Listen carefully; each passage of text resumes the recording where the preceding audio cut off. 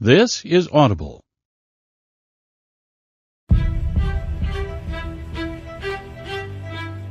Simon & Schuster Audio presents The Terminal List, a thriller.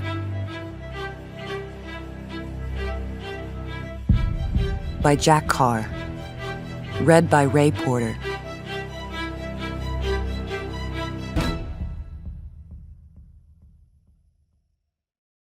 For the soldiers, sailors, airmen, and Marines who didn't make it back. And for our children who are not yet old enough to read this. There's a man going round taking names. Author unknown. Preface. This is a novel of revenge. The Terminal List explores what could happen when an apex predator, a warrior at the top of his game, is thrown into a situation from which there is no return. It is about what could happen when societal norms, laws, regulations, morals, and ethics give way for a man of extraordinary capability, hardened by war, and set on a course of reckoning. A man who is, for all practical purposes, already dead. Due to the sensitive nature of the security clearances I held while in the military as a Navy SEAL, I am required to submit any written material intended for public release, including works of fiction, to the Department of Defense. In order to fulfill that obligation lawfully, this manuscript was submitted to the DoD Office of Pre-Publication and Security Review and was cleared as amended by that office. Throughout the writing process, I took great pains to ensure no tactics, techniques, or procedures were compromised. The last thing I want to do is give the enemy something that could possibly give them an advantage on the battlefield. The government review process exists for a reason, and having had the honor of defending this great nation at war, I am still bound by my former clearances to have my writing reviewed. The government's redactions are included as amended and are blacked out in the novel.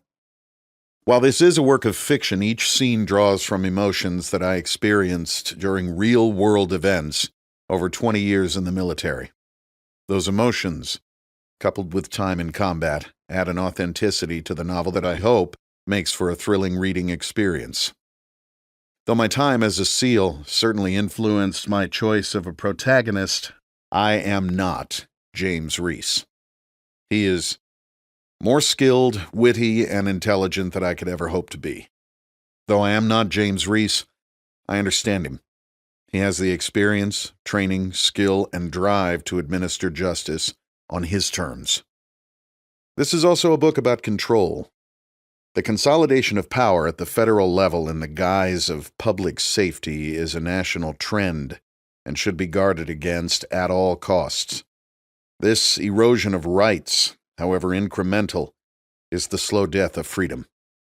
We've reached a point where the power of the federal government is such that they can essentially target anyone of their choosing. Recent allegations that government agencies may have targeted political opponents should alarm all Americans, regardless of party affiliation. Revisionist views of the Constitution by opportunistic politicians and unelected judges with agendas that reinterpret the Bill of Rights to take power away from the people and consolidate it at the federal level threaten the core principles of the Republic. As a free people, keeping federal power in check is something that should be of concern to us all. The fundamental value of freedom is what sets us apart from the rest of the world. We are citizens, not subjects, and we must stay ever vigilant that we remain so.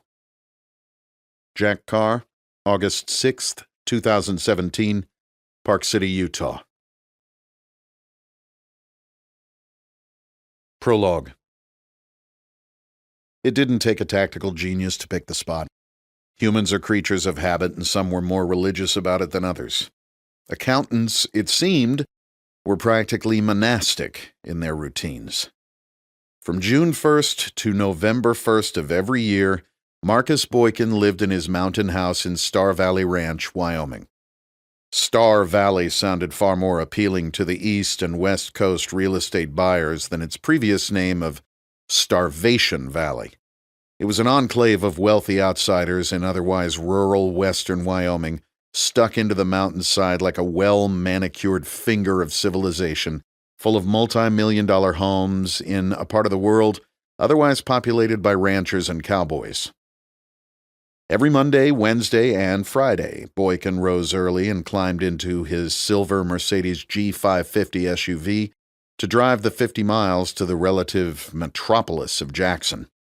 With a summertime population of bankers and hedge fund managers that would rival the Hamptons, it was the only place within hours where he could eat a gourmet meal with an $800 bottle of wine. In Jackson, he could sip lattes and read the Wall Street Journal in the company of fellow seasonal residents from New York, Greenwich, Boston, and Los Angeles. 3 days a week, he could connect with real people in person, instead of waiting impatiently for his friends to comment on his Facebook posts. Dinners at Rendezvous Bistro were far tastier, and the conversation more stimulating than his usual meal alone on the deck, no matter how spectacular the view. US 89 runs north and south through the steep valley that straddles the line between Wyoming and Idaho. Irrigated hayfields near the roadway lie in the shadows of the rugged 10,000-foot peaks to the east and more gentle hills to the west. Just north of the tiny town of Alpine, the route to Jackson turns east along the Snake River and winds into the mountains of the Bridger-Teton National Forest. At this point in the journey, the jagged ridge lines of the Tetons run nearly to the roadside, like towering cruise ships moored alongside an asphalt pier. 10 feet from the well-maintained road was terrain as rugged as nearly anywhere in the lower 48, the home of trophy mule deer and giant elk, as well as plenty of black bears and the occasional moose. Having never touched a gun or hunted in his life, it would never occur to Boykin that September 15th, the opening day of deer season in Wyoming's Region G, fell on a Monday that year. James Reece had hiked in the previous afternoon from a trailhead on the opposite side of the mountain from the U.S. highway. The trail began near the road as the crow flies, but it was many miles away by vehicle. The vistas of the highway were as close to the remote backcountry as most seasonal residents like Boykin ventured. Though it was only a few hours' hike from his truck, Reece may as well have walked in from a different world. He wore a light pack with a nylon rifle scabbard strapped to the side, high-performance digital camo hunting clothing from Sitka, and the Salomon hiking boots he had worn on countless operations around the world. Walking through the Wyoming backcountry in the traditional sniper's woolly ghillie suit and heavyweight rifle, he would stick out like a man wandering the mountains in a tuxedo. But clad in the garb of a hunter, he was as invisible as a guy in a blue blazer at the airport. The anonymous tip that he'd called in about the moose poachers just south of Jackson would probably occupy every game department cop in the region. But in the unlikely event that he ran into someone of authority, the hunting license and deer tag in his pocket would verify him as just another hunter out looking for muleys on the busiest day of the year. He could have hiked in at night with a headlamp or brought along his night vision, but he wanted to get into his spot before dark. No sense twisting an ankle, or worse, in this rough country, and he was anxious to get started. He had studied the topography on maps and satellite imagery hundreds of times, but he'd still hiked the route 2 days earlier to ensure that it looked the same on the ground as it did from the air. The country was steep and high. It didn't matter how well you were conditioned at sea level. 8,000 feet was still 8,000 feet. He stopped to catch his breath and guzzle water from the hose clipped to his shoulder strap. His legs burned and his lungs were starved for oxygen. His base layer was covered in sweat despite temperatures in the 50s, so he zipped his top down to let some of his body heat escape. He wasn't in a rush, but he moved with purpose. It certainly wasn't the first time he had pushed himself up a mountain to a target. His perch was just as he'd left it, a small, U-shaped slot eroded into the mountainside that could only be accessed from the front. There was very little chance of a hunter or game warden wandering up on his six while he was in position, and he'd have a clear view of anyone approaching from the front long before they reached his hide site. The spot overlooked a saddle of highway that ran between two steep hills. His position was near the top of the second hill if you were driving toward Jackson. Like a cave without a roof, the spot would protect him from the prying eyes of hunters glassing for deer the afternoon before the season opened, and would keep him out of the wind as the temperature dropped into the low 30s overnight. He pulled his rifle out of the scabbard and laid his pack down just short of the mouth of the slot, so his muzzle would not be visible from below. The rifle was an Eccles Legend, built by a master in Utah, whose handmade rifles sold for several months of his Navy salary. It was a gift from his father after his first post-9/11 deployment, and was one of his most prized possessions. He had planned to hunt more after he retired and entered the private sector. The rifle was chambered in .300 Winchester Magnum, and despite weighing far less than the sniper rifles he'd used overseas, was even more accurate. Instead of a traditional hunting scope, he had installed a Nightforce NXS 2.5 to 10 by 32 millimeter, the same glass he used at work. The pack supported the rifle's forend, and a small beanbag steadied the butt. Lying prone with the front and back of the rifle supported, he was able to hold the rifle as steady as any bench rest. As cars and trucks crested the hill to his west, he would dry fire at the driver's position of the windshield to get the timing right. The vacationers and local residents traveling this mountain road in the fall afternoon had no idea that they were in the crosshairs of one of the nation's deadliest warriors. Satisfied that his position was solid and that he'd have the right angle on the target, he retreated to the back of his mountain cubby and fired up his backpacking stove to heat water for his freeze-dried dinner. When the sun dropped below the skyline and the temperature fell by double digits, he crawled into his sleeping bag. He thought about his little girl, all blonde curls, tears welling up in her brave blue eyes as she saw Daddy off on his last deployment. 6 months away, and he would be home for good. Promise. He could still see her face pressed up against the airport glass for one last look as he boarded the plane. The hardest parts of a deployment were the first couple of weeks, when you'd just left home, and the last couple when you started anticipating your return. That it was his last trip overseas made the light at the end of the tunnel brighter. Finally, the end of the train, deploy, train treadmill he and his SEAL brothers had been on for well over a decade. Curled up in his sleeping bag underneath a light show of stars that a city dweller couldn't comprehend, he slept sounder than he had in weeks. No waking up to realize that the nightmare was real. No reaching across the bed for a wife who wasn't there. No hearing the soft cries of a daughter who would never again crawl into his bed for protection from the boogeyman. He was already awake, staring at Orion, when his watch chirped at 0500. A swig from his water bottle and an energy bar would be his breakfast. He got into position behind his rifle and waited patiently for the sun to rise. Marcus Boykin was an early riser, as was nearly everyone in the financial sector. You were either up and at the table in his line of work, or you were asleep and on the menu. He looked at the weather forecast on his iPhone before slipping on a pair of designer jeans and some tan Italian loafers.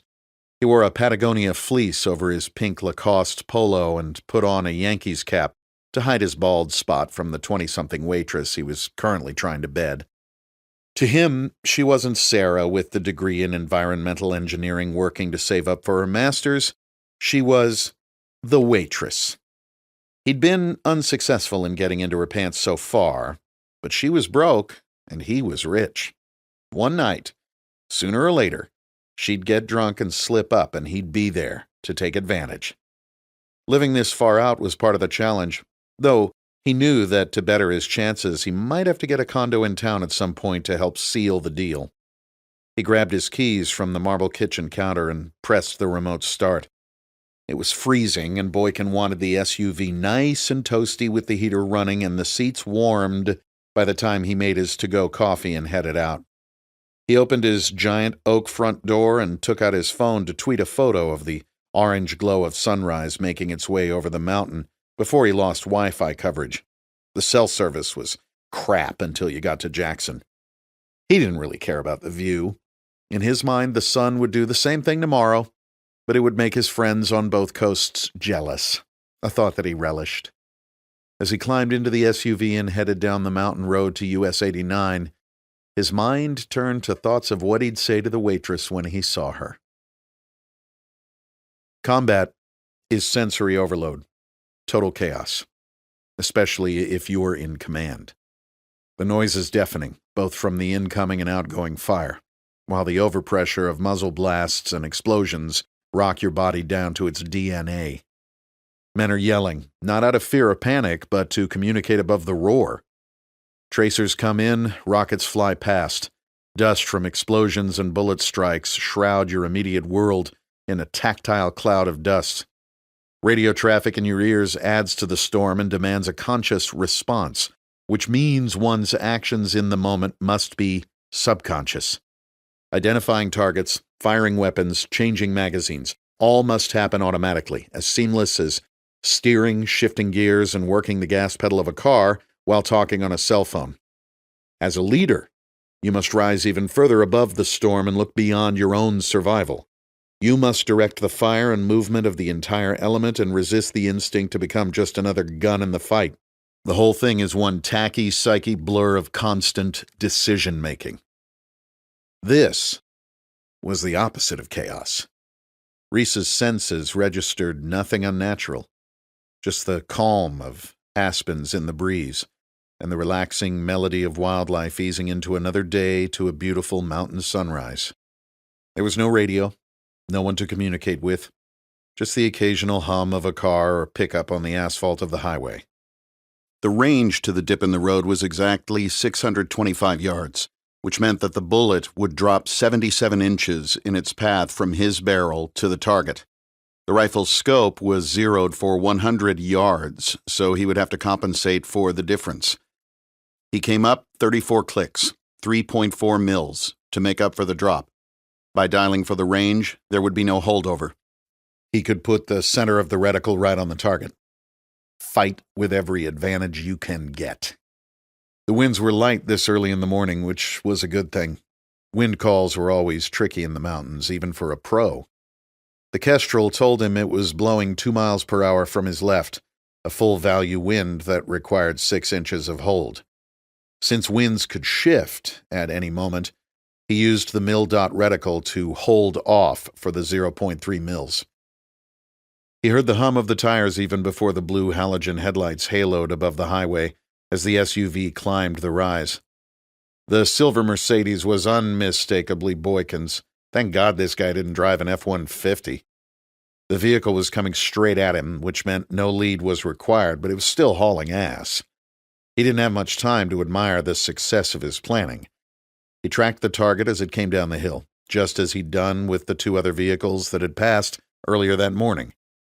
He took a full breath, briefly rested at its peak, then exhaled to find his natural respiratory pause when his lungs had expended their air, steadying and focusing him for the task at hand. Doing so caused the movement of the scope's reticle to slow from an orbit to a small tremor. Even with a solid rest, it was never as steady as in the movies. The Mercedes hit the flat spot and appeared to stop for a second as he lost the perspective of its forward progress. He couldn't see the driver, not at this range and certainly not in this light. Holding just right of the windshield's center, he slowly pressed the trigger. His ears heard the shot, but his brain barely registered the sound. The only sensation of recoil was the scope's image jolting into a blur as the rifle rocked skyward.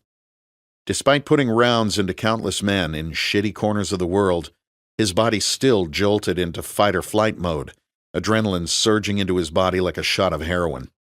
He had killed plenty of men with his country's blessing in the past, but this time pressing the trigger meant breaking the most sacred bond of society. He'd just committed murder.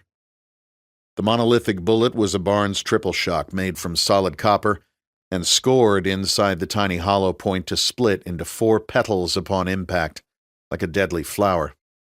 It was engineered to penetrate deeply on big game animals and worked so well that Special Operations troops adopted it for use during the global war on terror. When it hit the nearly vertical glass windshield of the Mercedes, the pedals sheared off, leaving a cylinder of copper a third of an inch in diameter and still moving faster than most handgun rounds do at the muzzle. It struck Boykin on the bridge of his nose and angled downward slightly as it smashed cartilage, brain, and bone into jelly. It severed the first vertebra and exited the back of his neck, looking much like it did on the way in, before punching through the leather headrest and terminating its flight in the foam cushioning of the back seat. The Mercedes's cruise control was set on 60 miles per hour when its driver's brain ceased sending command signals to his body. His limbs quivered and jerked the way most animals and humans do when shot in the central nervous system, but the Teutonic engineering of the SUV kept the wheels traveling straight up the rise of the highway as if nothing had happened. When it roared past Reece's position, he thought for a second that he'd missed. As the vehicle crested the rise, having accelerated to make up for the steep grade, Boykin's lifeless body shifted forward in his restraint and caused the wheel to turn sharply to the left. The forward momentum, downward slope, and the SUV's high center of gravity created a snowball effect and caused the Mercedes to roll forward on its right front wheel, cartwheeling off the pavement and into the steep shoulder. The sound of rubber and steel meeting asphalt and rock were deafeningly loud, but only one man could hear it. Reece smiled for the first time in many months as he pulled a Ziploc bag from a pocket inside his jacket. Out of the bag came a folded-up crayon drawing with a list of names written on the back. With a tiny stub of a pencil, he crossed the first name off the list and returned it to its home against his chest. Part 1. The Ambush. Chapter 1. 3 months earlier, Khost Province, Afghanistan, 0200 local time. Not one of the guys on the ground had liked this mission. Now, moving to within a click of their target, they had pushed that distraction from their minds and were solely focused on the deadly challenge before them. Glancing at the GPS attached to the stock of his rifle and scanning the terrain ahead, Lieutenant Commander James Reece called a quick perimeter. Snipers were already moving up to the high ground as team leaders joined Reece for a last, quick update before the final push to the objective. Even with all the technology at their disposal, things could go wrong in a heartbeat. Their enemy was cunning and highly adaptive. After 16 years at war, the Afghans saying, "The Americans have all the watches, but we have all the time," rang a bit more true than it had in the early days. "What do you think, Reece?" asked a huge beast of a man, looking like a creature from another world with his AOR-1 patterned camouflage, body armor, and Ops Corps half-shell helmet with NODs firmly in place. Reece looked at his most seasoned troop chief. The light green glow of the NODs illuminated through the beard on the other man's face, a slight smile that could not be mistaken for anything other than the confident look of a professional special operations soldier. "It's just over that rise," Reece replied. "Predator shows nothing moving, no sentries, nothing." His troop chief nodded. "All right, guys," he said to the other 4 men in the circle. "Let's do it." They rose with resolve and moved with the poise of men who were comfortable in chaos, moving up the rocky ridge line to get their teams in place before approaching the target to make entry. "This is too easy. You are thinking too much again. It's just another mission." "Then why this feeling?" "Maybe it's just the headaches." The headaches had plagued Reece for the past several months, finally prompting a visit to Balboa Naval Medical Center before this deployment for a series of tests. Still no word back from the docs. "Maybe it's nothing, but maybe it's something." Reece had learned a long time ago that if something didn't look right, then it probably wasn't. That judgment had kept him and his men alive on many a deployment. Everything had lined up a little too easily for this target. The intel, the offset infill, the current state of the objective area.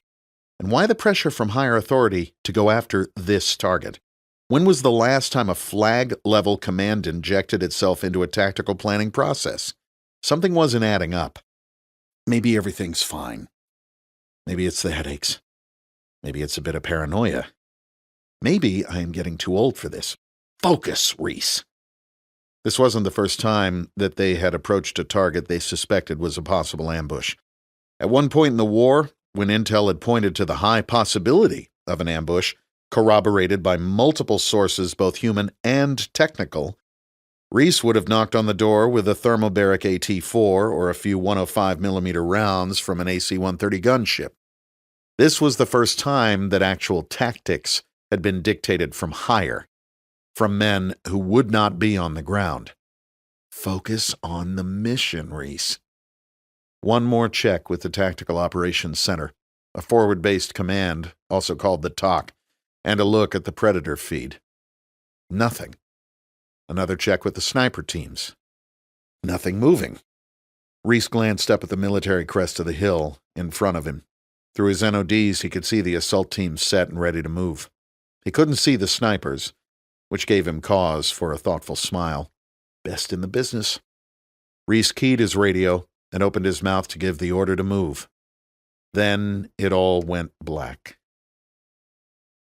The explosion knocked Reece back 10 yards and ripped his helmet from his head as the entire military crest of the hill in front of him erupted in a concussion of violence and death.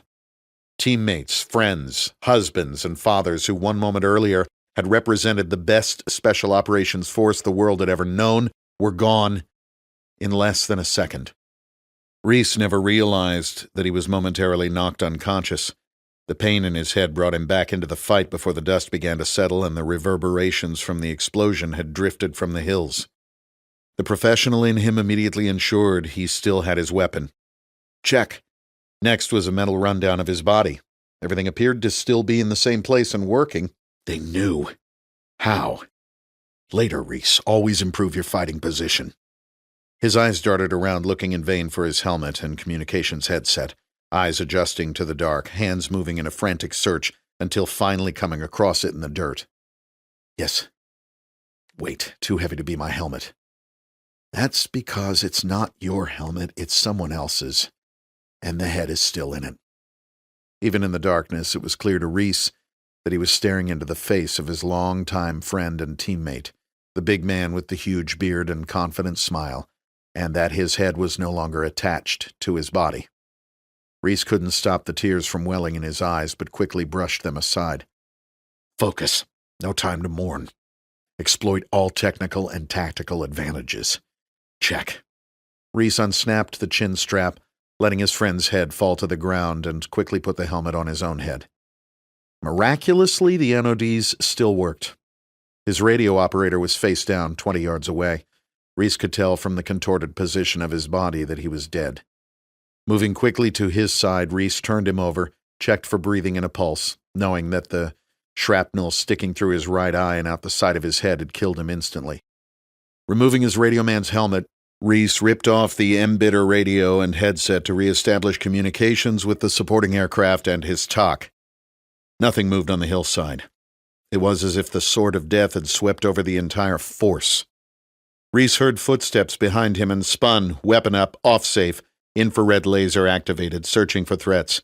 He immediately checked up his M4 5.56mm rifle as he recognized 3 of his operators running up to him from their rear security positions.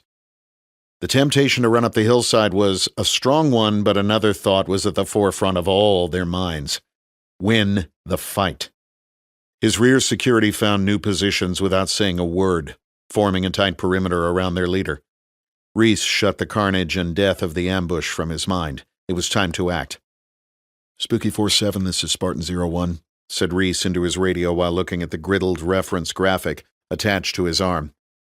Request fire mission on building D3, 105S, level it. Worn in a similar fashion as a quarterback's wrist coach, the GRG was instead an aerial image of the target area that allowed him to coordinate and maneuver forces who all used the same graphic. Good copy, 01, 6 mics out.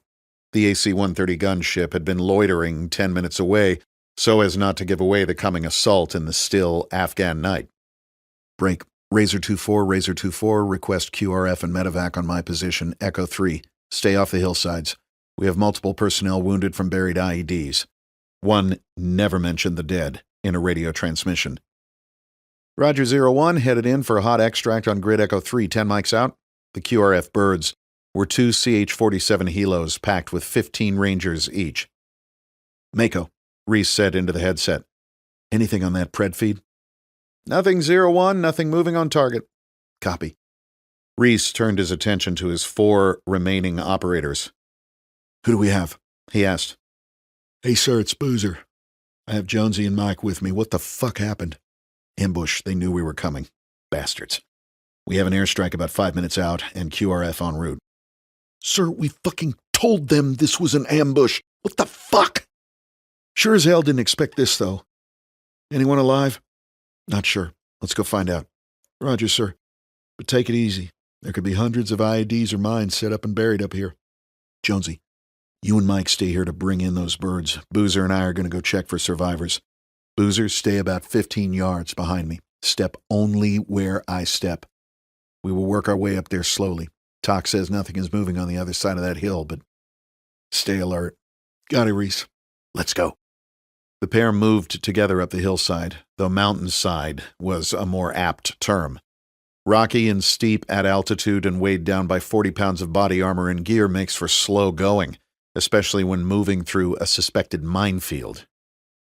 Spooky, we are moving up from GRG Echo 3 to Echo 8. Anything on the north side of the hill is fair game. Roger 01, still nothing moving. Strange. Good copy. Reece and Boozer inched up the hill, the smell of cordite, blood, dust, and death heavy in the air. Movement to the left. B, I have movement. Don't rush up. Continue to follow me. Reece whispered into his radio. Boozer responded by keying his mic twice, signifying good copy. Reece moved in the direction of the movement and what he now identified as moaning. Donnie Mitchell, one of the youngest members of Reece's team, lay dying among the rocks of eastern Afghanistan. His body missing from the waist down. He reached for Reece. Did we get them, sir? Donnie said weakly. I've still got my rifle. Yeah, you do, buddy. Yeah, you do. Airstrike is coming in now. We'll get them. Reece sat down next to Donnie and moved to cradle his head in his arms. As the first of the 105s began to hit the compound, Reece caught the hint of a smile on Donnie's lips as he drifted off to Valhalla.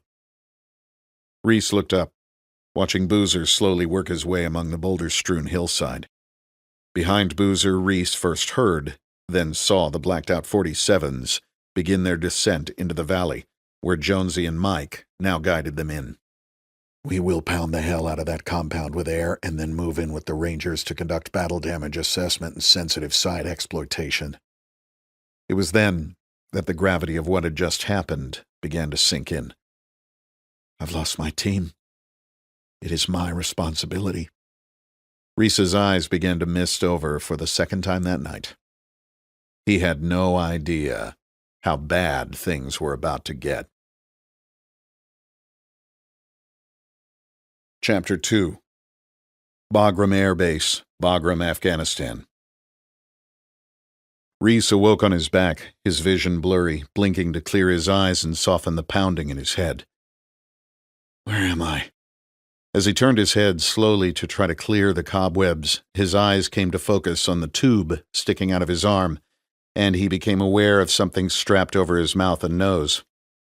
IV. Oxygen mask. Hospital. Reece attempted to lift himself to his elbows, but was stopped short by a blinding pain in his head. Reece! Reece! Easy, buddy. Easy. Reece recognized the voice immediately. Boozer. Doc, he's getting up, Boozer yelled down the hall. This place was a far cry from the field hospital tents of the early days. If you didn't know you were still in Afghanistan, you'd think you were stateside at a naval medical center in Bethesda or Balboa. The only giveaway that it was in the middle of a war zone was the ubiquitous hum of the diesel generators providing 24/7 climate control year after year. Fighting in a country for north of 15 years can do that. Reece pulled down his oxygen mask and looked toward his friend. Boozer was still in his op camis, dirty, smelly, with dried white salt deposits straining through the Afghan grime from all the sweat of the night's mission. But other than that, looking none the worse for wear. Boozer was just one of those guys who never got a scratch. His body armor and weapon were absent, but Reece knew he would have a pistol concealed somewhere on his person. What happened? How did I get here? Boozer took a breath, trying not to let a look of utter sadness with an edge of pity cross his face, but failing miserably. Reece, NCIS is already here. They asked me not to tell you shit. Fuck them, though. Of course I'm going to tell you. NCIS? It's bad, Reece, Boozer continued. What's the last thing you remember? Reece's eyes tightened as he searched his memory banks. We were on the crest of the hill, airstrikes inbound, QRF and Kazivac coming in. He trailed off. Holding Donnie. Yeah, Boozer confirmed. That's right. Then the whole valley exploded. They baited us in, Reece. More elaborate than anything we've seen to date. They knew exactly what we would do after the hillside went up. They knew we would level that compound and bring in the cavalry for our wounded and dead. The entire floor of that valley, our exact position in the set point, was wired to blow. They knew when those helos were landing, and they cooked it off. Dash 1 dropped its Rangers, took off, and when Dash 2 came in, they set it off. That second helo and all the Rangers, sir. They got them all. Reece's eyes stayed focused on Boozer. Jonesy and Mike? Reece asked, already knowing the answer. Boozer shook his head. Sorry, Reece. I wanted to make sure you knew before those NCIS guys got in here. I got a bad feeling from those clowns.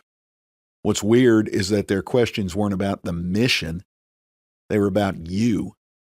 A confused look crossed Reece's face, which he quickly put aside. Me? I think they are looking for somebody to hang. It's my take, Reece. Stay strong, sir. You didn't do anything wrong. Hire forced us on that mission. They dictated the tactics. Those are the fuckers that should be investigated. They dictated tactics from the safety of HQ. Fuck those guys. Boozer always had a way with words. Not one to ever sugarcoat anything, he always gave his honest assessment. As a leader, that was what Reece expected. It is what he owed his troops and his chain of command. Always give your honest assessment. That was how one built trust as a combat leader. Without trust, there was nothing. Your men trusted you, Reece. And now they are dead. Focus. Something is not right. Something is just not right. Chapter 3. Lieutenant Commander Reece, interrupted a voice from the hallway with more of a statement than a question. Boozer looked at Reece with an expression that told his commander, this is the asshole I was talking about. That's me, replied Reece, pushing himself up in his hospital bed. Hi, I'm Special Agent Robert Bridger with NCIS, he said, entering the room and nodding at Boozer while at the same time displaying his credentials to Reece. These guys love to show their creds, thought Reece to himself. He wondered if they knew the rest of the military thought they were all just guys who couldn't get into the FBI or CIA, but didn't have the balls to be street cops, instead choosing to hide out in NCIS for a career of busting 18-year-old kids who pop positive on the monthly Navy drug tests. Even their name was deceptive. Despite leading with an N for naval, NCIS was not even a part of the Navy. Rather, it was a federal law enforcement agency staffed with civilian special agents focused on investigating naval personnel. No one liked them much. Boozer stood and, though talking to Reece, stared directly into Agent Bridger's eyes and said, See you later, sir.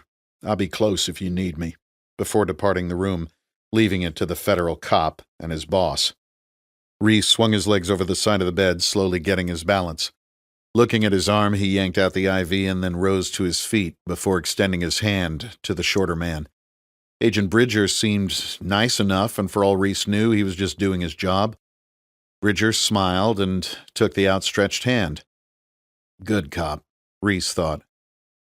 Bridger was dressed in the uniform of those not in actual uniform in a war zone. Pressed tan pants with the requisite olive green button-up safari-style shirt complete with epaulettes, along with clean beige combat boots. Reece always wondered what the epaulettes were for. His 40 Sauer P229 was displayed prominently on his belt in a scuffed-up black leather holster, probably the result of getting in and out of his desk chair for coffee multiple times a day. If you feel up for it, Commander, we have a few questions about the mission. I'm sure you understand. We just want to get this wrapped up as soon as possible and get you back to your men. Or what's left of them, thought Reece. Little quick, isn't it? Asked Reece, looking around the hospital room. Well, it's a big deal, sir. We need to get some questions answered for D.C. as soon as possible. Reece nodded, resigned to take the blame he knew was his. He had always believed that as a leader you shared in the successes, but owned the failure, and when successful you always pushed the credit down to the guys. They deserved it most. This was an unmitigated failure. His failure. Mind if I change? Reece asked. No problem, Commander. I'll be outside. Reece took a deep breath and surveyed his room. It wasn't what one would expect to find in Afghanistan. Modern and sterile, it stood in stark contrast to the world beyond its doors. Alone with his thoughts, Reece took another breath and located his clothes, op-camis covered in sweat and blood. He picked up his camo Cry Pro top and rubbed the blood-soaked material between his fingers, wondering which of his men the blood belonged to. Reece knew that if anything were really wrong with him, they would have put him in the ER, which was in a different wing of the hospital, behind another set of doors, and always ready for the inevitable next mass casualty event, which had become an all-too-frequent occurrence in the counterinsurgency fight. His weapons and body armor were gone. Boozer would have taken care of them. Ready, Reece said, exiting the room. Okay, the NCIS man answered. This time he was not alone. Instead, he was flanked by a large but portly uniformed Navy Chief Master-at-Arms carrying a Beretta 92F pistol in a clean nylon holster. How the Italian gunmaker's awkward 9mm handgun had replaced the Colt 1911 A145 to become the official sidearm of the U.S. Armed Forces, Reece could only guess. Great. More fake cops, he thought. Reece fell into step with Agent Bridger as they made their way down the hallway toward the exit. The duo could not have been more different. Bridger stood about 5 inches shorter than Reece's 6 feet. His clean cargo pants and offset shirt were not stained by sweat, dirt, dust, grime, and blood like Reece's. His clean-shaven, pale face was a stark contrast to the taller man's stubble poking through the tough, tanned skin of someone who had spent most of his life beyond the confines of an office. Reece and his entourage pushed through the 2 sets of double doors, separating the medical world from the Afghan dust, which, no matter how much gravel the U.S. military continued to lay down, got into everything. Emerging into the blazing sun, Reece squinted his eyes and shielded them with his hand, realizing he hadn't had time to glance at his watch and, for some reason, thought it was still night. Reece almost stumbled, as a headache worse than any to date almost crippled him. Almost before he could react, it was gone again. What were these things? As Reece's eyes adjusted to the light, Bridger motioned to a parked side-by-side quad, a military-looking version of a golf cart. Bridger climbed into the driver's seat while Reece took the front passenger side. Their silent master-at-arms security got in the back, and they moved off toward what Reece assumed would be the base NCIS office. They blended in with the normal buzz of daily activity at Bagram Air Base. Soldiers moving to vehicles, getting ready for a mounted patrol with their Afghan partner force, airmen switching shifts at the airfield, a line of military and civilian contractors forming at the chow hall. Just another Wednesday afternoon in a war zone. As they cruised down Disney Drive, Reece couldn't help but shake his head at the officers who had to return salutes about every 5 paces as they passed junior soldiers. Even in a combat zone, some brass felt it was important to maintain this piece of military decorum. It made him appreciate the sterile uniform he wore. No rank, which meant he didn't need to return 50 salutes on his way to the PX or gym. Bridger slowed the vehicle and pulled up in front of a structure left over from the time the Russians invaded Afghanistan in 1979. The outside was chipped with bullet holes, whether from the Russian occupation or the current conflict. It was impossible to tell. Funny. To Reece, it looked like the old Russian brig. Fitting. Bridger left the Navy chief outside and led the way into the building and down a hallway lined with offices, each with a similarly dressed agent typing away, sifting through papers or mumbling on the phone. Reece took it all in, noting which way the doors opened, which offices had windows, which agents were armed, until Bridger stopped at the last door at the end of the hallway. "Please wait here, sir," he said before slipping inside. Reece was left alone, assuming he was probably being watched by a small video camera surveying the hall. He looked at the BOLO, or Be on the Lookout, printouts on the wall.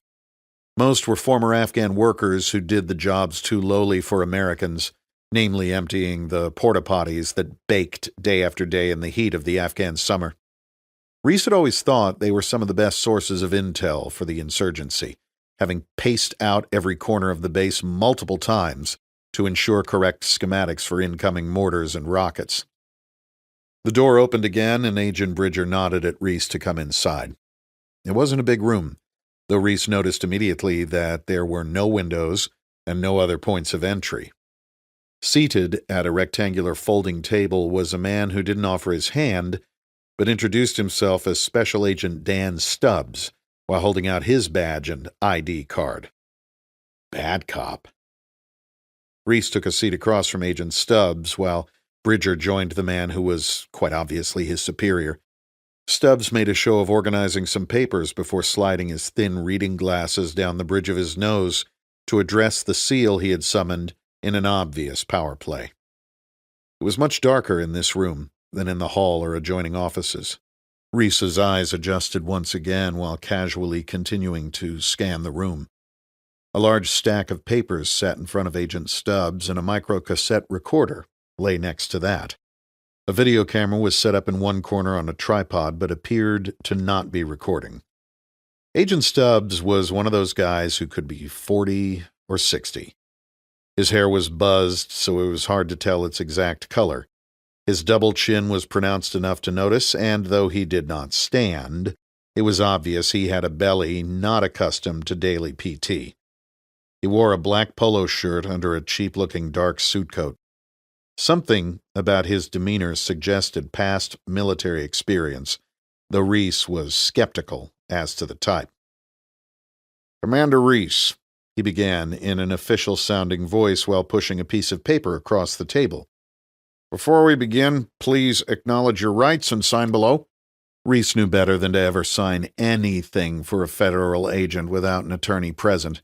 He also knew that his men were dead and that it was his responsibility. He signed the paper and pushed it back across.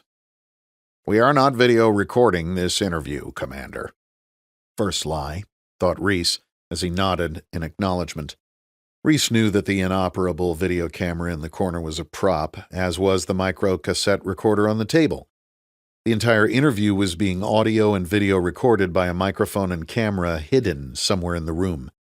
The prop camera was to put the subject psychologically at ease, while the micro-cassette recorder would be used at certain times to go off the record, a provision that, of course, did not exist. "I am going to start this recorder for my notes, if you don't mind," continued the fat man. Reece nodded again, more to acknowledge the theatrics of the scenario than to specifically give his consent for the record. Stubbs made a show of starting the recorder and placing it back on the table. "This is Special Agent Daniel Stubbs of the Naval Criminal Investigative Service. Time," looking at his off-brand analog watch, 12:56 p.m., Wednesday, June 14th, 2017. I am here with Special Agent Robert Bridger to interview Lieutenant Commander James Reece, Troop Commander, SEAL Team 7, concerning mission number 644 Odin's sword. Commander Reece, take us through the events surrounding Odin's sword. Reece started from the receipt of mission and went through the planning process. It had been a TST, or time-sensitive target, meaning it was a fleeting opportunity that needed to be acted upon immediately. The intelligence had come from a single source, which would normally disqualify it from consideration until it was more fully developed.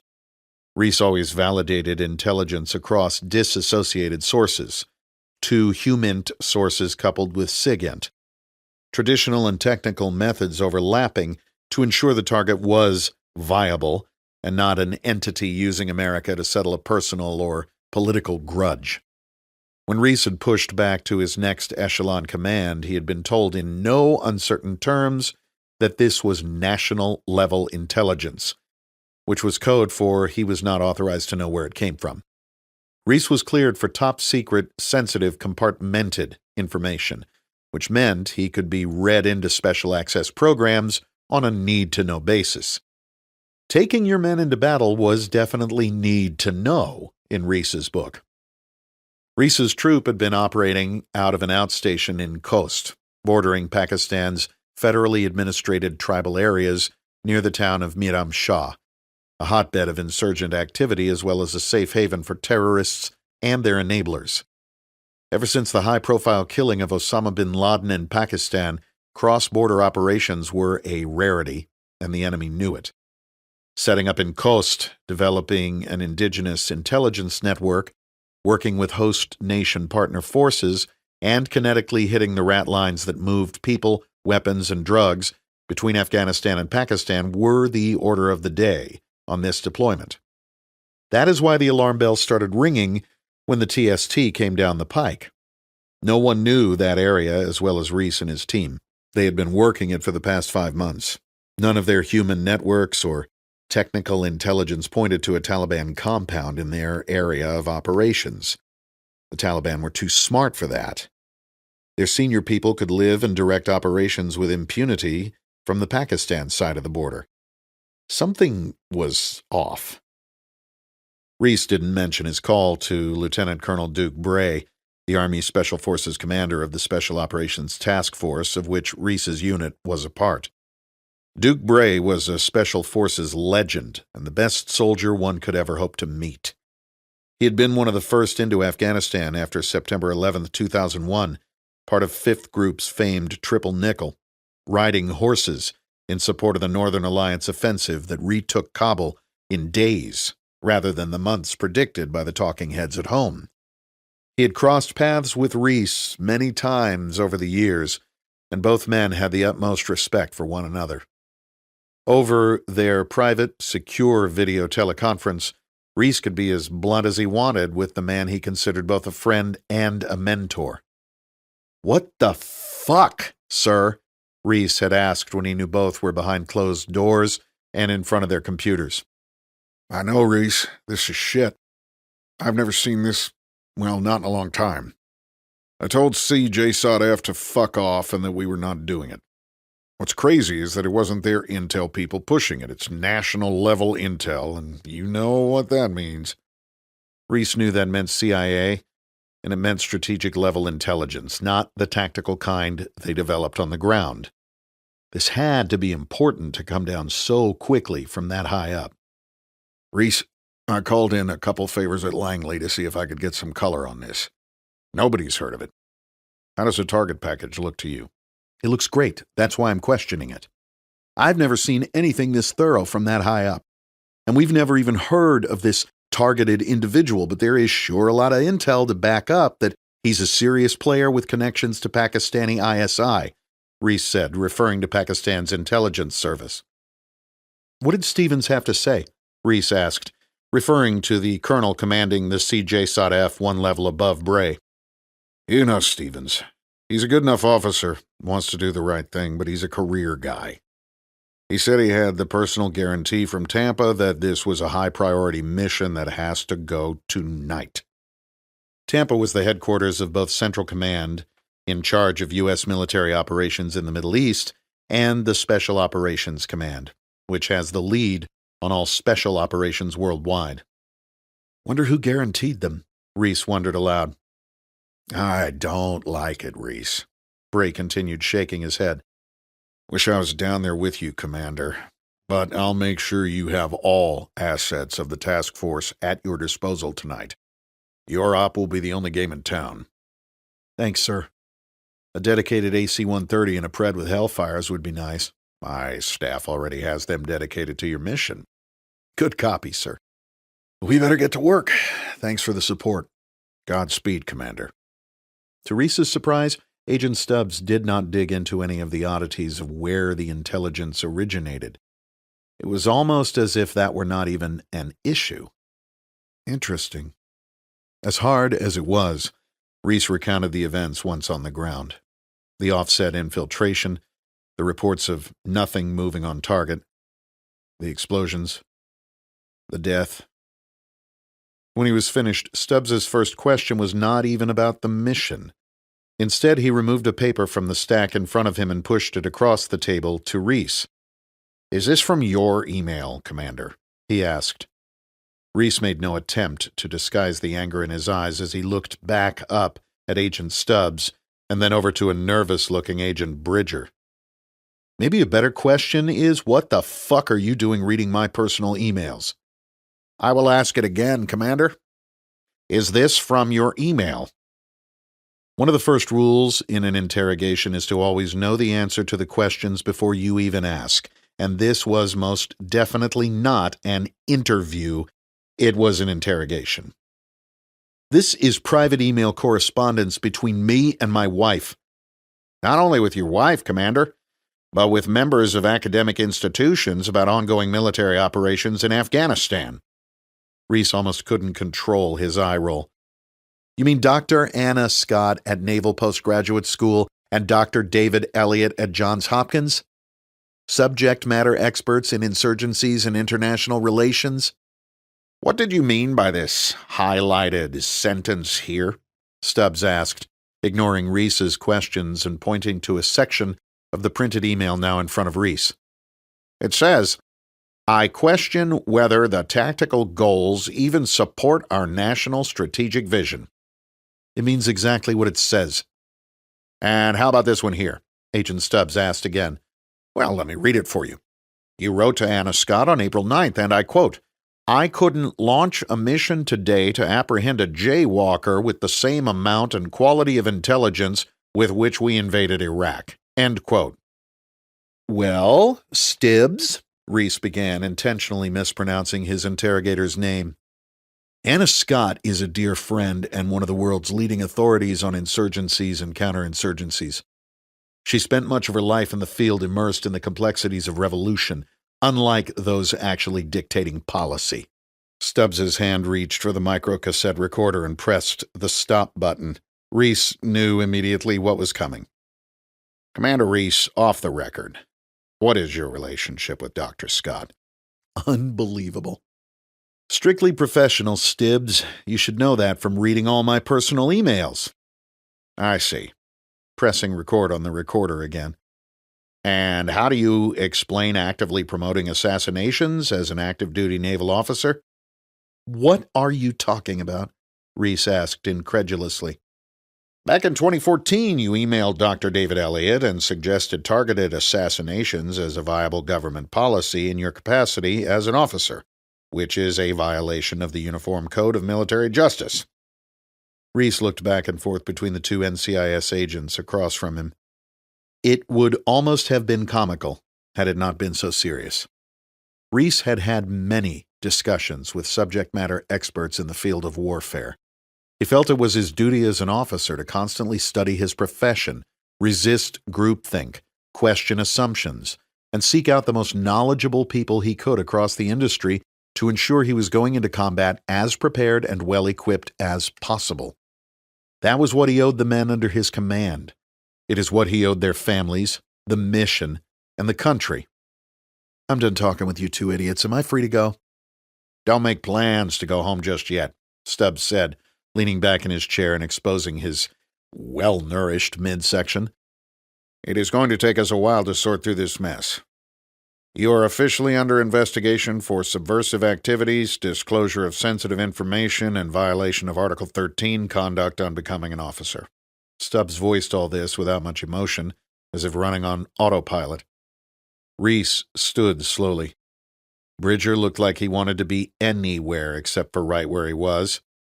Stubbs put the emails back into the stack. As he stood, Reece's hand instinctively went to the back right section of his hip, where he always carried his issued SIG P226 9mm pistol. He couldn't help but think that had it been about 150 years earlier, the government would be looking for 2 new federal agents. Chapter 4. Dr. Peter O'Halloran exuded the confidence of a man at the top of his profession. In the weeks following September 11th, 2001, Dr. O'Halloran turned the reins of his highly successful spine surgery center over to his team of surgeons and joined the Army to do what he felt was his duty. As one of the best spine surgeons in the country, Peter had performed procedures on everyone from professional athletes at the height of their careers to aging politicians looking for a reprieve from constant nerve pain. He knew that men would be gravely wounded in this fight, and he wanted to put his ample skills to work to keep those men alive. A waiver was quickly granted to bypass the age restrictions, and, much to the dismay of his wife and children, Dr. Peter O'Halloran soon found himself Lieutenant Colonel O'Halloran of the U.S. Army Reserve, spending more time in uniform in Iraq and Afghanistan than in his spine clinic in La Jolla, California. It had only been 2 days since the ambush and subsequent interrogation, but physically, Reece was ready to leave the hospital. He had been asked to stop in and see Dr. O'Halloran before he left for good, and upon his discharge, the nurse in charge of the shift walked him to the surgeon's office. O'Halloran greeted Reece warmly and invited him to sit. The doctor swiveled his chair to face a desktop computer and selected a file before rotating the screen so that Reece would have a better view of it. He then pulled up an image on the screen that was clearly a brain scan. It immediately reminded Reece of the black and white forward-looking infrared FIR imagery they used on the battlefield, with its glowing white highlights showing 3-dimensional relief on a black background. The doctor used his mouse to put a cursor over a white blob on the image. 2 of your men came in here wounded. We fought as hard as we could to save them, but their injuries were just too severe. As part of our initial assessment, we did scans to determine the extent of their brain trauma, and besides a significant amount of shrapnel, we found this. This is the CT scan we took of Petty Officer Morales' brain. You see this? He pointed to a white blob on the screen. This is an abnormal mass that is not consistent with a traumatic injury. The pathologist who did the autopsy believes that the mass is an oligodendroglioma, a rare and malignant brain tumor. The lab will confirm or deny that suspicion, but he knows his stuff, and I agree with his assessment based on the imaging. He clicked the mouse and a second image was displayed on the screen. This is Lieutenant Pritchard's brain. As you can see here, he has a slightly smaller but similar tumor. The pathologist and I believe that it is the same type. A third image came up. This is your brain, James. Now, we have no way of knowing for sure, but the mass on your brain appears to be similar in size and shape to that of your men. If we were in the States, I would bring you in for a biopsy, but we can't do that here. Reece's mouth went dry, and he suddenly had an overwhelming desire to be with his wife and daughter. I don't want you to panic, James. This could be a variety of things, and a malignancy is just one of them. What? Reece stammered. How rare is that, Doc? It seems crazy to me that 3 guys our age would have brain tumors. Extremely rare, James. The incidence of this type of tumor is roughly 0.3 per 100,000. Only about 2% of all brain tumors are of this type. Let's assume that yours is something different, since we can't confirm it here. But for 2 men on the same team, both in their 20s, to have this same type of tumor, O'Halloran shook his head. The odds are astronomical. Have you and your men been exposed to any chemical or biological agents? Been in any nuclear facilities? Anything like that? No, not that I'm aware of. I mean, when we first invaded Iraq, there were a bunch of chem-bio scares, but Pritchard was probably in high school at the time. And as far as I know, they were just that, scares. A team was hit with a mustard gas agent of some sort, but nowhere near where I was operating. As far as these two guys being together, nothing out of the ordinary. Well, keep thinking about it and let me know if you come up with anything. This is incredibly unusual. Like I said, we can't do any more here, but when you get back stateside, you need to get checked out, just to be sure. I'm almost done with this deployment. It's been a long year, but I'll be back at my California clinic early next month. I want you to come up to La Jolla and see me. There are some colleagues of mine who specialize in brain research that I'd like for you to meet. You haven't had any blurred vision, headaches, anything like that, have you? No, sir, Reece lied, needing time to think. How about Petty Officer Morales or Lieutenant Pritchard? Did they or any of your men mention any unusual headaches? No, but that wouldn't be out of the ordinary with this crew. The teams aren't really a culture where people complain about those sorts of things. They think it might take them out of the fight. I see, the doctor said thoughtfully. I'm sorry about your men. I know that probably doesn't mean much, but I really am. Get yourself home safely. Hug your family. Bury your men. And make an appointment with my office for when I get back. Take care, James. Reece walked out of the medical facility, a man adrift.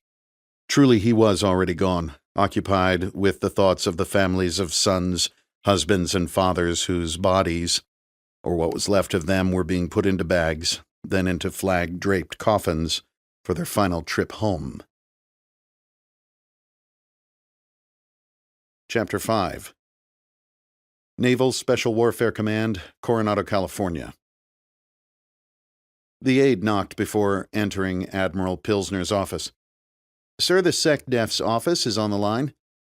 Tell Howard to get in here and then put them through, the Admiral responded harshly. Yes, sir.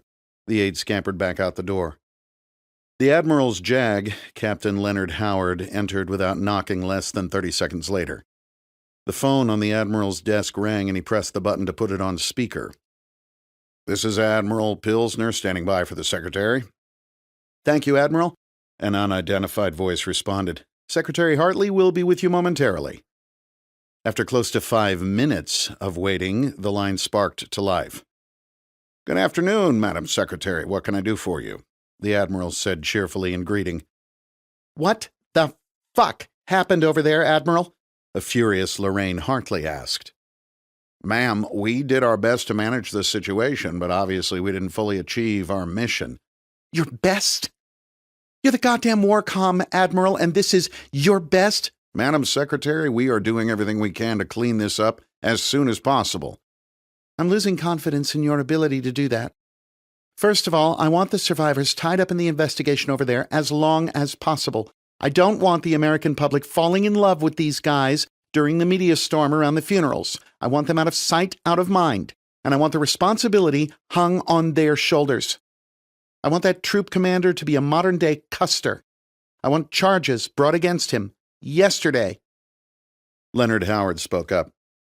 Madam Secretary, this is Captain Leonard Howard. We would have a difficult time charging Commander Reece with anything under the UCMJ until a full investigation has been completed. Get your head out of your ass, Howard. You find something to charge him with. We have so many federal crimes on the books, the Department of Justice can't even count them all, and you're telling me you can't come up with something? Haven't you ever heard the phrase, show me the man, I'll show you the crime? Charge him with as much as you can, but don't lock him up. We need him to be a free man for this to end appropriately. Clean up this mess, gentlemen, or you'll wish you'd never met me. Both men heard a click, and the line went dead. Pilsner looked at his JAG. Call Horn, ASAP. We need a plan in place before those men are back on the ground stateside. And tell the NCIS guys to turn up the heat on Reece. Chapter 6. Bagram Air Base, Bagram, Afghanistan. The days passed slowly while Reece was confined to Bagram.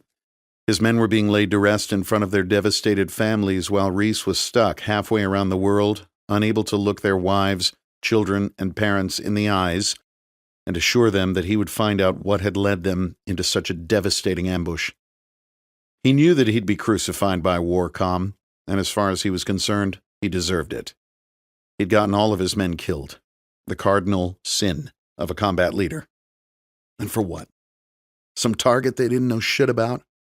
Add in the stress of a probable rare brain tumor, and Reece's head was spinning. He was recalled almost daily to answer further questions from the NCIS goons, and continued to answer all inquiries about the mission while refusing to answer the ones about his personal emails. The questions from the NCIS had the smell of people with an agenda. Single sentences from emails going back over 15 years were extracted to support a preconceived narrative. It was obvious to Reece that NCIS was not interested in what actually happened in the lead-up to and execution of the mission. They were there to put the blame on Reece and Reece alone. It had been brutal, but he had taken it. After a cruel 2 weeks of sleepless nights thinking about the brain tumors and of circular interrogations from NCIS, Reece was finally cleared to go home. He leaned back in his seat on the C-5 as it gathered speed down the runway, nose up, banking tightly to quickly gain altitude and get outside the range of enemy small arms and RPGs, leaving Bagram in the background. Reece's thoughts turned to what had happened at home in his absence. The command had mobilized. Casualty assistance officers and teams had been dispatched to try to beat the 24-hour news cycle to the front doors of families scattered across the country. Mothers and fathers, wives and children who would get the news every military family dreads. The unexpected knock on the door. The chaplain, an officer, a friend. The unthinkable. The screaming, the tears, the kids, the funerals, the blame. The blame.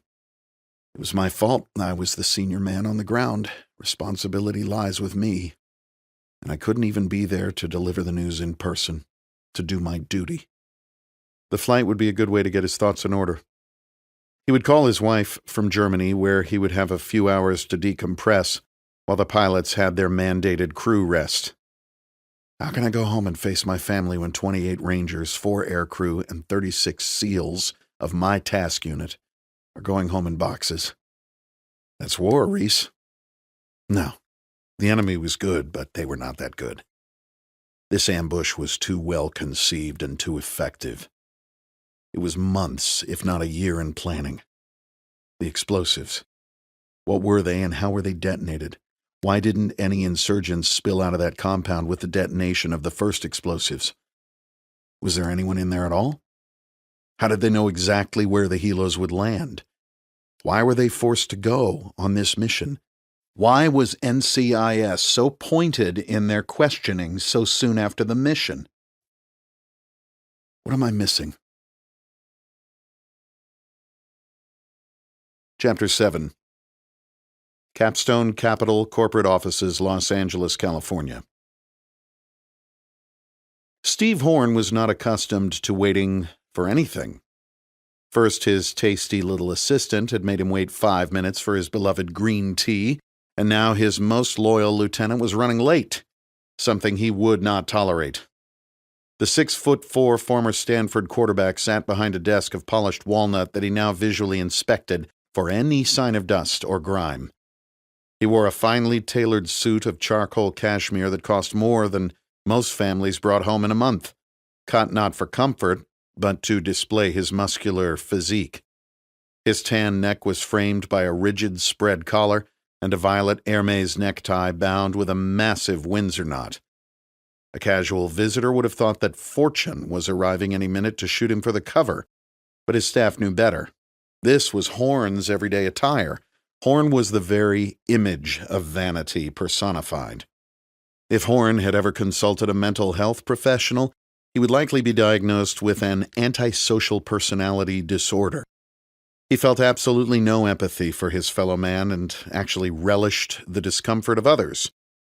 A counselor might explore whether this detachment resulted from the disinterest of his socialite parents during his upbringing, or the harsh punishments dispensed by some of his many nannies. Maybe it was his failure to bond with a caretaker, or perhaps he was born a sociopath. He would never know, because he would never think to question what to him was as natural as breathing. To Horn, being ruthless was a competitive advantage. An email on the 27-inch screen of his iMac indicated the arrival of the tardy lieutenant. Phone calls or door knocks from his receptionist were not acceptable. Despite his strong desire to hear what the man had to say, Horn made him wait 10 excruciating minutes in the lavishly decorated reception area. With Horn, everything was about power, and he spared no opportunity to remind everyone that he was in charge, a fact that no one but him questioned. The touch of a key on the desk phone indicated to the receptionist that he was ready to receive his appointment, and she quickly and sympathetically ushered Saul Agnon through the thick oak doors and into Horn's office. If Horn's appearance signaled power, strength, and grace, Agnon's did the opposite. He was slight of build, with small features, pallid skin, and a generally disheveled manner. His suit was cheap and off the rack, fitting him accordingly. His shoes were worn and unpolished. His fingernails were soft from nervous biting, his hair thinning and greasy. Horn observed him with disgust as he passed through the doorway, defeated and hopeless, with the posture of a man headed to his own execution. Horn had always suspected Saul of being a homosexual, but couldn't fathom a gay man with such a hopeless lack of style. Saul Agnon brought two things to the table, though, that made him indispensable: cunning intelligence and unwavering loyalty. Agnon worshipped Horn the way an abused animal serves its cruel master, doing anything for a hint of approval or sign of pleasure. "Not only are you late, Saul, but you come in here looking like a fucking rat. I thought Sears went out of business. Where did you get that suit? Don't sit down. This won't take long. What do you have for me?" "Sir, I'm so sorry for being late. There's no excuse. It's just that—" "You're right, there is no excuse. Stop wasting my time with your contrition." "Sir, the ambush went as planned. You've seen the media reports." "As planned? I'm reading that there were survivors. That was not the plan. The Admiral called. Hartley is pissed. She wants this thing handled before it gets out of control." "Sir, I'm working the issue, and we will deal with it. This was always a possibility. There's another problem, though." Agnon paused to gain the courage to continue. "A doctor in Bagram discovered the tumors and was asking too many questions, but he'll be out of the picture soon. We'll use what they call a green on blue, since they are common enough not to raise suspicion. Our team on the ground found an Afghan military officer with a sick child. We promised to get the child medical care in the United States in exchange for one of his troops taking out the doc. Done deal." "So now we have to arrange care for some sick kid from a third world shithole." "No, sir. We have no intention of making good on that promise." Saul glanced down at his small spiral notebook. "Next item. As you know, Lieutenant Commander Reece survived the mission, as did one of his men. Reece is in the air now and will land in Coronado later this morning. Holder is headed to the other man's apartment as we speak." "What's your plan for Commander Reece?" "That situation is fluid, sir. The other events may have put him on guard, and we could have a problem on our hands. We don't have adequate personnel in the area to handle someone of his capability without the element of surprise."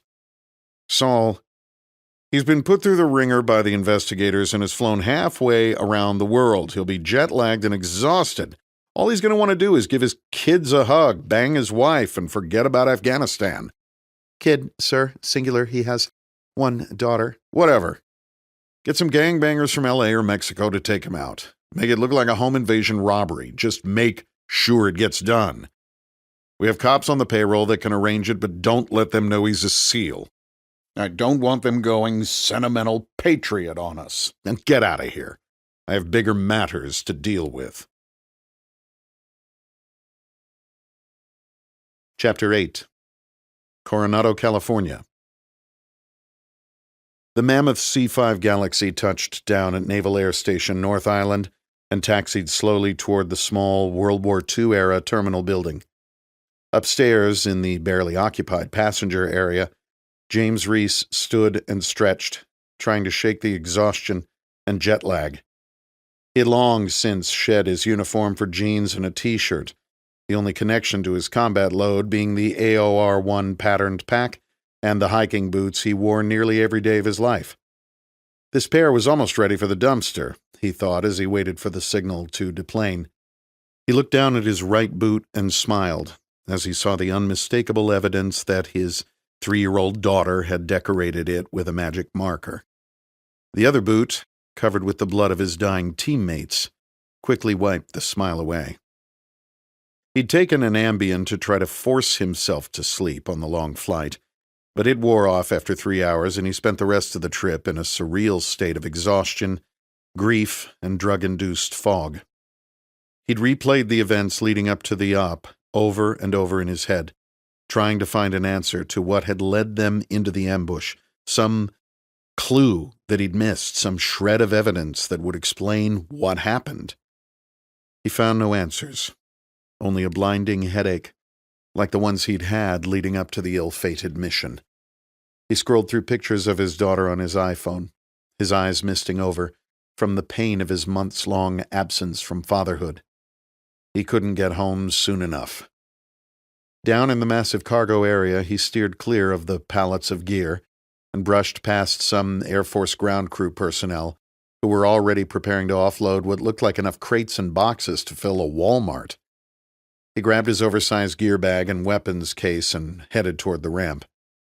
The rest of his gear, along with that of his troop, had been palletized and sent back with Boozer on an earlier flight, while Reece was spending quality time with the assholes from NCIS.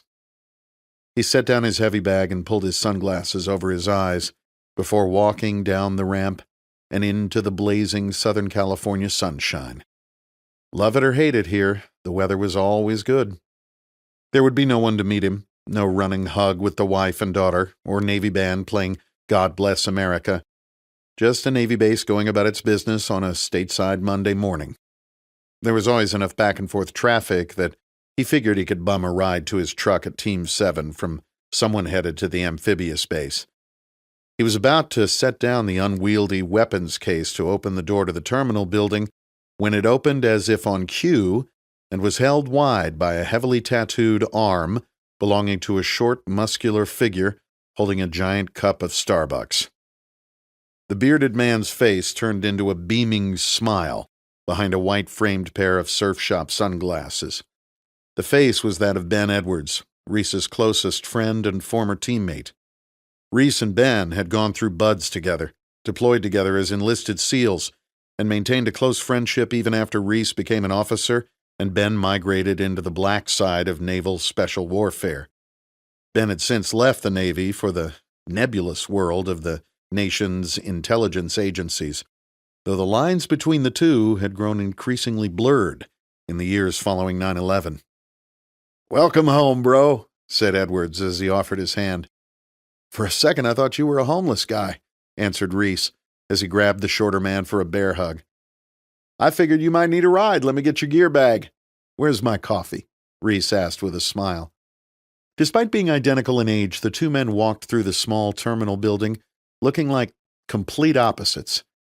The tall, clean-cut figure of James Reece and the stocky, ink-covered Edwards dressed in shorts and battered flip-flops. They were almost a caricature of the stereotypical differences between officers and enlisted SEALs. As they headed into the parking lot, Edwards fished into the pocket of his black hooded sweatshirt, and the rear hatch of a black Chevrolet Tahoe began to arc toward the sky. "Does Hertz have a fleet of Reynolds Suburbans and Tahoes just for spooks?" chided Reece as he lifted the heavy black weapons case into the cargo area of the SUV. Yeah, but they're not up armored, so don't drive us through any shit neighborhoods. Oh, yeah, tons of slums here in Coronado, joked Reece. My truck is at the team, Reece said as they climbed into the cab of the Tahoe. This thing is plush. What is this, velvet? He asked, rubbing his hand across the leather armrest. Anything is plush compared to that shit box you roll around in, man. When are you going to get rid of that thing? Ha! I'm driving the cruiser until it dies. That's the whole point of having one.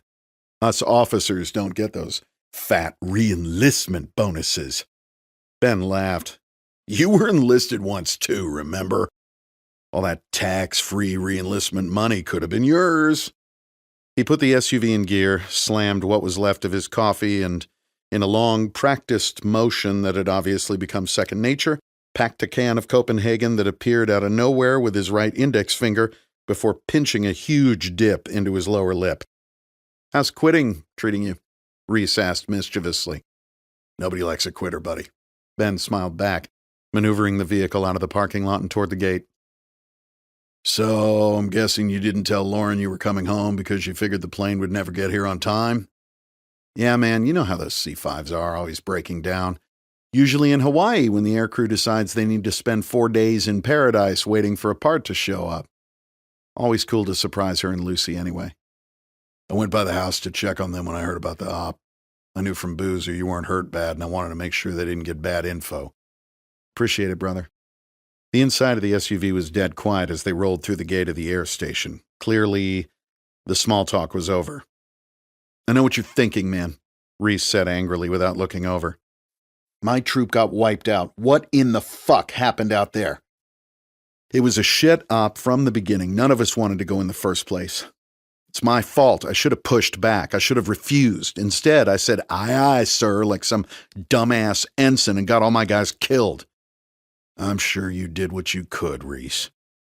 Everyone in the community has heard it was a shit op. What the fuck were they thinking anyway? When was the last time they pushed a target down to you instead of you guys coming up with your own?" "That's what was crazy, Ben.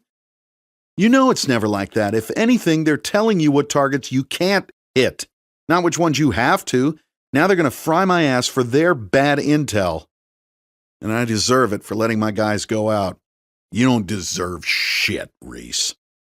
You're as solid as it gets, and everybody knows that." "Yeah? I hope you told that to all of my guys' wives and kids at their funerals." "Sorry, man. I'm not trying to put this on you. What are you doing on the West Coast anyway?" "Looking for talent, man. Workload is crazy these days with the conventional stuff winding down. We're constantly needing new guys. You ready to come work with me yet?" "I'm sure as hell going to need a job, but I think I've had enough of this shit. When they throw me out of the Navy, I'll open a sandwich shop or something." "You'd have to touch mayo," Ben said, shaking his head. "That would never work." "Yeah, well, I'll have to think of something else then." Reece's hatred of condiments was well known throughout the naval special warfare community.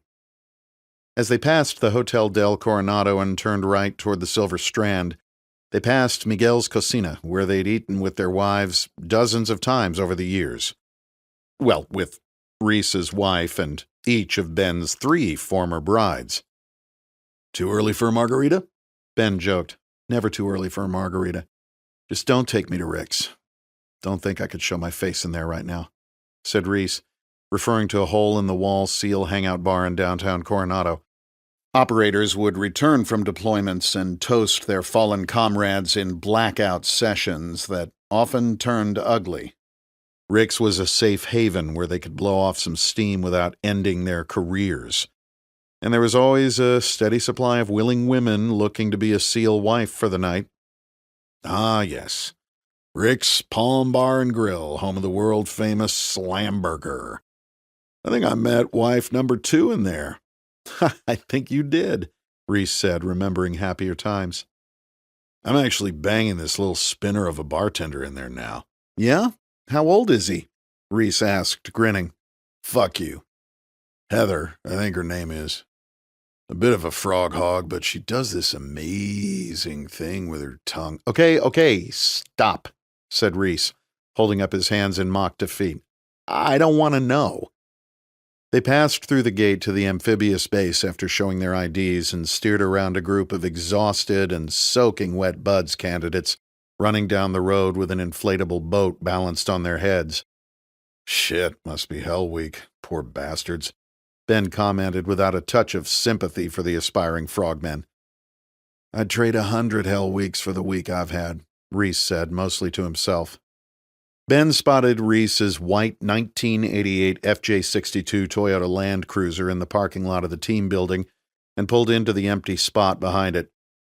Both men were quiet as they transferred Reece's gear into the truck. When they were finished, the two friends faced one another and Ben Edwards extended his arm for a handshake. "Call me if that piece of shit doesn't start." "Thanks for the ride, man." Reece needed to check in at the team before heading home to surprise his wife and daughter. He walked across the parking lot and up the sidewalk of what looked more like a small office building than a den of amphibious commandos. He wondered how the guys would look at him as he took a deep breath and opened the door to what had always been a safe haven. He barely made it through the entrance when a chief from one of the other platoons went running by him with panic on his face. He knew immediately that something was wrong. "What's going on, Chief?" Reece pled.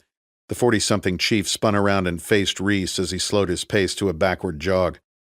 "Cops are at Boozer's. You need to get your ass over there," was all he said, before turning and running out the front door of the building. Reece sprinted after him and covered the distance to his cruiser in seconds. Chapter 9. San Diego, California.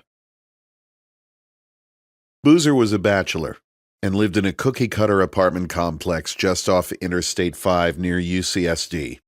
It was the kind of place you'd find in every suburban city in the country, except the rent was probably double or triple what you'd pay in Middle America.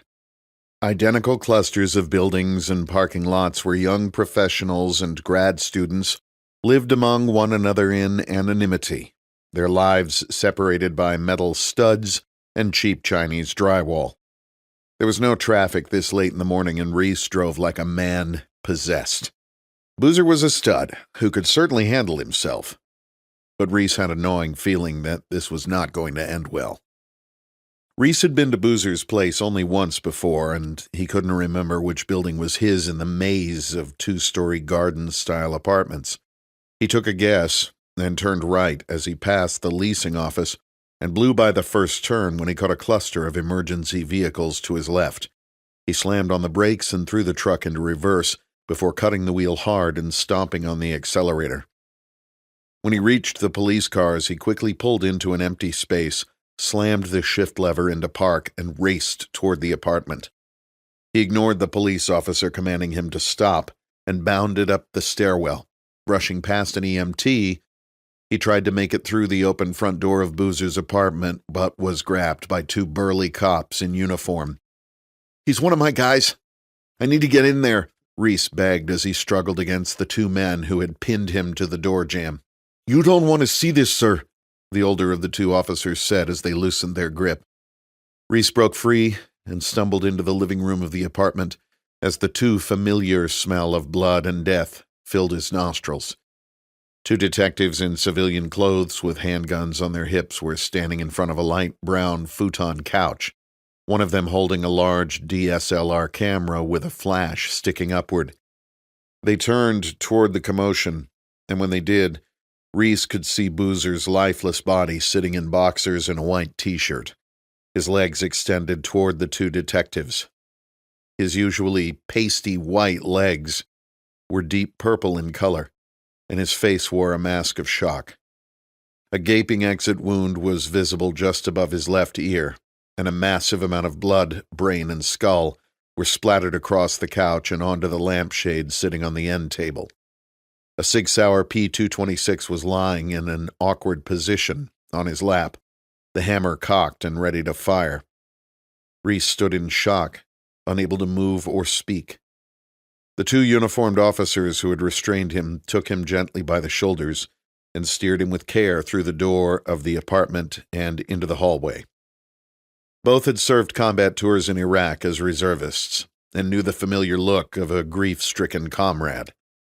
Reece sat down on the steps and put his head in his hands. What in the hell was going on? How could so many bad things happen at once? Various officers and NCOs from Team 7 had arrived at the scene, and the chief that Reece had seen in the hallway guided him toward the parking lot, making him sit on the tailgate of an ambulance. Reece's boss, the commander of SEAL Team 7, appeared minutes later along with his command master chief, the senior enlisted SEAL in the command. Commander Cox was a good leader, a fair guy, and a legit warrior. He'd obviously had other plans for today, as he and the Master Chief were both in their full-dress uniforms, something you didn't see often in the teams. He'd probably been dealing with family members of the men killed downrange. The two men quietly conferred with the other officers and NCOs on the scene, as well as the detective in charge of the investigation. One of the enlisted SEALs pointed toward Reece, the commander turning to walk toward his grieving subordinate. Still seated with his head in his hands, Reece did not see his boss approach until he was a few feet away. He started to rise to greet him, but Cox pushed him downward with a firm but kind hand on the shoulder. Rough week, Reece. I know. I'm sorry about your troop, and I'm sorry about Boozer. There will be plenty of time later to point fingers, but for now I need to worry about you. I can't stand by while another life is wasted, like Boozer's. Dan is taking you to Balboa. I want you cleared by the docks before you take another step. Does Lauren know that you're back? No, sir. I was going to drive home after I checked in at the team. Then I came straight here. Get cleared at Balboa, and then head home. Take the rest of the week off. And on Monday, we need to sit down and talk about the op. Chapter 10. By the time the docks at Balboa Naval Medical Center had cleared Reece to go home, it was after 6 p.m. Dan Harvey, a lieutenant from the operations shop, had driven him to Balboa and babysat him all day as the doctors did their thing. He drove Reece back to the team to get his truck and was kind enough not to say a word during the trip. After telling the shrinks what they needed to hear to be sure he wasn't going to eat a bullet or chase a handful of pills with a bottle of Jameson, the last thing Reece needed was some well-meaning new guy trying to cheer him up. His wife and daughter would be somewhere in the dinner, bath, book, bedtime ritual, and he'd arrive just in time to see his little princess before she went to bed. Reece thought he knew what love was when he met his beautiful wife, Lauren, but he'd never known complete, unconditional love until his daughter Lucy was born. She was her mother's spitting image, with enormous blue eyes and blonde curls. Reece had killed insurgents on multiple continents, gone through the most rigorous military training in the world, and had stood his ground in confrontations with both admirals and Master Chief petty officers. But he was helpless in resisting the will of his 3-year-old baby girl. When she said sit, he sat. When she yelled Daddy, he dropped everything and bowed to her wishes. She had him wrapped around her tiny little finger, and they both loved every minute of it. After 6 long months, he was going to see her face in person in the next few minutes. He couldn't wait to scoop her up in his arms and hug her for as long as she would put up with it. He thanked Dan for the ride and hopped into his cruiser that one of the chiefs had driven back to the team, leaving the door unlocked and the key in the visor. It wasn't like anyone was going to steal his truck from the Team 7 parking lot. The chief obviously didn't know the weapons case was in the back. With all the turmoil of the day, Reece had never gotten a chance to turn it into the arms room. He was always wary about driving around with a box of weapons from work in his personal truck, given California's crazy gun laws, but under the circumstances, he decided to risk it. He would bring the weapons case home and run by the team to turn it in late tomorrow morning after he caught up on some desperately needed sleep. It was a 10-minute drive from Team 7 to the small house that his family had rented on the island for the past 3 years. He couldn't wait to get home. Homecomings from a war zone are difficult to describe to those who have not experienced them firsthand. They are exceedingly powerful experiences. made all the more remarkable when children are part of the picture. Emotional floodgates that have been held at bay month after month are finally opened, allowing those feelings of love and devotion to pour through all at once. Homecomings made the deployments almost worth it. Almost. Those pent-up feelings, forced to take a 6-month back seat to the mission of defending the nation, were now free to be expressed. For the Reece family, this one would be even more special. This would be their last. Reece had reached a rank where he would be precluded from leading men into combat, which is what he had joined the SEAL teams to do in the first place. That had coincided with Lucy getting to an age where she needed him around, made it a natural transition point for a man who had spent his entire adult life at war. It was time for a change, and he knew it. It was time to focus on his family. Reece thought back to his last homecoming, when Lauren had kept Lucy up way past her bedtime in anticipation of Reece's return, but not telling her why, just in case there was a delay, as happens so often with military transportation. The strains that such delayed returns placed on families could be significant. Most guys would not tell their families exactly when they were coming home, lest they disappoint them with the inevitable delay. Delays of a day seemed like a week, while a delay of a week felt like a month. Reece remembered an entire army brigade that was at the airport in Baghdad, ready to go home after a year in country, only to be turned around to fight for another 4 months. Some were even already safely back in the States and had to return to the quagmire that was Iraq. The sting of the deaths during those extended months must have been exceptionally hard to bear. Reece tried not to think of how the families of servicemen killed in action felt about the present-day struggle in the cradle of civilization. On that last return, Reece had a taxi let him off at the end of the block so as not to ruin this surprise for Lucy, doing his best not to sprint down the sidewalk to his house. He had texted Lauren that he was almost home as he crept up past the front gate in the darkness. Before knocking, he peered through the stained glass section of the door to see Lucy curled up with Lauren on the couch watching what was, inevitably, a Disney movie. He had paused and let his eyes mist over with emotion, looking through the colored glass at the two people he loved more than anything else in this world, his family. Lauren was stroking Lucy's hair and had looked toward the door, catching her husband's eye and smiling the most beautiful smile he had ever seen. God, she was gorgeous. Then he watched as she had whispered something in Lucy's ear and pointed at the door. Lucy had bolted from the couch with eyes as wide as saucers and a smile that would melt a glacier, rushing toward the door as fast as her young legs would carry her, her stuffed green frog clutched tightly in her small hand. Throwing open the door, Reece had taken a knee, Lucy running full speed into his outstretched arms and holding him with the strength only children hugging their parents possess, all the while repeating "Dada, Dada" over and over again, like it was the only word she knew. Reece recognized that strength for what it was, a child's unconditional love. Standing with Lucy in his arms, Reece had moved into the house and met his stunning wife halfway across the living room floor, the three of them holding each other tight, the tears of joy flowing freely. "Welcome home, my love," Lauren had whispered. "We missed you."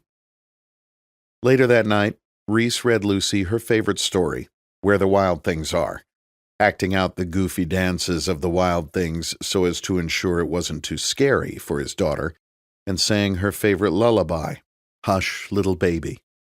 As he concluded with, You'll still be the sweetest little baby in town, Lucy's eyes had closed, drifting off into the innocent slumber of youth. Reece had tucked the covers around her, smiling down at his little angel and kissing her forehead.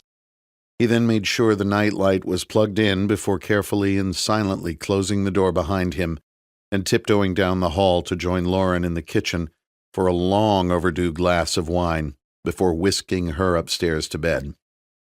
Turning off the main road and into his neighborhood, Reece was jolted out of his reverie, his heart sinking into his chest, the faint reflection of emergency lights on the treetops making the hair on the back of his neck stand up.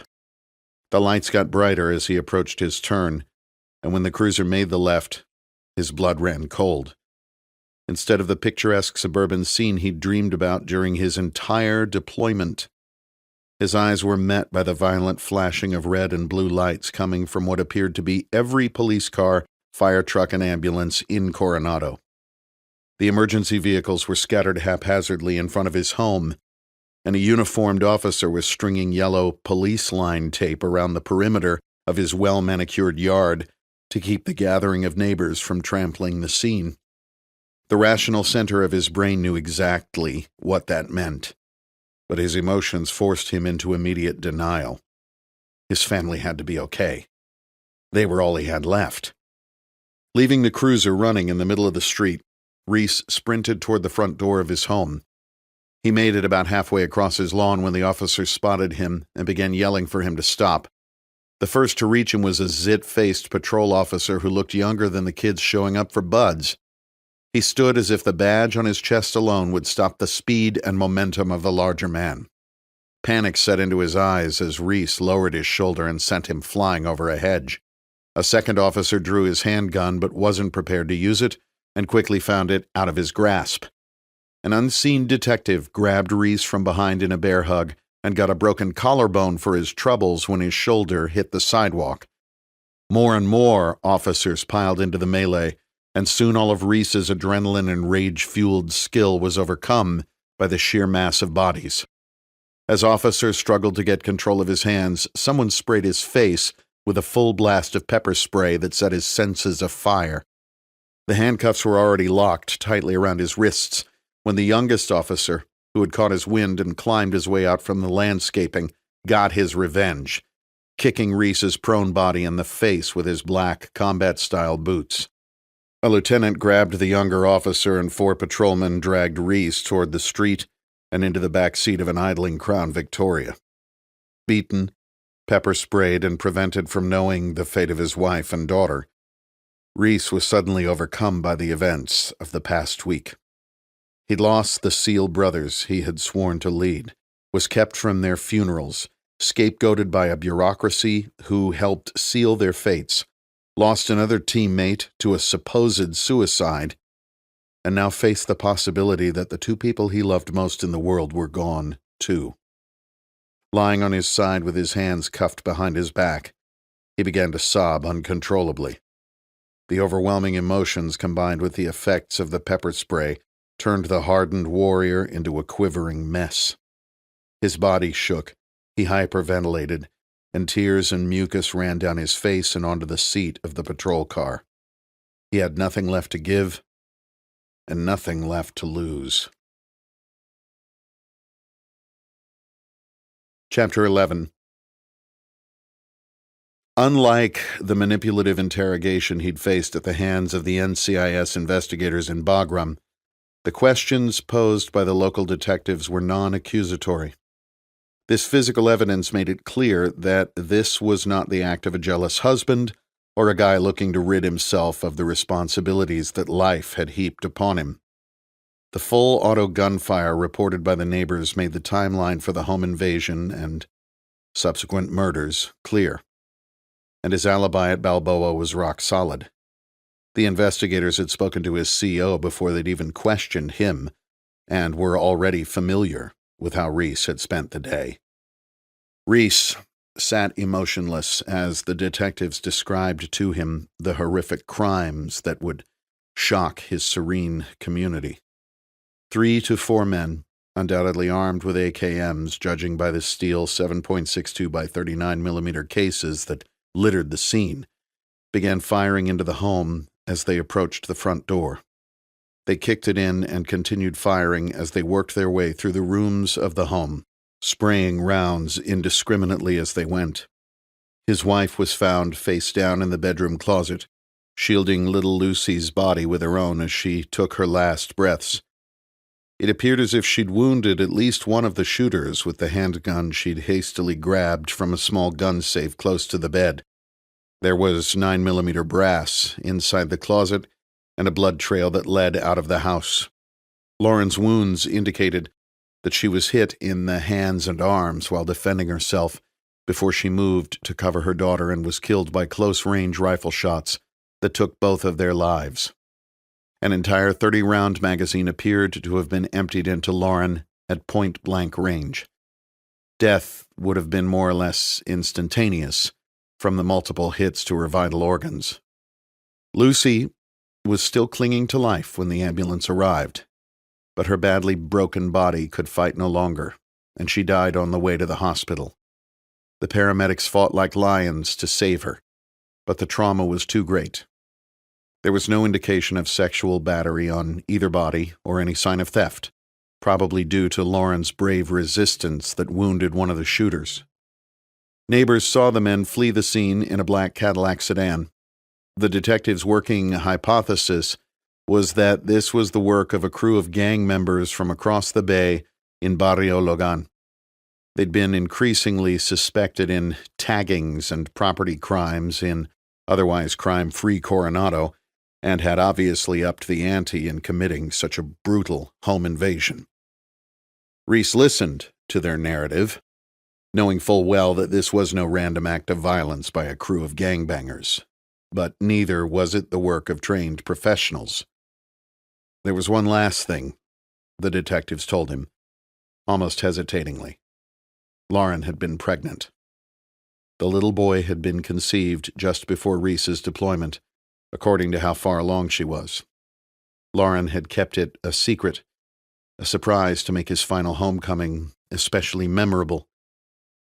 He thought the pain couldn't have been any greater, but the news drove him deeper into despair. While Reece met with the investigators, the crime scene team continued to process evidence at his home. Philip Dubin had wanted to be a police detective as long as he could remember. He came from a long line of Boston cops and, much to his mother's chagrin, had never changed course. She had a momentary glimmer of hope when he had enlisted in the Navy, hoping he would use his GI Bill to become a doctor or a lawyer, but instead, Phil used his GI Bill to attend John Jay College of Criminal Justice in New York City, graduating at the top of his class. As upset as his mother was that he chose the family profession, she was even more dismayed that he decided to settle down across the country in San Diego, where he had spent the majority of his Navy time. He had caught the tail end of the First Gulf War, spending most of that time in the bowels of a minesweeper, which did nothing to encourage him to pursue a career at sea. Stationed on the West Coast, he fell in love with the weather, the beaches, and the laid-back atmosphere, which were all in stark contrast to his upbringing on the streets of Boston. He met his wife while she was working in the district attorney's office. She now ran their household full-time. After 20 years on the San Diego Police Department, he had attained the rank of lieutenant in the homicide division. Happily married and with 3 kids of their own, Phil could not imagine a more ideal life. He had a job he loved and a family he loved even more. Detective Dubin had a tough time separating the cop in him from the husband and father as he slowly made his way through Reece's front yard. He had been called to the beautiful resort town that was Coronado on a few occasions for work, once for a brutal murder-suicide and another time for a questionable suicide by hanging. Coronado had detectives to handle such investigations, but when there was a link to the city across the bay, they would reach out for assistance from the SDPD. After checking in and nodding to a few familiar faces, Phil climbed the front steps, knowing that the grislier parts of the crime scene awaited him. He had seen a lot in his career as a cop, but no father could ever get used to something like this. The nights he spent on murder investigations where young lives had been taken always caused him to pause and appreciate his own kids just a bit more when he got home. Hey, Phil. Hey, Chuck. Phil responded to the local detective. How bad is it? This one is rough. We don't get a lot of this over here, as you know. Thanks for coming. No problem. What do you have?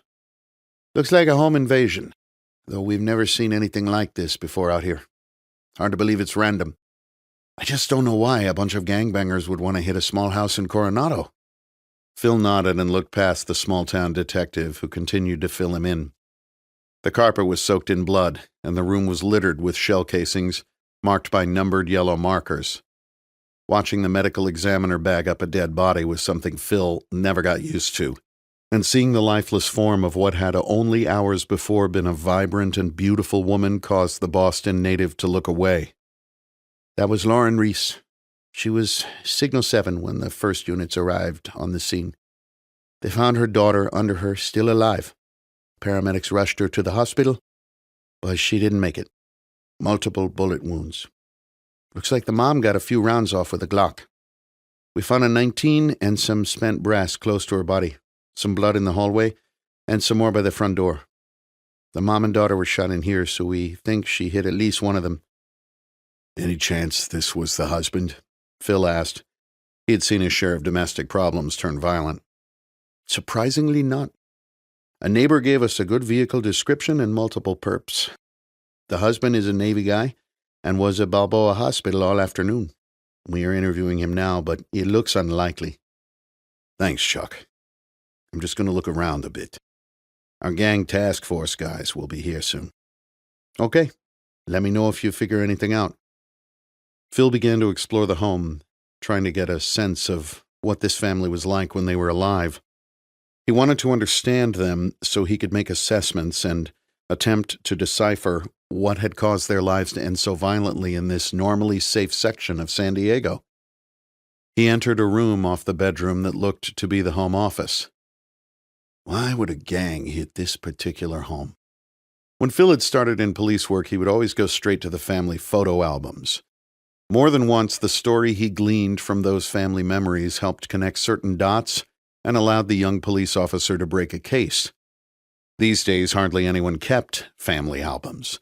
Photos were spread out over different computers and hard drives and online accounts, making it exceedingly difficult to use them the way he had back in the 1990s. Now he used the photos on the walls and desks and dressers instead. Phil took in the room methodically. Not messy, but not particularly clean. Lived in would be the more apt term. Things looked organized, but not remarkably so. At first glance, it looked like a typical home office, but it quickly became apparent that there was something different about this family. Phil's eyes were immediately drawn to a wall containing 3 tomahawks of varying sizes. You don't see that every day in San Diego. Though he knew next to nothing about the weapons mounted to the office wall, he thought one reminded him of something out of the movie Last of the Mohicans. A more modern-looking one was attached to a plaque above a group photo of men in full military battle gear standing around a bombed-out building. Operators. 2 of the men held a black flag with Arabic writing. All looked like serious people you'd want on your side in a fight. The plaque read, "To Lieutenant James Reece from the Men of Alpha Platoon." A skeleton of a frog was engraved under that with the warning, "Don't fuck with us," above a list of close to 30 names. Phil stepped back and took in the remainder of the room. Who is this guy? What Phil recognized as a samurai sword rested under glass in a presentation frame on the opposite wall. It looked old, not like the imitation ones Phil had seen for sale in shops downtown. A small brass plate was glued inside the glass under the sword. Phil bent forward to look more closely. Lieutenant J.G. Thomas Reece, Scouts and Raiders, 1945. Not a normal house and not a normal guy, Phil thought, moving to the desk and picking up a family photograph. James and Lauren Reece looking back at him. Even in the picture, he could tell these were special people.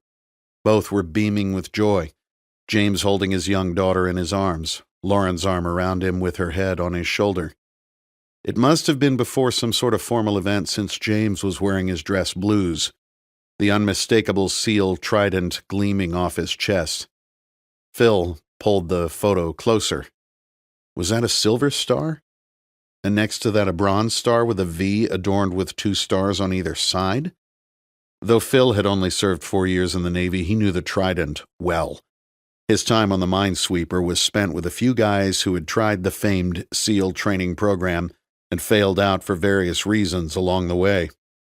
Phil looked back to the medals on Reece's chest, and then back around the room, noting that none of the medal citations were displayed on the wall. Humble guy, Phil thought admiringly. Opening a desk drawer, Phil rummaged through the contents: pens, some random business cards, and a few nice knives. As he was about to shut the drawer, Phil stopped and reached inside, a worn silver lighter catching his eye. Turning it over in his hand, Phil looked at an enameled emblem of a beret-clad skull hovering over the letters Mac V. Sog and the year 1967. The initials TSR-3 were engraved beneath the image. Phil assumed that the lighter had belonged to Reece's father, based on the date and the last initial. Though he would have to do some research, he seemed to recall that Mac V. Sog was some sort of covert action or special operations unit in the Vietnam War. Flipping it over, he was surprised to see an engraving of what appeared to be a strange-looking chicken with the words Feng Huang above it. Odd. Returning the old Zippo to the drawer, Phil turned his attention to the bookshelves. This guy sure likes to read. Books, or lack thereof, often gave him an insight into the mind of a suspect. Phil had been in a lot of houses over the years, but he couldn't remember many like this. This guy was a student of war. The books seemed to be arranged loosely by topic and period. Titles such as The Accidental Guerrilla, War of the Flea, Counterinsurgency, The Sling and the Stone, Counter-Guerrilla Operations, and A Savage War of Peace jumped out at the detective. Right next to Machiavelli, Epictetus, and Marcus Aurelius were books on the Boer War, the Rhodesian Selous Scouts, and various other conflicts spanning both recent and ancient history. Phil pulled a book titled The Book of Five Rings by Miyamoto Musashi and cracked the cover. It was obviously well read, as the binding showed signs of wear. But what was most interesting to the detective were the page numbers written inside the front cover. Flipping through the book, Phil noted that these page numbers corresponded with highlighting and underlining, the margins filled with notes. Flipping randomly to one, Phil read a note that made him shiver. Deliberately closing the book, Detective Phil Dubin returned it to its home on the shelf with respect. Looking back at the menacing-looking tomahawks on the wall, Phil had a thought he had never had on a crime scene before. God help whoever did this. When his kids woke up in the morning, Phil would be there to hug them even tighter than usual. The events of the next few days were a blur. Reece was in too much shock to even help with the funeral arrangements. Lauren's family lived in Southern California, and her sister, a prominent L.A. attorney, handled all the details. As it is when young people are taken before their time, hundreds attended the memorial service. Both caskets were closed due to the severity of their brutal wounds. Reece was numb. The pastor, in whose church Lauren had grown up, gave the eulogy. It seemed like just yesterday that he was conducting their wedding ceremony. He did a good job of immortalizing the wonderful human being who Lauren was, and he tried his best to reconcile Lucy's death as part of God's plan. Reece appreciated the kind words heaped upon him by well-meaning friends and relatives, but the "they are in a better place" comments nearly sent him into a rage. The graveside ceremony was a private affair, but the SEALs from the other platoons at Team 7 showed up anyway. They were family. They all knew and loved Lauren and Lucy. She was the kind of SEAL wife who was always there for the other wives and girlfriends when times were tough and the guys were overseas. Lucy was Reece's constant companion between deployments, and every man had melted at least once before her angelic smile. Lucy's tiny casket flanked that of her mother's, her beloved stuffed frog tucked inside at Reece's request. As the pastor concluded his short remarks, Special Warfare Operator Master Chief Petty Officer Ben Edwards approached Lucy's casket and stood at rigid attention in his immaculate dress blue uniform. He removed the golden trident badge from his left breast and placed it on top of the casket's lid. He pressed downward, forcing the brass pins on the back of the badge into the highly polished walnut veneer until it sat flush. He then executed a hand salute with tears in his eyes and moved swiftly away. The scene was repeated by every seal present at the ceremony until the entire lids of Lucy's and Lauren's caskets were clad in golden tridents. These hardened warriors, most of them husbands and fathers themselves, had honored Lauren and little Lucy with a tradition reserved for seals slain in combat. As far as they were concerned, Lauren and Lucy had died in battle. Chapter 12. Reece did not move for more than an hour. When he did, he knelt at the graves of his wife and daughter, head bowed, tears streaming. It was a knowing hand on his shoulder that revived him from his trance. Reece turned his head and looked up into the eyes of a short, almost scrawny man of Mexican heritage. The man helped Reece to his feet and embraced him. Reece looked into the face of his friend but didn't change his expression. With considerable effort, Marco del Toro turned Reece from the graves of his family and slowly walked him to the waiting new Mercedes S-Class Maybach sedan. A driver, looking suspiciously more like a prison guard than a chauffeur, opened the door for them, and Marco helped Reece inside before moving around the big car to the opposite side door. La casa, Marco told the driver, who put the car in drive and headed back to Coronado. Tequila? Marco asked. Reece slowly shook his head. Marco reached into the seat back, pulled out a bottle of Cuervo's best 1800 Colección, and pulled a swig. I'm sorry I missed the funeral, my friend. I was in Mexico City on business and could not get home in time. Marco del Toro was one of Reece's closest friends. At first glance, one would think them an odd pairing, the naval commando and the Mexican businessman. But with further investigation, it was evident that they connected around the ties of family. Marco's daughter, Antonia, was the same age as Lucy. They attended the same preschool and loved their play dates at the beach. Marco's wife, Olivia, and Lauren had bonded over tennis, which they both played with vigor. Try as they might to get their husbands on the courts, Reece and Marco chose to spend their time on the mat and in the ring, training in Brazilian jiu-jitsu and boxing. Marco was by far the better jiu-jitsu practitioner, besting Reece at every turn. How such a small man harnessed so much strength and determination was astounding. Reece could never quite figure out how to beat him. His technique was flawless. In the boxing ring, Reece came close, but the one time he bested Marco, he was fairly certain the smaller man had let him win.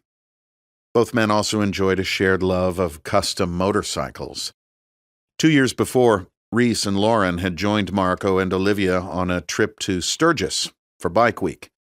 Marco had flown them all out on his corporate G550 jet, and with beautiful new Harleys waiting on them when they landed, they enjoyed a few days exploring the Black Hills of South Dakota and the spectacle that is the Sturgis Motorcycle Rally.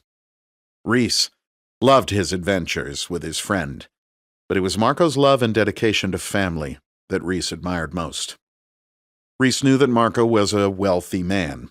His multiple homes in Coronado and what seemed to Reece to be an almost unending supply of new high-end vehicles made that abundantly evident. But it was not until Reece and his family joined Marco at one of his family villas in Mexico that Reece fully understood the extent of Marco's affluence. Reece had twice accompanied Marco down to estates in Mexico, hunting birds in areas not usually accommodating to foreigners. But those hunting estates were nothing compared to the villa. It was what most would consider a private resort, and was located just south of the bustling beaches of Puerto Vallarta. A full staff waited on their every need while Antonia and Lucy played in the waves under the watchful eye of nearby private security contractors. Vast real estate holdings, a telecommunications company, and Mexico's largest insurance firm fell under Marco's portfolio, making him extremely prosperous. This also made him and his family prime targets for Mexico's kidnap and ransom industry. After a close call in Mexico City a few years earlier, Marco decided to move his family to San Diego, choosing the resort community of Coronado for its safety and proximity to his businesses across the border. As of the past year, Marco and his family were dual citizens, an honor for which Marco was exceedingly grateful.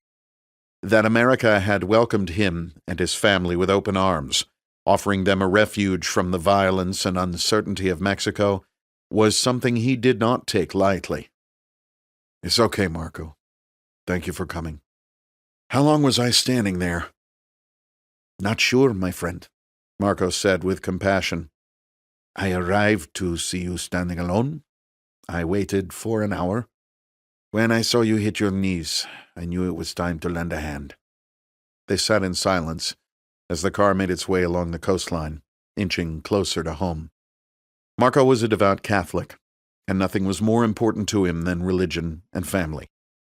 When Marco spoke again, it was both with reverence and sealed resolve. "But for the grace of God, that is, my daughter, my wife. Those that did this are scum, low-life gangbangers. They violated an agreement.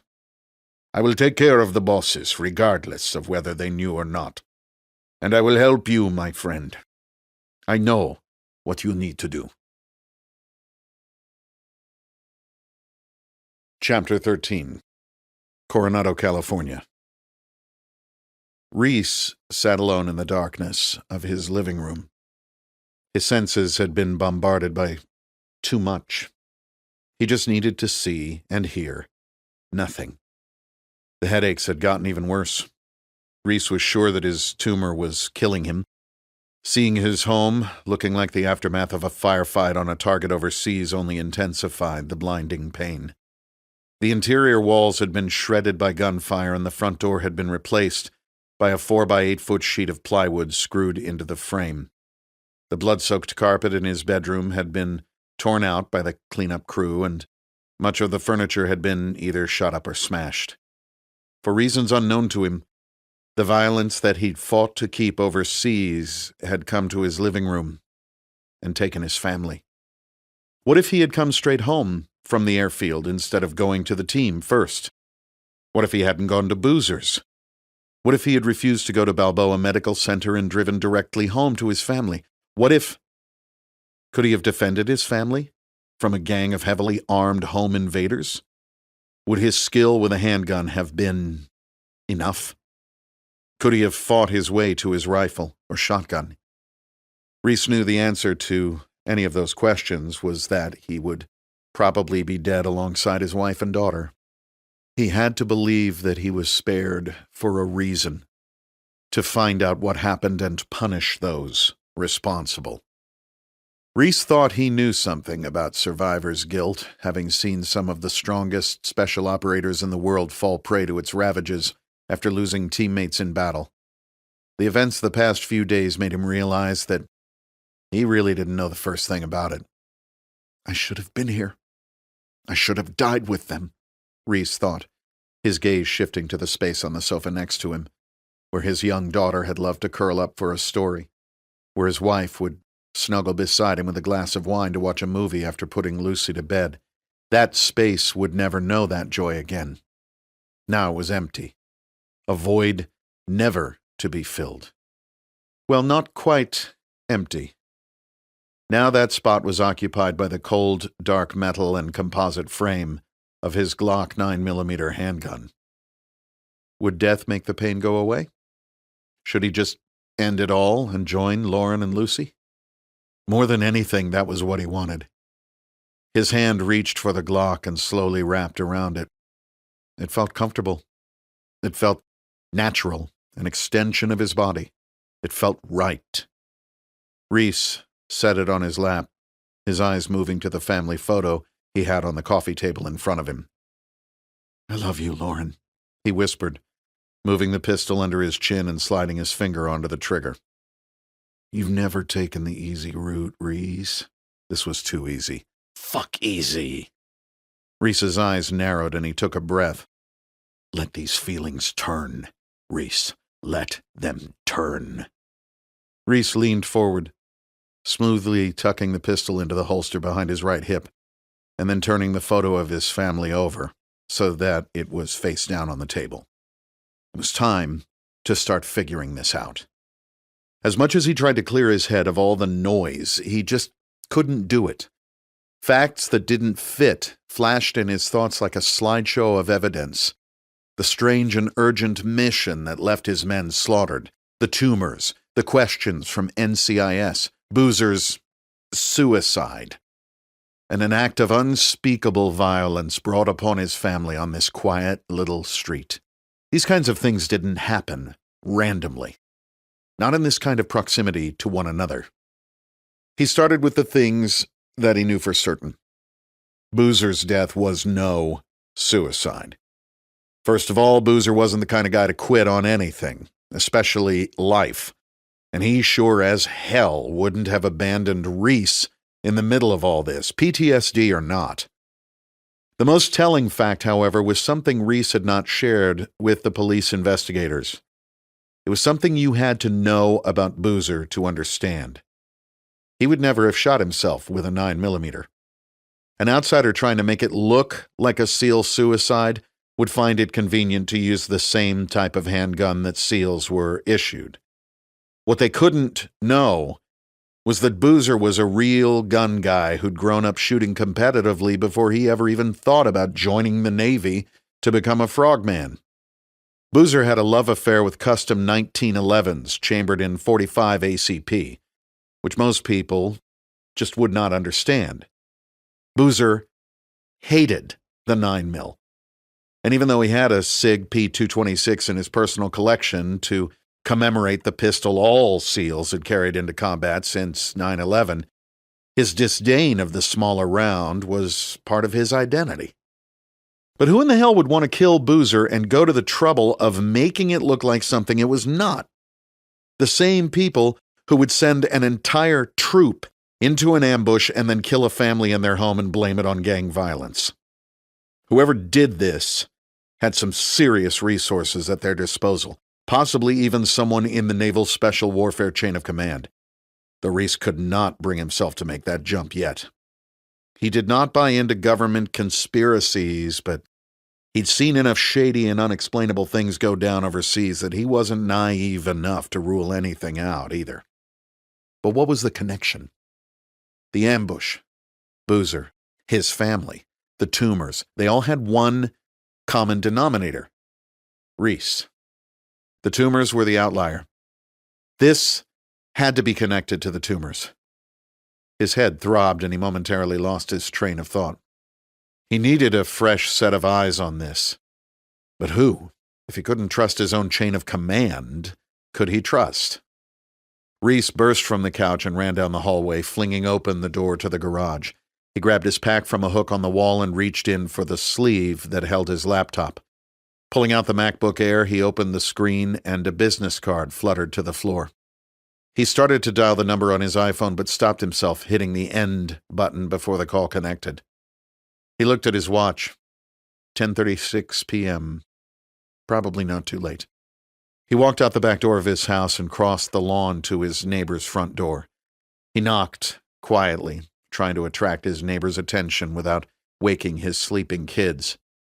He knocked progressively louder until his neighbor, who had obviously been sleeping, opened the front door shirtless and in his boxers. "Hey, James, what's up? What can I do for you?" His neighbor was a good guy. Some kind of civilian software geek who was always polite and showed evidence of a slight man crush on his commando neighbor. When he saw that Reece customarily backed his truck in the driveway, he started doing the same. Next thing you know, he was wearing the same sunglasses as Reece and driving an old Toyota Land Cruiser. The guy was harmless and maybe even useful. Reece could never remember his first name. "Hey, man, my battery is dead and I really need to make a call. Can I use your phone?" Reece asked in his most neighborly tone. "Of course, Reece. Come on in and use the one in my office." The neighbor led Reece into a small home office where a landline sat next to a panel of 3 computer monitors. He stood by the door and looked at Reece for a moment until he got the message and quickly left the room, shutting the door behind him. "This is Katie," she said, picking up on the first ring. "Katie, I'm sorry to call you so late. This is James Reece. We met in Afghanistan a couple of weeks ago." James. Of course. Oh my gosh, I read about what happened to your family and wanted to reach out. I'm so sorry. I appreciate that. It's actually what I'm calling about. This whole thing just doesn't make sense, and I need to run it by a fresh set of eyes. I read the series you did on Benghazi. It was really impressive. Any chance you would be willing to sit down with me? Absolutely. Can you meet me in L.A., or do you want me to drive down there? No, L.A. is fine.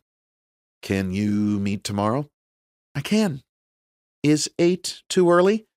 There's a Starbucks downstairs from my condo. It's at 5th and Fig downtown. 8 is fine. I don't sleep anyway. I'll see you in the morning. I understand, said Katie sympathetically. How could you? See you in the morning. See you then. And Katie? Yeah, James. Thanks. Chapter 14. Los Angeles, California. The drive up Interstate 5 to L.A. helped clear Reece's head a bit. Sleep hadn't come the night before, but strong Black Rifle coffee, tempered with some honey and cream, and driving with the windows down made him feel halfway human. It was pitch dark when he left the house. If he was going to make it to downtown L.A. in time to meet Katie, he was going to have to do his best to beat some of the planet's worst traffic.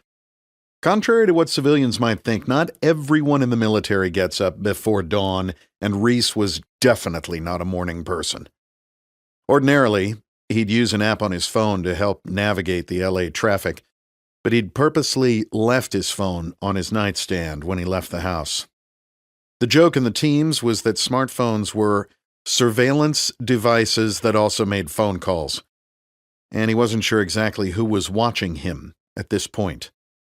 He took I-5 all the way to I-10 and then onto the I-110 simply because that was the way he knew best.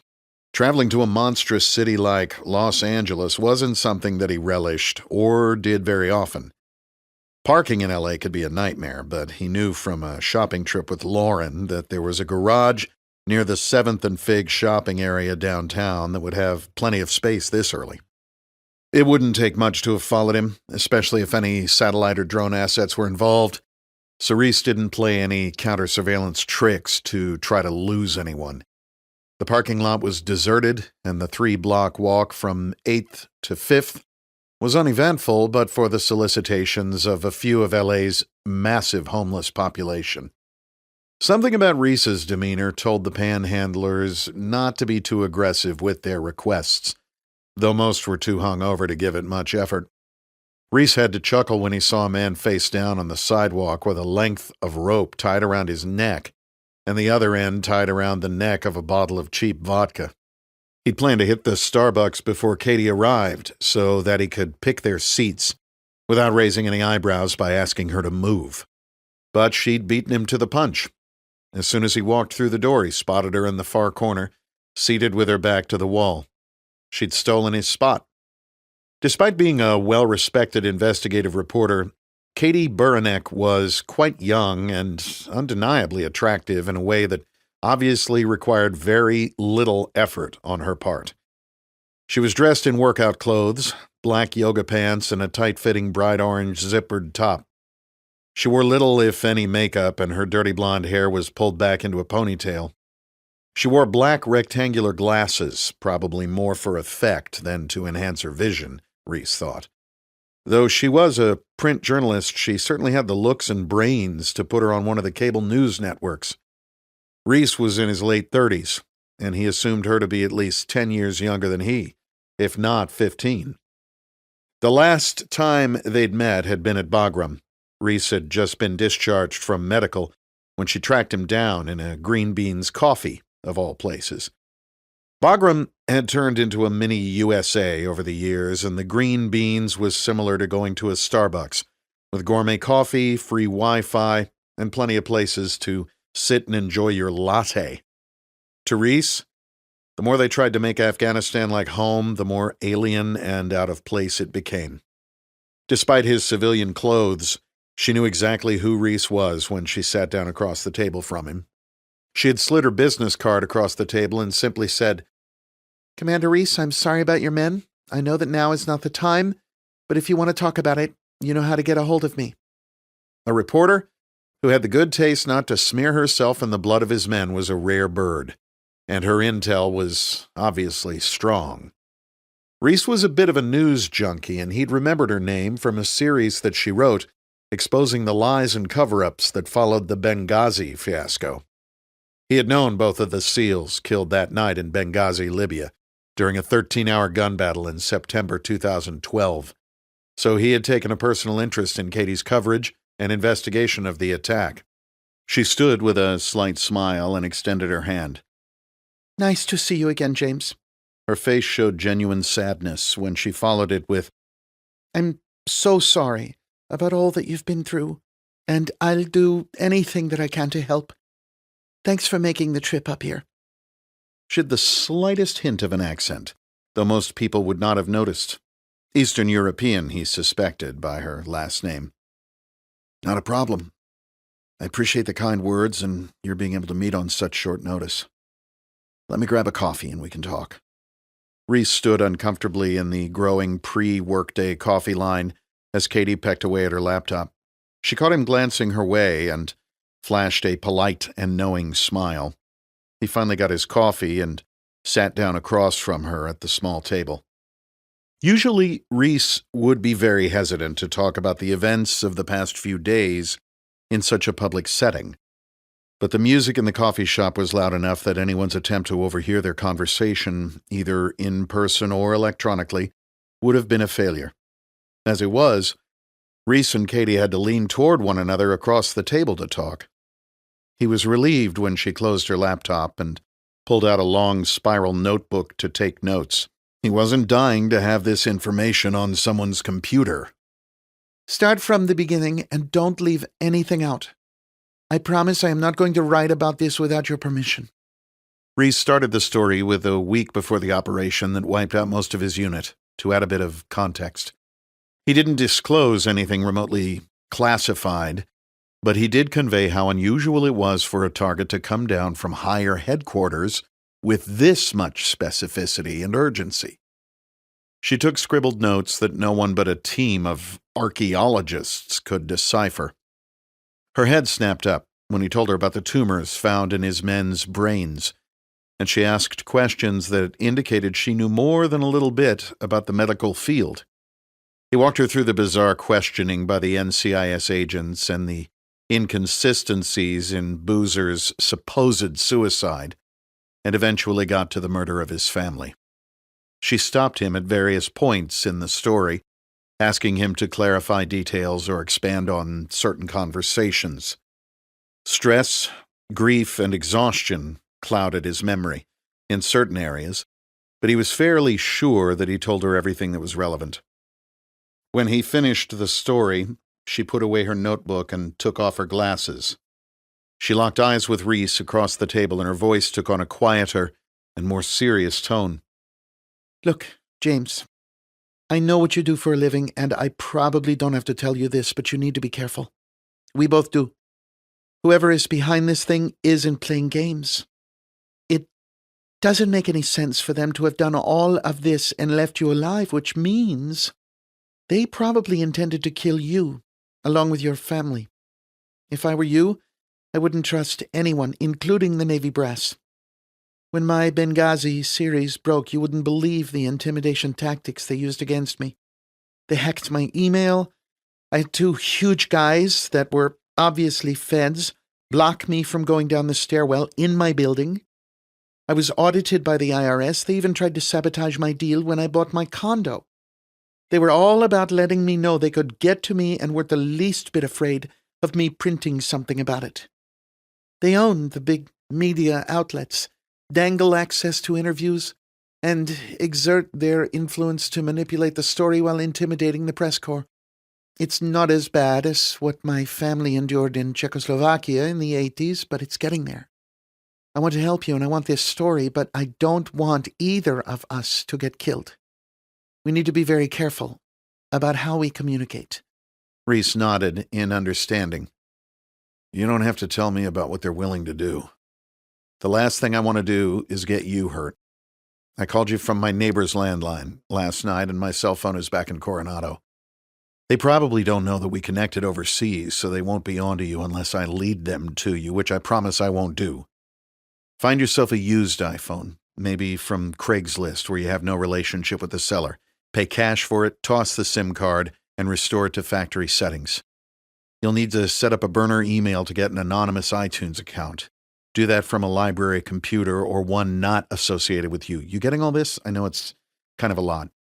I've got it, said Katie, not looking up as she took detailed notes. Use cash to buy an iTunes gift card so you can download Signal. It's a private messaging service from the App Store. Make this your username. Reece took a napkin from the table and wrote down a series of random letters and numbers.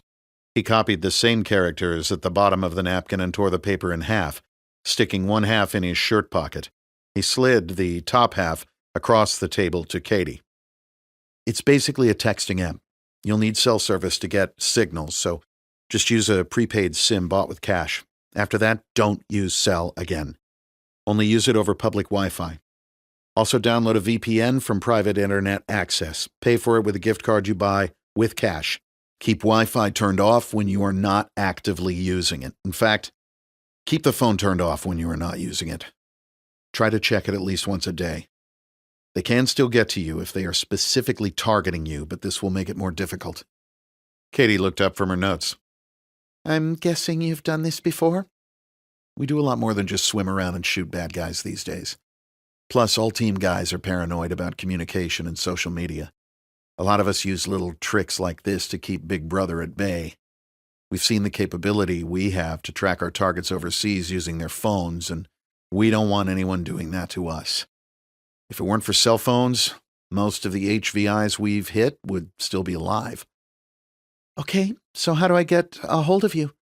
I'll contact you later tonight. You'll know it's me. Sounds good. Are you sure you want to do this, Katie? I don't have anywhere else to turn, but I don't want to see anyone else get killed that doesn't need to be. Yeah, I'm 100% sure. I can take care of myself, she said, wondering what he meant by his doesn't need to be comment. I bet you can. Thanks again for listening. James, if I might, you should get that tumor checked out. Don't just assume the worst. You sound like Lauren. Katie tilted her head sympathetically as Reece rose from his seat. What are you going to do now? I'm going to work. Reece turned and walked toward the door, subconsciously scanning faces in the room.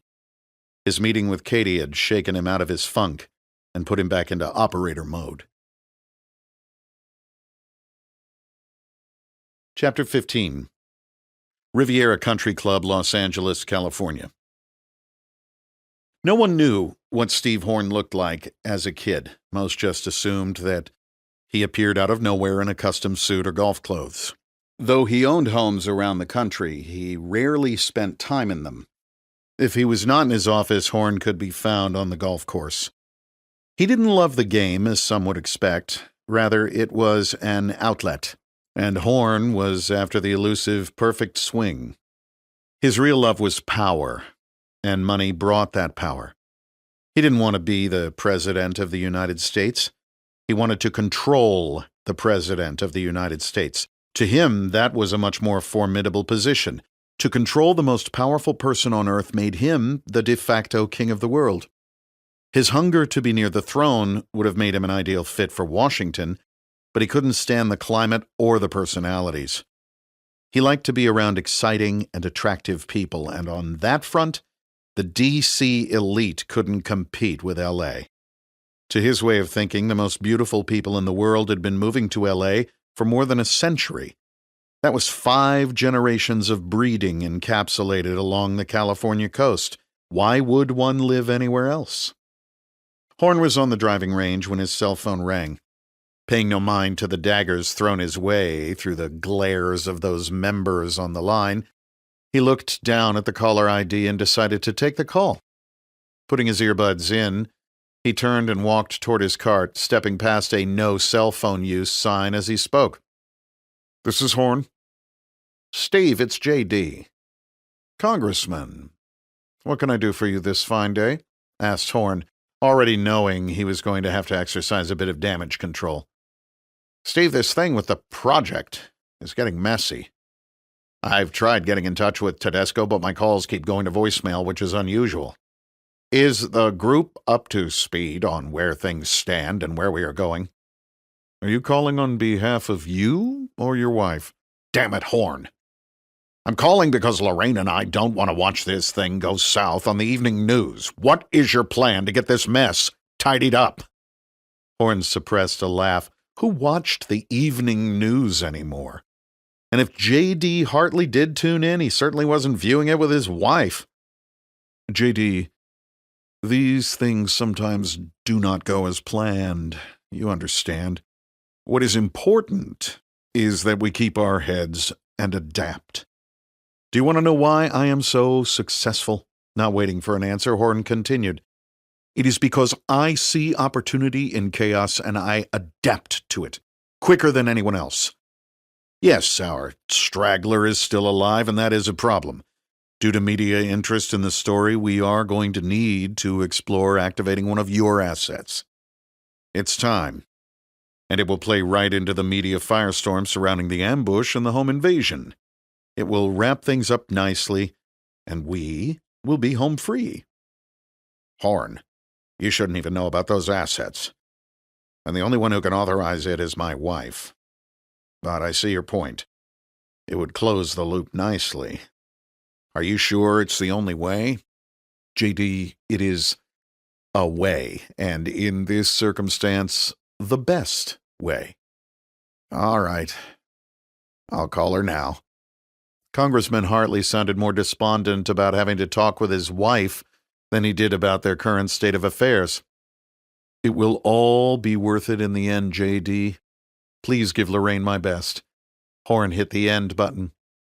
Tossing the phone on the seat of his golf cart, he walked back up to his stack of balls and carefully placed his feet to address the tee. Chapter 16. Coronado, California. Katie was right. He needed to get checked out. The headaches might be nothing, or they could be a mass in his brain. At least he would know for sure. Reece couldn't trust the naval medical system at this point, but he had another option. When Reece got home, he dug Dr. O'Halloran's card out of his deployment backpack, sat down on his couch, and dialed the number for the office in La Jolla. Head and Spine Associates, how may I help you? A friendly female voice answered. Hi, my name is James Reece. Dr. O'Halloran saw me in Afghanistan and told me to call his office when I got back to the States. I know he's still overseas, but I wanted to see if I could set up an appointment for when he gets back. Hold, please. The voice stammered, clearly beginning to strain with emotion. That's odd, Reece thought, a sinking feeling beginning to well up inside him. After a solid 2 minutes, a male voice with a thick Spanish accent picked up the line. Mr. Reece, this is Dr. German. I am a colleague of Dr. O'Halloran's. Was a colleague, I should say. I regret to inform you that there was an incident in Afghanistan devastating to all of us. Dr. O'Halloran was killed. It just recently hit the news. Someone we thought was an Afghan ally, I'm afraid. Such terrible business. Damn it, this thing is for real. I'm so sorry, sir. I've been a little distracted since I got back. I had no idea. I didn't know Dr. O'Halloran well, but he sure seemed like a great man. Reece said sincerely, his mind already connecting the dots. Could that really be a coincidence? The doctor who discovered the tumors, suddenly dead. Reece's family, dead. Boozer, dead. The ambush. Green on blue incidents are not uncommon these days, Reece thought. Good people die in war. Still, this is not adding up, or rather it was adding up to something horrifying. That he was, Mr. Reece, an incredible man. A world-class mind, and a better person than most, I dare say. He did share your case with me over email, and I've been hoping you would reach out. I'm very interested in getting to the bottom of this. Dr. O'Halloran asked me to help you if you called. I handle the neurosurgery here at the clinic and would be the one performing your biopsy. I'm happy to do it. In fact, I insist. I consider it the last request of my late friend. Stay on the line and one of the ladies will schedule you an appointment. It is not a big deal, I promise you, and there will be no charge. On this I also insist. Hold, please. Reece made an appointment for later in the week and was given instructions on how to prepare for the procedure. They made it sound so routine, though Reece couldn't envision a way in which they were going to get a tissue sample from inside his skull that he considered routine. 5 minutes later, as Reece was contemplating the procedure, the phone rang. It was Commander Cox's Command Master Chief, a SEAL named Dave, with a thick New York accent that, along with the ever-present toothpick in his mouth, made some words almost indiscernible over the phone. He had a long family history in the New York Fire Department and had lost his brother and an uncle when the towers came down on 9/11. Dave had worn their latter 55 patch on his shoulder each time he had pulled the trigger in combat ever since. Dave got right down to business. Reece, I'm not sure what this is about. Cox is out of the country, so I took the call. You ought to report to Warcom at 1400 today. Admiral Pilsner wants you in his office. The hits just keep on coming. Roger that, Dave. I don't think I can take any more good news. So much for taking the rest of the week off. Not our show, Reece. And, Reece, I'm really sorry about your family. I don't have the words except to say that I'm sorry. Keep your chin up. You'll get through this. Let me know if there's anything I can do. Thanks, Dave. I really appreciate it. Reece leaned back on the couch, wondering if he had a uniform clean enough for Warcom. Chapter 17. Naval Special Warfare Command, Coronado, California. Reece drove as if on autopilot. He was behind the wheel, but it felt like the Land Cruiser was driving itself and he was just a passenger. His movements dictated by something outside himself, as if in a dream. The numbness had given way to anger, which he knew had clouded his judgment. As he drove, he couldn't help but think of his family, the pain in his soul pushing him toward the edge of that proverbial cliff of despair. Once over, it would be hard to return. He pulled off the Silver Strand Highway, as he had done innumerable times over the past 18 years, and pulled up to the gate. The young gate guard recognized the Land Cruiser immediately. Something about the guy driving it had always seemed special to him.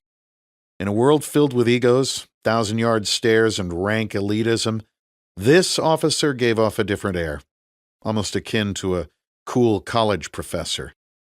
Never at a loss for a smile and a brief encouraging word, he stood out, especially because this was the same gate the Admiral had to use to get to the Naval Special Warfare Command, more commonly referred to as Warcom, from which all the SEAL teams were administratively managed. To the gate guard, Warcom had the aura of a Death Star, with the Admiral as Darth Vader, or even worse, Darth Vader's master. What was his name? The line of cars moving through the gate each morning filled with staff officers heading for their doom. Morning, sir. Morning, Ken. No officers called Ken by his name, except for Commander Reece. In fact, they barely acknowledged his existence, just a nuisance before finding a parking spot and starting their days. Reece showed his military ID, and Ken saluted, as was protocol for officers. "How's your build coming?" They had talked cars once, and Reece knew that Ken was rebuilding an old '69 Mustang. Jeez. Even with what happened to his family, he still asks about my car. Good, sir. And, sir, I'm so sorry. Everyone knew. Thanks, Ken. You take it easy. I will, sir. Ken stepped back, and even though he didn't need to do it again, he straightened up and snapped his sharpest salute as Reece slowly moved through the gate. The view of the Pacific Ocean through the sand berms in front of him was spectacular. Slow rollers were hitting the beach, the cacophony of the sound reminding all that within the beauty was a power that should not be underestimated. Reece couldn't help but think of their journey from Antarctica to their terminus here in Southern California. Reaching a stop sign, Reece began to swing the wheel to the left, but then paused. To the left were his beloved SEAL teams, where he had spent the majority of his time in the Navy. He caught himself and remembered where he was going today. To the right. To WARCOM. Everybody hated going to WARCOM. The uniforms, the brass, the protocol. WARCOM was the antithesis of everything that drew guys to the SEAL teams. WARCOM was where the senseless directives came from, delivered down the chain from people so far removed from the tactical application of said directives that they became the definition of bureaucracy. Politicians in uniform. Reluctantly, Reece swung the wheel back to the right. WARCOM was where the Admiral reigned supreme. Reece pulled through yet another set of gates and began to look for a parking place. The SEAL teams had expanded considerably in the years following 9/11. New commands, more SEALs, additional support personnel. What had been neglected was the parking to accommodate those additional bodies. Typical military planning, Reece thought. He scanned the lot, immediately noticing a dark blue Bentley parked in the Admiral's visitor spot. Odd. Finding a place by the fence, Reece put his truck in park, leaned back in his seat, and took a deep breath. Fuck. None of this was making any sense. The excruciating pain hit Reece like a lightning bolt out of the blue. Ugh, these headaches. Breathe through it, Reece. It's okay. Breathe.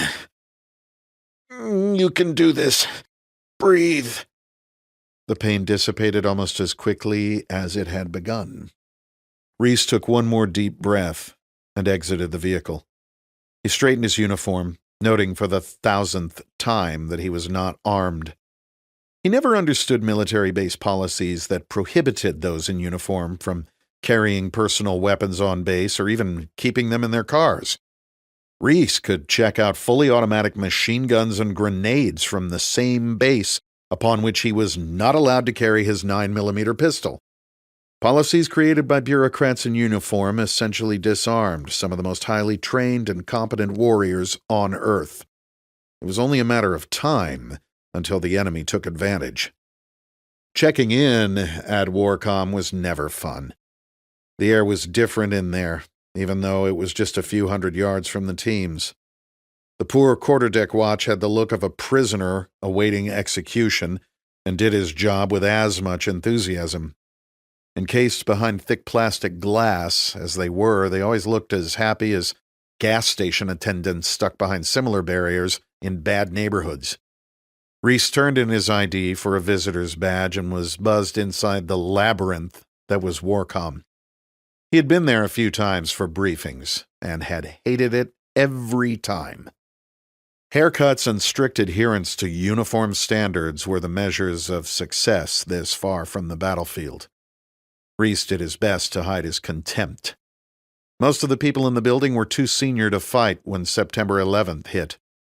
When they did venture downrange, it was usually to the safety of a tactical operations center hidden on a sprawling base, an oasis in the heart of bad guy territory. Admiral Gerald Pilsner was a short man, not out of shape, but not someone who immediately commanded respect. He was the quintessential officer in the most derogatory sense of the word. He commanded respect due to his rank, in stark contrast to a guy like Reece, who earned the respect of his men through word and deed. In the world of special operations, your reputation was your currency, and in that sense, Admiral Pilsner was a very poor man. He had never commanded men in battle, yet he let everyone out of the know, both in the military and out, assume that he did. Behind his back, the men referred to him as Lord Fobbit, a wartime take on hobbits from the Lord of the Rings. Fobbits were people who never went outside the safety of the FOB. The Admiral was king of the Fobbits. How he had risen through the ranks to become an admiral was beyond Reece's comprehension, though truth be told, Reece never really spent much time thinking about it. He was too focused on his troops and the mission to pay attention to the politics of senior officers. Reece was built to fight. The Admiral was built to administer and take care of his career. While Reece was a professional, the Admiral was a careerist, a massengale in the truest sense. In recent years, a series of very critical articles had surfaced in the New York Times and Washington Post, bringing to light multiple investigations into Admiral Pilsner's conduct and vindictive behavior when dealing with subordinates. Two members of Congress with stellar military backgrounds had taken personal interest in replacing the leaf-eating admiral with someone more befitting leadership of one of the country's premier special operations forces. One even going to the floor of the United States Senate to expose the admiral's nefarious behavior.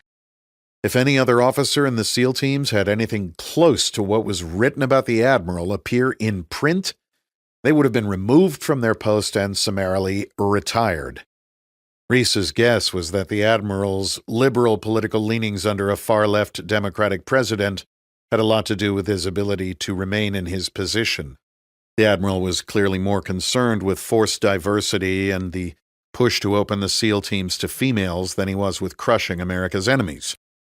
Whatever got him his next star. Even so, Reece couldn't believe this guy could remain in the Navy for much longer, regardless of whom he knew in Washington's corridors of power. Reece made his way to the reception room, where the Admiral's aide sat obediently at his desk in neatly pressed khakis with a gold-braided rope around his shoulder, signifying his position as a flag aide. "Here to see the Admiral," Reece said, noticing the shut door to the senior officer's office. "You're early, sir," the aide said in a tone that managed to seem both respectful and condescending at the same time. "Well, I just couldn't wait," Reece responded in a voice that intentionally signified the opposite. "Please take a seat, sir. The Admiral is just finishing a meeting and will be with you shortly." Reece looked around the room and took a seat in an overstuffed leather chair, briefly glancing at a coffee table adorned with a few horrible Navy-produced magazines.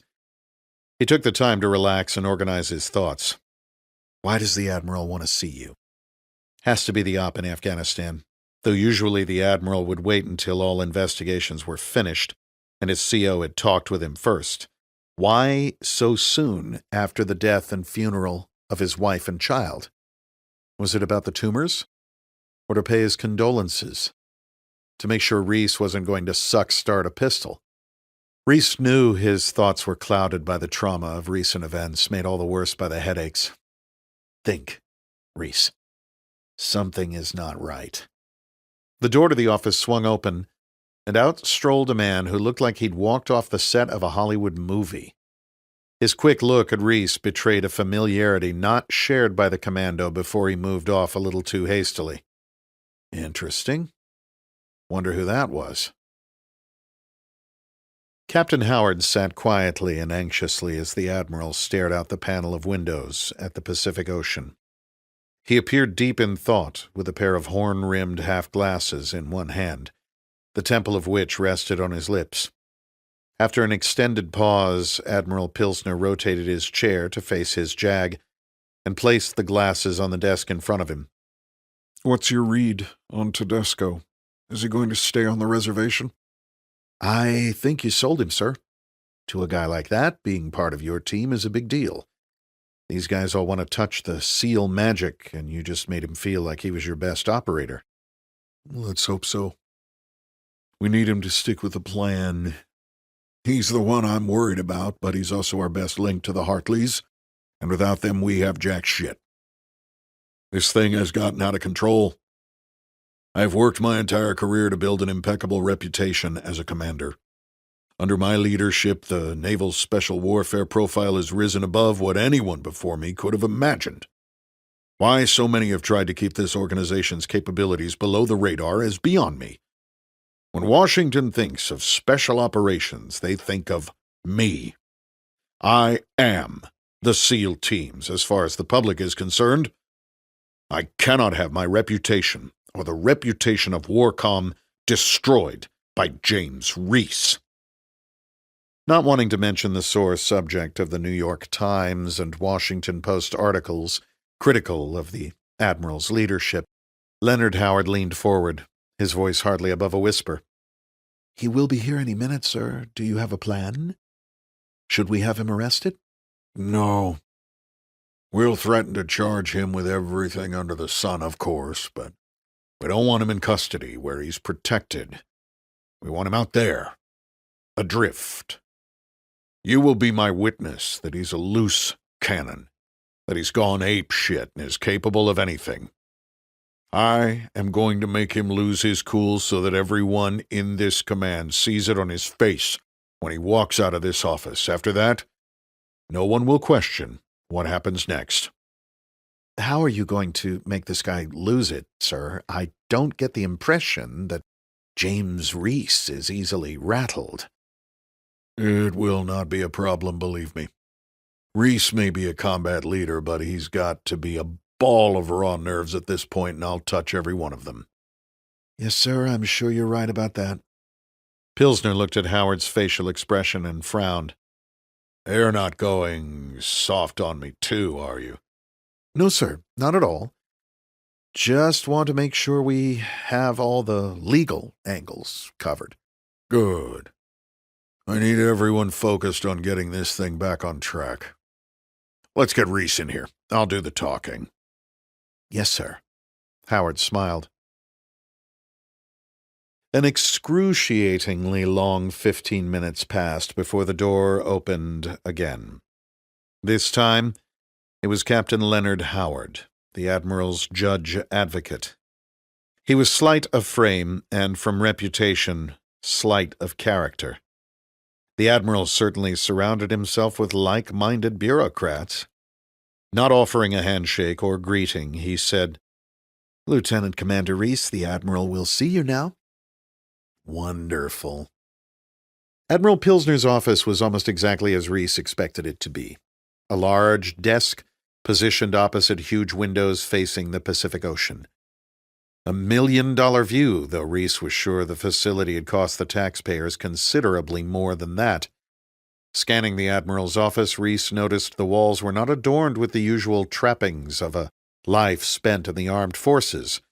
Rather, there were pictures of the Admiral in uniform at various functions, with the who's who of Washington's political and military elite, higher-ranking flag officers, what looked to be a few well-dressed civilians that Reece didn't recognize, and even the Secretary of Defense. The pictures all seemed to be the receiving line variety, each from a military-specific charity event set up with backgrounds denoting their cause. The Admiral sure seemed to be having a good time while soldiers, sailors, airmen, and Marines fought and died on foreign soil. On a credenza in the corner sat a UFC championship belt, given to the Admiral as a gift in exchange for a tour of the Bud's compound that he arranged for an MMA welterweight fighter. To its left was a Seattle Seahawks football helmet, the Admiral's home team, signed by the players and coaching staff, another gift for a motivational tour before they played the Chargers. Apparently the Bud's compound had gotten very popular in recent years. Quid pro quo. On the desk, Reece noticed a K-bar knife sitting in a presentation stand obviously never used and presented to the Admiral as a gift for a staff job at some point.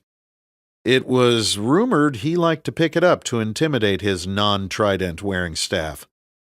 Was the Admiral's desk on a platform? What on earth? Yes, it was.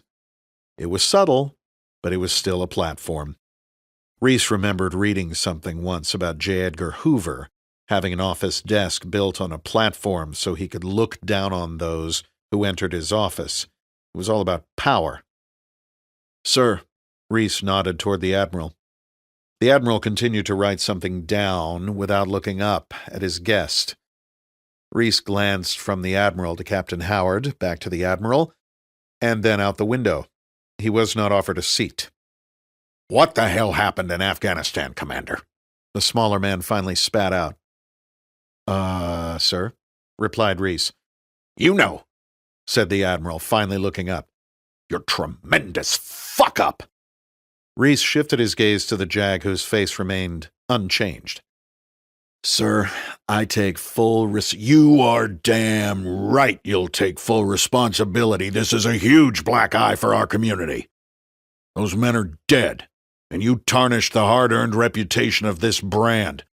Brand? What the fuck is this guy talking about? "Sir, there is no one to blame here but me. I was the ground force commander. The responsibility lies with me." "We've already established that, Commander. What we haven't established is why." Why? This obviously was not a condolence call about Reece's wife and daughter. What is this about? Why? That is a damn fine question. Why? It suddenly clicked. The Admiral wanted to test Reece to see if he was going to open up about the mission and tactics being pushed from higher. It had not been clear at the time exactly who higher was. Now Reece knew. Reece's eyes didn't leave the Admiral's, but they changed from merely serious to ice in less than a second. Reece thought he could see the Admiral visibly shrink back in his seat. "Sir, that mission came from higher authority," Reece said slowly in a voice devoid of emotion. "No, it did not, Commander Reece. Do not shirk your responsibility. You were in charge and you failed. You failed your men and this nation." The Admiral stood, finally hitting his stride. "NCIS will finish their investigation shortly. They will find you negligent, and I intend to see you court-martialed. In the meantime, I am ordering Captain Howard to pull your security clearance and start trident removal procedures." Reece stood stone-faced, looking straight through the fuming one-star in front of him. "The list of charges against you is a long one, Commander, and I am going to ensure that when the military justice system is done with you, there will be absolutely nothing left." Sweat began to bead up on the Admiral's forehead and upper lip, spit escaping as he almost shouted, "And while we are going down this path," the Admiral continued, standing and moving to the side of his desk, the platform putting him more or less on the same plane as Reece. "You couldn't protect your men. You couldn't protect your family. And it is high time you paid a price, not just for your failures, but for the tarnished legacy your father left on the teams." Reece's jab caught the Admiral off guard, his nose exploding in an eruption of blood as the bone and cartilage broke beneath Reece's left fist. Before the Admiral could react, Reece had already dropped his weight, pivoted his hips, and delivered a right cross to the already broken nose with such devastating power, Howard thought the Admiral might be dead on his feet. Reece practiced restraint, but one wouldn't know that from the left hook that caught the Admiral's jaw and dropped him to the ground with a heavy thud.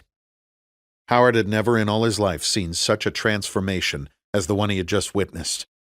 He watched in horror, his back pressed against the office wall, hoping it would envelop him and protect him from what appeared to be the very incarnation of pure rage. Reece took a step toward Howard and stopped. "Leave him, Reece." "This is what the enemy must feel like when these guys come hunting them," Howard thought. The look in Reece's eyes left no doubt in Howard's mind that Reece would have no qualms about killing him and leaving him dead on the office floor. His eyes were cold, and the JAG could only think of one word: death. Although it was warm and Howard was perspiring profusely, his body inadvertently shivered. Add that to the list, Reece hissed, moving to the door and closing it calmly behind him. Howard slumped to the floor in disbelief, thankful to have escaped Reece's wrath and unable to take his eyes off the body of the unmoving admiral. Back in the land cruiser, Reece took a deep breath. It had taken all his discipline to look as natural as possible as he hurried down the Warcom's stairs, turned in his visitor's badge, and made his way across the parking lot to his vehicle. What next? None of this was making any sense. No mention of the tumors. Did they really not know? Reece knew the Admiral was a spiteful politician, only concerned with his next rank. The articles in the Washington Post were a testament to that vindictiveness and the man's true character. The question was, how would someone with such a weak inner constitution react to being knocked out in his own office? Would he use the power of that position to throw the book at his subordinate commander, or would he be so embarrassed to such an affront to this authority that he would keep it quiet and try to attack indirectly? Reece assumed the latter, but he wanted to be ready for the former. Regardless, his security clearance would be gone as soon as Howard could pull himself together and get to a phone, which meant he would no longer have access to any naval special warfare facility. Reece glanced at his watch. It would take the Admiral and his guard dog Jag a little time to recover and come up with their game plan, or so Reece hoped. Reece put the cruiser in drive and headed for Team 7. Chapter 18. Admiral Pilsner leaned forward in his chair, elbows on his desk, with one hand holding his head and the other pressing an ice pack to the right side of his face. With tissues stuffed into his nostrils and blood staining the front of what had been an immaculate uniform, he shut his eyes and tried to concentrate. The events of the past hour had left him shaken and humiliated. At least Howard was the only one to see it, he thought. Sitting in the comfortable leather chair in front of the Admiral's desk, Leonard Howard was anything but comfortable. Continually squirming and looking anywhere except directly at his defeated boss, the captain was relieved only by the fact that Reece had directed no physical violence toward him. Against his better judgment, he broke his silence. "Sir, it is over for Reece. Assaulting a flag-level officer is beyond the pale, even in this community. I will have him in shackles and up for court-martial by the end of the day. We will keel-haul him, sir. He will not get away with this. We will strip him of his rank, revoke his security clearance, remove his cherished trident, and have him before a judge within weeks. He will spend the next decade in Leavenworth breaking big rocks into small rocks." If it hadn't hurt to talk so much, Pilsner would have cut his Jag off sooner. He knew his nose was broken, and was thankful his jaw had escaped the same fate. Both eyes had swollen and would soon blacken. He had instructed Howard to have his aide cancel all appointments for the remainder of the week. He would have to come up with a believable excuse for the broken nose and bruised face that would allow him to escape with some dignity. "Captain Howard," Pilsner began in a nasally tone unbecoming of his station, "we will do no such thing."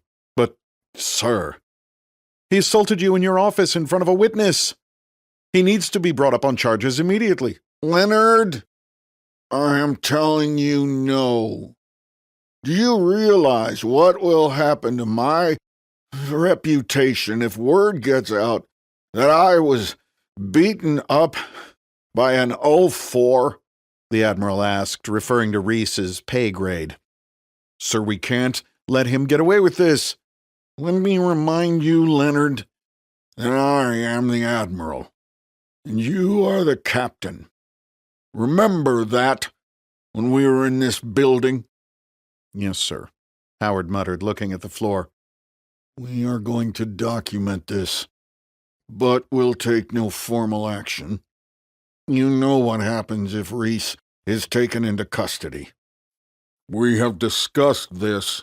It would make it harder to get to him. We have to stick to the plan. We are going to let him walk. I want you to fill out a witness statement that you'll keep to yourself until such time that we need to create a paper trail. I also want you to take photos of my face, in case we need them later. This evidence will fit into a pattern of behavior displayed by Reece that will leave no doubt regarding his guilt. I have a permanent solution for James Reece, and this fits right into it. Chapter 19. SEAL Team 7, Coronado, California. Reece's troop high bay was a gigantic room fitted floor to ceiling with rows of racks to hold the enormous amount of gear it took to remain one of the world's leading special operations units. Today it was empty, as Reece knew it would be. Putting his code into the cipher lock, he turned the knob and stepped inside into complete darkness, the door shutting and locking behind him with an audible click. Not only was it the depository of all the troop gear, it was also the epicenter of all things to an operator in a SEAL team. The troop space was a clubhouse of sorts, though more exclusive than any fraternity on Earth. Gone were the confident voices that had once filled this room. Voices of men who were the best in their field. No one was there to shout a greeting, make a joke, or ask a question. No one was busily adjusting gear or packing for the next training trip. Empty. All that was left above the roar of crashing surf was the hum of the air conditioners that never seemed to work properly. Reece stood in silent respect, eyes closed, imagining it as it used to be, filled with life and the unique camaraderie that drew and kept so many warriors in the teams. The smell of dust and dirt accumulated from training venues across the country and combat deployments around the world were deposited back in this single space in Coronado, California. When mixed with the sweat and added humidity from being so close to the ocean, it gave off a distinctive odor that those who had prepared for war there would never forget. His reflection over, Reece reached over and flipped the light switch, immediately illuminating the bay in a fluorescent white glow. Boozer had supervised getting the troops' gear back to the high bay, and it was a mess. It took a few minutes for Reece to find his bags and a few more for him to separate them from the others, take inventory of it all, and then load them into his Land Cruiser outside. Before leaving, Reece opened a small lockbox mounted on the wall. It was filled with keys.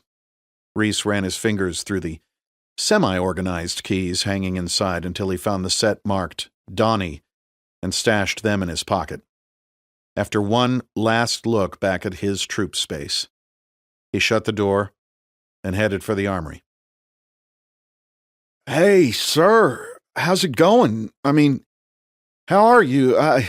It's okay, Carl, Reece said with a warm smile. I'll be okay, though he didn't really believe that himself. It's just that I didn't expect to see you this soon after, you know. Carl was the SEAL Team 7 armorer, not a SEAL, but a gunner's mate senior chief from the fleet assigned to naval special warfare. He had been on a deployment to Iraq with Reece a few years back when Reece was leading sniper teams into Ramadi at the height of the war. It's been rough, Carl, I won't lie. I'm a bit lost and confused right now. Just need to take some time and get a little perspective on things. Carl was a religious man and looked up to the SEAL officer in front of him. In Ramadi, Carl had seen Reece off on more missions than he could remember. He also remembered the great respect Reece garnered from not only the men under his command, but the more senior officers in theater as well. Carl, I'm going out to Nyland for a couple of days. Need to be with the boys right now. Nyland was the Navy SEAL playland just outside El Centro, California, up against the Chocolate Mountains. A place where platoons and troops could shoot and blow things up to their heart's content while training to go downrange. Nyland? Carl questioned. I mean, shouldn't you go to, anywhere else, you know? Because it's okay, Carl. I just want to get out with the guys and away from all this for a few days. Need to get behind a Mark 48 and throw a few rounds downrange." Now he was speaking Carl's language. "Understood, sir. And, sir, my wife and I are praying for you every night." "Thanks, Carl. That means a lot." "I guess you want to take a couple of toys out there with you," Carl said, changing the tone of the conversation. "Absolutely," Reece replied with a smile. "Can you grab me 2,000 rounds of 7.62 Link and a case of the 77-grain Black Hills while I get my weapons?" "No problem, sir." Well, at least it didn't look like the Admiral had put an APB out on him yet. Reece approached a machine on the wall of the armory and inserted his Team 7 ID. This would be the real test. He punched in his personal code, pressed his thumb against a pad on the wall, and looked into an iris scanner. NSW Armory security procedures had come a long way over Reece's career. He could remember a time when there weren't any security measures in place other than a master lock on a cage full of weapons. The good old days, Reece thought. The machine beeped and blinked green, opening both the door to the armory and the internal door that housed all of Reece's troop weapons. Reece grabbed a wheeled dolly for moving heavy items and made his way down the hallway, passing the other troop weapons cages until he arrived at the one he was looking for. He still had his personal weapons from deployment that he had never turned in, but still wanted to upgrade his stash for what was coming. Be prepared. Reece gazed around the large cage, mentally taking inventory. Though it was called a cage, it was really a room-size partition filled with instruments of death. Before Reece were rows and rows of rifles, pistols, shotguns, sniper weapon systems, extra NODs, AT-4s, law rockets, Mark 48 and Mark 46 machine guns, claymores, boxes of C4 blocks, and data sheet for breaching. It was a gun nut's wet dream. Reece finished taking stock and began loading the dolly with the tools of his trade. Chapter 20. Shady Canyon Estates, Orange County, California. "Mike? Mike? Mike!" What? Sorry, honey."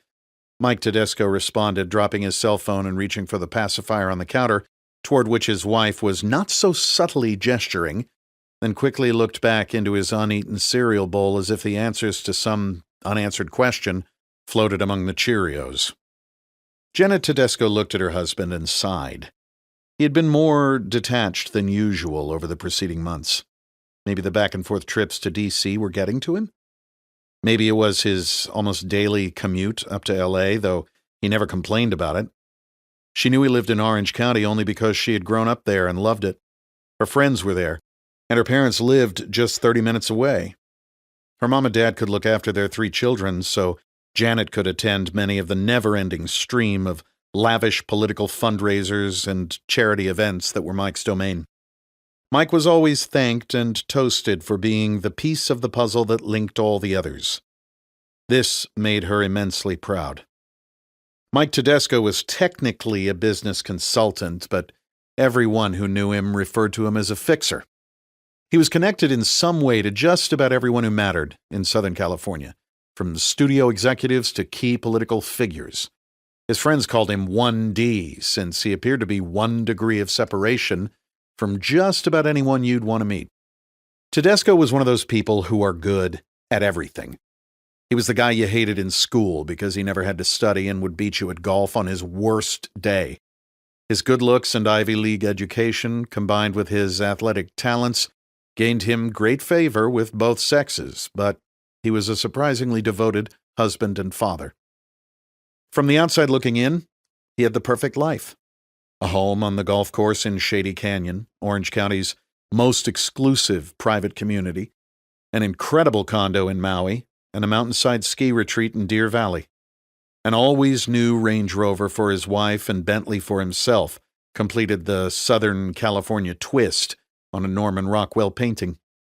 Unlike many of those with whom he associated, he would have been just as happy, if not happier, as a river guide or ski instructor. He just happened to be good with people, and the truth was, he sincerely liked helping them.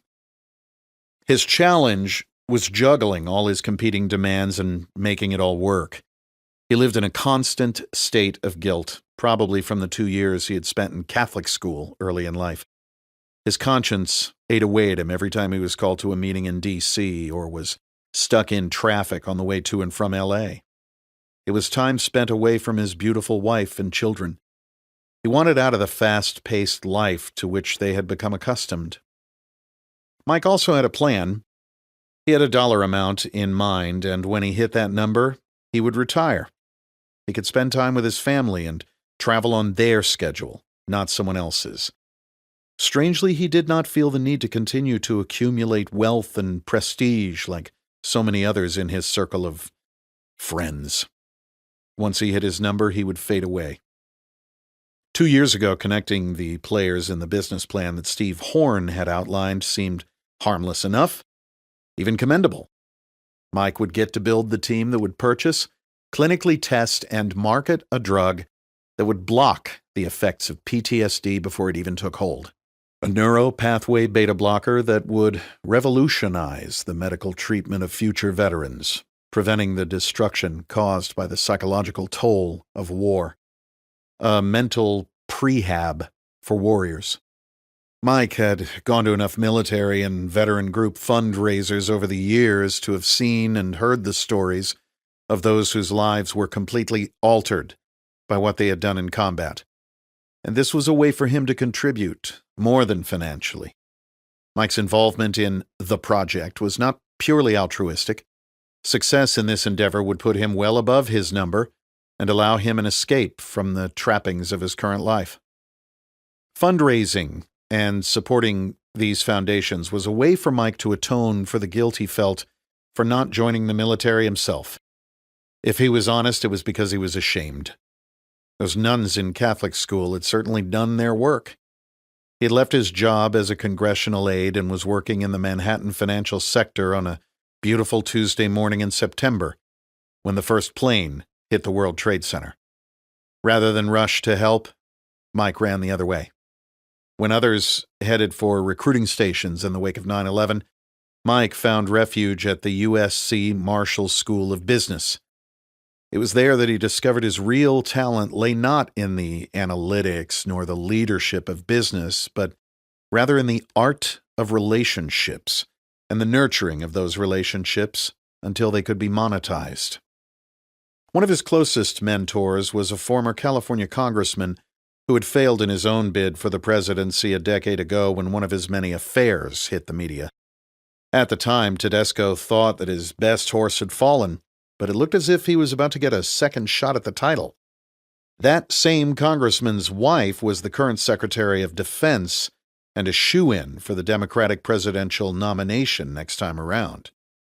That he was a trusted confidant of one of the most powerful couples in Washington only bolstered his standing in both the financial and political communities. Mike was the bridge between big money and big power. Unfortunately, the outcome of this particular bridge-building project had gone horribly wrong, and the actions of his partners had chilled him to the depths of his soul.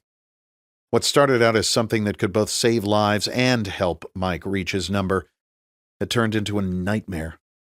To Mike, it felt as if he had ordered the killing of the SEAL team himself, though he did not become aware of the connection of the project to the highly publicized ambush in Afghanistan until Admiral Pilsner and his JAG had briefed him yesterday, no doubt at the suggestion of Steve Horn. Perhaps Steve knew Mike was the weak link and had to be kept in line. Psychologically, having Mike read in by the SEAL Admiral with whom he had sat at many a Naval Special Warfare Foundation charity event carried more weight than hearing it from Steve himself. The message was clear. If SEALs were willing to kill other SEALs to keep this project alive, it must be for the greater good. But to walk out of Pilsner's office and actually see the face of one of the men Mike had a part in destroying was almost too much to take. There sat the true hero, a cancerous tumor growing in his brain, his troop and family dead, oblivious to the array of forces lining up to further dismantle his life and ultimately destroy him. Mike was the weakest of the group. He knew it, and he knew that if he showed any signs of that weakness, the others would not hesitate to feed him to the wolves. This wasn't checkers, nor was it chess. It was three-dimensional poker, and Mike was going to have to play it out while bluffing if he was going to finish the game. Wait, not finish the game, but survive the game. His goal now was to make it through this disaster with his life and the lives of his wife and children. If he could just keep his head down, he could deliver both his family and reach his number. Then he would be done with Steve Horn and his ilk for good. He would atone for his sins in this life or the next. Of that he was certain. God would punish him. The burden of his involvement he would carry alone all the way to the grave and whichever way he was headed beyond it. Chapter 21. Balboa Naval Medical Center, San Diego, California. Dr. Paul Russell finished his regular shift at Balboa Naval Medical Center and waved his goodbyes to the floor staff. He contemplated stopping at the gym on the way home, but he'd been on his feet all day and just couldn't find the motivation. At 48, his lack of drive was catching up to him, and he could feel his belly tugging against his loose-fitting scrubs. He walked through the maze of corridors that left visitors perpetually lost and headed for the staff section of the parking garage. He put the key into the door of his aging Volvo station wagon and climbed inside. His black nylon briefcase, swag from a medical conference, sat on his lap as he reached for the door to swing it shut. As Dr. Russell slammed the door closed, an unseen hand grabbed a handful of his hair and slammed his head back into the head restraint. The muzzle of a handgun pressed tightly into his neck, under his jaw, gagging him. "Look in the rearview mirror," the voice said from behind him. "Do you remember me?" Russell hesitated, and then glanced toward the mirror without trying to move his head. He immediately recognized the face of James Reece. "Yes, I know who you are." "Why did you tell me I was clear when you knew about the tumor?" Reece asked calmly. "I don't know anything about a tumor," Russell stammered, trying to maintain some semblance of control and failing miserably. "Your labs and scans aren't even back yet. All they told me was to clear you, no matter what was wrong with you. They were going to kill my family." "Who are they?" "It was a DOD security guy of some kind. I have his card in my bag. I'll gladly give it to you. Please, don't hurt my kids." "Reach slowly into the bag and get me the card. Anything but a card comes out of that fucking bag and you'll bleed out before they can get you into the ER. Reece shifted the muzzle of the Glock 19 slightly and pressed it firmly against Russell's carotid artery. Russell's hands shook as he rifled through the unorganized bag looking for the card. "Here it is. I found it." "Put it on the armrest to your right." Russell did as he was told. "What exactly did this guy tell you?" "He knew everything. He knew I was having an affair with one of the nurses here at the hospital. He told me that he'd kill my wife and kids and make it look like I did it to get them out of the way so I could be with her. I don't even want to be with her," Russell said in desperation. "He said that you'd be coming through here on the way back from overseas, and that I was to clear you ASAP, no matter what your condition was. I haven't heard from him since." Dr. Russell closed his eyes tight, wincing. Suddenly the hand released his hair, the back door clicked, and the gun was off his neck. He felt the weight of the Volvo shift and heard the rear door slam shut. He glanced at the armrest. The card was gone. He shifted his bag to the passenger seat and realized that his scrubs were soaking wet. He had pissed himself. He sat in the car for 20 minutes, trying to stop shaking before starting it up and speeding home to his wife and children. Reece was starving as he drove away from Balboa and realized that he hadn't had anything other than coffee in more than 24 hours. He headed for an old-school Italian sandwich shop that he'd been to a couple of times over the years. It was a family business and the kind of place with no surveillance cameras and no one asking questions. When he pulled into the vintage strip mall, he found the parking lot mostly empty. The grocery store that had anchored the building had long since moved to a newer location and left a series of independent businesses in its wake, each trying to take advantage of the relatively inexpensive rent. It was the pre-dinner lull, and Reece was the only customer in the small restaurant. He ordered a sandwich, no mayo, and a glass of ice water, paid cash, and sat at the table closest to the glass doors at the entrance in an attempt to get a Wi-Fi signal from a nearby business. He had run home after his meeting with Katie and grabbed an old iPhone out of his overseas gear. He'd bought it used in Korea during a training mission a few years earlier. He turned it on and found a weak signal from the nail salon 2 doors down.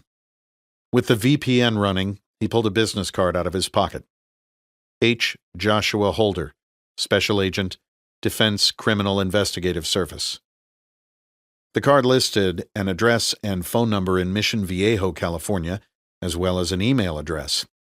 A cell number was handwritten in ballpoint pen on the back of the card, which he assumed was Holder's. DCIS? Reece had only ever heard of those guys in the context of procurement fraud and couldn't figure out why they were involved in this investigation. And why would this agent leave his card? Maybe because he was certain I was going to be killed in a home invasion.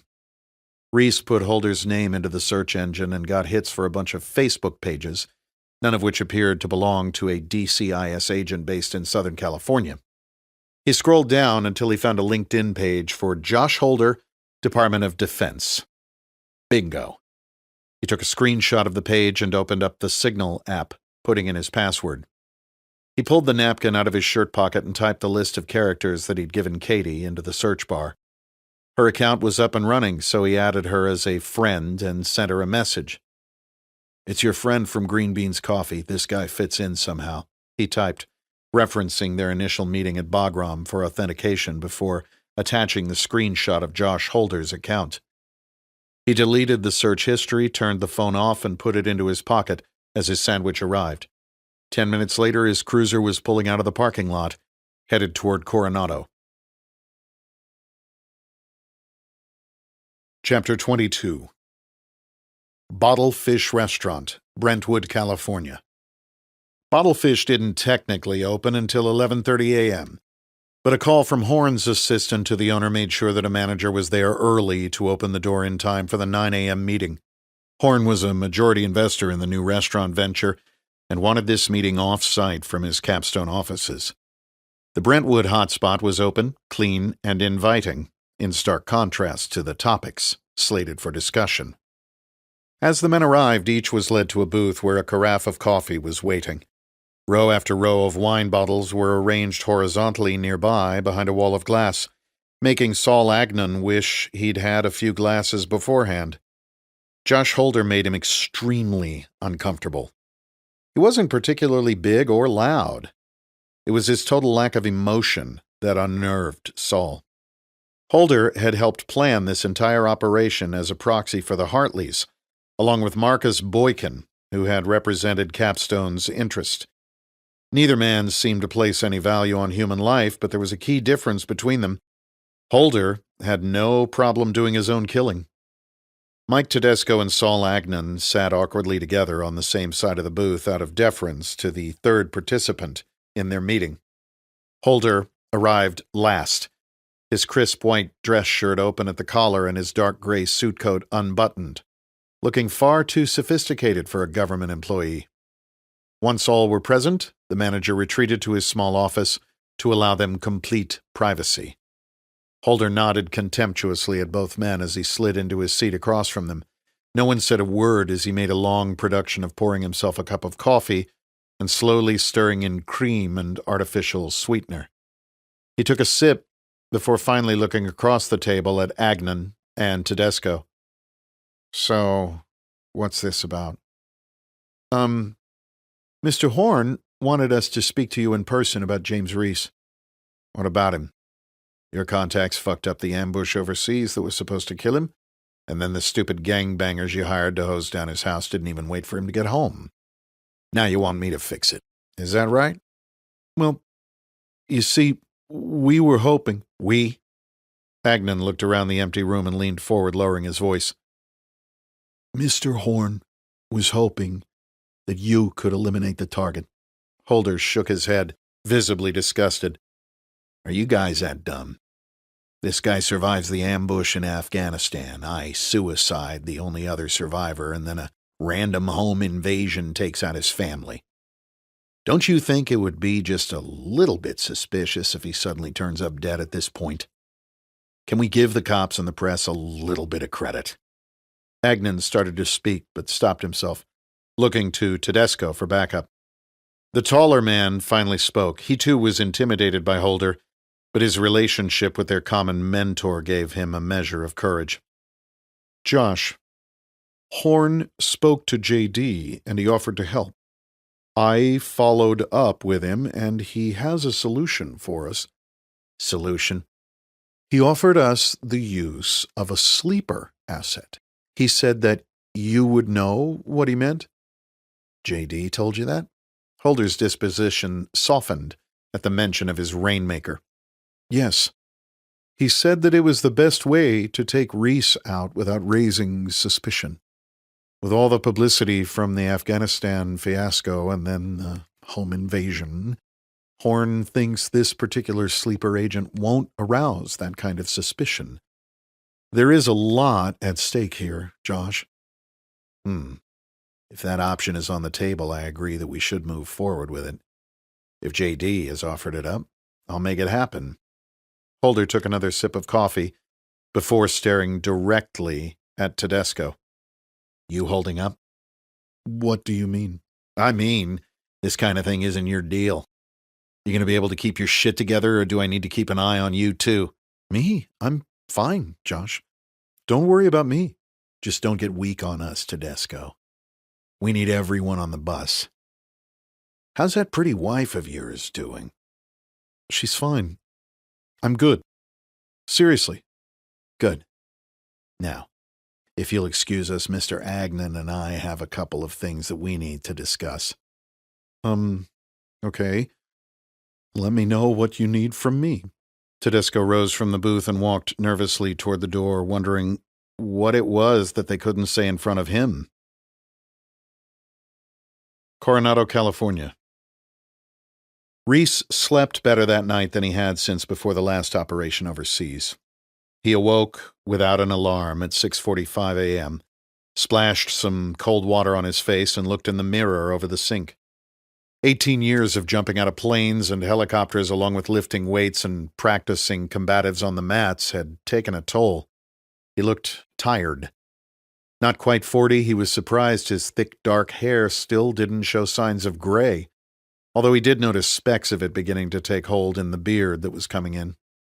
All in all, he felt very fortunate to have escaped the ravages of combat relatively unscathed, when so many other service members had returned from theater broken in body, mind, and spirit. Reece shuffled stiffly into the kitchen and found the coffee pot empty. Lauren was an early riser and always had the coffee made. He knew that little reminders like this would dredge up the grief of her death for the rest of his life, and there was nothing that he could do about it.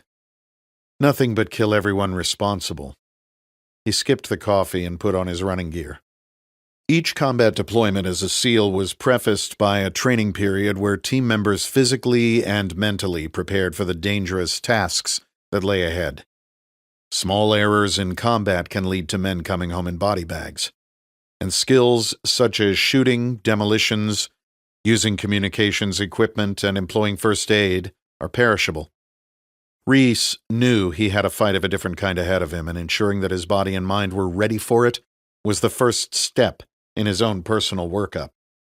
Preparing for his early morning run, Reece went through a series of active stretches before looking down at the iPod Shuffle in his hand. He hesitated for a second before hitting the play button and closing his eyes. It was Lauren's Shuffle. He knew the music would take him right back to her. He wanted her to be with him, but he also knew that when it came time to do the business, he would not want the distraction. Right now, however, it would fuel him. Pressing play and clipping the device to his shirt sleeve, he was rewarded with I Will Wait, one of Lauren's favorite songs by Mumford & Sons. He remembered listening to it with her, wrapped in a blanket on the lawns section at a late fall concert. sneaking sips of whiskey that Lauren had smuggled into the venue in her boot. When they first met in college, Reece couldn't stand Lauren's taste in folk rock. He much preferred a more hardcore sound, but she soon had him converted, and they enjoyed many a night to the sounds of harmonicas, drums, fiddles, and guitars from bands around the world, with a few songs by Hank, Waylon, Haggard, and Cash thrown in for good measure. With Lauren's playlist vibrating through his earbuds, he began a run that would take him on a 7-mile loop around the island. He took the first mile at a slow and even pace, and then began intervals of 2 minutes each, running at a hard, almost sprinting anaerobic pace, and then alternating to a normal jog. For the final mile of the run, he left the sidewalk for the white sand of the beach, the same sand that he'd run on during Bud's nearly 2 decades earlier. His legs screamed as he fought to propel his body forward in the soft sand, pushing the pace as hard as he could. He sprinted across his self-imposed finish line at the rear of the famed Hotel del Coronado, joining the line of vacationers coming in from carefree walks on the beach, heading toward the cluster of structures said to have inspired the Emerald City in L. Frank Baum's classic, The Wizard of Oz. Being a sweaty guy in workout clothes made you virtually invisible in most parts of the United States, especially hotels. He made his way to the 19th century lobby and accessed the free Wi-Fi. There was a message from Katie waiting for him. I found some stuff that you need to see. When can we meet? Reece responded, I don't have a job anymore, so I'm good whenever. Tell me where you'll be. Reece stood for a second, staring at the screen and hoping that she was logged in and would respond immediately. She did. I have a rehearsal dinner tonight for a college friend who's getting married. I'll be staying at the Hyatt on Huntington Beach. Can you be there between 4 and 6? I can. I'll find you, Reece typed, turning off the device and descending the steps at the front entrance of the hotel to grab breakfast on his walk home. Chapter 23. Huntington Beach, California. Reece wheeled the cruiser into a spot on the beach parking lot and made his way across the pedestrian bridge to the Hyatt. He was dressed in khaki pants, an Oxford blue button-down shirt, and a blue blazer. He would pass equally well as a salesman or a guy headed to a rehearsal dinner. Urban camo at its finest. He walked past a lawn area where party planners were putting the final touches on what he assumed would be the event Katie was attending. Judging by the elaborate setup and decorations, he was fairly sure the groom's father wasn't operating on a Navy salary. He wanted to avoid the lobby, if at all possible, but assumed that all of the beach-facing doors required room keys to access. He was right. He pulled out his phone and held it up to his ear as if in conversation. When he saw a sunburned vacationing couple about his age walking in from a day spent drinking by the pool, he said, "Okay, bye," to his imaginary caller, and followed through the doors behind them. He walked down the main hallway toward the elevators and found a house phone on a small table. He picked up the handset and immediately heard ringing. Guest services, how may I help you? Can you connect me to Miss Buranek, please? Buranek. 1 moment, please. Hello? Katie, it's me. I'm here. What room are you in? 2231. Second floor, east side of the building. Great view of nothing. See you in a minute. Reece walked past the elevators and took the stairs to the second floor. He wandered the halls in a direction that he assumed to be east until he saw a sign directing him to the numerical collection of rooms that included hers, and knocked on the door. It opened immediately, and his jaw nearly hit the floor. Katie was obviously dressed for the rehearsal dinner. She was wearing a tight-fitting black cocktail dress that showed off her slim, toned physique. Her hair was down, and she glowed with just the right amount of makeup. She wasn't wearing shoes, making her almost a full foot shorter than Reece. Geez, how tall are you, 6'2"? She asked, popping up onto her tiptoes for effect. People always thought Reece was taller than he actually was. She surprised Reece by giving him a big hug, and he stiffened up uncomfortably. Unsure of how to respond, he patted her on the back as if he were hugging his grandmother. God, she smells good, he thought, with more than a little guilt. I'm sorry, I'm a hugger. Katie said, as Reece stood speechless. She looked him up and down. You clean up well? Come sit down. I have a ton of stuff I want to show you. She pulled a manila folder out of what looked like a beach bag and spread a series of photos on a small table near the room's balcony. She sat down in one of the chairs and Reece took the other. The photos were printed on regular printer paper, so the resolution wasn't great, but they were still decipherable. I pulled all of this stuff up using the database at Fox. I freelance for them, so they give me office space when I need it and access to their systems for research. They have an extremely sophisticated database and the ability to search using facial recognition technology. I don't have my own username or anything, so it would take some work to figure out that I'm the one who pulled it up.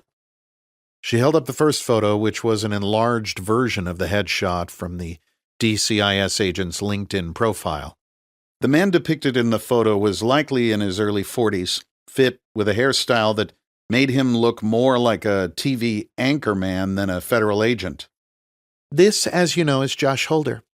He apparently was an Army CID investigator before hiring on with DoD.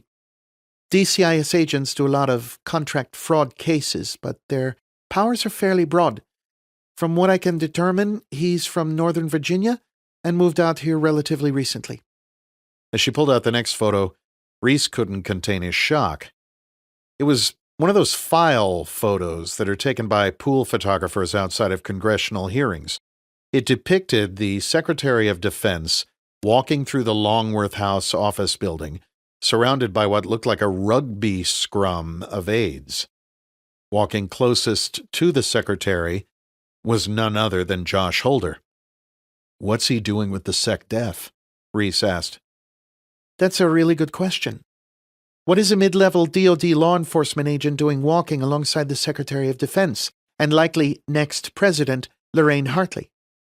Best as I can tell, he's never been employed in a security capacity and nothing lists him as being part of her staff. The third photo that Katie produced was a screenshot from a society magazine in L.A. and showed a tuxedo-clad Holder standing among a group of partygoers at a swanky charity event. "Who is this guy?" Reece wondered aloud. According to the magazine, that is Saul Agnon. I ran a search on him and he's an employee of this man, Katie said, pointing to a tall man in the center of the photo. Steve Horn, big in finance.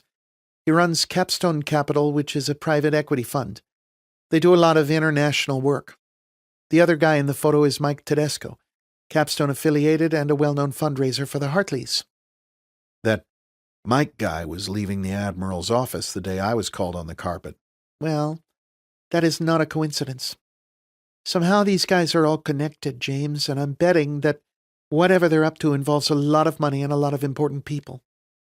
I couldn't find out much more. Other than LinkedIn, Holder does very little on social media, and public record searches didn't turn up much of any substance.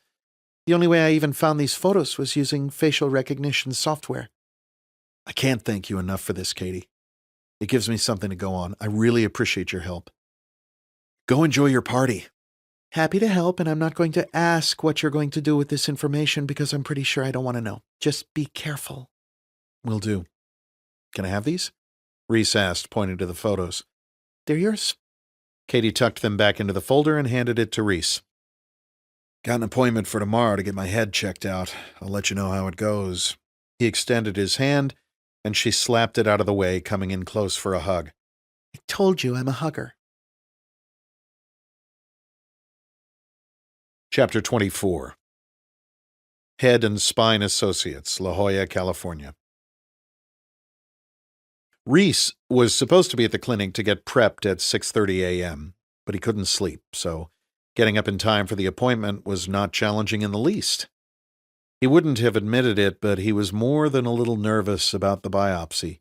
Not only did he know they were going to stick something into his brain, but the results could confirm that he was, in fact, dying. Added on to the events of the past weeks, it was all a bit overwhelming, but also freeing in a strange sense. The next world was calling, the one with his wife and daughter. He was certain he did not want to die in bed after an excruciating battle with a brain tumor. Knowing his death was imminent and assured made what he had to do all the more clear. There was nothing holding him back. In fact, death propelled him forward. He would die, avenging his troop and his family. It would be a good death, a warrior's death. The staff of the clinic could not have treated Reece any better or gone any further to put him at ease.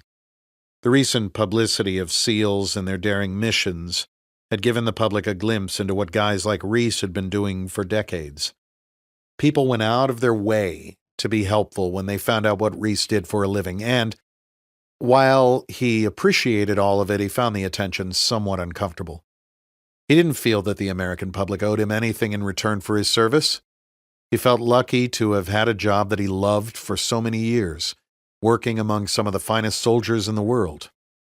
The clinic was an architectural marvel, concrete and glass with wood accents that made it appear warm and natural. Designed and purpose-built as a world-class spine and neurosurgery clinic, it clearly catered to those with concierge medical service plans. There was no waiting and no other patients in the building as far as Reece could tell. It was quite simply the best care that money could buy. After filling out some paperwork and answering a battery of questions asked by one of the nurses, he was taken into a room where they performed a CT scan with a device attached to his head. He was then led to an examination room where, after less than 10 minutes of waiting, a balding man in his late 60s entered the room. "Commander Reece, I am Dr. German. Thank you for coming." Despite the name, the man's accent and heritage were clearly Latin American. Reece stood to shake the man's hand. "Thank you for seeing me, sir. I really appreciate it. Your staff has been wonderful." "It is nothing, Commander. Let me tell you what we are going to do today," he continued, getting down to business. "We are going to take a biopsy of the mass in your brain to see what it is. The procedure we will use is called a stereotactic biopsy. We have the exact location of the intracranial lesion from the CT scan. We actually use coordinates, probably similar to the way you do when navigating. The computer gives us a map and tells us where to enter the skull. We will set up what's called a stereotactic frame on your head, which will guide the needle to the right spot. We are going to shave a very small portion of your scalp and give you a local. You will be awake for the entire procedure."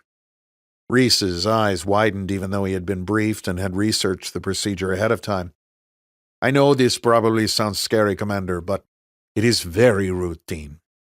You have faced far worse in your career, I am sure. I will make a very small incision and we will use a drill to enter the skull. Again, I do not want you to be concerned, but I want you to know what we are up to back there when we are working.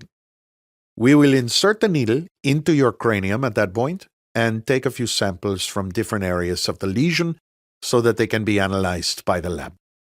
Then I will sew you up and you can rest here for as long as you'd like.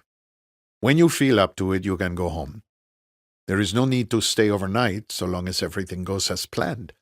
And I am here to see that everything goes as planned. Do you have any questions for me, Commander?" "Yes, sir. Well, you see a bunch of these, I assume." "Yes, Commander, every day." "Does this one look bad? From the scan, I mean?" "I am just the mechanic, Commander Reece. My job is to go in and grab some tissue. I wouldn't know a good spot from a bad one." "Any other questions?" Yes, one more. How long would I have to live if this biopsy comes back as cancerous?" "That is hard to say, Commander.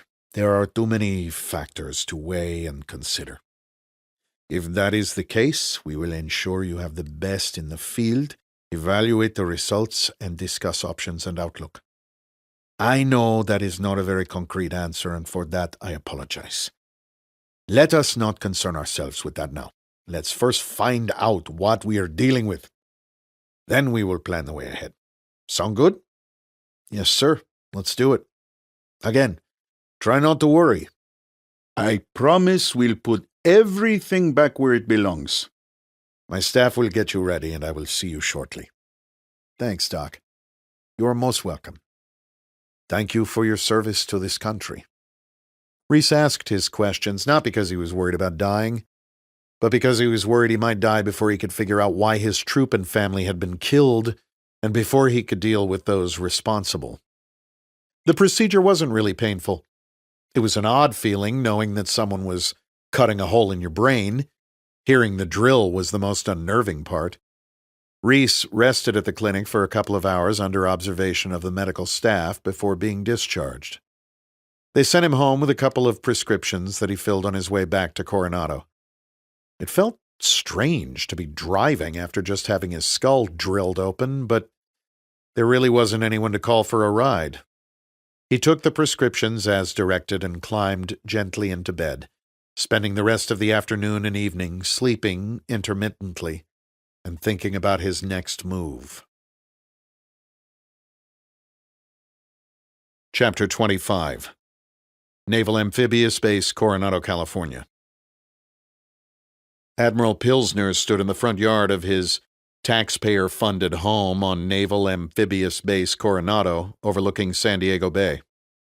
The waterfront house on Rendova Circle was huge, even by flag-level standards, and blocked the views and bay access of the lower-ranking captains and one or two commanders lucky enough to have filled an empty housing slot. On-base housing was often filled with the type of officers who thought living in proximity to their bosses might help them with advancement. This created an environment fraught with envy and jealousy for their wives, some of whom wielded their husbands' ranks with a toxic disregard for basic decencies, with no official rules and for which few spouses were prepared. No one placed as much emphasis on their husband's rank as Mrs. Admiral Pilsner. She ran the Wives' Club in much the same way her husband ran Warcom, making her even less popular with the SEAL wives than her husband was among his men. They had met on Admiral Pilsner's first deployment to the Philippines. He had never had much luck with women back home.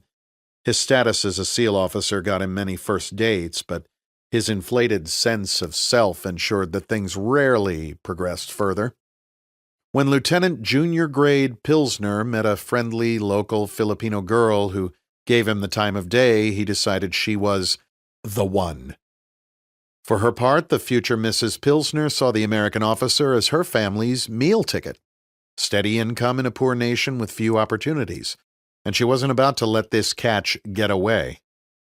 Within a few months, Larissa Katakutan became Larissa Pilsner and was eventually granted U.S. citizenship. Assimilation was not a problem for the new bride. She took charge of her husband's bank account and became adept at maxing out his credit cards. Though it caused the Admiral great financial stress, he felt compelled to provide her with a steady stream of new black Mercedeses, her car of choice. Mrs. Pilsner loved nothing more than to park it in the flag officer reserved parking at the base commissary or PX, flaunting her jewelry and, by extension, her status to the primarily Filipino grocery baggers. The couple had never had children, not because they couldn't, but because they were both too selfish to give what is required in parenthood.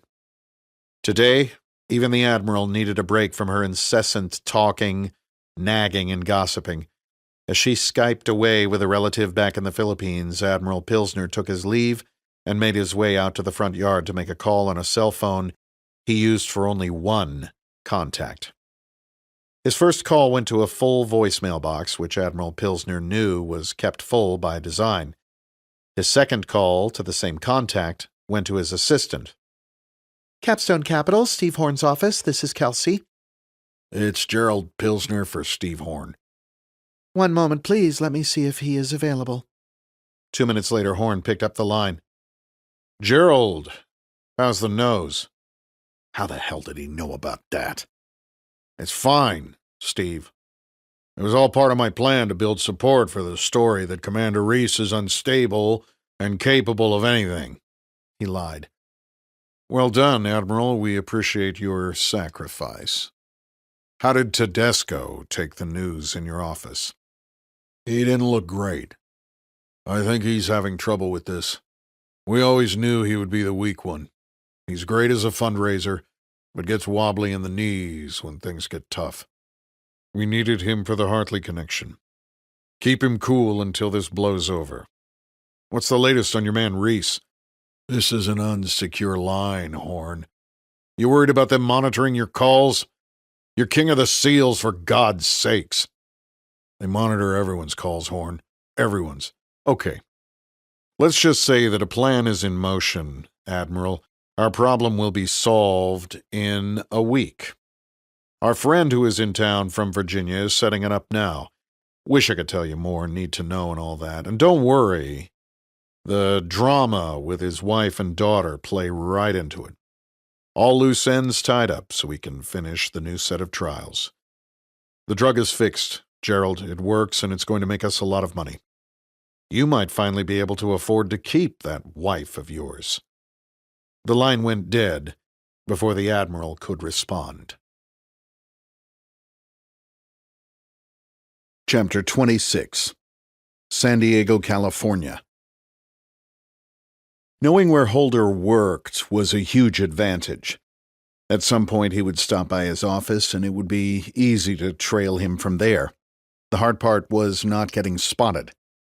Reece's cruiser wasn't exactly a gray man car.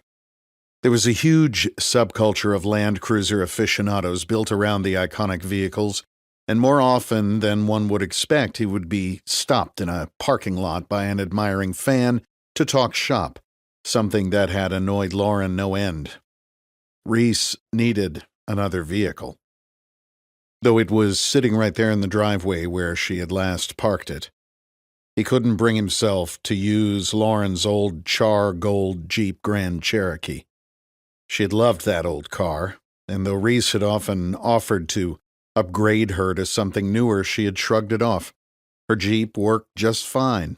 They would upgrade when more children entered the picture, she had said, and Reece knew better than to surprise her with a minivan. Lauren was not about to be a minivan mom, of that he was sure, regardless of how practical the things might be. Leaving the car parked in front of their home somehow created the illusion that Lauren was still there with him, and at any moment would appear with a Lululemon bag over her shoulder while leading Lucy toward the Jeep for tumbling class, giggling together like co-conspirators in a joke known only to themselves. Her car would stay where it was.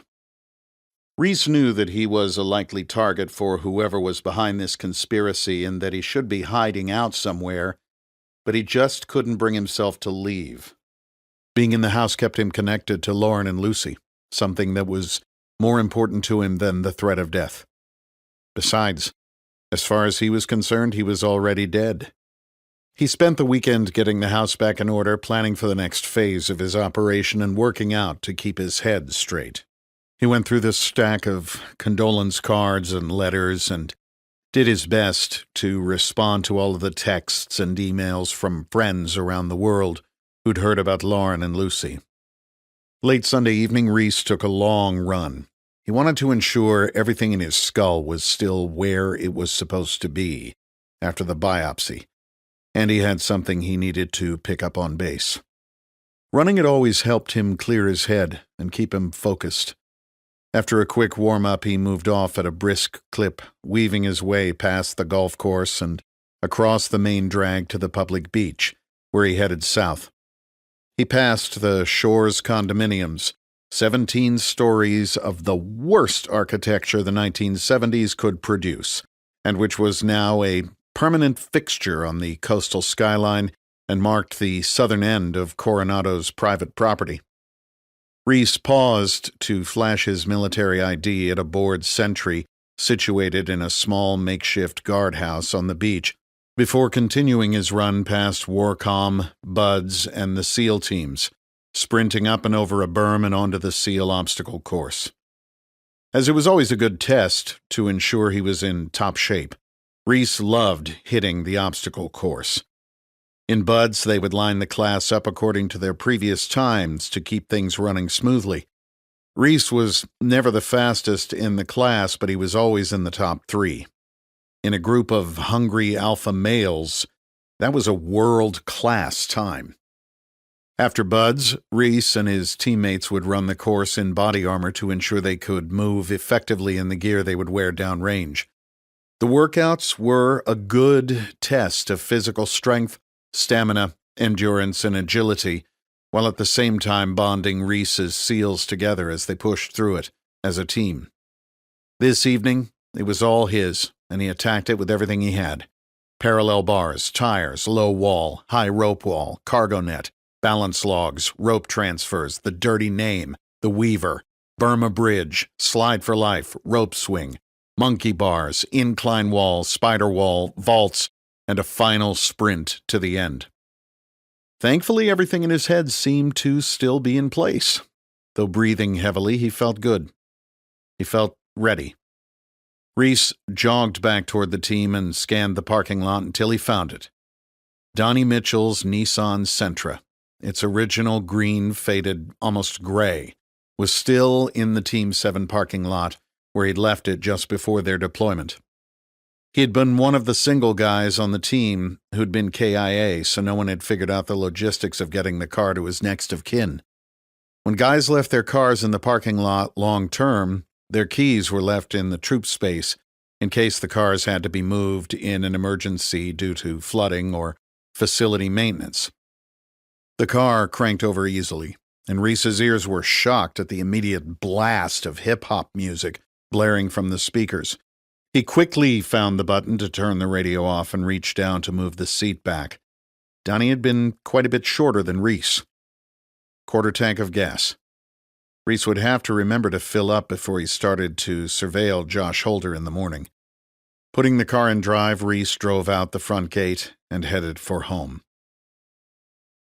The DCIS office was just off I-5 in a busy area near a hospital.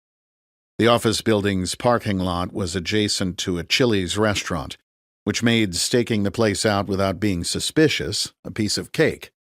Reece didn't know what kind of car Holder drove, but he knew where he worked and what he looked like, which was a good start. He parked Donnie's Nissan in the shade of a large palm tree in the corner of the lot, rolled the windows down, moved to the passenger seat to attract less attention, and set in for a long day. He figured that the DCIS guys probably used the Chili's like a cafeteria out of mere convenience, and around lunchtime he wasn't shocked to see a trio of guys who looked the part walk out of the office building and across the parking lot to grab a bite at the popular chain. As Reece waited hours for Holder to show, he ran through everything he knew about the events of the past few weeks. Why did these people want him and his troop dead so badly? It had to be related to the tumors. Why else would they want the entire detachment wiped out and then kill the doctor in Bagram who had discovered them? They had to be connected. But what could cause tumors like that? He considered the communications gear they were using. Maybe it created some type of harmful radiation? That didn't make sense, though, because virtually every unit in naval special warfare used the same comms gear. Most Army and Marine Corps units used similar equipment as well. If it had something to do with the radios, the problem would go far beyond Reece's element. His train of thought was broken by a black Cadillac Escalade pulling into the office parking lot. A man climbed out of the SUV wearing a dark gray suit with a white shirt and no tie. Even with sunglasses shielding part of his face, Reece recognized Special Agent Josh Holder. Holder scanned the parking lot as he closed the door, his head on a swivel as he walked toward the office building. This guy wasn't walking around with his head in the clouds or staring at his phone. Holder was a wolf.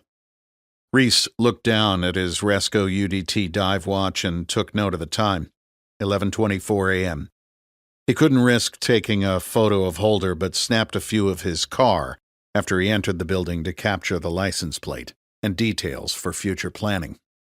Reece was using an old Nikon D90 he and Lauren had purchased in hopes of taking better quality baby photos when Lucy was born.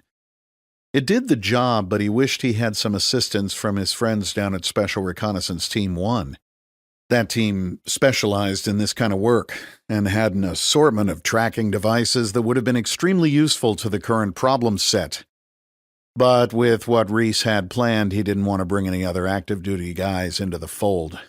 He was on his own.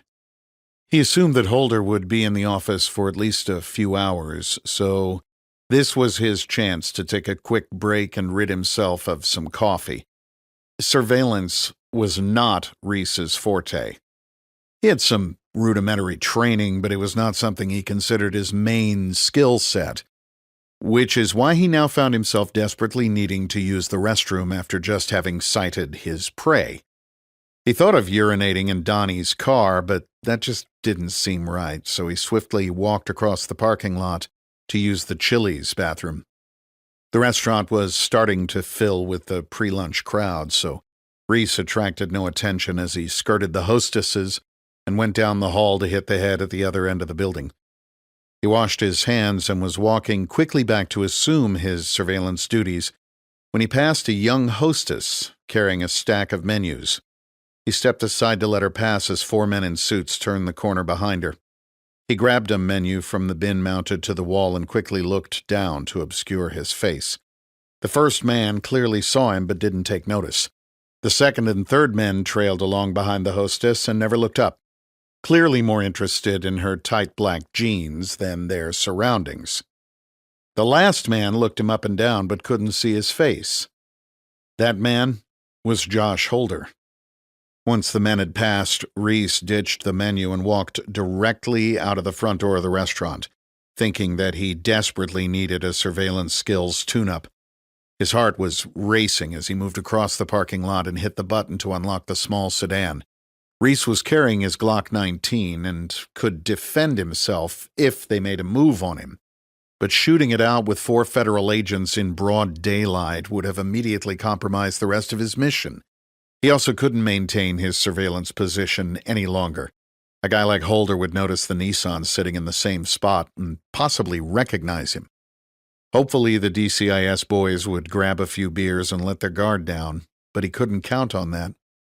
Reece started the Nissan, looking for a new spot to continue his surveillance.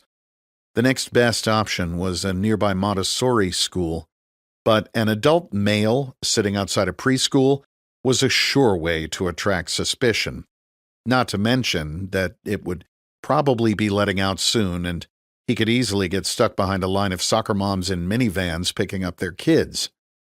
Across a small side street from the backside of the DCIS office, there was a Botox and beauty boutique. Only in California, Reece thought. If there was any place where the clientele were too self-involved to notice a guy sitting in an economy car, this was it. He pulled into a spot where he had a view of Plaza Road, which was the only way that Holder could exit the office. He couldn't see Holder's Escalade from where he sat, but he would most likely be able to see him leave. Reece didn't have to wait long. Holder must have stopped by the office just to have lunch with the guys before heading back out. The car made a right out of the parking lot onto Plaza, and then made an immediate right toward the intersection with Crown Valley Parkway, which was the main thoroughfare that connected with the interstate less than a half-mile away. Reece assumed that Holder would head for I-5, so he went in the opposite direction on Plaza, turned left onto Los Altos, and stopped in the right turn lane, preparing to turn as Holder passed his intersection. Instead, he saw the black vehicle cross Crown Valley farther east and pass out of sight. Cars started to line up behind him as he was cleared to turn right with no way to get left without going the wrong way across 8 lanes of traffic. Stomping on the accelerator, he made a right turn onto the parkway. If he'd been in his cruiser, he could have jumped the median and done a U-turn, but Donnie's sensible commuter car would probably high center on the curb. Reece sped west until he hit the next intersection and steered into the extreme left turn lane. He caught a green light just as he approached the intersection and made a quick U-turn, failing to yield to the 4 lanes of oncoming traffic. He pinned the gas pedal and immediately wished that Donnie had driven something with a lot more power. He steered into the right lane and quickly made up the distance back to the street where he had last seen Holder's Escalade. He made a right and immediately realized that he'd gotten lucky. This wasn't a street at all, but an entrance to an apartment complex. He drove up toward the simple wooden arm gate and saw his target vehicle parked in front of one of the buildings to his right. Bingo. Now he knew where Holder slept. Reece turned around in the cul-de-sac in front of the gate and drove back out toward the main road. He made a left and then a right into a bank parking lot. He wanted to make sure that Holder hadn't pulled into the complex simply to ditch him, which was highly unlikely since Holder had access to the gate, and it would have been difficult for him to have spotted the Nissan. He watched the parkway for nearly an hour, then left his vehicle on foot, not wanting to risk burning his car in a second drive-by, and walked back toward the apartments. He walked in via the access road until he caught sight of Holder's car. The vehicle hadn't moved. He made his way back to his car and headed for San Diego. He had accomplished his recon objective and was reasonably sure he hadn't been compromised. It made sense that Holder would live that close to work. A guy coming out to the West Coast from the D.C. area without a family would do one of two things: get a place as close to the beach as possible, or get one very close to the office. Holder didn't strike Reece as a guy who took long walks on the beach, so parking himself within walking distance of work was probably it. Deciding not to return Donnie's car to the team, Reece headed for home to make plans for the next phase of his reconnaissance. Chapter 27. The next morning, Reece headed out the door well before dawn, dressed in khaki pants, a white button-up shirt Lauren had bought for him, and a pair of brown loafers. He tossed his blue blazer into the back seat of Donnie's Nissan and climbed into the driver's seat. He'd done an aerial recon using Google Maps and determined that another ungated apartment complex just to the northeast of Holder's place offered a view of Belo Gente Circle, the access road that led to the DCIS man's gate. Reece didn't think that a government employee who lived 2 minutes from his office would leave home too early, but you never knew. He found a spot with an unobstructed view of Belo Gente through the oaks and waited for the sun to rise. When there was enough light to see, Reece pulled out the legal pad that he'd been making notes on and went back over all the facts. Katie had to be right. This was surely some kind of money deal. DCIS involvement suggested some type of procurement scam, but there wasn't a contract in the special operations community big enough to get this many people killed. It just didn't make sense. Besides, he couldn't imagine a contract deal that could give people cancer. At 8:25 a.m., the black SUV pulled out of the complex and crossed the parkway for the 1-minute commute. Holder must report to the office at 8:30. He wasn't exactly kicking the rooster in the ass to get there early. Reece waited until 9:15 a.m. and then pulled out of the parking lot. He drove up to the gate and pressed 0 on the keypad. "Can I help you?" "Yes, ma'am. I'm looking for the leasing office." "Come on in." He heard dial tones and the white gate arm swung upward. He drove through the gate and pulled into one of the spots marked Future Resident. He grabbed his legal pad, put on his blazer, and walked up to the leasing office with a smile on his face. "Hi, I'm Carmen," said a middle-aged woman wearing a tan suit, too much makeup, and an overly healthy dousing of pungent perfume as she extended her hand. She wore gold rings on each of her fingers and had bright red nails that looked as fake as they were. "Hey there, Carmen. I'm Roy Bame." "How did you hear about us, Roy?" "I'm in medical sales and make quite a few calls in this area. I noticed this complex a few weeks ago. It looks like a great place to live." "It's a wonderful community. We have luxury apartments and the amenities are fantastic. We have a pool, a fitness center, and a community room that you can reserve for parties or events." "How many bedrooms do they have?" We have 2 and 3 bedroom models. Would you like to see one? I'd love to. A 2-bedroom is fine. My wife and I don't have any children. Let me grab my keys and we can take a look. The model apartment was in the closest building to the leasing office, and Reece followed Carmen down the sidewalk at a painfully slow pace, thanks to a pair of high-heeled shoes that she hadn't quite mastered. Isn't this place just gorgeous? Can you see yourself living here? It's really nice. The main attraction for me is the location. It would cut down my drive time every day. Oh, yes, we get a lot of that. As they approached the unit, Reece pulled a small digital camera from his pocket. Carmen, do you mind if I take a video to show my wife? She's away on business this week. Of course. Whatever you need to do. All of the 2 bedrooms are identical to this one. As Carmen fumbled with a large ring of keys, Reece pressed a button to begin recording, being sure to zoom in closely on the door locks. She found the correct key, put it into the well-worn deadbolt, and opened the exterior door. Reece took a tour of the decorated model apartment, pacing off dimensions and writing them on his legal pad, as well as filming the locations of light switches, power outlets, and the circuit breaker. He asked questions about utility rates, opened kitchen cabinets, and went through all the painful motions of someone looking for a place to live. I notice there's no security system. Do any of the units have them? No, there are no alarm systems. Our lease agreement does not allow you to do any wiring or install any permanent systems. We are a gated community, though, in a safe area, so it's never been an issue. Well, that's comforting. I was just curious. How much is the rent? It's $2,900 per month, and we offer both 12 and 24-month leasing agreements.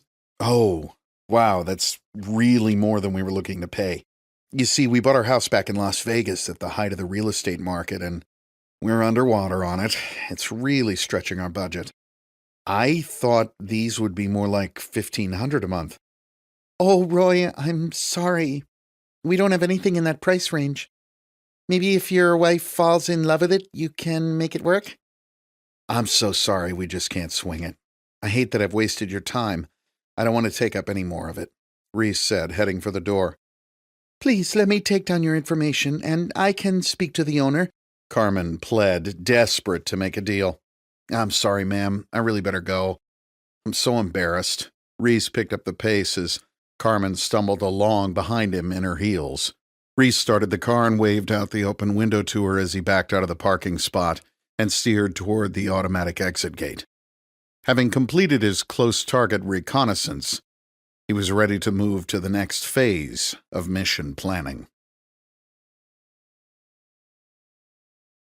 Chapter 28. By late afternoon, Reece had reviewed the video and his notes and had created a floor plan of the apartment on a large piece of poster board. On a second sheet, he had drawn a sketch of the apartment complex and adjoining area and had pinned both to his bedroom wall. He would have preferred to have done it in the living room, but it would have been difficult to explain what he was up to if a friend or neighbor had dropped by to check on him. He'd purchased the same brand and model deadbolt that the apartments used and installed it on his bedroom door. It had been years since he'd messed around with lock picks, and it would take some practice to get his skills back up to par. He'd pick the lock, then stand and stare at the floor plan and sketch, making notes on the legal pad on his bed. He'd use the picks to relock the door and then do it all over again. He ordered a pizza and kept at it until midnight, when he finally had the plan developed to his satisfaction. His idea was based on some assumptions. Since whatever conspiracy Holder was involved in spanned at least 2 countries and probably both coasts, there was most likely some email or other message traffic going on among the players. He would not risk putting that kind of information on a DoD-issued computer where it would be subject to scrutiny. Whoever was behind this wasn't inept enough to get caught by a nosy reporter filing an FOIA request. His second assumption was that Holder did not carry the non-DoD computer with him to work.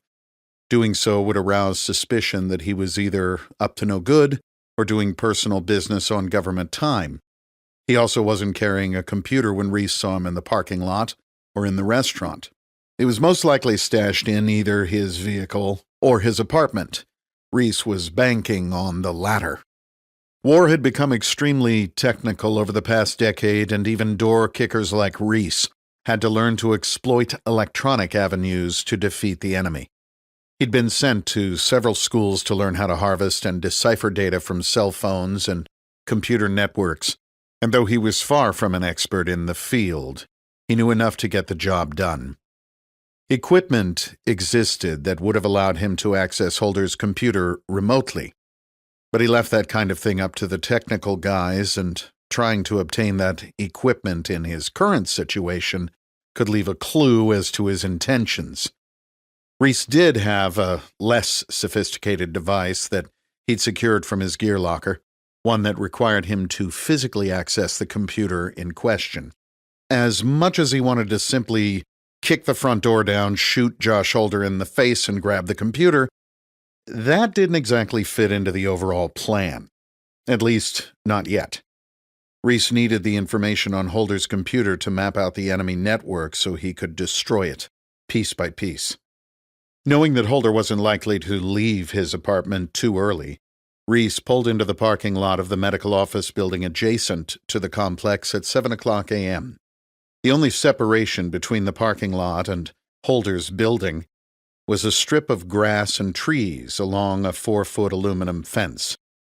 At 8:15 a.m., he got out of the small Nissan and stood by an oak tree near the fence line, going through the motions of the world's longest stretching routine. He wasn't sure which unit was Holder's, so he put himself in a position where he'd be able to watch him walk out of any door on that side of the structure. The Escalade had been parked on that side all 3 times that Reece had seen it over the preceding days. He was dressed in running clothes, shorts, a lightweight gray windbreaker, a cap pulled low, and sunglasses. He hadn't shaven since his trip to Katie's hotel, and his dark and increasingly gray beard was starting to change the appearance of his face. Holder walked out of his apartment 7 minutes later and locked the door behind him. He scanned the area as he walked, but took no notice of the jogger stretching on the other side of the fence. Reece waited for the big Cadillac to pull out of the complex and pass through the gate, before vaulting over the fence and casually walking toward Holder's apartment door. Putting on gloves, he unzipped his windbreaker, exposing a nylon Hill People Gear runner's chest pouch that held the equipment he would need. It took him about 10 seconds to open the deadbolt. He didn't worry about any telltales left at the door to betray his intrusion, since he had watched Holder swiftly exit the unit. If Holder had installed any type of security system on his own, Reece was about to find out. He locked the door behind him and found an apartment almost completely devoid of furnishings, making it seem larger than the model unit. The living room had a flat-screen television sitting in the built-in entertainment center, a cheap black faux leather couch, and a small coffee table where Holder probably also took his meals. The area where you'd expect to find a dining table was empty.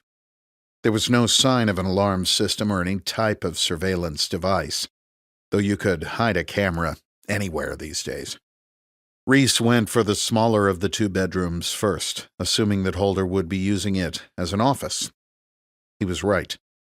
He found a small computer desk and office chair common to big-box office retail stores. A black neoprene zippered case was lying on top of the desk. Reece opened it and extracted a black laptop computer. Taking a silver aluminum device out of his pouch that was slightly larger than a smartphone, he connected it to the computer's USB port. A red light on the unit began flashing, indicating that the contents of the hard drive were being downloaded. It would take several minutes to download the information, so Reece took a knee in the corner of the room and drew the Glock from his runner's pouch to cover the doorway. If Holder realized that he'd forgotten something and returned home, it was going to get loud. After 10 minutes that seemed like an eternity, the blinking light turned green. Reece holstered his handgun and retrieved the device, putting Holder's laptop back in the case exactly as he'd found it. He did a quick recon of the remainder of the apartment, particularly of the bedroom. Holder's sleeping quarters were slightly less Spartan than the rest of the apartment, but not by much. He obviously wasn't planning on spending much time in the area.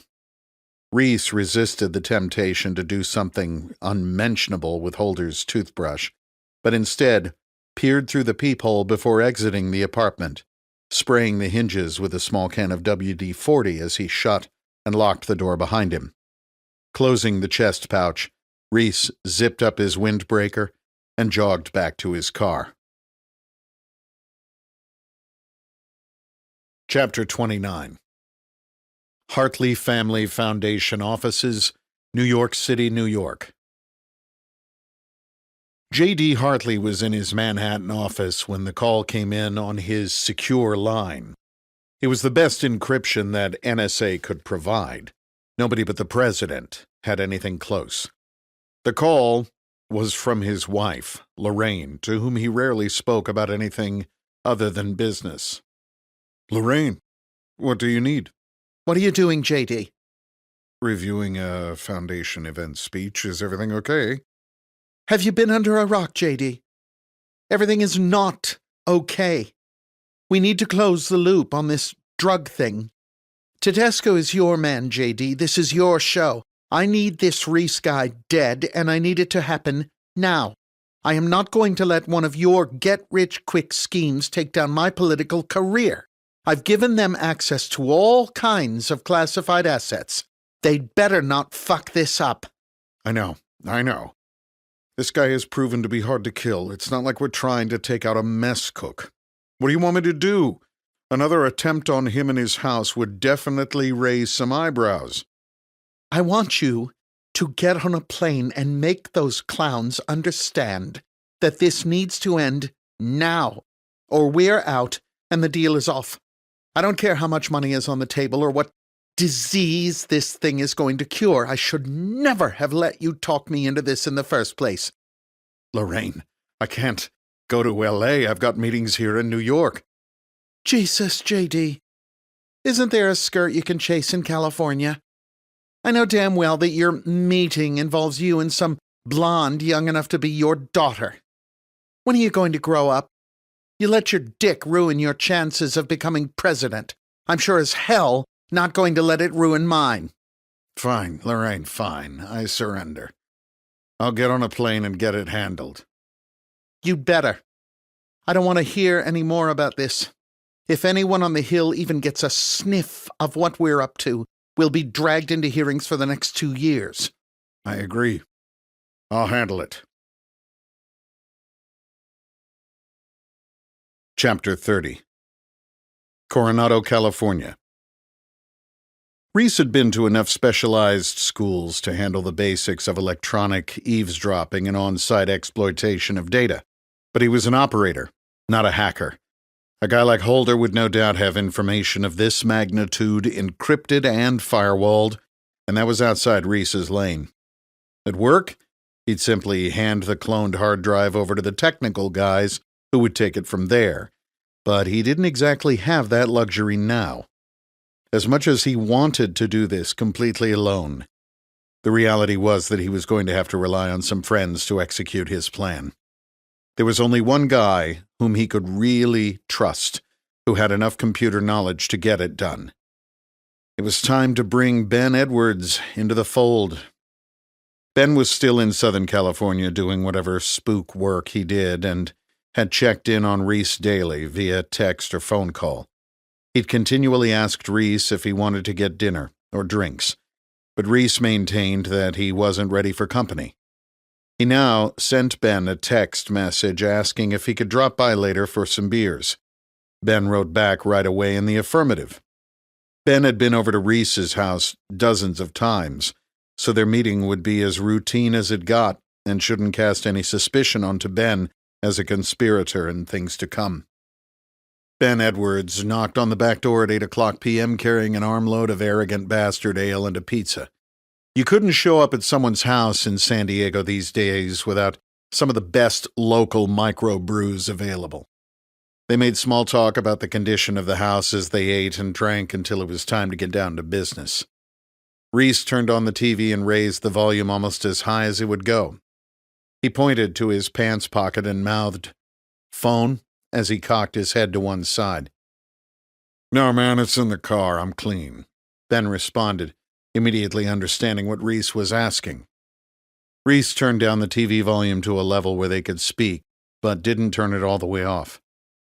Remember after the funeral when you told me to holler if I needed you, no matter what? Yeah, I meant it. You know that. I know you did. And I've got a favor to ask. It's a big one, though, and it could get you in a pile of trouble if anyone ever knew you were involved. I was bound to get in a pile of trouble at some point. Might as well be for helping you. Ben quipped with a smile. What do you need? Reece told him most of what he knew about Josh Holder and his potential involvement in what could only be some type of conspiracy. He left out some key details, including any mention of Katie Buranek. Ben was understanding and didn't ask too many probing questions. Like I said, I did a download of Holder's laptop, but you know I'm not a tech guy. I need your help in breaking through the encryption and sorting through the data to find something relevant. Easy day, bro. But I don't have the hardware to mess with it here. If you give me the hard drive, I'll take it in tomorrow and get it done. Assuming I can find something, I'll come by tomorrow night and show you what we've got. I know what you gotta do, man. And I'm with you. No matter what. And just so you know, I've already got assets working on finding the gangbanger fucks who did this. Ben motioned to the shattered drywall and plywood-covered front door. Appreciate it, brother, I really do. I don't want to involve anyone more than I have to, but I need the information on that drive to help unravel this thing. Just know that when the time comes, I'm handling the wet work. Well, with talk like that, Ben said, breaking out a pen and notepad, I want you to check this folder in a shared spider oak room from time to time. Ever use it?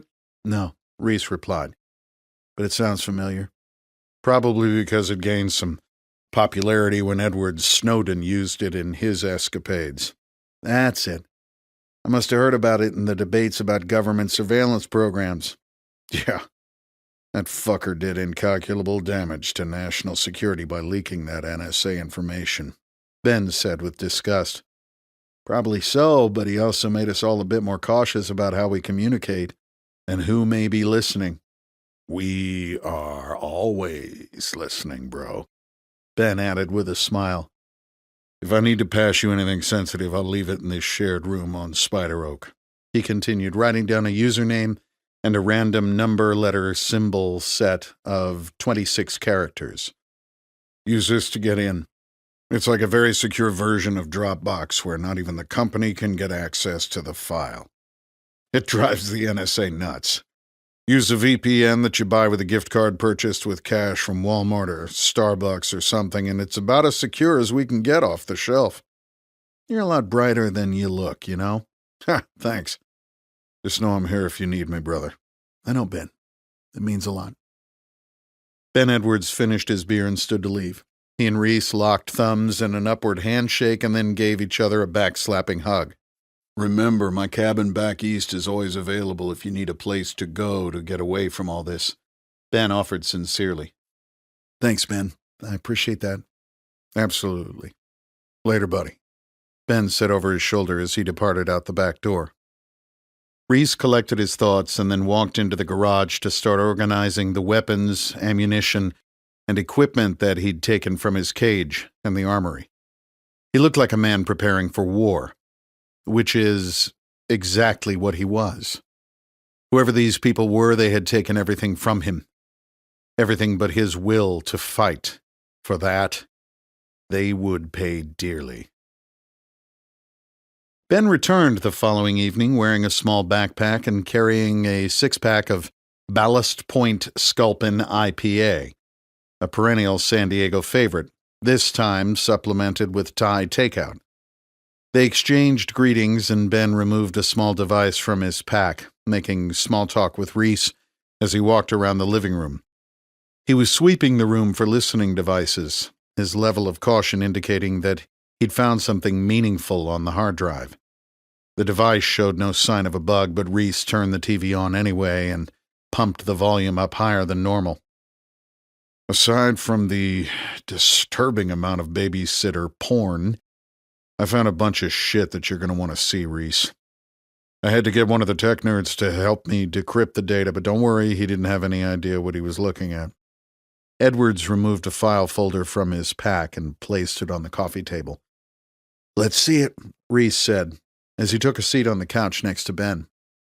Mainly, we have emails, traffic between Holder and a guy named Saul Agnon. Also, some between Holder and another cat named Marcus Boykin. Some email chains with all three guys on them. Those names mean anything to you? Yeah, I think Agnon works for Capstone Capital, some kind of private equity fund. Haven't heard of Boykin. That's about right.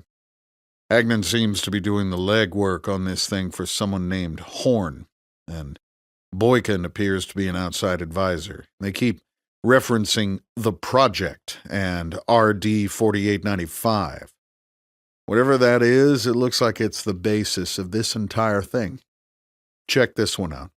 Ben handed a printout of an email to Reece. From M. Boykin to Agnon. Subject our last. Recommend eliminating all evidence of adverse events. Manner of death should, if possible, prevent discovery of abnormalities. Leverage IPs to clean the slate and start over. MB. Ben took a sip of his beer and handed Reece a second sheet. From Agnon to M. Boykin. Subject our last. Got it. Coordinating with Frog to take out test subjects while overseas. We'll handle any cleanup from our end. Please advise timetable for RD 4895-C. Boss is impatient. Reece didn't have any idea what RD 4895 was, but he was now sure that it had caused the tumors in his men and gotten a lot of good people killed, including Lauren and Lucy. He wasn't confident of much at this point, but he was sure that more people were going to die before this was over. But this time, they weren't going to be innocent. Part 2. The List. Chapter 31. San Diego, California. Humza Kamir heard the bell and instantly dropped his gloves to his sides, his arms and shoulders exhausted from hitting the heavy bag. Most of the fighters mingled cordially at the end of the workout, but Humza kept to himself. He didn't share a common culture with any of the other members of the gym. Their only bond was a love of boxing and a willingness to suffer. Sure, there were some other men who called themselves Muslims. All were black men who converted during stints in the state prison system, but they treated the religion more like a gang membership than a true belief. Kamir's beliefs were pure. He did not chase women, he did not drink alcohol, and he read the Quran daily. The gym's locker room would be considered dingy by U.S. standards, but to a man who grew up in the slums of Lahore, Pakistan, it was perfectly comfortable. Despite his feelings toward the sins of Westerners, he felt fortunate to live in California, where he and his family could at least be safe. He showered quickly and changed back into his street clothes, a pair of Levi's and a Manchester United football jersey. He walked through the metal door of the gym without talking to or making eye contact with anyone and climbed into his workplace, his refuge, a yellow taxicab. He pulled his cell phone out of his pants pocket to call his dispatcher and saw that he had a text message. The message was not from one of his contacts, but from a number that he didn't recognize. When he read it, the blood in his veins ran hot and his neck flushed. Your mother is sick and needs you to call her. Kamir's mother had died 26 years ago during his birth. He was raised by his maternal grandparents and a stable of aunts and uncles, abandoned by a father that he never knew. Uneducated and resentful of the excesses of American culture, he was a prime target for radicalization, which took place for the most part online. As far as he was concerned, his father was the prophet, and the text message was from one of his father's messengers. The message was from a man whom he'd never met but prayed to hear from each day. His calling in life was not to drive people to the airport and bring drunks home from bars. It was to carry out the word of Allah. The messenger was to help his life meet its purpose. He put the Crown Victoria into drive and headed east. The U-Ship store was in a strip mall in a middle-class neighborhood in the San Diego suburbs. He'd come here often, ever since being given the key, and had spent many hours sitting in his cab in the parking lot wondering what his calling might one day be. When his brothers had risen up in the Levant and toppled their puppet governments, he knew his time was near. Soon, sleeper cells in the West composed of men like Khmer would do their duty and pave the way for a worldwide caliphate. His moment of glory would soon be upon him. He watched the storefront for nearly 20 minutes, until 3 different patrons walked through the doors with objects to ship. He didn't want to have to answer any questions, and he assumed that the busier the store's employees were, the better. He left the Ford unlocked and strode quickly toward the shopping center, looking around nervously for any sign of law enforcement, knowing full well that he'd never be able to spot the FBI agents if they were onto him. Only one employee appeared to be working, and she paid him no mind when he entered. She was busy helping an elderly woman pack what looked like children's gifts into a shipping box, as other customers in line rushed her along with their glaring eyes. The post office boxes occupied the portion of the store closest to the entrance, and could be partitioned off by a sliding metal gate, so that the boxes could be accessed after normal store hours. He scanned the boxes and quickly located 2102, the number he'd been made to memorize. Choosing the only unused key from his keyring, he slid the key into the lock and opened the windowed brass door. A brown cardboard box, slightly larger than a cigar box, sat inside the rectangular opening at an angle. Khmer reached inside and slid it outward, surprised at its weight. He closed and locked the box and turned toward the front of the store. What he saw there froze him in his tracks. A uniformed policeman was opening the glass entrance door, looking directly at him. Panic set in. He wasn't sure whether to attack the officer and try to get his gun, or run past the counter and hope for a back exit. If he got a hold of the gun, he could at least kill the officer and the other customers in the store before he was martyred. It wasn't how he'd dreamed of it, but it was better than spending the rest of his life in a small cell, thinking about how he'd failed Allah. As he stood for a moment trying to make up his mind, the officer spoke. Khmer's ears were rushing with blood like the sound of the ocean, and he couldn't make out what the man was saying. Finally, the officer stood outside the opened door and gestured for Khmer to pass.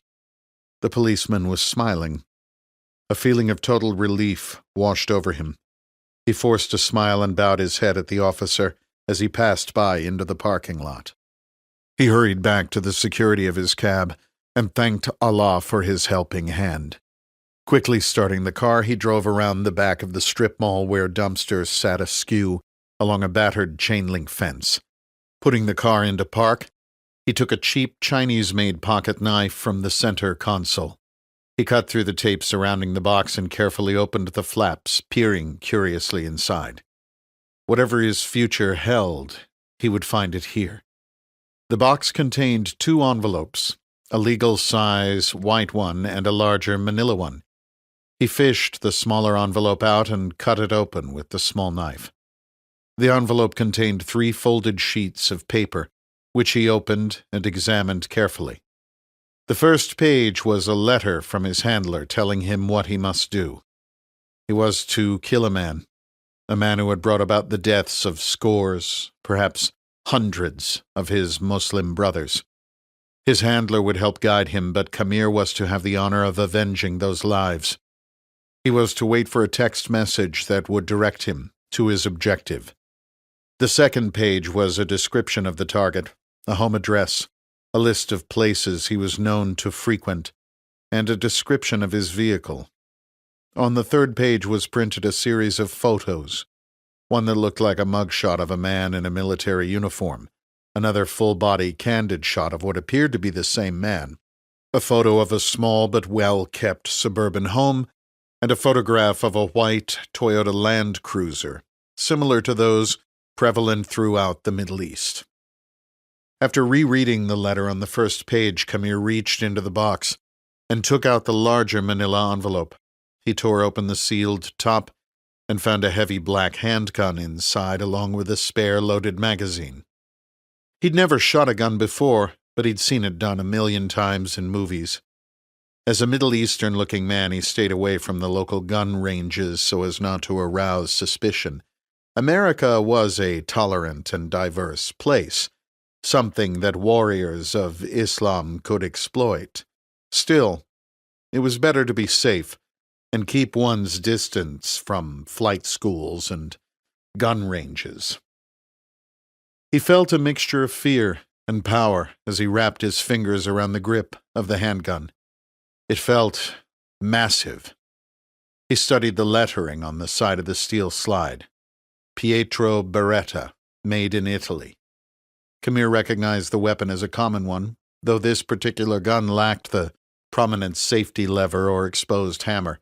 Clutching the grip with his right hand, he pulled back on the slide with his left hand and was so surprised when a loaded 9mm cartridge ejected from the gun and flew into the back seat that he nearly dropped the pistol. Embarrassed by his fumbling, he stashed the handgun under his seat, put the cab into drive, and headed toward the San Diego Coronado Bridge. Chapter 32. Coronado, California. After Ben had left, Reece stayed up all night, drinking coffee and sorting through the pages and pages of documents, emails, spreadsheets, and notes that had been retrieved from Holder's hard drive. Ben had done everything he could to convince Reece to get out of his house and hole up someplace safe, but in the end, Reece would have none of it. He wanted to be close to the memories of his family, and if whoever was behind this came to call, all the better as far as Reece was concerned. He would be waiting. Reece sat on the couch in the living room with hundreds of pages of documents collated into stacks on the coffee table, love seat, and floor. He began to put some of the pieces in place, but the players were fairly careful with what they put in writing.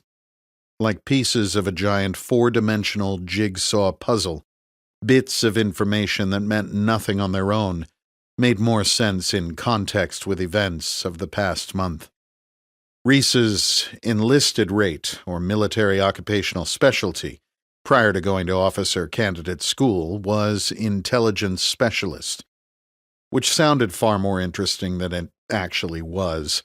Still, that training, along with close to 2 decades of experience studying obscure information to develop target packages, was helpful. At roughly 4:00 a.m., he'd gathered enough information to start the planning phase.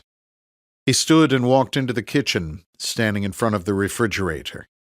He pulled a piece of paper held by a magnet from the front of the fridge and held it in both hands as if it were a sacred document.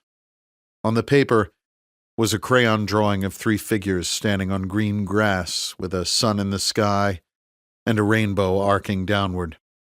Above the heads of the 3 figures, in his wife's handwriting, were Daddy, Mommy, and Lucy. With the drawing in hand, Reece returned to the couch and flipped the paper over. He took a pencil from the coffee table and began carefully writing a list of names on the back. Josh Holder, Marcus Boykin, Saul Agnon, Steve Horn. Chapter 33. Reece managed a few hours of sleep before he awoke with the sun shining into his eyes through a slit in the curtains. He put a cup of last night's coffee in the microwave and changed into his running clothes. He ran for an hour, pushing himself hard during 2-minute interval sprints and slowing to a measured jogging pace for a minute in between. He spent half of the run on the beach, staying in the soft, dry sand instead of the easier track at the tide line. Finishing his run, he blended into the vacationers at the Dell and steered for the main lobby. He connected to the Wi-Fi signal and logged into his Signal app. No messages from Katie, but he had one from his friend Elizabeth Riley. He touched the screen to decrypt the message. Reece, here on Wings if you need me. Thinking about y'all. Liz. Liz Riley was one of the toughest human beings Reece had ever met, and as loyal a friend as one could have. He could definitely use her help on what was to come. He typed a response. Thanks for the kind words, Liz. I may take you up on that. How flexible is your schedule these days? He tapped the screen to get to his contacts and chose Katie Buraneck's name. Lots to tell you. We should meet. Somewhere secure. I can come to L.A. He walked to a coffee station in the lobby and filled a paper cup from the urn. He was trying to kill a few minutes, hoping that Katie would respond. The good news was, these days, staring intently at the device in your hand was about as innocuous an activity as you could find. No word from Katie, but a message from Liz Riley appeared. Boss is out of the country, sitting on my thumb with gas to burn. You say when and where, and I'll be there. Liz. Reece set the coffee down and typed a response. Thanks. We'll keep you posted. Won't be this week. 18 years as both an officer and enlisted man in naval special warfare had forged some extremely loyal friendships for Reece, and his actions throughout multiple combat deployments put more than a few of his colleagues into his debt. Perhaps no one was more loyal to James Reece or had more in his debt column than Elizabeth Riley, though Reece never would have thought of it in those terms. Liz Riley was an Army aviator who'd grown up beneath the shadows of passing Black Hawk and Apache helicopters in South Alabama, just outside the gates of Fort Rucker. Every Army helicopter pilot in the country learned to fly over the planted pines and peanut fields of the Wiregrass region, and while most residents ignored the noisy machines overhead, Riley spent her childhood looking skyward. Her mother left when she was young, leaving her to be raised by a tough but loving former Marine NCO father and a genuinely kind stepmother. Her teachers laughed when she told them that she'd fly one of those helicopters one day, but she was undeterred. By the time she was old enough to enter the warrant officer flight program, the Army had begun accepting female applicants. The tomboy-turned-cheerleader's proudest moment came when her father pinned her wings to her uniform. Riley was flying a close air support mission over Najaf, Iraq, when her OH-58D Kiowa Warrior was hit by an RPG round. The resulting crash killed her co-pilot and severely injured Riley's lower back. A group of Shiite insurgents surrounded the crash site within minutes, determined to capture and torture any survivors. Despite her wounds, she killed half a dozen men with her M4 before escaping into the urban maze of the ancient city. Facing unmentionable torture and degradation if captured, she was determined that she would not be taken alive. Reece and his four-man sniper team were holed up in an overwatch position of a heavily IED'd street corner when they saw the helo go down a few blocks away. Reece had radioed back his intention to move to the crash site to check for survivors, but had been ordered to remain in Overwatch while an assault force mobilized a response. When information came back that the assault force was 2 hours out, Reece ordered his men to prepare to move. Hearing Liz's M4 start to mix with the cracks of the insurgents' AKs, Reece and his team moved toward the sound of the guns. Muqtada al-Sadr's Mahdi militia controlled most of the city at that time, and Reece's team faced extraordinary danger by going in as a four-man element. They took over a house closer to the crash site and herded the family into a bedroom to keep them quiet. Reece found the keys to the family's battered old minivan while one of his snipers took position on the top floor inside a small bathroom. The other watched the front door and kept an eye on the family.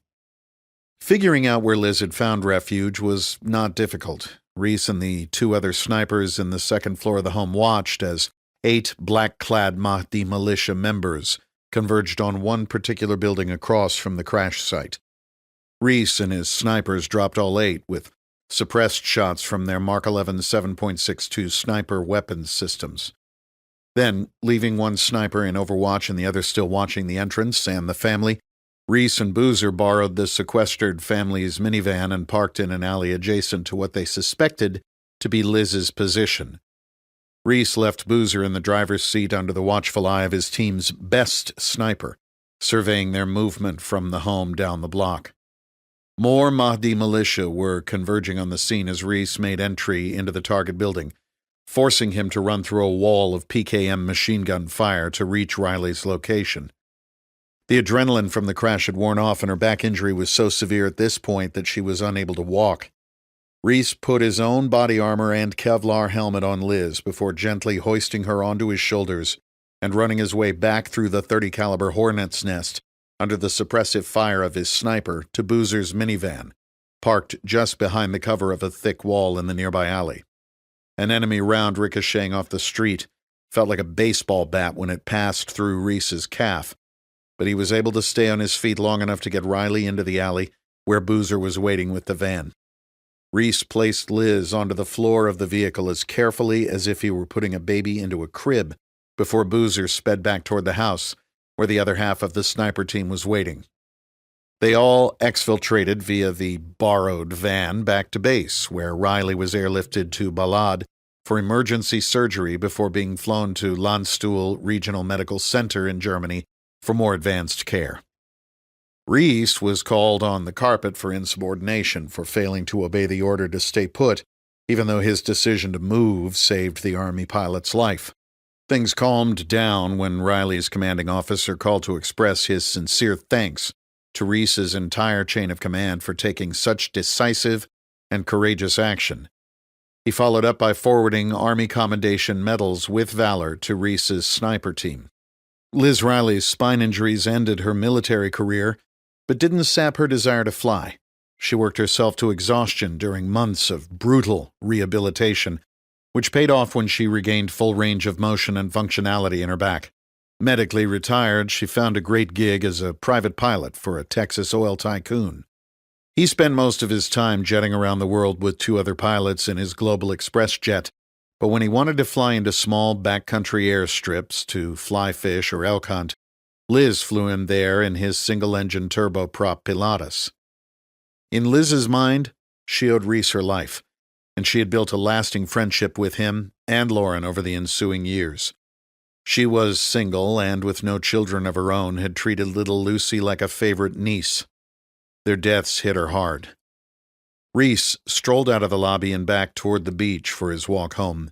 His mind began racing as he started to formulate the specifics of his plan. He was so preoccupied with his thoughts as he stepped off the curb to cross Orange Avenue that he was nearly hit by a yellow Crown Victoria taxicab. He jumped backward as the driver blew his horn, turning heads from the bustling crowd of pedestrian shoppers. Reece quickly realized that he was going to get himself killed if he didn't get his head back in the game. Whoever was pulling the strings on this no doubt still wanted him dead, and if they were willing to wipe out an entire element of special operators and an innocent woman and child, they'd sure as hell take Reece out on the streets of Southern California. Reece knew of a sandwich shop up ahead with free Wi-Fi. He sat on the bench in front of the shop, this time with his head on a swivel. He connected to the Wi-Fi and logged back into the app on his iPhone. There was a message from Katie. Can you meet for lunch? Great Wall Chinese on Broadway in Chinatown. Super old school, no one even speaks English. Can you be there by 1? Reece looked around for a few seconds before responding. See you then. Chapter 34. Los Angeles, California. It might take 2 hours to get to L.A. this time of day, or it might take 4. You never knew about the traffic. Reece ran home to shower and change so that he wouldn't be late. He pulled on a pair of semi-clean jeans, a dark t-shirt, and his Salomon shoes. Before leaving his bedroom, he opened the drawer of his nightstand and picked up his Glock 19 handgun. He used his left hand to pull the slide back just enough to confirm that there was still a round in the chamber, a technique called a press check. It was loaded with 16 rounds of 77-grain ammo from Double Tap. The solid copper hollow points were designed to work at near rifle velocities, and would do extensive damage while minimizing the risk of over-penetration. He secured the Glock into a Black Point tactical mini-wing inside the waistband holster and slipped the holstered handgun between his boxers and jeans. The holster had 2 small clips that folded over the top of his pants and secured the rig to his belt. He slipped a spare magazine into his back pocket and clipped a small knife to the inside of his right. Reece had an extensive collection of knives, but preferred to carry the cheaper ones for his daily carry, so that he wouldn't have a heart attack if he lost one. Overseas, he didn't go to the porta-potty without a firearm, but California was a different story. Even a SEAL had to jump through hoops every other year to get a concealed carry permit. It was a pain in the ass dealing with the local sheriff, but Reece hadn't been about to let something happen to his family because he was too lazy to get a permit. Now that he'd failed to protect them, all he could do was keep himself alive long enough to exact vengeance upon those responsible for their deaths. He grabbed a Padres visor from a hook in his closet and headed out the door. Traffic going north was relatively light, and Reece made it to L.A. in just over 2 hours. Katie was smart to choose a spot like this one, where there weren't surveillance cameras on every corner, and where the locals knew how to keep their mouths shut. The unwillingness to get involved that had plagued Reece and his teammates' efforts to fight terrorism and insurgencies among populations across the globe would now be to his advantage as he worked to avoid whoever it was that wanted him dead.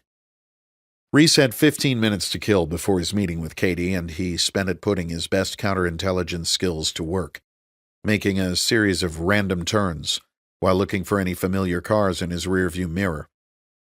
With no signs that he was being followed, Reece parked several blocks from their meeting spot and walked a circuitous route to the restaurant, stopping several times to pretend to talk on the phone or to look into store windows, using the reflection to study passers-by.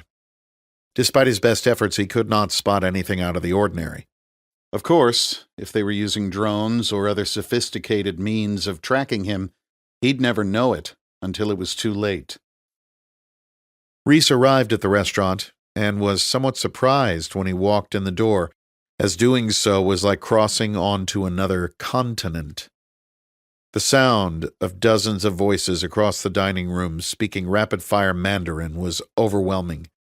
China's cigarette culture was in full swing. Despite state law, virtually every patron was smoking. The interior was dimly lit, with candles in red glass jars illuminating each table and combining with the haze of grayish-blue smoke to create a surreal show of light. He scanned the chaotic scene, but there was no sign of Katie. He approached the hostess and motioned toward the dining room, holding up 2 fingers to indicate the size of his party, unsure whether she spoke English. She nodded and turned to a shelf where she looked under and between stacks of paper, looking for an English language menu, Reece correctly guessed. Obviously, they weren't needed very often. She found them and motioned for Reece to follow her, weaving her way across the dining room and inviting him to sit in a red pleather booth near the back corner of the restaurant. He sat facing the door and gave the room a more thorough look for potential threats or signs that he was being watched. Despite the fact that he was a fish totally out of water, the other patrons seemed to pay him no mind whatsoever. He saw Katie's silhouette come through the front door and caught himself smiling. The hostess pointed to where Reece was seated, and Katie made her way across the room to Reece's booth. He stood to greet her, and this time was prepared for the hug when it came. He hoped he'd reacted less awkwardly this time around. She was dressed in jeans, high-heeled ankle boots, and a tight tank top with an olive green cotton blazer over it. Her hair was pulled back into a ponytail, and she was wearing the same small, black-rimmed glasses that he'd seen at the Starbucks. For some reason, her appearance matched Reece's idea of exactly what a young female journalist should look like. She slid into the booth across from him as he sat back down, looked both ways, and leaned forward across the table as if she were about to tell a secret. "Isn't this place insane?" she said with a smile. "It's like you're in China. The smoke is terrible, but There's no way anyone here is going to overhear what we're talking about. Perfect spot. And you're right, it's definitely loud enough. Thanks again for coming. I feel guilty every time I involve you in this. Don't be silly, Reece. You know that I'm all in. I know a good story when I see one. She grinned again, as they both knew she wasn't sticking her neck out this far for purely journalistic reasons. So I've got a ton of information to give you. Don't ask me where it came from, just trust me that it's all credible. Reece slid a fat manila folder across the table that contained photocopies of all the relevant documents that he and Ben Edwards had recovered from Josh Holder's computer, and gave Katie the executive summary. It involves the players that you found in those photos, Agnon, Holder, and another guy named Boykin. They don't specifically mention Steve Horn by name, but he's obviously Agnon's boss and is referenced plenty. Here's the short version. I think they were using me and my guys as guinea pigs for some kind of new drug. When they found out that it was giving us brain tumors, they had us all killed. They somehow arranged for the ambush overseas, and when that didn't finish the job, they went after us back home. What? That's crazy. Why would they test drugs on SEALs? They can't do that without your permission, and an IRB would never approve something like that. Even if the drug worked, they could never use the study to gain approval. You obviously know more about this stuff than I do. What's an IRB? Oh, it's an institutional review board. Basically, it's a committee that reviews biomedical and behavioral research when humans are involved in the testing. They were a response to what amounted to human rights violations by both the government and private institutions during the Cold War. You've probably heard of the Stanford prison experiment from the early 70s? Rings a bell. That was the one about the psychology of imprisonment, right? Got out of control, as I remember, with some of the guards really losing it. That's right. Did you also know that it was funded by the Office of Naval Research? Really? I had no idea. Yep. That study, along with the Tuskegee syphilis experiment, Nazi physician experiments highlighted at Nuremberg, and classified CIA mind control studies brought to light by the Church Committee in 1975, unearthed a web of relationships between financial institutions, the military, the CIA, pharmaceutical companies, hospitals, and universities, with the unwitting subjects being prisoners, college students, and, you guessed it, members of the armed forces. Unbelievable, Reece said, shaking his head. And that wasn't really that long ago. No, it wasn't. IRBs were put in place to ensure that that type of research and abuse never happened again. Well, somebody didn't get the memo, and it's clear from the documents here that that's what they were up to. I don't have a clue as to why they did it the way they did it. I just know that they did it. A waiter approached, and Katie ordered tea for both of them, surprising Reece by doing so in Chinese. Clearly, she was the kind of girl who wasn't afraid to take charge. The waiter retreated, and she turned back to Reece. My Mandarin is horrible, but I know enough to get by. Benefits of a semester abroad in college. Katie smiled. Wow. Impressive, Reece said earnestly. None of this makes sense, Reece, Katie said, getting back to business. A private equity firm running a clinical trial on a group of commandos without their consent, and then having them killed to hide the side effects? There's more to this story. I'm sure you're right, and I can promise you that I'm going to find out no matter what it takes. Reece, I understand that you've got to do some things that I don't want to know about. First of all, I can't blame you. I can't fathom how much pain you're in after all that's been taken from you. I want you to know that I'm with you on this. No matter what you do, no matter what, I'm in. Why? I don't get it. I appreciate it, trust me, I do. But I don't understand your loyalty to someone that you barely know. The hot tea arrived, and Katie made a big production of squeezing the lemon and stirring in the sugar. Satisfied that she'd sufficiently doctored it up, she took a sip and put the cup back on the small saucer, looking Reece directly in the eyes. In the 80s, there was a young army doctor living in Czechoslovakia. He loved his country, but he hated what the oppressive government was doing to its people. As he rose in the ranks, he saw the hypocrisy of the leaders close up and was determined to help make a change.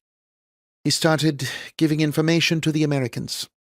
Little things at first, but he ended up being one of their most important assets in the country.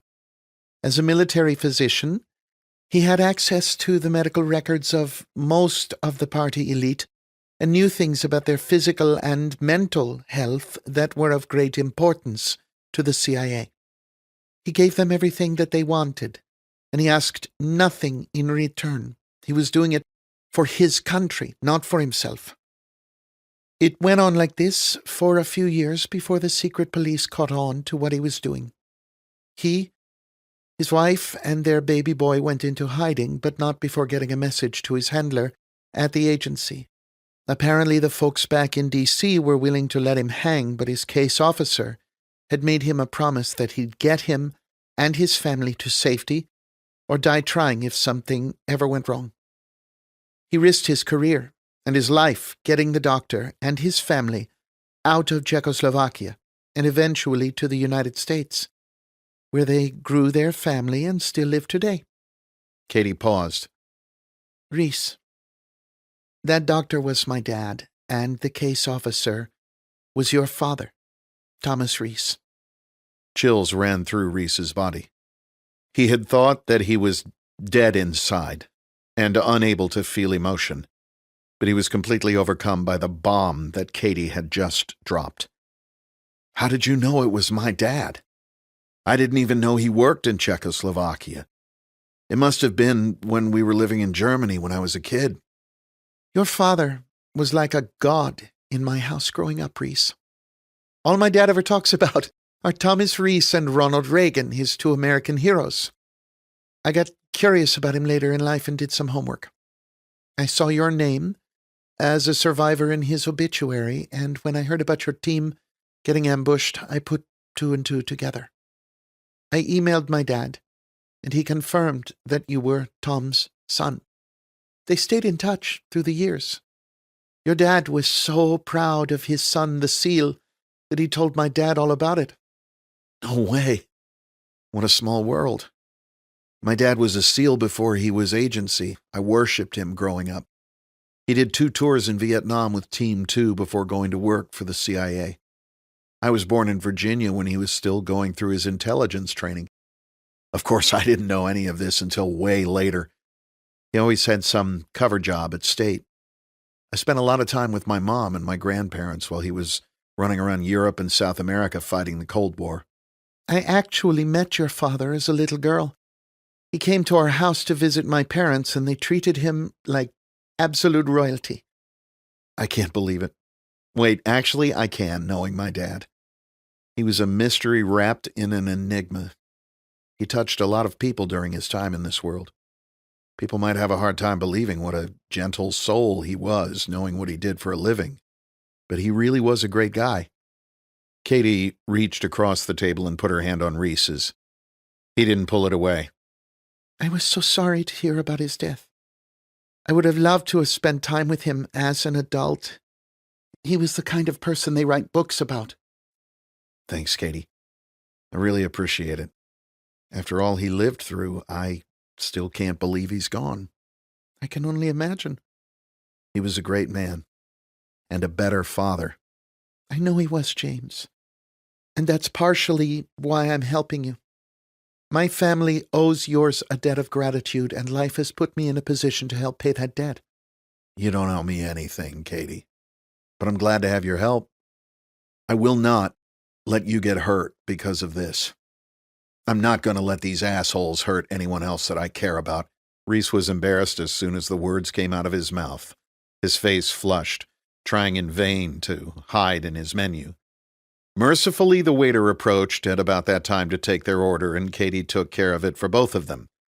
She was obviously better versed in the ins and outs of real Chinese food than Reece, who was happy to let her handle it. Camille had been sitting in the taxi waiting line at Lindbergh Field when he received the text from his handler. His instructions were to head north to Los Angeles as fast as possible and await further instructions. Adrenaline surged through his body at the thought that finally his time had come. He pulled out of line and headed for Interstate 5. It was late morning, and at this time of day he could take it all the way to L.A. He was passing through Anaheim when he received an updated text message providing him with the location of an intersection where, inshallah, he would find his target. 5 minutes later, they sent him the name of a restaurant. His journey took him into the heart of L.A.'s Chinatown, which, due to its crowded hustle and bustle, reminded him of his home in Pakistan. He found a curbside parking spot that afforded him a good view of the restaurant's entrance and shut off the engine. He looked at the photo of his family that sat on his dash and was overwhelmed with sadness, knowing that he would probably never see them again in this life. He would kill his target and as many infidels as Allah would allow. Now was not the time to be weak, though. Now was the time to be strong. His service to the Prophet would fill his family with pride. He would meet them again in paradise. Their food arrived, and Reece and Katie spent the rest of the meal talking about life, where they grew up, where they went to school, places they'd traveled. Normal topics in a most abnormal set of circumstances. The conversation put Reece at ease and helped him escape his pain, if only for a short while. The lunch reminded him of some of his early dates with Lauren, which brought the agony of her death back into his conscious thoughts. When they finished lunch, Reece realized that they'd spent more than 2 hours sitting at the table talking. The dining room was nearly deserted as Reece paid the bill in cash before heading for the door. "Where are you parked? I'll walk you to your car." I'm a big girl, Reece. You don't have to do that. "I'm not asking you, I'm telling you. Remember when I said I wasn't going to let anything happen to you? I meant it." Okay, tough guy. I'm a block over. Let's go. There had been a steady stream of people filtering in and out of the restaurant all afternoon. Camille tensed every time he saw the door open, but to his dismay, everyone who exited the building over the next hour was Chinese. He began to grow impatient, checking the time on his phone constantly and wondering whether he was in the wrong spot. He rechecked the text message over and over and was sure that he was indeed at the correct location. He retrieved the handgun from under the seat and examined it. He had found a YouTube video describing its operation, but still wished he had taken the time to test-fire it. Allah would guide his hand. Finally, just after 3:00 p.m., the door opened and a blonde woman exited, followed by a tall, Caucasian male. Unlike the man in the photos that he'd studied, this one had a thick, dark beard, but he still met the description. Something about the way he walked told Camille that he was the target. He looked like a predator. When the man turned to scan the area, Camille got a good view of his face and was sure he was looking at James Reece. Reece and his female companion were moving down the sidewalk away from where he was parked, so he started the cab to follow them as they walked. He would intercept them at the next block, get as close as possible, and then start shooting. Did you ever get that biopsy? Katie asked with genuine concern. "I did. After we talked, I made the appointment and did it. I won't lie, it was a bit unnerving to have someone drill into your head, but I survived." Reece smiled.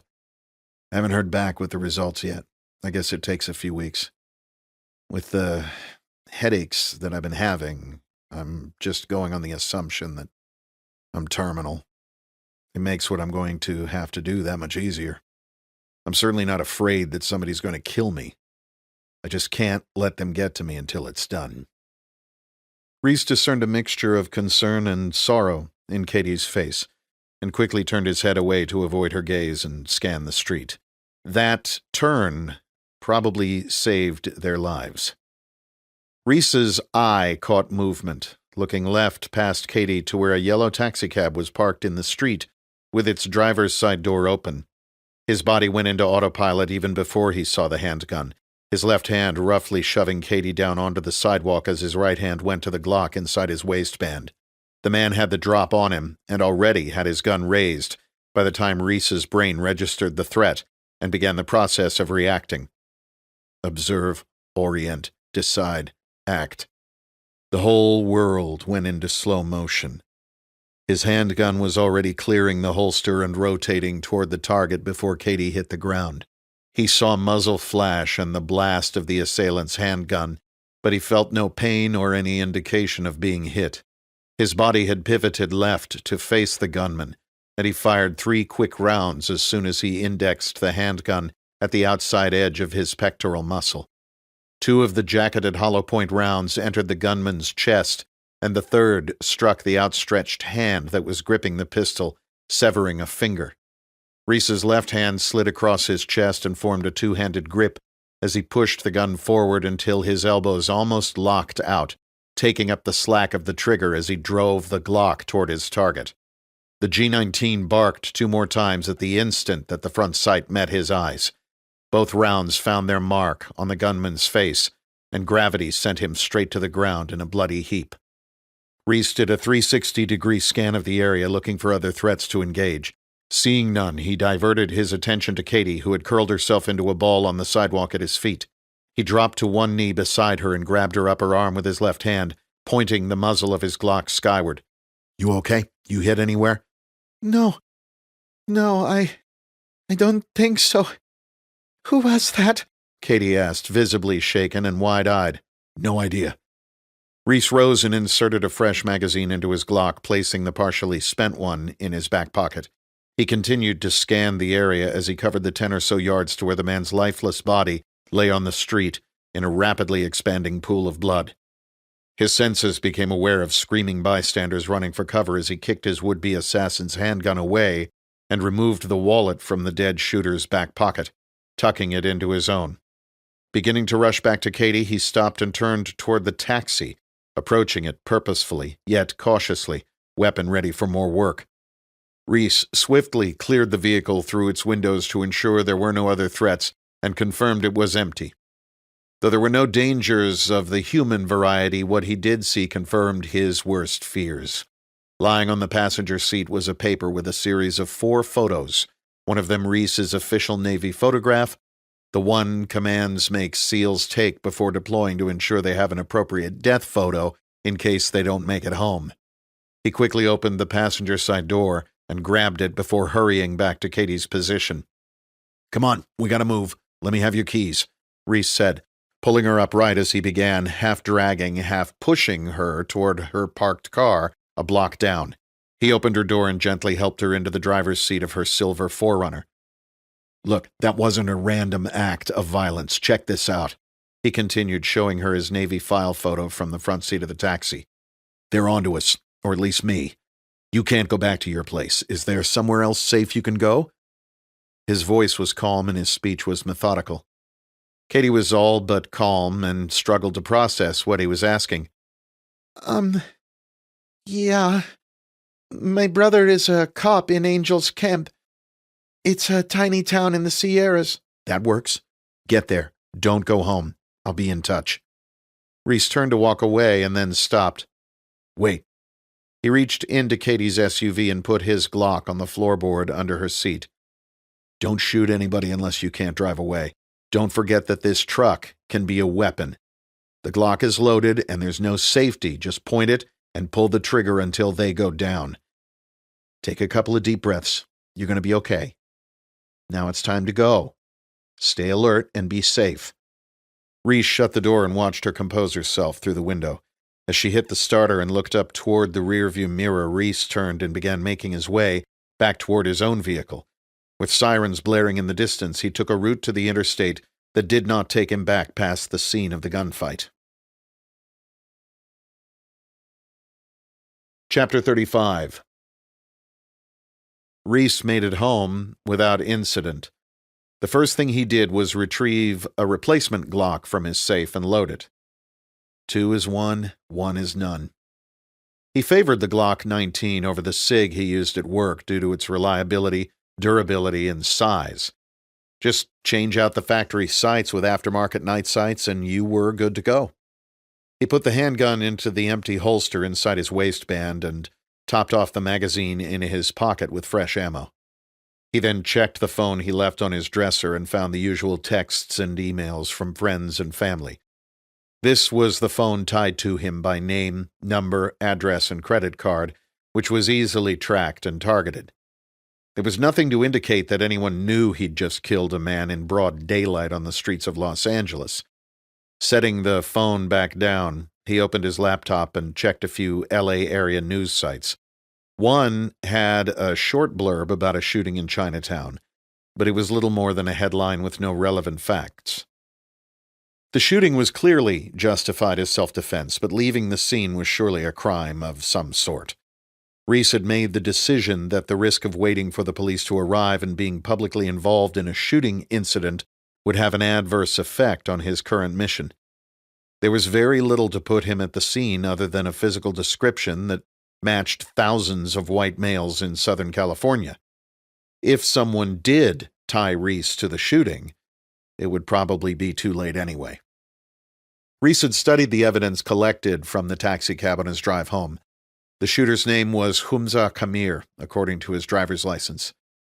Who was he, and why did he want Reece dead? And how did he get pictures of Reece, one, his official Navy photo, and of Reece's home and vehicle? It looked like there had been another page or pages attached, but only a portion was left clinging to the staple that had held them to the page of photographs. He would have to ask Katie to look into Kamir and any possible links to Reece or naval special warfare. The attempt on his and Katie's lives had to be connected to the killings of his family, his troop, Boozer, and the Tumors. But how did they find him in Chinatown? You can plan forever, but at some point you have to execute. It was time for Reece to do what he did best. It was time to start killing. He had only 4 targets on his list at this point, but as he started taking them down, he would generate further actionable intelligence, and more names would emerge. It reminded him of the hot and heavy days at the height of Iraq's insurgency. They would hit a house, roll up some bad guys, and exploit the intel gained from the site. Within the hour, they'd be hitting another house down the road based on the information they'd gleaned. It would go on and on like that, house after house, night after night, as they dismantled the enemy's network. Based on the intel from Holder's hard drive, he had developed a basic sequence of how he'd implement the plan. This group had the resources to scatter if they knew he was onto them, so timing was crucial, as was the importance of making each hit look as little as possible like the targeted assassination it actually was. It was also time to move. The LA shooting had cemented beyond a shadow of a doubt that someone or something had targeted him, just as they had his family and his SEAL troop. Reece used Spider Oak to leave Ben a message asking for access to a safe house. Ben responded immediately, saying he would be right over, but against his better judgment, Reece wanted to spend one more night in his home, with the memories of his wife and daughter. Ben sent the address and urged Reece to get over there as soon as he could. Reece spent the rest of the night looking over emails, maps, and images on Google Earth, cross-referencing dates, times, and places. By 3:00 a.m., he had built target packages on his 4 targets. High-value individuals, Reece would have called them at work. He checked the news sites again for any updates on the Chinatown shooting and, satisfied that they knew very little, rigged explosive charges to the front and back doors before passing out on his couch for some much-needed sleep in his body armor, his M4 close at hand. Chapter 36. San Diego, California. The place was called the Landing Strip, a classic trashy double entendre related to its location near the airport. This was no gentleman's club with dress codes and top-shelf liquor. This was a down-and-dirty strip club straight out of the 1980s, and Reece was fairly confident that he'd hear Motley Crue playing when he opened the door. He had been in his share of adult establishments as a Navy man, especially in his enlisted days, but he never really got the point of throwing money at women who were among the least likely on earth to go home with you. He always thought it much like a restaurant where you paid to look at the menu and smell the food but couldn't actually eat dinner. He paid the $5 cover charge to a heavily tattooed bouncer with a shaved head, the kind of guy who likely relied on size and intimidating looks rather than actual fighting skill to keep the clientele in line. It was just after 5 p.m., and the place was almost empty. A few sad-sack middle-aged or older men feeding dollar bills to the dancers in exchange for conversation with women who wouldn't otherwise give them the time of day. The place was exceedingly dark. Reece doubted anyone would sit down if the lights were on. What little illumination there was came from a few neon and black lights placed in several spots on the ceiling. The black lights were flattering to the blemished skin of the dancers, but gave the whites of their eyes and teeth an odd, almost alien green glow. A DJ in an elevated booth looked over the scene like a prison guard surveying a cell block from behind bulletproof glass, pumping out music that was far too new and loud for any of the patrons to appreciate. Reece took a seat at a small, round table in the corner, as far away from the stage as possible. He smiled to himself, recalling how he and his teammates used to describe the front row of seats as perverts' row. There was always one guy who insisted on posting himself there as if he'd never seen a naked woman before. A cocktail waitress, who appeared to be more attractive than any of the girls on stage, approached Reece's table to take his drink order. He ordered a beer, which was delivered swiftly. He paid for it in cash, leaving a nice tip, but not enough to be remembered. Each girl would mount the long stage and do a 2-song routine as they disrobed and performed acrobatic feats on the rotating brass pole while wearing obscenely high heels. After their dance, each stripper would make her way around the room, asking the men to tip her dance while sizing each customer up for a private show in the secluded section of the club where the real money was made. The girl who was on stage when Reece sat down was way too attractive to be working in a place like this. Who knew what motivated her to work in such a shithole? You wouldn't get the real story if you asked anyway, and he had enough problems of his own without trying to save every 22-year-old stripper in San Diego.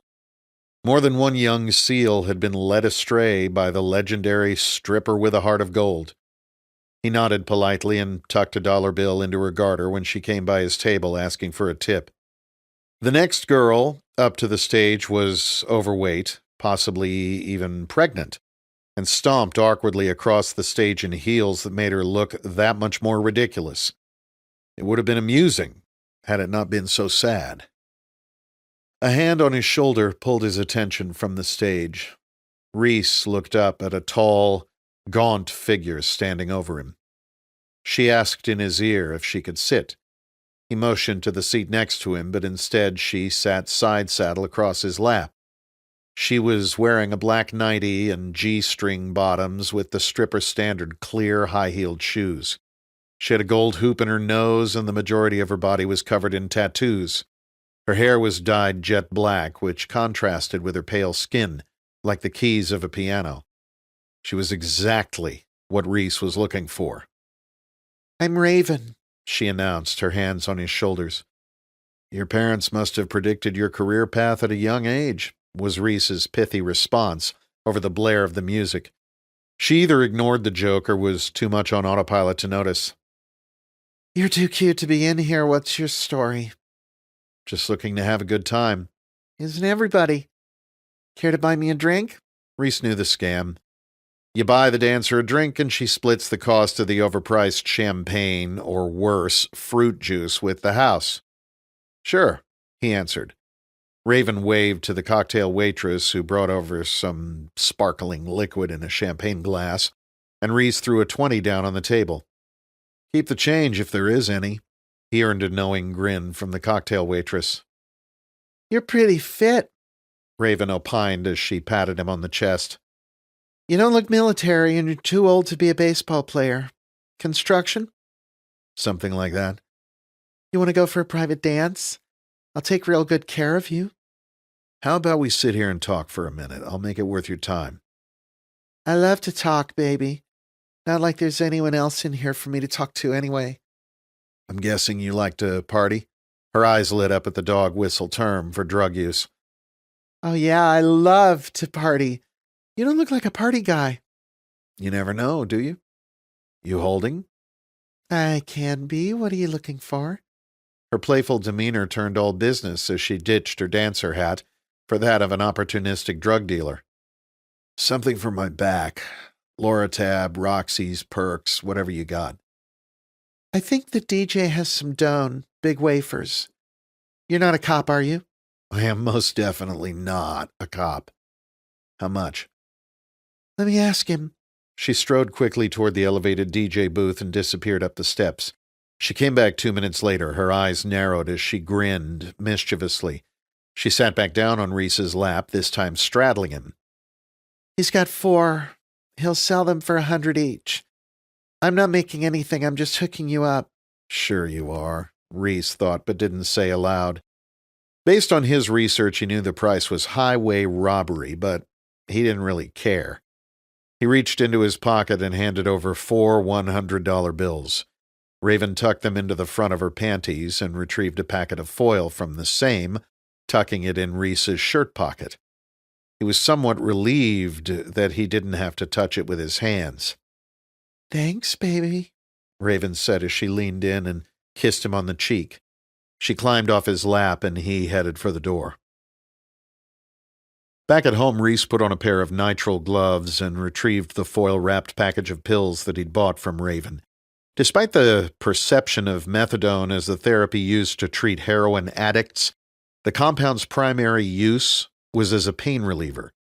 Reece had learned that methadone is very tricky to prescribe since its therapeutic dose overlaps with a potentially lethal dose, and as a long-acting opioid, its half-life is also very long. Nonetheless, many providers use methadone for the treatment of chronic pain due to its low cost. He'd read a series of news articles about Medicaid patients accidentally overdosing on their methadone prescriptions and studied a slide deck from a conference of medical examiners on the prevalence of adult males in the U.S. dying of prescription drug overdoses, mostly by what they referred to as polypharmacy. Reece placed 2 large methadone tablets in a small plastic baggie, along with 2 tablets each of the alprazolam that he was given at Balboa, and some carisoprodol that he found in his own medicine cabinet, left over from a neck injury he'd sustained a couple of years earlier, playing rugby with some British counterparts during an exchange program. He dropped the baggie inside a larger Ziploc bag and laid it on the kitchen counter. Using a small hammer, he pounded the tablets until they were reduced to a fine powder. He put the baggie into one of the pockets of his small nylon pack and dumped all of the remaining pills down the toilet. He then collected the prescription bottles and gloves into a brown paper grocery bag to burn. All of his gear was laid out on the floor of his home's one-car garage. Weapons and the assorted kit that one accumulated over the years in the profession of special operations. He cleaned and lubricated weapons, loaded magazines, and prepared demolition charges. He did it the same way that he had for countless training and real-world missions over the past 18 years. Only this time he wasn't doing it alongside his teammates, though he hoped that they were watching from above. Each item was checked off a list as it went into the various kit bags and equipment cases that lined the closed garage door. Despite his desire to stay at home surrounded by what was left of his previous life, he was clearly too exposed. Reece would take along everything that he needed to complete his mission and set up his base of operations in Ben's employer's condo. At 6:00 a.m. the next day, after another night sleeping in body armor, Reece's white Land Cruiser was loaded down and heading east on Interstate 8. Reece sipped coffee from a Yeti Rambler travel mug and felt a slight relief from the tension that had wrenched his body for weeks. His mind was clear and there were no signs of a headache. He reached over and turned on the stereo, heard a familiar guitar riff from one of his favorite bands, and managed a confident smile as he pulled out of the driveway to AC/DC's Highway to Hell. Chapter 37. Capstone Capital Corporate Offices, Los Angeles, California. This thing was starting to turn to shit. James Reece had a decidedly bad habit of not getting killed, and it was beginning to cause serious problems among the interested parties. J.D. Hartley had demanded an in-person meeting, and his assistant called Mike Tedesco to let it be known that he was on his way to L.A.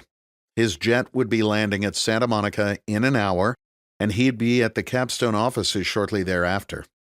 Saul Agnon scrambled to arrange the impromptu meeting between J.D., Horn, Howard, and Tedesco. The latter three were waiting impatiently in Horn's conference room when they received word that the congressman was in the building. The entire success of RD 4895 was contingent upon the Hartleys' continued support. The consummate politician, no one could recall ever seeing J.D. Hartley with so much as a hair out of place.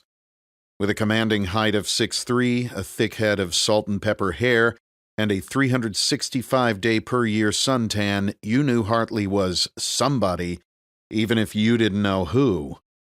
He walked into the frosted glass conference room and sat at the massive black marble table without greeting anyone or shaking hands. "Tell me you have a plan, gentlemen."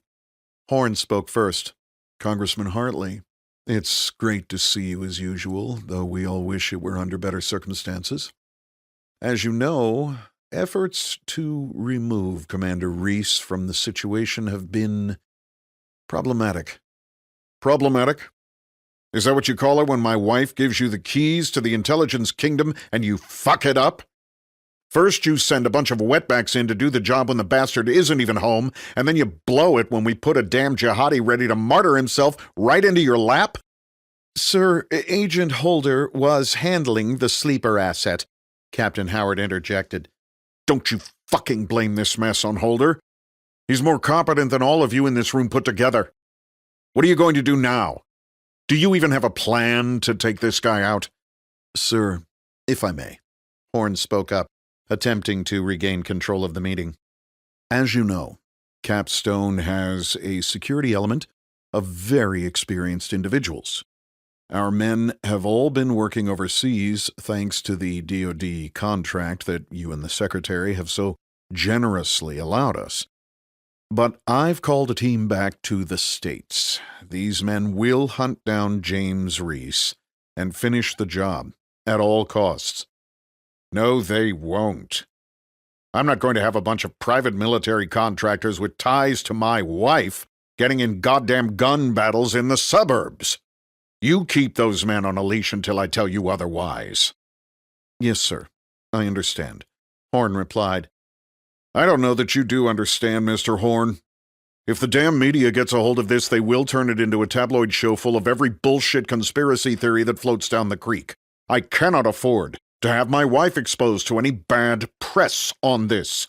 We have worked for a decade to rebrand the Hartley family name, and we are not going to have it thrown in the garbage over a favor that we've offered you people." "Sir, we are preparing charges against Commander Reece.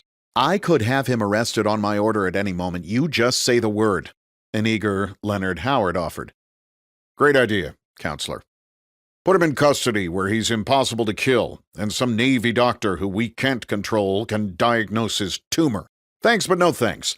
Gentlemen, you get this shit handled, or you won't be able to count on the support of the Secretary whether this pipe dream comes to fruition or not.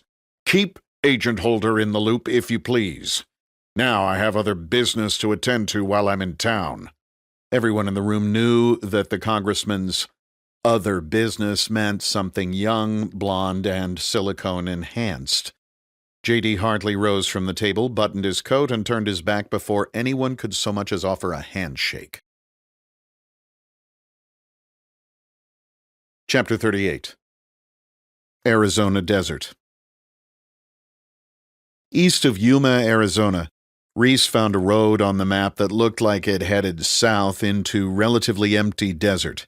A trail cut east that showed no signs of recent traffic. He took it for several miles until he found its terminus, then made a U-turn and returned to a spot he'd seen roughly halfway down. He drove off-road slowly, being careful to avoid the largest of the rocks that were strewn on the ground to the horizon. He put the cruiser in park and cut the engine, taking an empty cardboard box from the passenger seat before he walked around to the rear to open the hatch. He moved a suitcase and 2 smaller duffels, pulling away a blanket to uncover the large plastic case underneath. Unclasping the latches, he reached into the foam interior and pulled out a laser rangefinder which went into his jacket pocket. Using a staple gun from one of the duffel bags, he attached a large piece of paper printed with a grid pattern to the side of the cardboard box. The blanket that had been covering his cargo was spread on the ground with the leading edge in line with the rear bumper. Reece carried the box out into the desert a distance before removing the rangefinder from his pocket and aiming it back toward his truck. He picked up the box and took several large steps backward before taking another reading with the rangefinder. Satisfied, he placed the box on the ground with the paper side oriented toward the truck. He then put a rock the size of a soccer ball into the box and closed the lid. Reece returned to the cruiser and opened the back passenger door, taking a soft rifle case from the floorboard and placing it on the blanket. He moved to the back of the truck and retrieved 2 sand-filled shooting rests, positioning them at the front and middle of the blanket before removing a set of electronic earmuffs and a plastic ammunition box from one of the bags. Pulling the earmuffs over his hat, he knelt on the blanket and unzipped the padded canvas rifle case to reveal a hand-built hunting rifle. The man who built these only made 10 or so per year because he spent so many hours getting them as close to perfect as his abundant skill and patience allowed. Reece would be traveling very near the spot where this rifle was created. Too bad he wouldn't be able to pay its maker a visit. Reece opened the bolt and arranged the rifle so that it was balanced on the 2 shooting rests, one on the fore end, one at the butt. He moved himself into a prone position behind the rifle and opened the translucent blue plastic ammo box. 50 copper projectiles gleamed in the morning sun, each looking as if it could rocket to the moon. He smiled as he thought of his father carefully loading each of them by hand at his bench. He took a cartridge from the box and inspected his father's handiwork. The brass cases had been annealed at the neck and carefully polished. Things of beauty. The case mouths had been chamfered, the primers seated to consistent depth, the powder charges weighted carefully, and the bullets seated to sit at a specified distance from the lead of the barrel's rifling. His father had presented him with the rifle and these 50 rounds of hand-loaded ammunition back in Coronado almost 15 years ago. It was the last time Reece had seen his father alive. A small piece of paper, cut perfectly to size, was taped inside the lid of the box. Printed on it were the details of the load, down to the smallest detail. The muzzle velocity was listed, as was the drop of the bullet at specified distances. At the bottom, written in blue ballpoint pen, was a note from his father. James, precision with a rifle requires precision in thought. Don't miss, son. Love, Dad. Reece didn't plan on missing. He loaded a round into the magazine, pressing the cartridge downward until it clicked under the frame rails of the action. The bolt went forward and down like silk, a testament to the many hours its designer spent fitting and polishing the parts.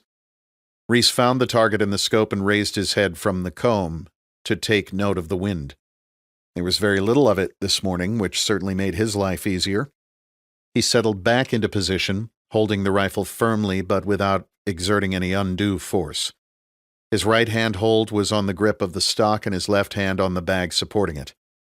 He carefully shifted the rifle and bags until the rifle pointed at the center of the target without him commanding it there, assuming what is called the natural point of aim. Reece held just above center to account for the distance, slowing his breathing, and the scope's reticle aligned with the vertical and horizontal lines of the target's grid. He filled his lungs with air and carefully exhaled as his finger moved toward the trigger and began applying pressure.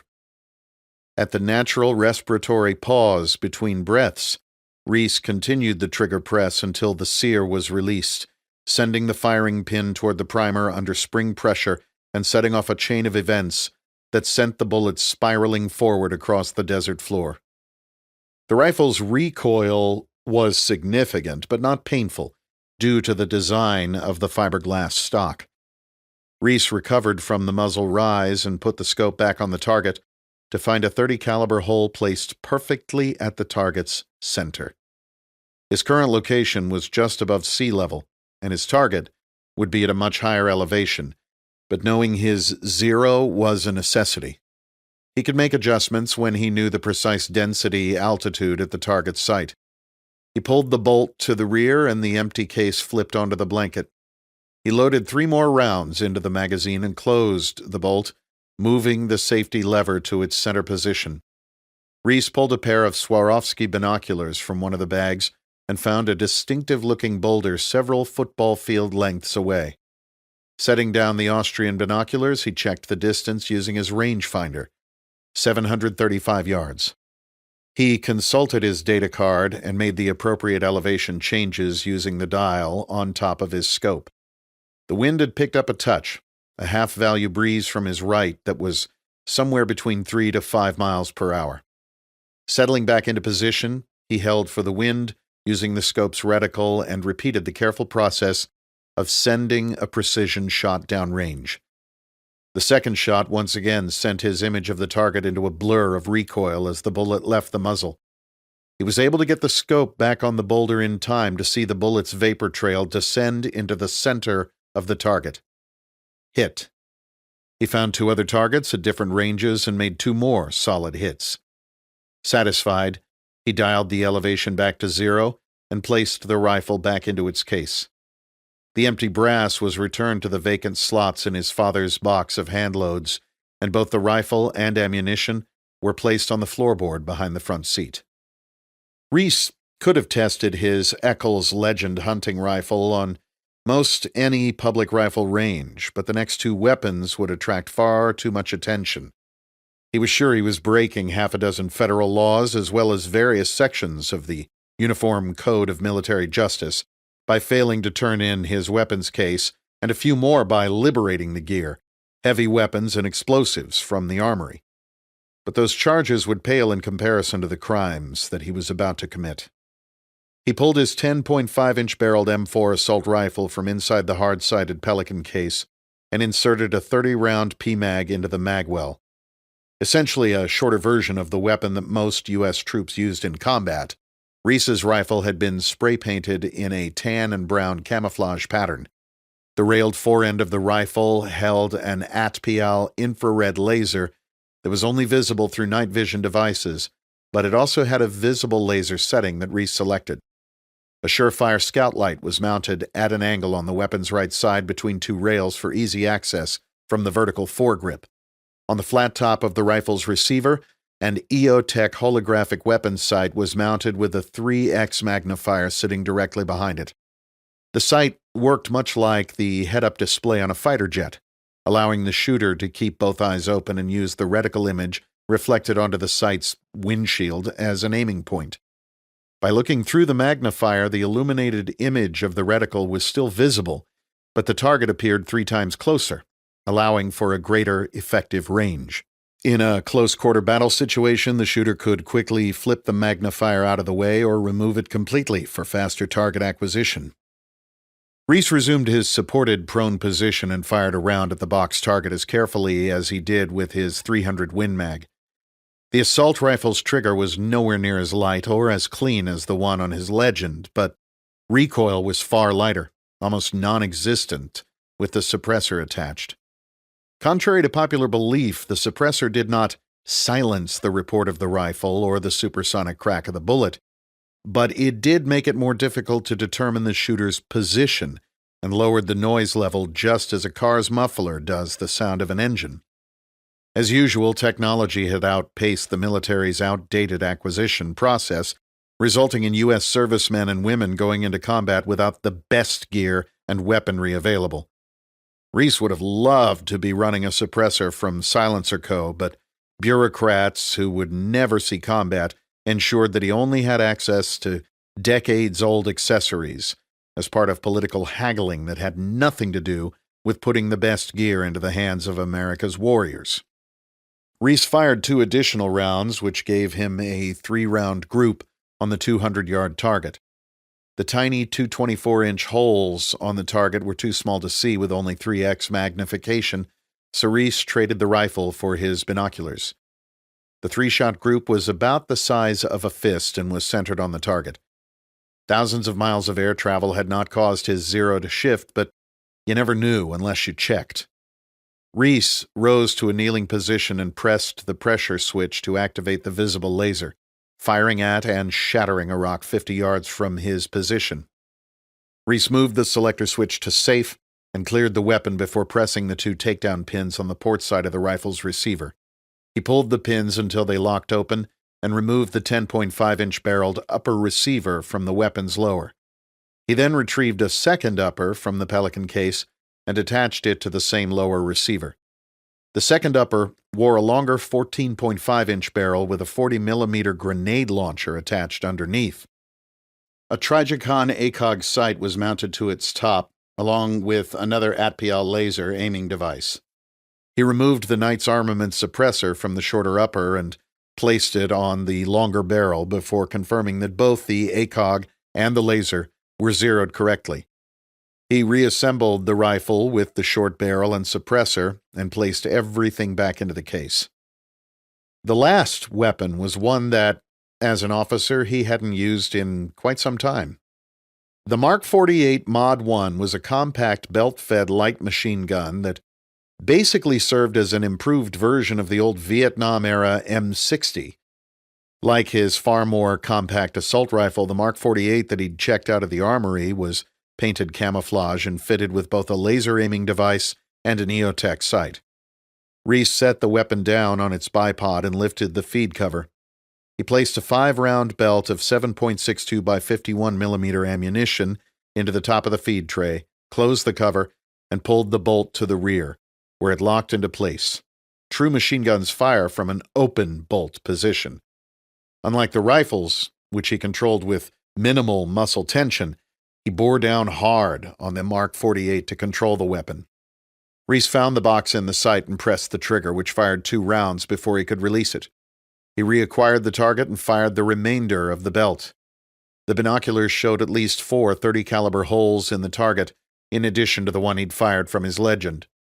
As far as he was concerned, that was damn good for a belt-fed machine gun. He repacked all of his gear into the back of the cruiser and concealed the weapons cases and ammo cans under the blanket before stacking his luggage on top. His business concluded, he climbed back into the driver's seat and made his way back to the interstate. Flagstaff, Arizona. As Reece headed east and then north, he steered toward Flagstaff, where he had one last important stop to make. He pulled into the Mount Eldon Assisted Living and Nursing Center and walked through the main entrance.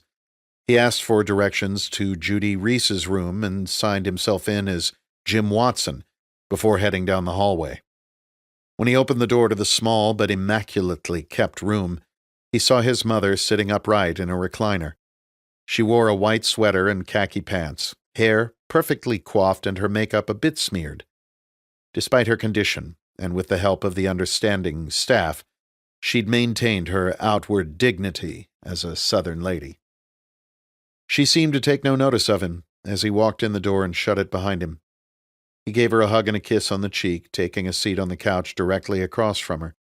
He'd been in high school when she had her first stroke, and though she recovered physically, she was never the same again.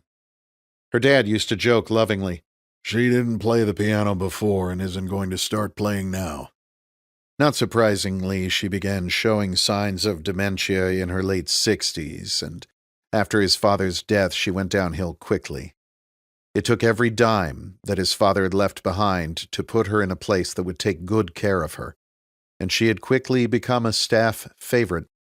Reece made it to Flagstaff as often as he could, though never as often as he intended, sitting with his mother and reading to her from her favorite books. In reality, much of the mother he knew was already gone. Still, he had to say goodbye to what was left. His mother rarely spoke these days, and when she did, it never made much sense.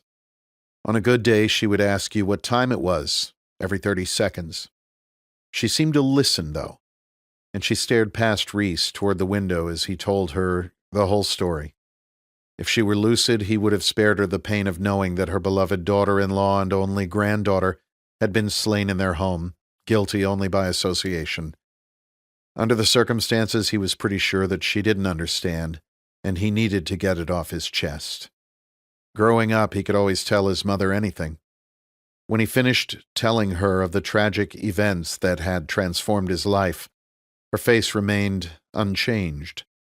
Then, without breaking her gaze from the window, she spoke softly, but clearly. In Judges, Gideon asks God how to choose his men for battle. The Lord told Gideon to take his men down to the river and drink. The men who flopped down on their bellies and drank like dogs were no good to him. Gideon watched as some of his men knelt down and drank with their heads, watching the horizon, spears in hand. Though they were few, they were the men he needed. You've always been one of the few, James. Keep watching the horizon. Chills shot over Reece's body. She looked into Reece's eyes, and for a second, he knew that she was there, and that she understood. I love you, Mama, Reece said, as he kissed her on the forehead and headed for the door, tears in his eyes. Chapter 39. Oak Tree Gun Club, New Hall, California. "Pull!" Horn shouted, raising his over-under shotgun and tracking the rapidly moving targets. As he fired, a pair of bright orange clay discs exploded in quick succession over the green shrubs in front of his barrel. He broke the gun open, allowing the spent shells to eject onto the shooting position's elevated wooden deck. Well done, Steve, a slightly annoyed Josh Holder commented as he moved forward to take his shooting position.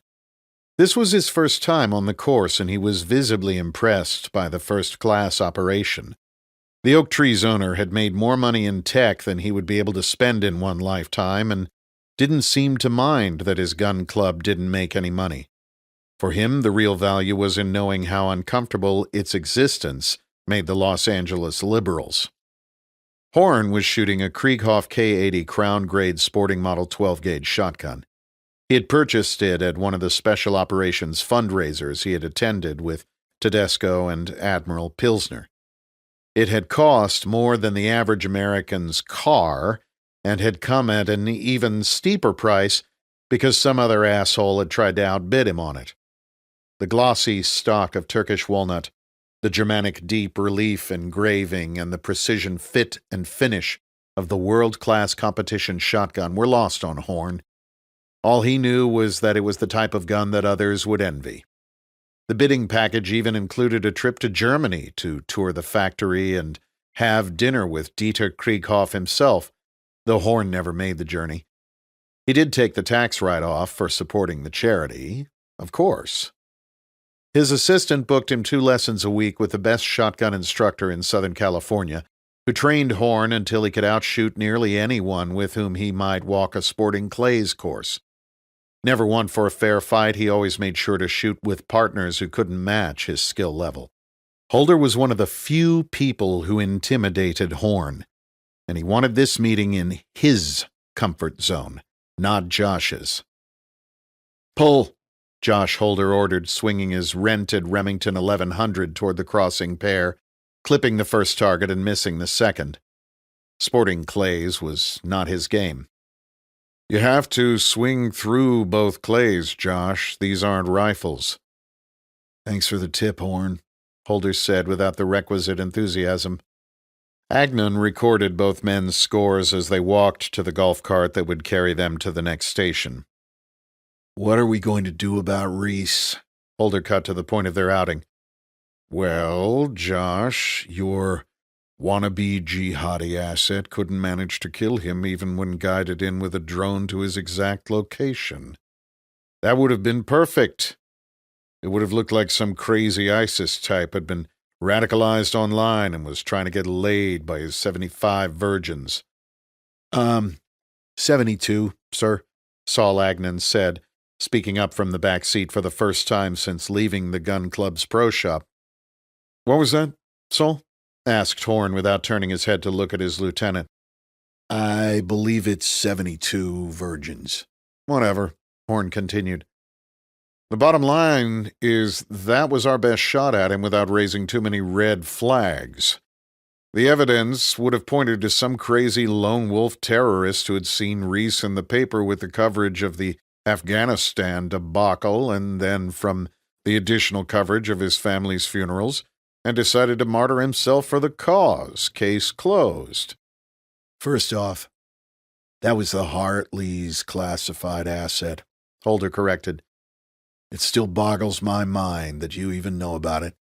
Secondly, I just ran the agent, gave him the instructions. I didn't train him up. It's still your fuck-up, Josh. Don't worry, the Hartleys don't blame you, but they are done helping. We need you to handle this. Let me remind you that you guys were supposed to take him out overseas. I've more than pulled my weight on this. You're the right man for the job, Josh. I work for JD, not you. What do you want? I want points on this thing. Fine. We can't afford to dilute this thing much further, but you can have a piece. I want 10%. Horseshit. I'll give you 2. 2% of this is enough to set up your unborn grandkids. 5% or Reece is your problem. Horn stared ahead silently as he steered the cart. 5 it is, but you get jack shit unless you take him out. Fine. Any preference on how I do it? Can't you just suicide him like you did his little buddy, you know? Make it look like he is so distraught by what happened in Afghanistan and to his family that he just couldn't take it and decided to eat a bullet. No one would question that. How many veterans kill themselves every day anyway? Sir, estimates run from 1.5 to 22, Agnon offered. That was rhetorical, Saul. Stop interrupting. Yes, sir. That's easier said than done, Horn. Reece is on alert now. He knows he's being hunted. He's probably using prepaid phones, and I'd be surprised if he goes home again. Without DoD's drone assets and access to national intelligence databases, it will be tougher to find him. Not impossible, just tougher. If he drove a newer car, we could just hack its GPS system, get his location, and send my contractors to kill him. He'd be no match for the 15 battle-hardened mercenaries we pulled back from overseas to handle this. Too bad he drives that ancient piece of shit Land Cruiser. Horn, do not send those Neanderthals to kill him. They are tied to you and the Hartleys through your military contracts. Plus, they are the hammer. We need a scalpel. Can you get it done or not? I said I'd get it done, Horn. I just need to find him again. We might not be able to track his old truck, but we can find his reporter friend's car. Good. I will consider this in your hands now. Horn stopped the cart behind the pro shop and stepped out. Let me know when you finish it. I need to get back to L.A. Enjoy the rest of the course. You need the practice. You drive. I need to make a call, Horn said as they approached his Aston Martin Vanquish S, its silver color cleverly called Skyfall by the marketers at the British car company. Horn couldn't bring himself to buy a Tesla, the car that most of his competitors in the California finance world seemed to prefer, chalking up their concern for the environment to a moral vanity he simply could not stand. No matter how fast, an electric car could never muster up the mixed feelings of admiration and jealousy that his 12-cylinder Aston Martin did when he dropped it with a valet. After ensuring that Agnon had carefully slid the Krieghoff into its leather case and set it in the back seat, Horn lowered himself into the passenger side and pulled out his phone. He disconnected it from the car's Bluetooth and stared impatiently at the screen. though he knew that the canyons surrounding Oak Tree blocked all cell service. Saul cautiously maneuvered the sports car down toward the freeway, expecting every turn to draw criticism. Once back in cell range, Horn made a call. It's Horn. I need you to get creative on dealing with James Reece. Without waiting for an answer, Horn terminated the connection. Who is that? Agnon asked his boss. That, Saul, was the final option. Now keep your eyes on the road and let me get some work done. Agnon did as he was told. Chapter 40. Wyoming Backcountry. The biggest adjustment for Reece when it came to targeting individuals on his own personal crusade was the lack of intelligence support. Overseas, an entire contingent of support personnel, not to mention the massive U.S. intelligence apparatus, was on hand to help guys like Reece find, fix, finish, and exploit the enemy. On this mission, not only did Reece lack that support, but he had to do it all without creating a trail of evidence. It wasn't that he was afraid of getting arrested, since no punishment from the state could match what he'd already endured. He had to elude the law and postpone the death he knew was coming. It just couldn't happen until his mission was complete. The longer Reece could keep the other side and the law in the dark, the better.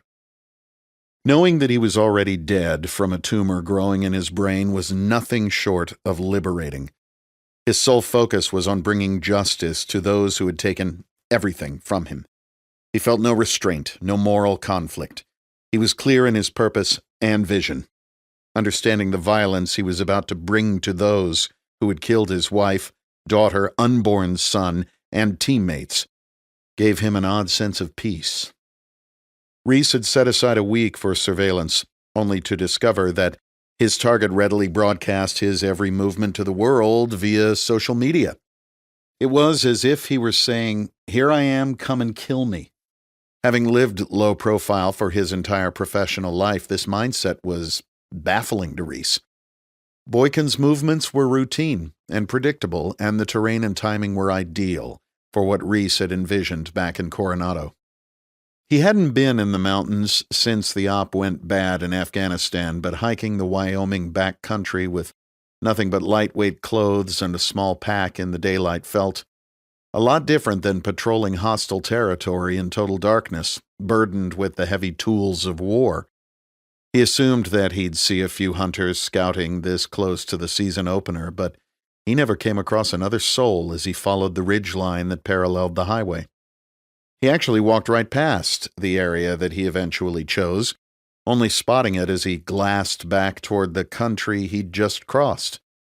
The U-shaped notch in the mountainside offered an unobstructed view down the length of the highway without being exposed in any direction other than from above. The only thing above him today were clear blue skies, so the chances of being spotted by anything but a helicopter were slim. Reece took out a small notebook and his laser rangefinder, making a careful sketch of the area and noting the range to various terrain features. As cars and trucks made their way up the northbound road, he envisioned the timing of taking a shot at each. The best spot seemed to be a dip in the road 625 yards away, and the configuration of the road and elevation matched his accident theory. It was as close to perfect as he could hope for. He marked the site on both his map and GPS and headed out in search of the most direct path back to his vehicle. With 2 days to kill, Reece spent some time exploring the area. Parked in front of the Soda Springs, Idaho Public Library, he turned on his second-hand iPhone and checked in with the world via the free Wi-Fi. He had a message on Signal from Katie's alias. It's me. I made it safely to my brothers. You saved my life. Be safe. He prayed that Katie would be careful. He couldn't stand the thought of her getting hurt or killed trying to help him. No time to focus on that now. He then logged into Spider Oak, ensuring his VPN was engaged, and opened the folder he shared with Ben Edwards. "Hey, bro. Got some info on the gangbangers. Meet you at your new home when you get back." Even though it was supposedly secure, Reece and Ben still kept their comms as innocuous as possible. He didn't have a way to make a secure voice call to Ben without the potential of leading someone to his location. It would be obvious to anyone at that point that he was after Boykin, so the information on the gangbangers would have to wait. He drove back east to the spot he'd picked to camp. Just another guy in a truck getting away from town to spend time in the outdoors, and spent the next 24 hours going over the maps and imagery and readying his gear for his patrol to the hide site. The night before his planned hit, he built a small fire. There was something primal about fires. Since the early Stone Age, fires had quite literally sustained human life. They offered warmth and allowed the heat treating of hardwoods and eventually metals, turning them into weapons for hunting and war. They permitted cooking, and early pottery, were natural gathering places, could signal, and were almost always a part of ceremonial tradition. Fires were sacred, but more than anything else, fires offered hope. Reece pondered the paradox. There was no hope for Marcus Boykin, just as there was no hope for James Reece. Staring into the burning embers of the small campfire, Reece started to remember. It had been just before his last deployment. He had taken Lauren and Lucy on a pre-deployment camping trip to Big Sur. Nestled into the Northern California coast just south of Carmel was a stretch of land that Reece considered to be one of the most beautiful on Earth. The sea and the mountains, Reece's favorites. Lauren had retired for the night into the tent, leaving Reece and Lucy to connect by the fire, knowing that 6 long months of separation lay ahead. Years before, Lauren had confided to Reece that every time he left the house, whether to deploy or train, she knew that he might never be coming back. She had accepted his chosen profession and would not be the kind of wife and mother who was always worried about her husband. She was immensely proud of what he did, but she had a daughter to raise, and she wasn't about to let that child see her in a constant state of worry.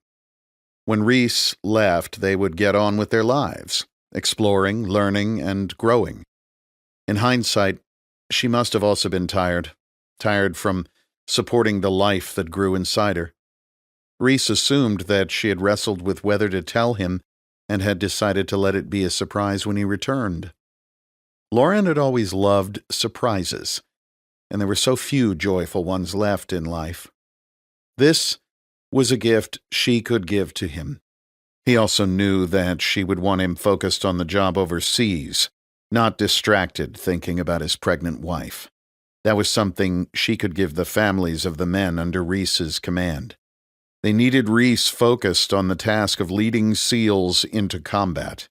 To do it right would require his full measure of devotion. Reece had watched his daughter inch the marshmallow, skewered on the end of a straightened wire hanger closer to the fire. "Wait a little bit longer, sweetie," Reece had cautioned. "Wait for the embers so you can get it a nice golden brown." Lucy just smiled and moved it closer and closer to the fire until it burst into flames and she burst into giggles as Reece leaned forward and blew out what was now a charred mess. They had hiked into a desolate stretch of shoreline to avoid the more populated areas of Big Sur State Park and set up camp on the beach. In a state that had laws governing almost all aspects of daily life, it was surprising and refreshing to be allowed to still enjoy driftwood fires along the coast. Reece and Lucy were bundled up, cuddled together against the crisp cold of the Pacific twilight in a lightweight backpacker's chair behind the fire, and looking out over the rocky shore, the waves, and the distant horizon. Reece would remember that sunset every day while overseas, would remember holding his little angel, wrapped in a poncho and lightweight blanket, listening to the cadence of the surf as the sky transitioned into night, constellation after constellation breaking through the darkness, much to Lucy's wonderment. "What's that bright one?" she had asked, pointing skyward. Though not an astronomer by any stretch of the imagination, Reece had a rudimentary knowledge of the constellations. It was the byproduct of a life spent outdoors. He smiled, remembering when he asked his father the same question all those years ago under the same night sky. That's Orion. See those stars there? Reece asked, pointing skyward. That's Orion's belt. Makes him easy to spot up there, doesn't it? Lucy nodded in agreement. If you look hard enough, you can see his shield and club. He was a hunter. How'd he get up there? Asked a quizzical Lucy. Well, if I remember correctly, Reece continued, struggling to recall his mythology, he was stung by a scorpion, which now occupies a spot on the other side of the sky, so they never see each other. That's weird, Lucy commented. Were they friends? Not exactly, Reece replied, hoping she didn't ask too many more specific questions as to what had led Orion and the Scorpion to their ultimate positions in the cosmos. Thankfully, she switched topics to one Reece knew was coming. Daddy, why do you have to go away on a big trip? Reece and Lauren had called shorter training trips little trips and referred to the upcoming deployment as a big trip. Easier for a young mind to grasp and come to terms with. Well, sometimes daddies have to go away on big trips. In their circle of friends, daddies were always leaving on big trips. Reece felt lucky that Lucy didn't quite realize sometimes those daddies didn't come home. This is my last big trip, sweetheart. Then I'm not going away again. I'm going to stay home with you and Mommy. I can't wait.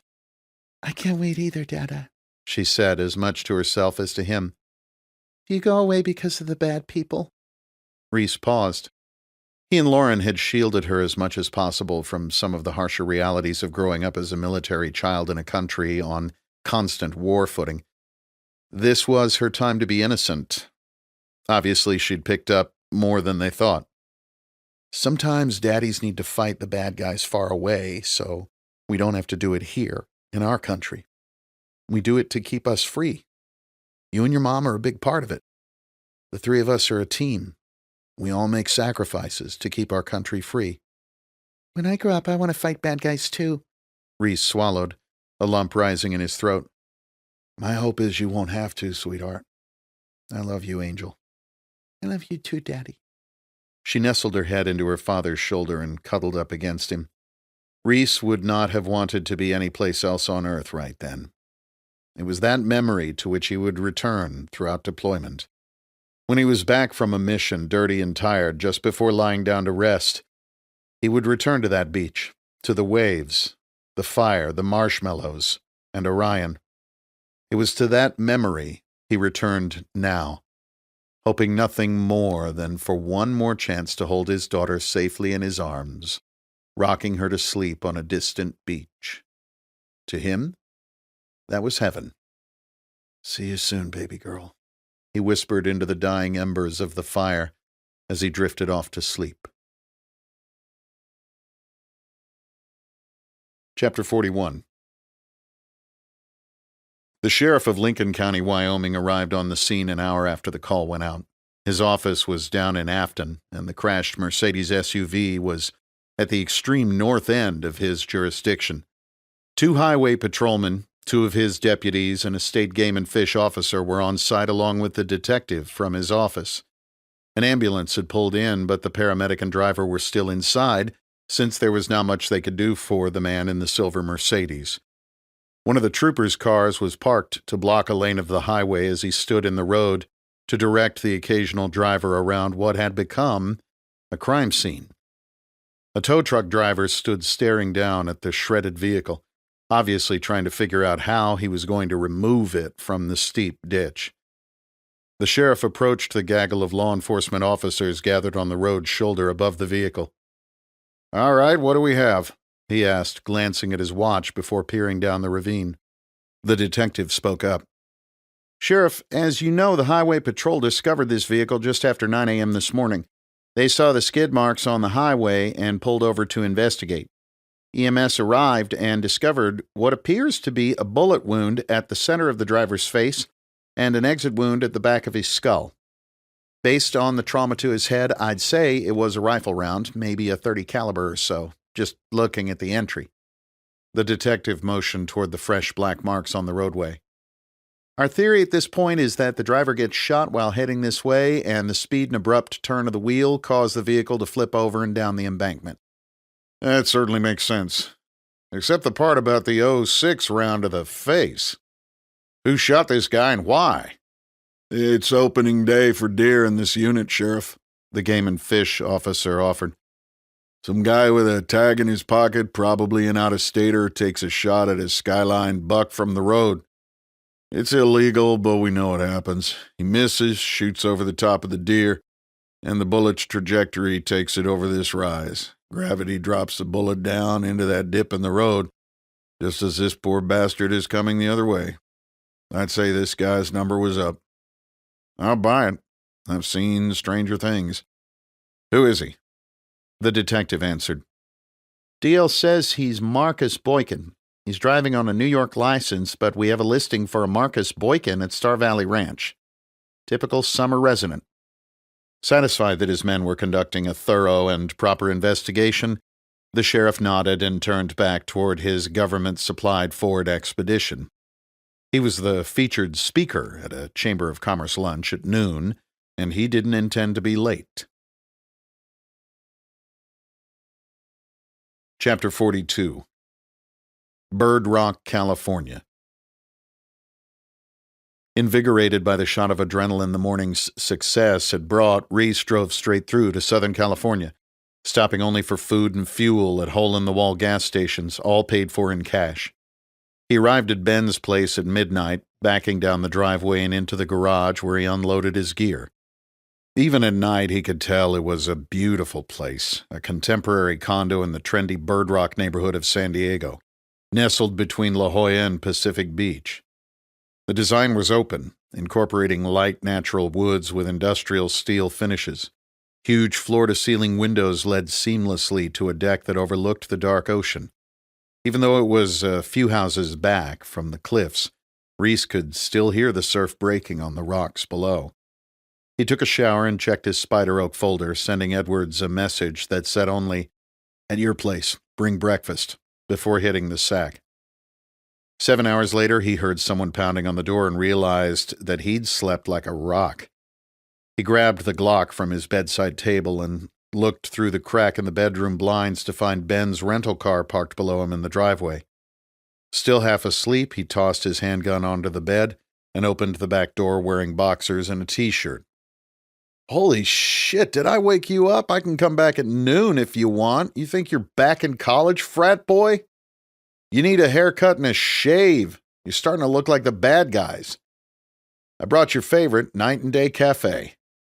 Reece gave Ben the one-finger salute as he walked into the condo's small kitchen to make coffee while Ben unpacked the short order-to-go food on the counter. Taking a huge bite of his breakfast burrito, Reece gestured to the surrounding condo with its sweeping view of the Pacific. "Nice place." "Yeah, my employer has a few of these scattered across the country. We use them for debriefings and meets that require an off-site due to sensitivity issues. This one is pretty nice and hardly ever gets used.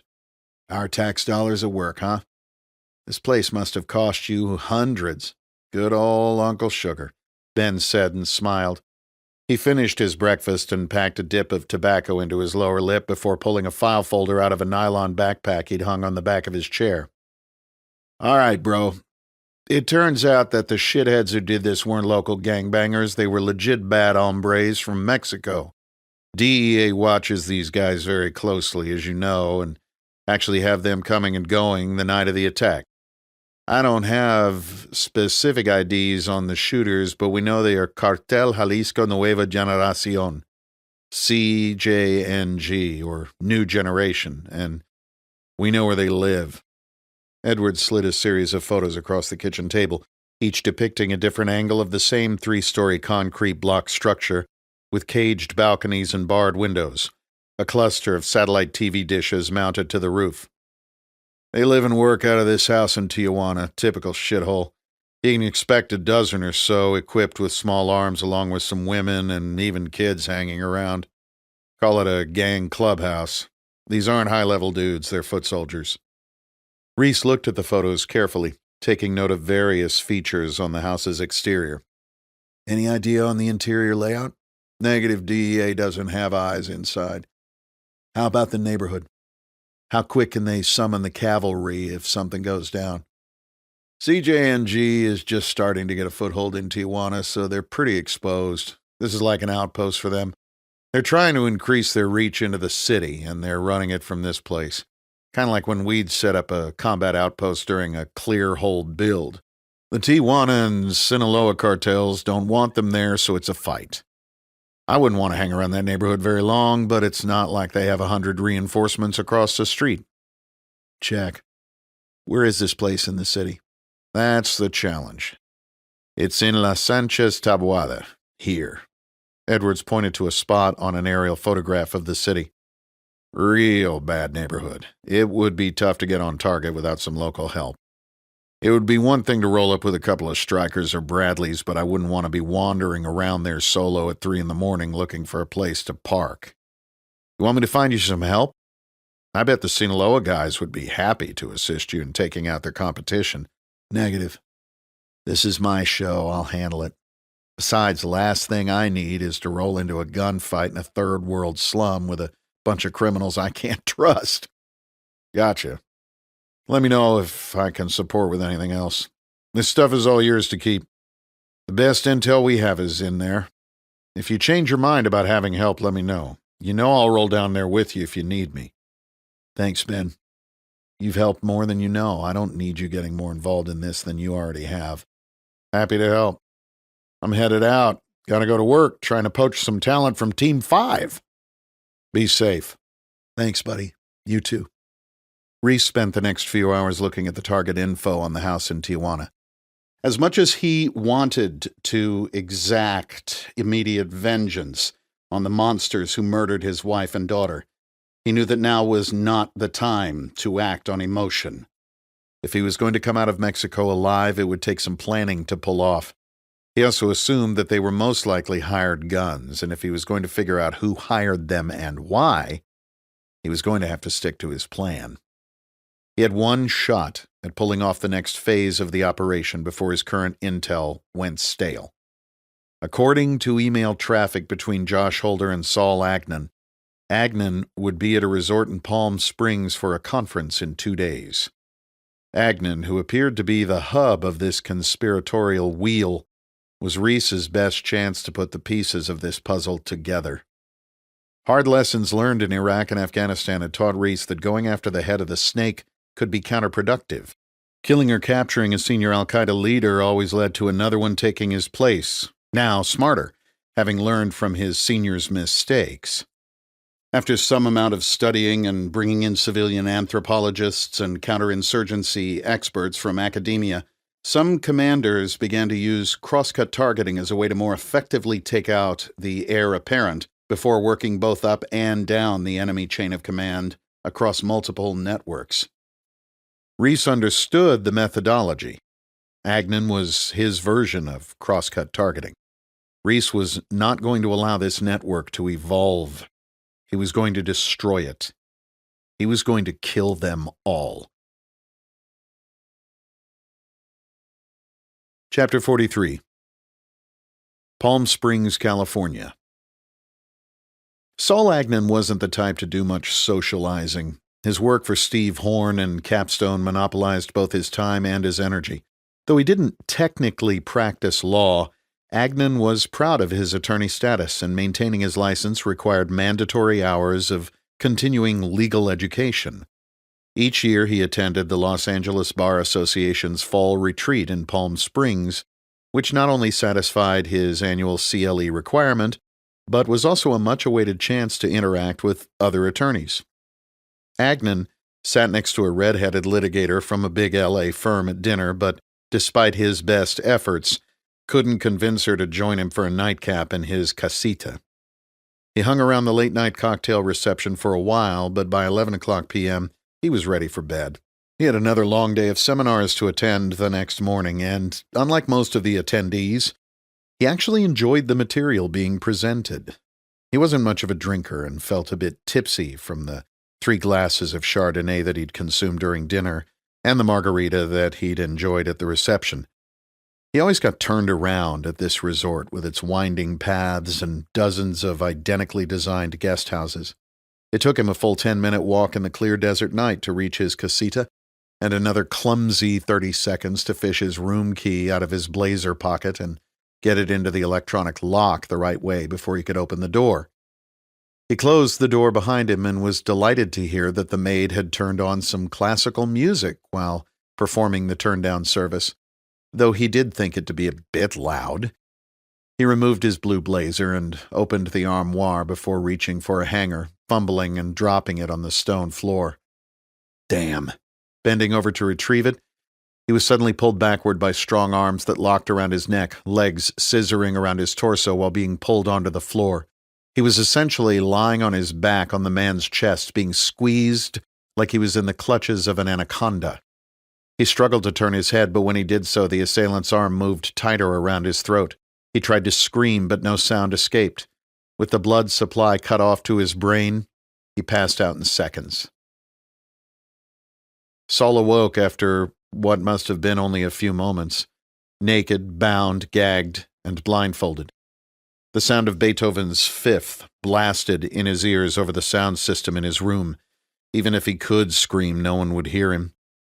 His hands were restrained behind his back and his feet were somehow shackled. He tried to bring himself to his knees, but was immediately shoved back down to the cold stone floor. Whoever had attacked him was still there and was watching his every move. His brain was foggy from the alcohol, but it took him only a few seconds to figure it out. James Reece had found him. The reality of what was happening hit Agnon in the form of complete, overwhelming terror.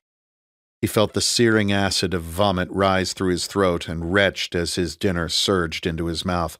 The cloth gag gave the sick liquid nowhere to go, backing it into his esophagus and filling his airway.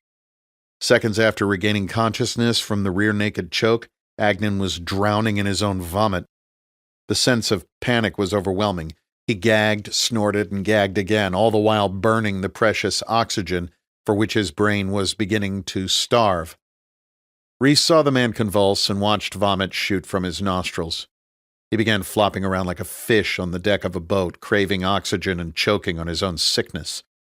As much as he would have liked, Reece didn't come all this way to watch the man whom Holder's emails identified as a key contributor to the killing of Reece's family and SEAL troop drown in his own puke. He reached down to remove the cloth that he'd tied around Agnon's mouth, pulling it off over his head and removing the blindfold in the process. The man continued to writhe in agony as his head turned a deep purple color, the veins in his neck standing out like cables. Reece wrenched the man's head back by his hair with one hand and stuck a gloved finger down his throat with the other to trigger the gag reflex. Vomit shot forward across the floor and Agnon's body convulsed as it cleared itself of the fluid. The rotten stench of stomach acid, food, and alcohol was overwhelming. Even with the surgical mask over his face, Reece had to turn away to keep from gagging. Puking on the floor was not a great way to keep one's DNA out of a murder scene. An animal moan escaped from Agnon's throat, sounding like the death bellow of a large bovine. The good news was that he could breathe again. He didn't say a word as he lay naked on his side, panting for air with tears streaming down his face. What had been a normal human being 10 minutes earlier was now a quivering mess, which was exactly what Reece wanted. "Can you breathe now?" Reece asked in a voice devoid of sympathy. Saul nodded repeatedly without saying a word or even opening his eyes. Reece hoped that the guy's heart wouldn't fail. When it looked like Agnon's respiration had returned to a normal range, Reece tied the vomit-soaked rag that had served as a gag around Saul's eyes and began dragging his limp body toward the bathroom of the resort cottage. He'd already prepared the area by folding 2 large bath towels over the side of the tub to prevent bruising the man's back. Saul's compliance as Reece dragged him into position suggested that this process wouldn't take very long. Reece wrapped Saul's head with plastic wrap, covering his mouth but not his nose. He then pulled the attorney's body over the lip of the bathtub so that his head and shoulders were held below his waist and his feet stayed outside the tub just off the tile floor. He straddled the smaller man and grabbed him by the throat with his left hand to get the angle correct while turning on the faucet with his right. The fixture had one of those handheld shower heads on a flexible hose, which Reece now held over Agnon's face. The stream from the massaging head flooded Saul's eyes and nostrils with water, which followed gravity downward and flowed into his sinuses, mouth, and throat. The angle of his head prevented the water from entering his lungs, thus he would not actually drown, though everything in the man's brain suggested otherwise. Every fiber in Saul's body screamed for air, and it took all of Reece's strength to maintain his grip on the violently thrashing figure below him. Agnon coughed spastically to clear the water from his throat, but the plastic wrap acted as a one-way valve, letting the air from his lungs escape while keeping the water in his mouth. Though he didn't realize it, all his coughing accomplished was to speed up the process. The plastic wrap trick was something that Reece had learned from the CIA interrogators way back in the Wild West days just after 9/11, when Americans still had the will to win. Reece continued to spray water into Saul's nostrils as unimaginable sounds echoed in the confines of the bathroom. Good thing the casita was freestanding and the walls were thick. After a count of 20, Reece removed the stream of water from Agnon's face and pulled the man's body upright into a seated position on the urine-soaked bathroom floor. He pulled the plastic wrap down from Agnon's face so that it hung loosely around his neck. "You know who I am, don't you, Saul?" Reece asked in an almost kind voice. I do, gasped Saul between hyperventilating breaths. "Then you know why I'm here." Saul shook his head violently. I didn't do anything.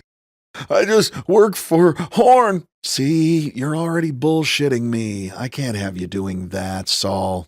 Reece swiftly and violently wrenched Agnon back into the waterboarding position and resumed the spray of water. Without the plastic, it was a bit messier, but the net effect was the same. He was able to move the man from 0 to 10 on the punishment scale within a few seconds. Agnon's brain was quickly learning that doing anything other than complying meant instant and unimaginable torture. After Saul had spent another 20 seconds under the hose, Reece dragged him back out of the tub. Reece had himself been waterboarded during SEER school after an escape attempt that the instructors deemed worthy of the treatment. He knew that as bad as the process of enduring the simulated drowning was, the threat of going through it again was the real motivator, or demotivator, depending on your position. "You ready to talk and tell me the truth?" Yes, I am," Agnon gasped. Reece stood and walked over to the bathroom counter, retrieving a small tape recorder and placing it on the closed lid of the toilet before pressing record. He then let the man catch his breath for a few moments before he started asking questions. He began with an easy one. "Who is Josh Holder?" "He's a DOD agent.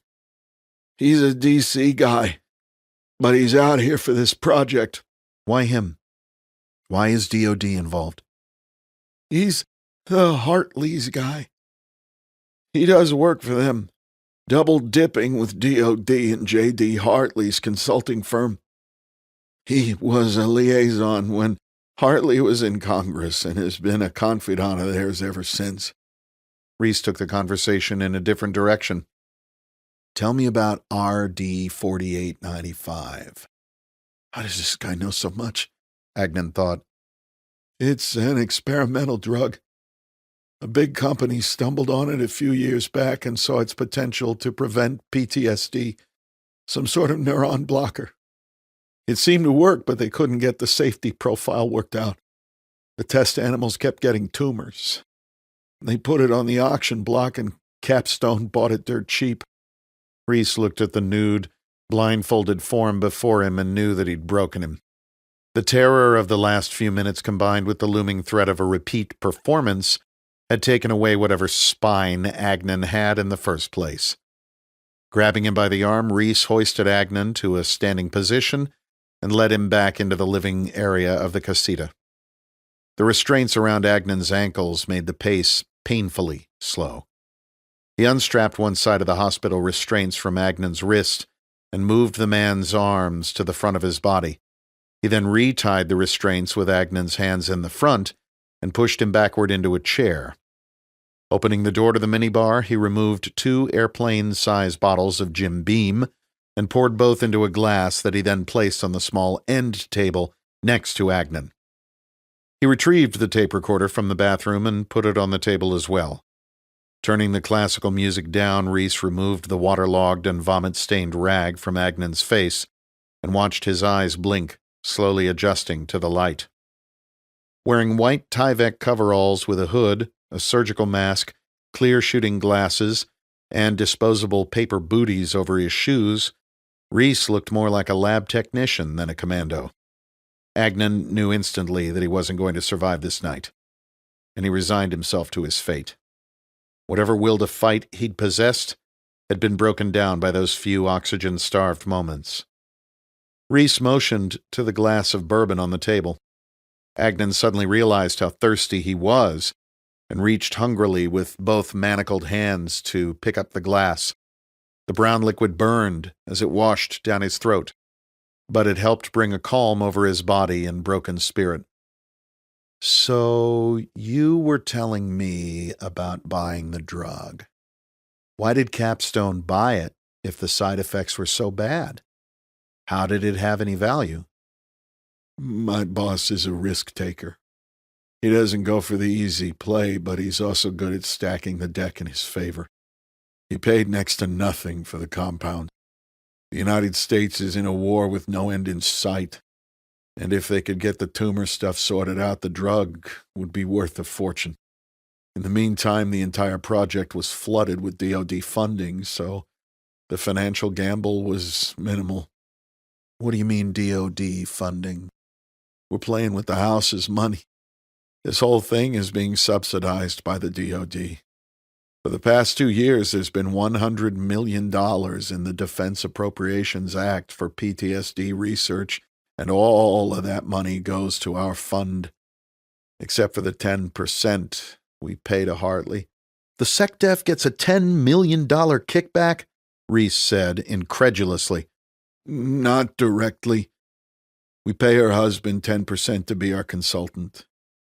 Technically, contingency lobbying is illegal, but we pay him $10 million for his services out of last year's appropriation to give everything the appearance of being above board. It's obviously a sham, but nobody's looking too hard. People think that politicians are on the take, and they're right, but it's not in the way that everyone thinks. Nobody takes bags of cash these days. If you did, you'd end up in federal prison. It's all done with undisclosed conflicts of interest. You show me a member of Congress who's part of the appropriations process, and I'll show you a wife, child, a brother-in-law with a company that benefits from federal dollars. Everybody does it. The Hartleys are just playing on a different level. Jesus. You guys don't have your own scientists, though. No.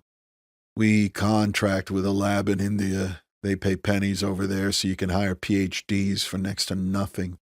Boykin handled the science and the analytics.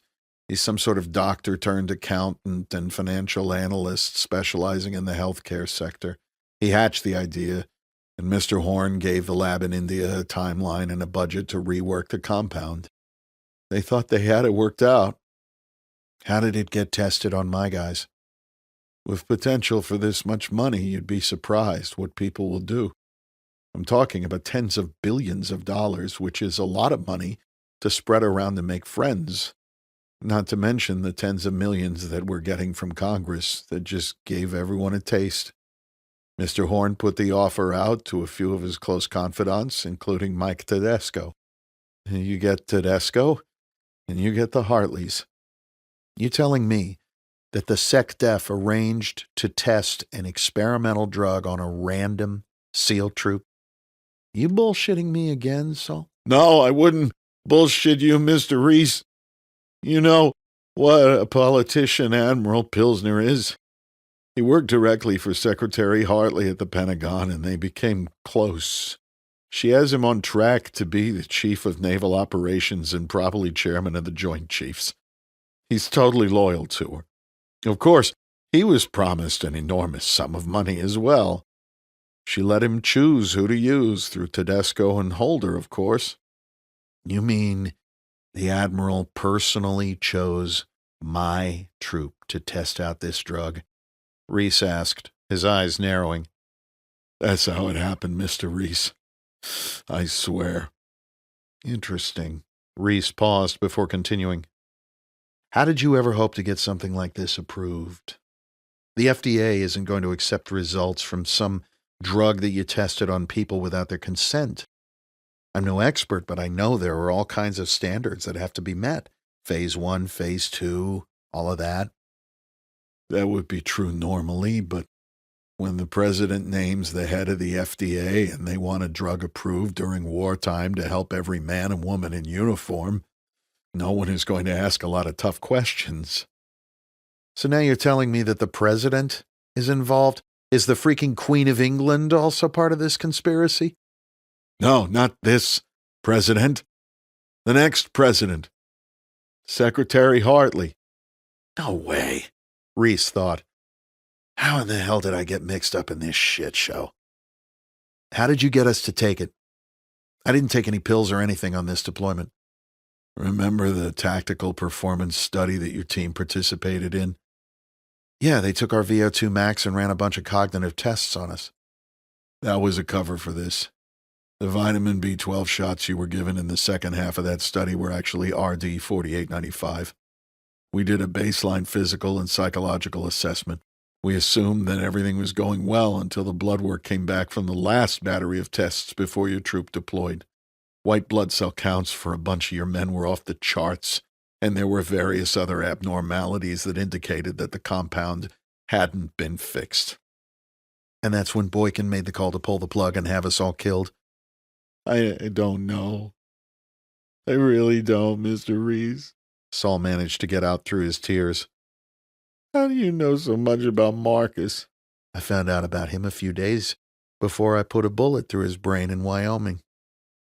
Oh my God, this is real. He's really going to kill us all. Though Saul said nothing, his expression betrayed it all. How do you arrange a Taliban ambush halfway across the globe? You guys cut Haji in on the billions? We left it up to Pilsner on how to clean things up. All through Tedesco and Horn. They got to know each other through all those high-end fundraisers they throw for you guys for the foundations and charities. And that stuff is big business. So, Pilsner sets us up for an ambush and gets a bunch of Rangers and Army aircrew killed for good measure. How the hell did he manage that? I don't know. Exactly, Mr. Reece. I just know that's how it went down. Saul took another long gulp of the bourbon. And Boozer and I survive. Yes. So Josh Holder makes your man's death look like a suicide, leaving only you remaining. What about Chinatown? How did you find me? The SecDef. She allocated a UAV to track you. What? She diverted a national drone asset to help kill me? I swear it's true, Mr. Reece. I swear. Who is Humza Kamir? Who? Humza Kamir. The man you sent to kill me in Chinatown. I didn't even know his name until you just mentioned it. That's the SecDef's asset. I have no idea. Somebody they radicalize online in case they need some dirty work done that can be attributed to Islam. Reece shook his head in disbelief. Could that possibly be true? Say that again. They do what? They have this program where they radicalize at-risk individuals from target populations. They recruit them to what they think is a radical Islamic movement and then use them as expendable assets. I know it sounds crazy, but it's true. I swear. Reece paused as the gravity of what Agnon had just told him sank in. Are you certain? Reece asked, his voice icy and pointed. I couldn't believe it either when I first found out about it. In fact, I'm not even supposed to know about it. I wish I didn't. I think the Hartleys might have created it. I don't know. I just know it exists. Where do the Mexicans fit into all of this? They were just Contract labor. This isn't the movies where you hire a hitman to kill someone. We pay some of the cops to make the arrangements with gang types to do it. Mr. Reece, Reece cut him off. Don't fucking do it. Don't even sit there and apologize for having my pregnant wife and baby girl shot down in our home by some fucking drug cartel. Trust me when I tell you that you don't want to do that. Agnon sat silently, staring at the floor in front of Reece. If this doesn't work, Reece asked, resuming his interrogation, how are you planning to make money on it? You got to be throwing some serious numbers at all these collaborators to get them to risk everything. How are they going to get paid if the drug is no good? Well, now the drug works. There are no efficacy issues, at least not on the latest test rats in India. It's proving to be over 20% more effective than placebo. As for the adverse events, the tumors, we are confident that we have addressed that in the latest version of the product. The most recent test population has shown no such signs. You mean to tell me that you've tried this thing on another group of unwilling people? More SEALs? Yes, Admiral Pilsner arranged for another group of candidates, and they are doing just fine. You bastards! Reece shot back, his voice laced with venom. It took all his strength not to snatch the life from Horn's underling then and there. Regaining his composure, he continued. Okay, let's keep going. You haven't said much about your boss. Tell me more about Steve Horn. Agnon took a deep breath. Mr. Horn is a genius.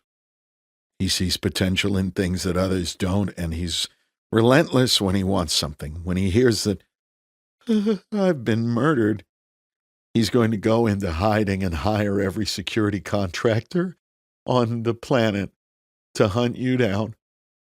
You'll never get to him. That's where you're wrong, Saul. I'm not going to murder you. The look on Saul's face was a priceless mask of hope and shocked disbelief. Reece poured Saul another drink and grilled him for another hour about places, names, dates, everything he could think of that would be helpful in his quest. Saul's speech increasingly slurred and his eyes narrowed to small slits. Eventually his head pitched forward as he passed out in the chair from the exhaustive waterboarding and the subsequent alcohol consumption. Satisfied that he had what he needed, Reece decided it was time for Saul Agnon to leave this world. Reece opened his nylon pack and began laying out the instruments that would bring about the untimely death of Mr. Horn's compliant assistant. A lighter, a syringe, a metal spoon, a length of surgical tubing, and a small Ziploc bag containing powder. Reece wrapped the tubing around Agnon's left upper arm and tied it off tightly. He took the spoon to the bathroom where he filled it partially with water from the sink before emptying the contents of the baggie into it, forming a paste.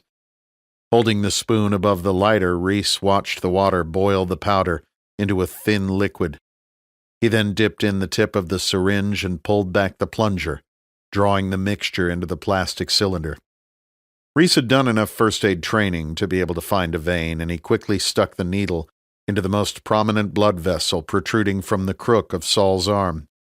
He pulled back on the plunger slightly, and blood flowed into the syringe, spiraling through the liquid contents like the lava lamps Reece loved as a kid. He pushed down on the plunger, sending the liquid death into Agnon's bloodstream.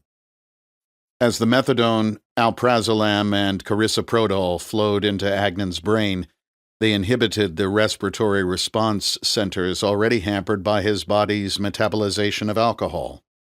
The mixture of chemicals had a cumulative effect on the brain's ability to measure carbon dioxide.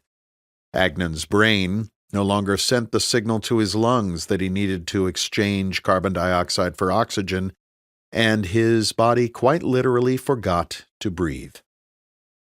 His death came quickly.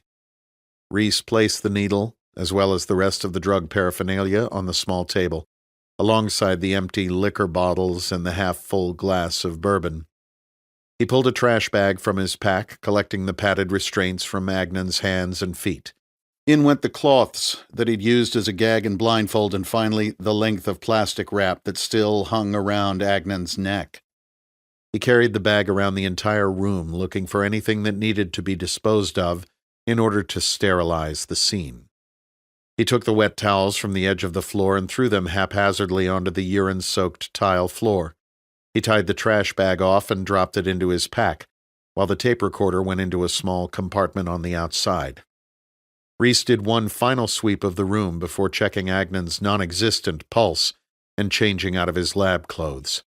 Then, hanging the "Do Not Disturb" sign on the door, he exited into the early morning darkness. Back at the condo, Reece sat at the kitchen table, listening to the Saul Agnon interrogation tape. He made notes, stopping and rewinding the tape at more than one juncture to ensure that he had the details correct. If this was a lie, it was a well-crafted one. If it was the truth, it was mind-blowing. After reviewing his notes, Reece pulled a piece of paper from the bag in his pocket and removed the list. He unfolded it and looked at Lucy's drawing before turning it over and smoothing it flat on the table. With the pencil he'd been carrying in the bag, he drew a line through Agnon's name. He then added more names to the list based on his notes from his interrogation. Josh Holder, Marcus Boykin, Saul Agnon, Steve Horn, CJNG Mexico, Admiral Gerald Pilsner, Mike Tedesco, J.D. Hartley, Lorraine Hartley. It was time to take Marco del Toro up on his generous offer. Chapter 44. Palm Springs, California. The housekeeper had respected the "Do Not Disturb" sign on the door of Casita 134 the previous day, but it was now well after the guests' appointed checkout time on Sunday, and she had cleaned and restocked all the other rooms on her list. She tapped loudly on the door with her keycard. "Housekeeping!" But for the sound of classical music playing softly somewhere inside the room, silence. "Housekeeping!" Nothing. "Housekeeping, I am coming inside." She inserted her master keycard into the slot and the lock clicked open. Reaching into the room and turning on the light as she swung the door open, her peripheral vision caught a human form slumped in a chair.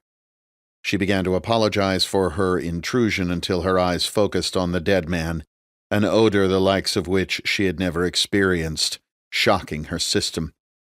"Dios mío!" She slammed the door shut and ran screaming for her supervisor. When homicide detective Anthony Gutierrez arrived, the responding patrol officers had already cordoned off the scene. The officer outside the door nodded at the detective and motioned him inside the room where another officer was waiting. The smell of death hit Gutierrez's nostrils as soon as he crossed through the doorway. A quick glance at the body established that calling EMS had been a waste of time and resources. The departed was naked, and his entire body was devoid of color except for his lower legs, which looked to be filled with dark red wine. Gravity had caused the man's blood, no longer under pressure from a beating heart, to pool in his legs. His eyes were closed and his mouth was open. But for the startling lack of color, the look on his face made him appear to be asleep. The manner of his death was apparent from the array of drug paraphernalia on the table beside him. A syringe, a soot-colored metal spoon with the dried residue of what was likely either prescription drugs or heroin, a Bic lighter, a cocktail glass containing a small amount of brown liquid, and empty liquor bottles that appeared to be from the room's minibar. Surgical tubing was wrapped tightly around the body's left bicep, and a puncture wound was evident on the forearm. "Another overdose, detective?" asked the patrol officer almost rhetorically. "Yeah, I'd say that's pretty obvious. Anything else in the room?" "Nothing out of the ordinary." There's some puke on the floor over there, piss all over the bathroom. Looks like this guy was partying pretty hard. Who is he? The officer glanced down at a pocket-sized notebook. His ID and the name badge from his conference say he's Saul Agnon from L.A. The resort manager confirmed the room was booked in that name by a guy attending some lawyer conference. When's the last time anyone saw him alive? All of the attendees have left the conference, but according to the maid, he had a Do Not Disturb sign on his door all day yesterday. Maid came in at approximately 2:35 this afternoon to clean the room and saw the body. She says she didn't touch anything. My guess is he's been dead since sometime Friday night. I'd agree based on the body. I'll call around to some of the folks at the conference and see if we can find out anything, but my guess is that this is a straight-up accidental overdose. Probably heroin or polysubstance. It's nothing like Northern California, but we still get at least one of these a month. 30-something white guys are dropping like flies. Can't imagine injecting yourself with that shit. It makes my skin crawl. The officer winced at the mere thought. Addiction is a powerful force. This guy's a lawyer, probably makes more scratch than both of us put together. And he dies butt naked in a hotel room trying to get high. Detective Gutierrez shook his head. I'll snap some pictures. Call the M.E. and we'll get him bagged up and out of here. Chapter 45. Point Loma, California. Reece slowed his Land Cruiser and eased into a parking space off the main drag in Point Loma, just across the bay from Naval Air Station North Island, the Navy's large real estate holding that occupied the majority of Coronado Island. Reece had always liked Point Loma. There were some beautiful homes here with great views of San Diego, its bay, Coronado, and the Pacific. He loved the smell of the ocean, and Point Loma was San Diego's maritime metropolis. He drove by the front gate to the Marine Corps recruiting depot, one of two boot camps where young recruits began their journey into the Corps. Crossing streets with names like Nimitz, Farragut, and Roosevelt, he passed yacht builders, boat repair shops, the exclusive San Diego Yacht Club, and a host of fishermen preparing for yet another day at sea. Traffic had been light this early on a weekday, but Reece knew that a certain local coffee shop would be open and ready for business. The coffee shop looked like a small Victorian house, which it had been at some point years ago. With 2 stories and a charming front deck, it could easily have been mistaken for an historic home, rather than the small batch roaster it was. The inside was as appealing as the outside, with large overstuffed chairs and couches arranged among antique coffee tables of just the appropriate size. The walls were adorned with an assortment of old books, which always made Reece feel comfortable and at home. As early as it was, Reece was not the first customer of the day. A girl in her early 20s sat pecking away at her laptop, probably a student from Point Loma Nazarene University, just up and over the hill, while across the room sat a grizzled old fisherman deep in thought. Reece ordered a large black coffee. Ordinarily, he would have added something sweet, but today he ordered it the same way his friend, who usually accompanied him to this particular coffee shop, would do it. Reece smiled, recalling how his larger companion would always make some comment about guys who spruce up their coffee, as he shook his head watching Reece add honey or sugar with a dash of cream, or worse yet, adding nothing because he ordered a latte. Today, that teammate wasn't there to give Reece a hard time about his coffee predilections. He was waiting for Reece farther up the road. Reece fired up the Land Cruiser and headed up the hill, turning onto Cabrillo Memorial Drive. The higher Reece climbed, the more beautiful the view became, the homes and businesses retreating to give way to the natural beauty of the Pacific coastline. Reece pulled into a small dirt lot facing east and took in the view. Naval Base Point Loma, home to San Diego's submarine fleet, was just coming to life below him, while across the bay he had a commanding view of North Island, Coronado, downtown San Diego, Imperial Beach, and on into Mexico. His coffee sufficiently cooled, Reece rested his arm on the open window and took a sip of the strong black liquid that he was sure once flowed through the veins of the friend he had come to see, based on the copious amounts Reece had observed him consume on a daily basis over the years.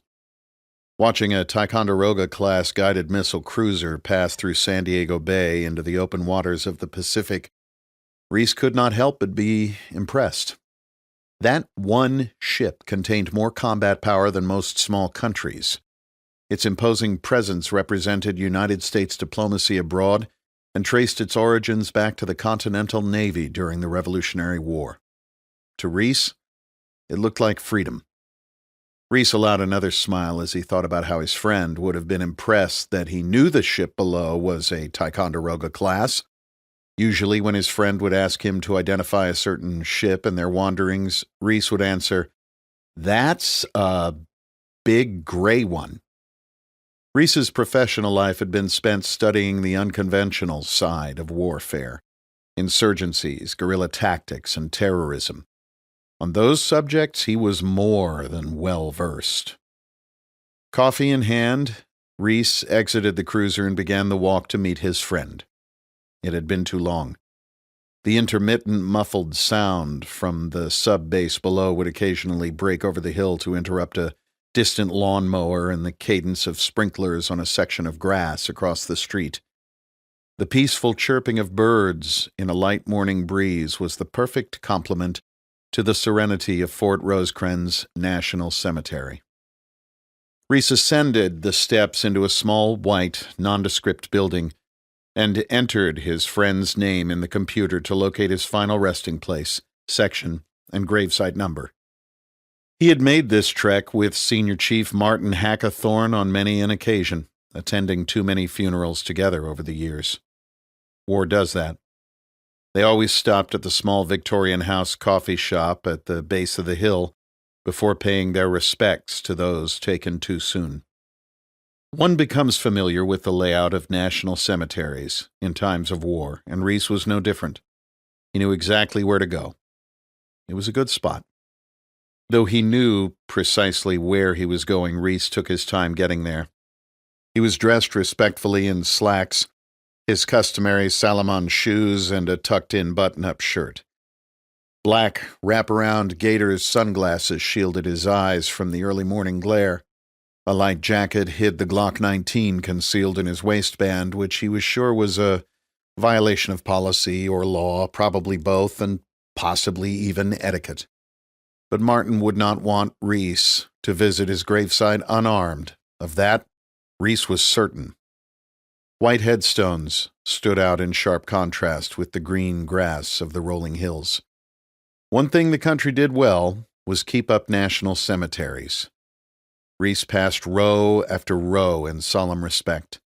Lives ending in dates 1914, 1877, 1966, 1944, 1917, 1898, 2006, 1900, and 2016 had found peace here. Those dates corresponded with events in a country that had seen little rest from war. The Indian War campaign, the Mexican campaign, World War I, Vietnam, World War II, the Haitian campaign, Korea, the Spanish-American War, Iraq, and Afghanistan. Every generation seemed to be represented, and every generation had answered the call. This generation was the repository of that accumulated knowledge of war. Reece did not intend to let it go to waste. Reece wondered where he would go when it was his time. With what he was about to do, he wasn't sure. He hoped they would honor the request in his will to be buried alongside Lauren and Lucy. He wanted to be next to them for eternity. Reece didn't realize he had stopped walking, nor did he remember how long he had been standing there, coffee still cooling in his hand, eyes welling up, looking at the grave of his friend, the big man with the beard whose head Reece had last held when it wasn't even attached to his body. Reece took a knee in front of the headstone, lowered his head, and didn't speak. His thoughts were focused beyond the grave. "Sorry, buddy," Reece thought. "We never should have gone on that mission. I knew it, and we went anyway. But the truth of it is we were set up before we even deployed. I'm the only one left. They took Lucy, Lauren, and our unborn son, and I don't have long. The bastards that killed you killed us all back in this country during our workup. Don't worry, though. I still have a bit more time. I know who they are now, and I'm hunting them. They don't know it yet, but they will soon. I'm coming for them, and I'm going to put them all in the ground. Standing, Reece took another look at the grave, emblazing the words etched there into his memory, before turning to make his way back through the warriors of battles past. Written on the headstone, under Martin F. Hackathorn, April 4th, 1975, June 14th, 2017, U.S. Navy, Afghanistan, was one simple word: Patriot. Reece was coming. Death was coming for them all. Part 3. The Reckoning. Chapter 46. Tijuana, Mexico. Marco had gotten Reece across the border without much trouble. The Range Rover that carried them south through Imperial Beach and Otay Mesa and into the San Isidro border-crossing checkpoint was a version called the Sentinel, built by Land Rover's Special Vehicle Operations Unit in Great Britain. It could withstand armor-piercing incendiary bullets and shrapnel from hand grenades. With a 510-horsepower engine and a retooled suspension, it was a serious piece of machinery. Reece shuddered to think what it had cost. Up-armored Suburbans led and trailed the Range Rover, looking a bit like a presidential motorcade with a British twist. It seemed a bit high profile to Reece, but this was Marco's department, and he seemed more than confident that he could get his friend back and forth across the border. Reece couldn't help but tense up when they passed through the checkpoint into Mexico, but they drove through without so much as a pause. At midnight, there was not the usual backup of cross-border daily labor causing hours of delay at peak travel times that happened to coincide with San Diego's steadily growing number of commuters also going to and from work. Marco smiled, watching Reece visibly relax as they sped south. Reece wondered how many Mexican and American laws he had just broken, knowing the contents of his loadout bag behind the seats. Darkness enveloped the motorcade as it made its way into the heart of Tijuana. Things had gotten so bad there in recent years that the Navy had issued a directive forbidding sailors from partaking in liberty south of the border. The bars that used to bustle with U.S. military personnel from the second largest naval port in the country were now just hosts to college students from San Diego and Los Angeles, too young to get into the bars and nightclubs of Southern California. Taking a sharp left down what appeared to be a dead-end alley, the vehicles abruptly turned into what looked to Reece like a garage chop shop. They pulled into spots, obviously reserved for the boss, as corrugated sliding doors came down behind them. "We're here," Marco said, smiling. "We're where?" Reece inquired, leaning forward to get a better look at his surroundings. "My Tijuana offices." Marco laughed as he saw a puzzled look cross Reece's face. "You expected better, see?" "Well, it's a bit different from your usual digs." "Ah, yes. It reminds me of my humble beginnings. Plus, I can concentrate here without the unwelcome distractions brought on by success. Come," Marco continued, tilting his head in the direction of his door. "We have much to discuss." Reece grabbed his loadout bag from the back of the Range Rover as Marco's security detail spread out into what looked to be their customary posts to keep an eye on surveillance camera footage of the surrounding area. A group of 6 nondescript cars were parked neatly in one corner of the garage. They looked like they would fit in nicely with Tijuana traffic and not arouse any suspicion if Marco needed to move around the city with anonymity. A small gym was set up in one corner of the garage along with an impressive array of wrestling mats. "Is this how you've been beating me all these years? Sneaking into Mexico to train while I'm overseas?" "Ha! One must do what one can. I know you read your Sun Tzu. Luckily, tonight's foe has not. Marco called out as he bounded up a set of stairs to what Reece assumed would be his office overlooking the garage. Reece followed as hastily as he could, encumbered by the weight of his large bag. Marco's office was neat and orderly, even minimalist. A row of security monitors lined one wall on the far side, allowing Marco to overlook the garage floor through large windows positioned to face the enormous doors. "What business do you run from here?" Reece asked. Marco looked his companion in the eye. "I have many businesses, my friend. I can run most of them from anywhere, but certain meetings and ventures require a place such as this." He paused. "Did you ever wonder how I got my American citizenship so quickly?" "I assumed it was because your U.S. business interests would generate good tax dollars." "Ah, yes, this is true. But I have other dealings that are of interest to certain agencies of your government." "It's your government now, too," Reece reminded Marco with a nod. "Very true, amigo, very true. I know it is hard to understand, but what we will do tonight will help both my business interests and our countries. I will explain more later. For now, you just have to trust me." "I trust you, Marco. Otherwise, I wouldn't be here." "I know. Let's review those pictures again." They had gone over the target package made up of the intelligence that Ben Edwards had delivered before crossing the border, but both men wanted to review it one last time. Reece knew Marco was the one person who could get him to his target. Marco had said yes without even knowing exactly what Reece had in mind. After hearing Reece out, Marco offered his security detail as an assault force, but Reece decided against it. They could get him to and from his target and set up as a blocking element, but that was all. This was his war. "Okay," Marco said when they had gone over it again. "When do we leave?" "You said it was about 20 minutes to the target house," Reece said, looking at his watch. "Let's leave in 30 minutes, giving us a time on target of 0300. "Bien, 30 minutos. I will ready the men and cars. They will be, how do you say it, our mobility package?" Marco said, clearly pleased with his use of military lingo. "Thanks, Marco. I won't forget this." Marco nodded and left Reece alone to ready his gear.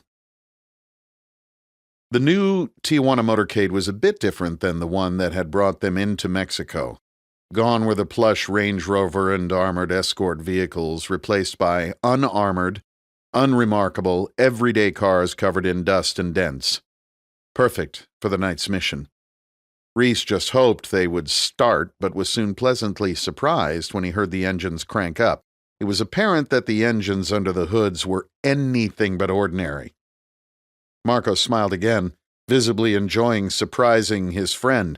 "Sun Tzu," he said again with a mischievous twinkle in his eye. "Deception." Reece's current mobility package consisted of 2 cars that would be derelict vehicles almost anywhere in the United States, but were an ideal fit for the streets of Tijuana. Marco and Reece were in the back of the lead vehicle. A driver and one of Marco's bodyguards sat in the front. 10 minutos, Señor Toro, said the big man in the front passenger seat. Marco nodded. He started to say something when his phone chirped. "Perdón," he said, answering. "Sí?" Followed by a long pause. "Sí, gracias." Hanging up, Marco turned to Reece. "My source inside has left the building. 14 men, 6 women, no children. The women are hookers from Mexicali. They have to import them for security reasons.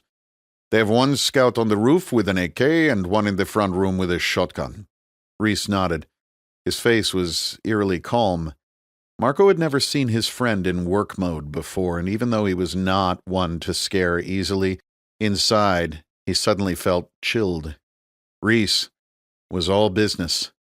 Tonight that business was death. "Aquí," said the man in the front passenger seat about 10 minutes later, the car slowing to a crawl. "Okay," Marco said. "This is it." He pointed to a dilapidated building at the end of the block. Reece, when you kill these men, will your journey be over? Reece paused.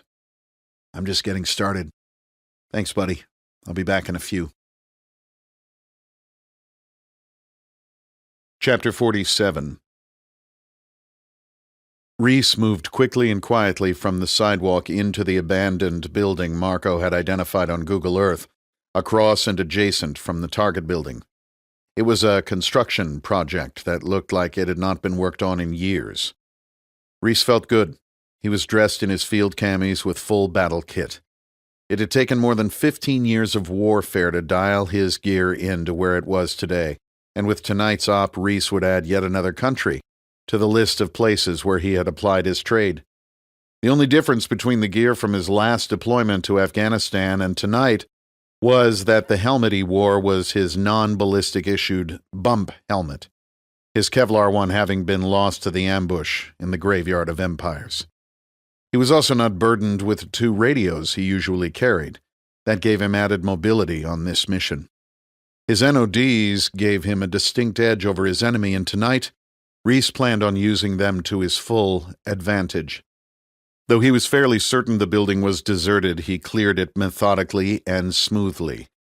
Slow is smooth, smooth is fast. As he moved to the roof, he was transported back to another place in time, patrolling through the streets of Ramadi with his sniper team, setting up in the dark of night to await their unsuspecting prey from an advantageous position. Tonight was similar, except that he was alone, and these were the men who had killed his family. Reece scanned the roof and moved to where he had a clear vantage point of the target house. It looked quiet. At first he thought Marco's informant had given them bad intel since he didn't see the sentry on the roof. Another, more careful examination revealed the man sleeping in a chair, head back, an AK clearly visible propped against the railing next to him. Reece never would have used the roof during the day, but at night, with the technical advantage of his NODs, it offered a logical location from which to engage his first target. Reece knelt down and rested his rifle on the railing. He settled the IR laser from the Atpial, invisible to anyone without a night vision device, attached to the top rail of his M4 on the bridge of the sentry's nose. Pressing the trigger, Reece sent a 77-grain Black Hills 5.56 bullet directly into the man's face. Reece settled the laser onto the man's chest and put 2 more into his center mass, just for good measure, his suppressor muffling the sound of the shots. Then he stood and made his way back to the street. He passed Marco's vehicles as if in a blur, his movements smooth and steady, weapon up and trained at the front door of the target building. Locked. Shit. The informant was supposed to leave it open. If he had been with his assault team, Reece would have breached the door and begun clearing the house, as he had so many times throughout the war, but he was not with his assault team. Tonight, he was the team. Reece immediately switched to his secondary method of entry and moved to the side of the structure. So similar to Ramadi. Finding the outside pipe he had identified through Ben's imagery, he quickly slung his rifle and began to carefully work his way up the side of the building. Not as easy as when I was an E4, Reece thought. Cresting the top of the building, Reece drew his pistol to cover the rooftop. Seeing only the dead sentry, he swung himself over the railing, holstering his pistol and bringing his M4 back around and into his shoulder in one fluid motion, before moving to the stairs leading down into the lion's den.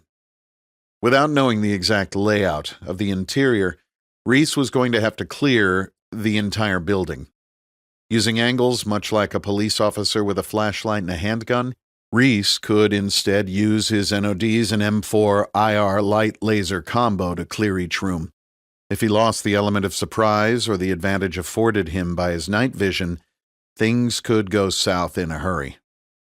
The building smelled of burnt cannabis, urine, and sweat. A disgusting combination. Working his way into the first hallway of the 3rd floor, Reece identified a partially open door to his left and closed doors to the other 3 rooms in the hallway. Pulling his M4 back at an angle into the crook of his elbow and body, Reece slowly pushed the door open. A lone figure could be seen lying face down on the bed, wearing shorts and a tank top, sheets covering one leg. It looked like he was dead already. Continuing his scan of the room, Reece took everything in, his mind working to identify targets. Clear. Well, almost clear. Reece leveled his laser at the back of the sleeping man's head and depressed the trigger, sending one round into his brain, which exploded onto the pillow and bed frame. One down. Reece held his breath. From the looks of it, these guys had been up partying most of the night, but it was never wise to underestimate your opponent. Back into the hallway and onto the next room. Nothing to suggest Reece's suppressed shot had been heard. This door was unlocked, and Reece opened it as quietly as possible. 2 people were visible sleeping in bed. A grotesquely obese gang member lay naked, facing up, one leg draped over the side and resting on the floor. A petite young woman lay naked next to him on her back. Reece hoped that she partied hard enough to keep her from waking up. He didn't want to kill her. But if her waking up would compromise his mission, he had no qualms about putting her down. Reece shifted his M4 to his left hand, gently releasing a small bungee cord that held a centuries-old tool that he and his men had learned still reigned supreme as one of the quietest ways to end a man's life. Reece raised the Winkler Sayok tomahawk, taking careful aim at the side of the sleeping man's head in the center of the temple, and drove it powerfully downward through his brain, killing him instantly. Quickly, Reece shifted to the woman and prepared to deliver her kill strike. She stretched and stirred, settling back into a comfortable sleeping position, unaware that the angel of death had passed her over this night. Smoothly securing his hawk back into the sheath, he transitioned the M4 to his primary hand and moved back into the hallway. 2 more doors on this floor, 11 more men and 5 more females to contend with, if the intel was correct. Next door, locked. Fuck. Reece reached for his lock-picking set. No sense in kicking in a door and alerting a numerically superior force to his presence. Clicking on a small green LED light on the side of his helmet attached to a flexible neck allowed Reece to direct it appropriately. He slightly tilted his helmet up to allow him to see under his NODs to work the lock. As he inserted the first pick, the door began to move. Reece's right hand moved back to his M4, bringing it up while at the same time he identified his threat. Standing in front of him was a young woman wearing only panties, and behind her, sitting awake on the bed, was a fighting-age male, clearly just getting out of bed and unsure of what was happening. Reece's left hand clamped around the throat of the girl in front of him as he made entry into the room. Sensing commotion at the door, her male companion stood up to make sense of what was happening, only to catch 2 rounds in the stomach from Reece's M4, fired from a position of retention. Reece drove the young woman into the floor, firing 3 more rounds into the target before him.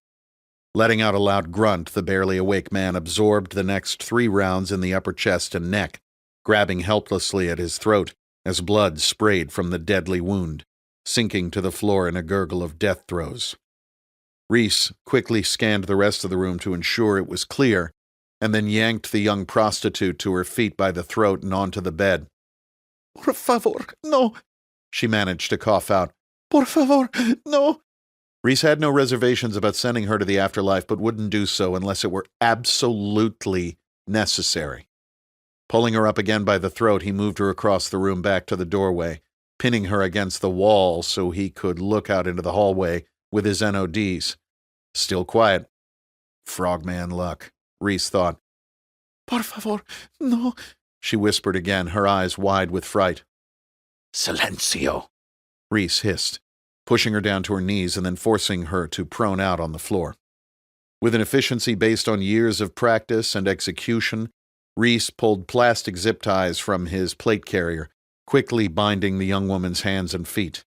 Looking around the room, Reece settled on a sock near the dead man's shoes and stuffed it into her mouth, securing it with another zip tie. He then ushered her to her feet and back onto the bed, using a 3rd tie to secure her to the metal bed frame. Silencio, he ordered again in a hushed tone. Her terrified eyes acknowledged understanding. Reece moved back to the side of the door and ejected his partially used magazine, replacing it with a fresh one. Stowing the other away in case he needed it later, he examined the hallway yet again. Still quiet. If he had had his troop with him, the building would have been secure by now. as this was a solo mission, Reece still had a ways to go. Last door of the top floor, unlocked. Reece pushed it open.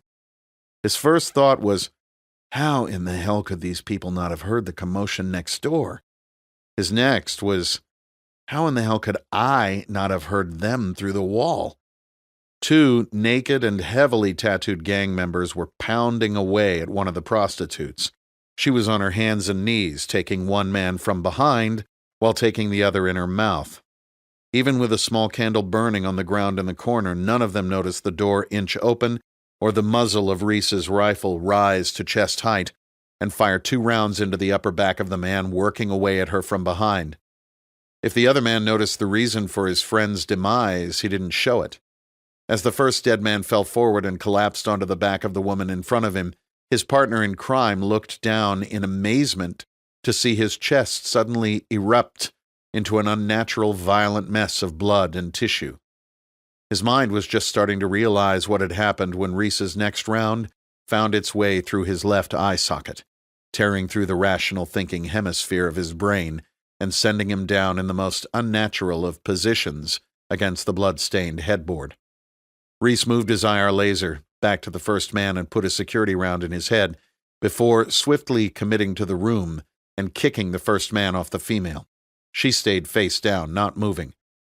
For a second, Reece thought he had accidentally shot her, but then he realized the blood and tissue that covered her body were not her own. She was merely in shock from the 2 men she was just having sex with suddenly die on top of her, showering her in a bloody mist. Reece let her live, zip-tied her to the bed, performed another tactical reload, retaining the semi-used magazine, and moved back into the hallway. Clear. 6 down. 3 prostitutes of the 6 total alive on the top floor. 8 more hostiles and 3 more non-combatants to contend with. Move. Reece had become an instrument of death. Nothing felt more natural to him than moving through a target. He had done it at all tactical levels on the battlefield, and now he was progressing through a new target, one that had no idea what was coming. Down into the stairwell, scanning, clearing, processing every detail, weapon up and ready. As Reece slowly pushed open the door to the 2nd floor, he first sensed and then saw movement, meeting a juiced-up gangbanger in boxers running down the hallway with a stainless steel revolver in his hand. He must have heard or sensed something amiss upstairs. The 6th sense at work. He caught 5 5.56 bullets in the chest as Reece shot him down. Killing men in close quarters was not as easy as the movies or local defensive weapons courses would have one believe. Sometimes men die hard. There was no magic formula in the real world that would guarantee that someone would go down and stay down. The 2 to the body, 1 to the head, popularized as the Mozambique technique, was quickly dispelled in the realities of modern combat. Reece and his men shot their targets down. Whether it took 1 shot or 10, you shot them into the ground. A light switch was thrown at the end of the hall, and it erupted in a cheap, flickering glow. Reece saw the man at the end of the hall who had taken away the advantage of night vision, wearing jeans and a t-shirt, tattoos up the side of his neck and bald skull. Reece's shot down the hallway missed his mark as he pushed his helmet back on his head to see under the NODs in the new, lighted environment. The t-shirted man scrambled for his open door. Wanting to get to him before he could get to a weapon, Reece charged down the hallway, firing the M4 into the open door of the t-shirted man's room, clearing it by taking the angle and firing as he went. Not the usual protocol, but without a team of highly trained assaulters behind him, he needed to improvise. As Reece attempted to get a better angle on the door, a heavily tattooed arm shot out of the room, grabbing his barrel and pinning him to the end of the hallway wall. Jeez, this guy is strong. With the M4 pushed against Reece's chest, it was combat ineffective. Reece grabbed the shaved, tattooed head in front of him, smashing his helmet and NODs into the man's face twice before pushing both of them off the wall and back into the open door to the room. Reece registered a female voice screaming and saw a naked woman out of the corner of his eye, grasping desperately at sheets as she watched the death match taking place in front of her. Reece's kick off the wall propelled them both into the small bedside table, sending them crashing to the floor. His opponent was heavily muscled and outweighed Reece by a good 20 pounds. Landing on top of Reece, he wound up to deliver a crushing blow to the commando's face. Reece brought his head forward as the punch came down, connecting the man's fist to Reece's helmet. It's strange, the things one notices in combat. Through the screams of the naked prostitute, the flickering of the lights, and the crushing weight of the gangbanger on top of him, Reece saw the bandage. It was not professionally done, but Reece knew instantly what it was. The bandage of a gunshot wound. This was the man Lauren had wounded protecting their daughter. A rage like he had never known boiled up inside him, locking the bigger man's right arm to his body and trapping his right leg with Reece's left leg. Reece executed a jiu-jitsu move called the omoplata, sending his enemy over and onto the ground. In one fluid movement practiced many times in training, Reece pulled a sharp dagger from its position on his plate carrier and sank it into the throat of his wife's killer. The eyes in his shaved head opened wide as he continued to struggle. Reece pushed down harder, withdrew the blade, and reinserted it with a sawing motion across his opponent's throat until his squirming stopped and he lay dead in a growing pool of blood. Reece had no time for reflection. Bullets cascaded into the room from directly across the hall. AK fire. Reece knew the sound well. The rounds were being sprayed into the room without any real discipline, racking across the back wall and cutting across the upper body of the screaming prostitute, silencing her forever. Reece grabbed a frag grenade from a pouch on his belt, pulled the pin, and sent it careening into the adjacent room. Luckily, the construction was cinder block and could take a solid hit. When the grenade exploded, it sent debris flying into the hallway and into the room Reece now occupied. Taking advantage of the confusion from the blast, Reece flew across the hallway. There was no need for security rounds. One gangbanger and one woman lay dead, their bodies mangled from the violent blast, contorted into unearthly positions that signified death. 9 targeted individuals down, 3 females upstairs alive, 2 females dead on the second floor. Now on the opposite side of the hallway from the stairwell, Reece reached out and killed the lights that still flickered after the grenade blast. Adjusting his NODs, he did another tactical reload and scanned the hallway from a position of cover inside the room that the grenade had rendered clear. One door was still closed on this floor. Reece cleared the room that the man with the handgun appeared to have come from. A larger woman in a dirty shirt was crouched in the corner, knees tight to her chest. Her eyes were closed, and she appeared to be praying. Reece let her be and moved to the closed door. Twisting the knob and throwing it open, he flattened himself against the hallway wall, half expecting a hail of bullets to burst through. Instead, there was nothing. Reece slowly cleared around the door so he could see as much of the room as possible. Still nothing. He then made entry. Quickly sweeping the room and clearing all corners, he discovered it empty. 1 floor to go. Reaching the stairwell door, Reece took a breath. Time to finish the job. Pushing the door open, Reece cleared both up and down the stairway. He began to work his way down when the first floor came alive with the sounds of war. Reece positioned himself so he had a clear view and line of fire to the first floor stairwell door. He could clearly discern AK fire and what sounded like M4s and shotgun blasts. He heard yelling and commotion in Spanish getting closer to the downstairs door. More shouting and more gunfire. Suddenly the door Reece was covering flew open, and in stumbled what were clearly 2 hostiles. They started to charge up the stairs when Reece cut them to shreds, the door slowly closing behind them. Reece refocused on the door, saw it begin to open, and began to apply pressure to his trigger. Reece! Reece, it's me! Came Marco's voice up the stairs. Reece checked up as he saw his friend cautiously inch his face into view. Okay, I see you, buddy, Reece called out. You clear down there? See, my friend, came the reply. Coming down, Reece shouted back. Reece descended the stairs, weapon at the ready, all senses heightened and alert. He stepped over the two bodies at the bottom of the stairs as Marco opened the door for him. In the hallway were Marco and 3 of his security detail. Strewn on the floor were 2 more dead gangbangers and 1 dead woman. One of Marco's detail had another man on his knees, head against the wall. Reece turned to Marco.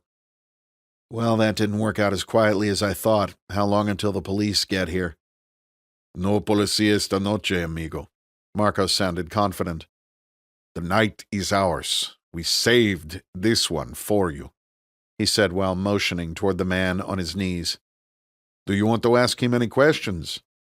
Reece looked at Marco and back to the prisoner, his eyes cold as ice.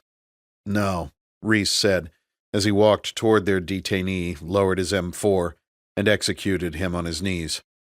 "Let's go." Marco looked at his security detail, shrugged, and headed for the door. Chapter 48. Bird Rock, California. The sun was coming up over the San Diego skyline when Reece returned from his foray south of the border. He'd thanked Marco profusely for his generosity and loyalty and was told, "It was nothing, amigo." The events of the past weeks had caused Reece to sit back and take stock of his friendships. What he'd learned about loyalty was surprising. Some friends had leaned in hard to help in his time of need, while others had backed away. Some would have thought that his fellow SEALs would have rallied around him, but with the exception of Ben Edwards, that hadn't been the case. Most of his closest friends in the teams had been killed in the ambush.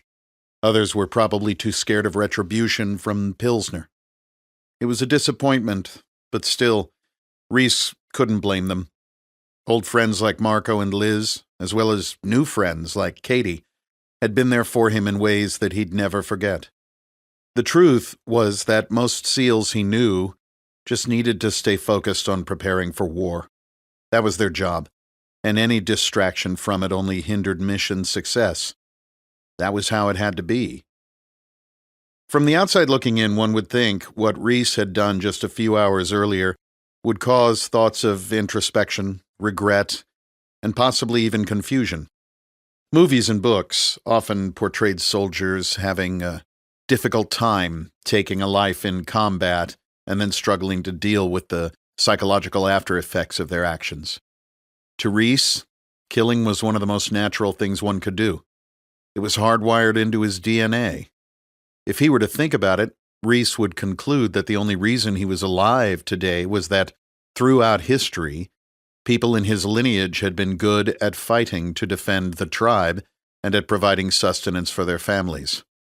Killing was not so much about taking a life, it was about sustaining life, the lives of your countrymen, your unit, your family, yourself. That Reece did it exceptionally well did not bother him. Killing was what he did better than anything else. He remembered being surprised by the feeling he experienced the first time he killed another man in combat. If one was to trust the experts, he should have felt instant remorse, regret, and confusion, even anger. It was as if society expected those who have taken lives in defense of their nation to immediately require counseling to assist them through their grief. Perhaps that convenient narrative allowed civilized society to better deal with their detachment from the realities of warfare, while sending young men to die in the mountains, jungles, deserts, and cities of foreign lands difficult to find on a map. The truth was less complex. The truth was primal. Reece felt no such remorse.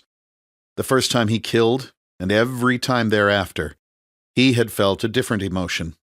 Relief. Relief might seem like an odd reaction, especially to the uninitiated. It was not relief in the sense that Reece discovered he could kill. He had never really worried about that. It was relief in the sense that his training, his skills, his instincts, his intellect, his dedication to understanding his enemy and the conflict in which they were engaged had not been found wanting. It was relief to be alive. Reece had a natural ability not just to fight, but also to lead. Those two attributes had drawn his men to his side and built a trust not found elsewhere in polite society. It was what Reece was born to do. He didn't do it because he liked it. He did it because it was required to ensure the survival of his men, his country, and his family. It wasn't that Reece felt no emotion from his years in combat. He was far from a sociopath. In combat units, sociopaths got good people killed and were weeded out as soon as possible. When the topic came up in preparation for war, Reece would share with his men a story of the most important shot he had taken in combat. He framed it as the most important shot he didn't take.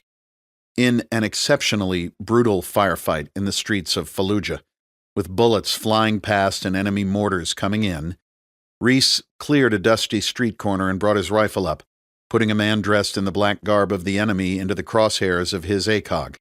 At that point, anyone in the streets of Fallujah was considered a viable target by the commander's interpretation of the rules of engagement.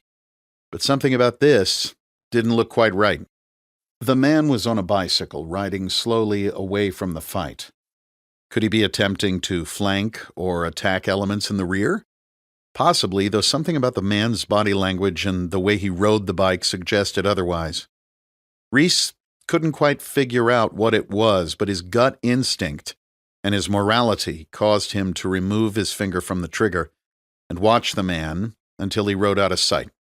Reece had reached down, switched frequencies on his emitter, and transmitted a description of the man and his direction of travel to support elements in the rear. As he was about to sprint across the street to continue the push to retake the city, a mortar exploded on the opposite corner, forcing him back against the building and showering him with debris and dust.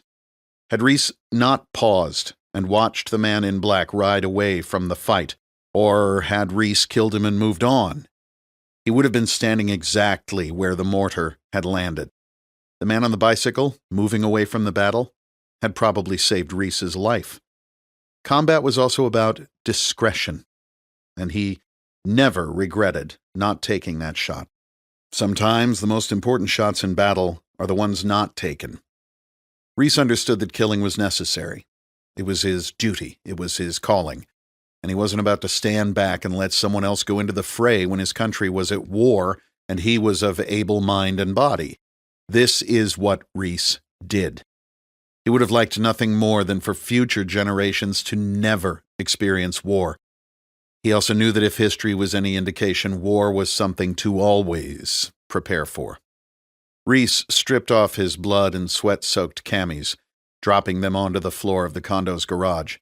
He broke down his M4 for cleaning, the insides caked with carbon blowback from using the suppressor. As per his post-op ritual, he replaced the batteries in his NODs, ATPL laser, and flashlight. His helmet, along with his rifle, went to the bedroom with him. Be prepared, Reece. He leaned the carbine against the nightstand and picked up his phone for a signal and Spider Oak check. With no activity on either account, he shut it down before showering off the blood, dirt, and grime of the past few hours, until finally pulling the sheets over his head to grab a few hours of much-needed rest. Bang, bang, bang! Reece rolled out of bed and grabbed his M4, training the suppressed muzzle on the bedroom door. He heard a muffled voice that sounded like it was coming from the top of the steps outside. "It's me, bro! Let me in!" Bang, bang, bang! Reece lowered the muzzle and shook his head. Fucking Ben.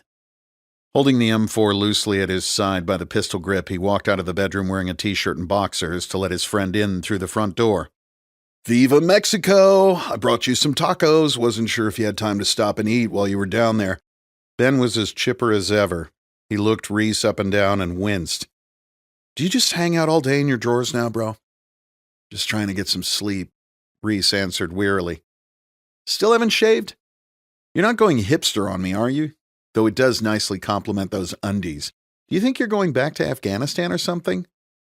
"Or something," Reece muttered, still waking up. "Dude, you have the three-letter agencies going crazy," Ben continued, throwing a fat dip of Copenhagen into his mouth. "Your little excursion to Margaritaville has the DEA and my people all excited. They have no idea what the story is.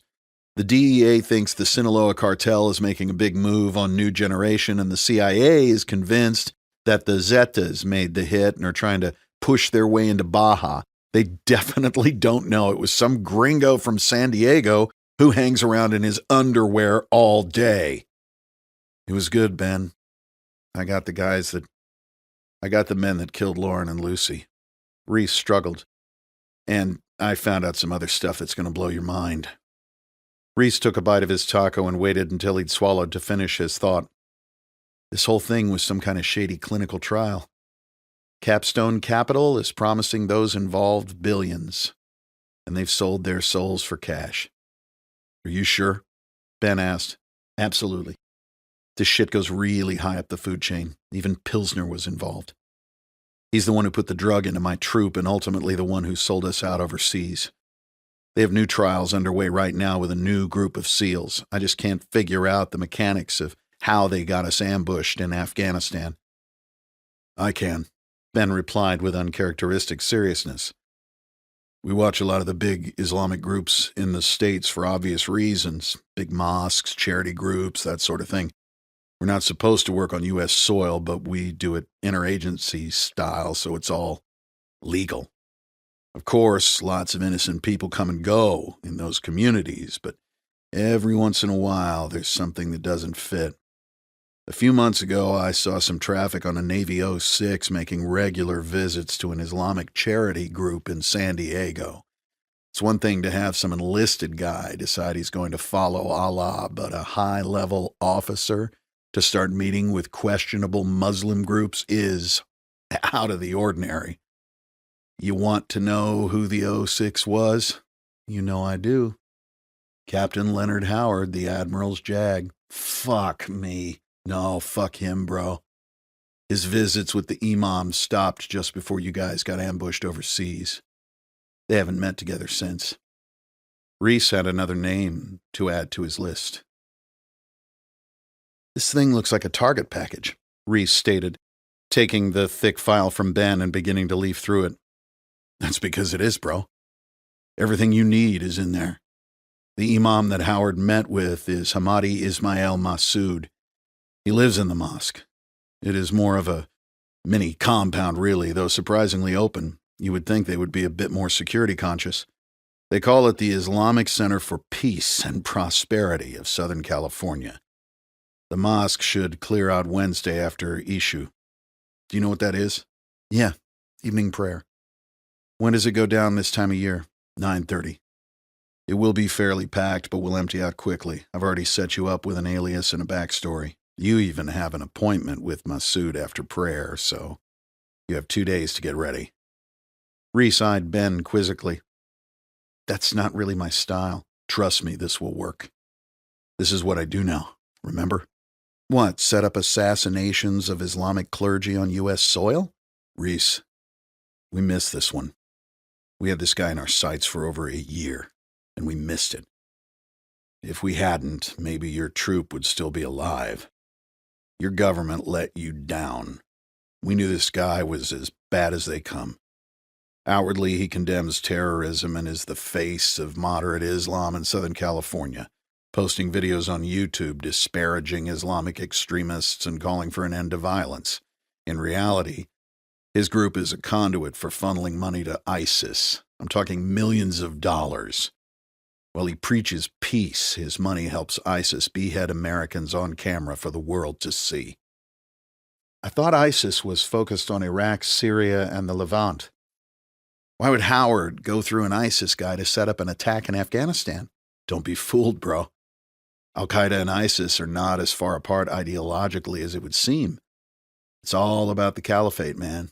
12th century shit. ISIS used to be AQ in Iraq, remember? Oh, I remember, Reece said, thinking of the blood and energy he and his men had invested in hunting them down over the years. But I thought they had a very public split not long ago. Well, they did. ISIS is the new kid on the block, very popular and far surpassing AQ in fundraising. That, along with their vicious attacks on Shia and even moderate Sunnis, have run counter to more recent AQ proclamations of Islamic unity. They appeal to the next generation of jihadi and are much more adept at recruiting, specifically using social media, than AQ ever was. AQ's message was to join up because Islamic lands are under attack by the West. ISIS flipped it around. Their messaging is all about being on the offensive. Very powerful stuff and something we haven't even begun to counter. That doesn't answer the question as to why Howard and Pilsner used them instead of AQ or Taliban. That question is exactly why they went the ISIS route, to throw people off the track. Logically, it would make sense to use an AQ or Taliban-affiliated network, but if you want to throw up a roadblock, use ISIS. Unbelievable, Reece said, shaking his head. Recently, ISIS and AQ leadership have recognized the power of collaboration. They can be a much more effective force if their energies are focused on destroying us instead of each other. Pilsner and Howard have access to the same intelligence channels that I do, and they would have known the same thing. ISIS and AQ can channel resources and kill us today, then work out their differences tomorrow. So the government wants Masood dead, and you figured I'm a good guy to get it done? Not exactly, brother. Though he does need to die. This guy has funded more terrorism than the blind sheik ever could have hoped to back in the day, yet he promotes himself as a moderate Muslim, denouncing all violence and terrorism. He was the connection to the Pakistani Taliban who planned and executed the ambush of your troop in Afghanistan. I know you were going to take him down. Least I can do is help. My superiors don't know anything about this. It's totally off the books. So how does the alias and backstory work? Reece asked, back on task. You are a graduate student at USD in international business and have an elective world comparative religion class. You want to interview Masood for a paper you are writing on world religions and politics. Part of the mandate for their Islamic Center is outreach, so this is not an odd request. They are very open and inviting. I have Masood's cell and center business phone numbers under surveillance. If he calls to check out your creds at USD, I divert the call and confirm your enrollment in graduate school. Ben smiled, obviously quite proud of himself. And do me a favor, Ben continued, handing Reece a small package. Leave this with the fucker when you kill him. Wish I could go with you on this one, buddy. Hypocrites drive me crazy. Reece had checked and double-checked his gear for the next phase of his mission of vengeance. All there was to do now was wait. But there was somewhere that he needed to go first. He steered his cruiser through a quiet neighborhood and parked at a small church, continuing on foot. The streets were deserted at this late hour. Anyone attempting to follow him in a vehicle would be easy to spot. Still, he took an indirect route, winding his way through a maze of residential streets, the silence broken only by the occasional barking dog. His path took him down an alley where he stopped and pretended to tie his shoe. Satisfied that no one was behind him, he cut between two homes and paused at the base of a large eucalyptus tree. Grabbing onto the lowest branch, he scrambled up the trunk and straddled a massive fork.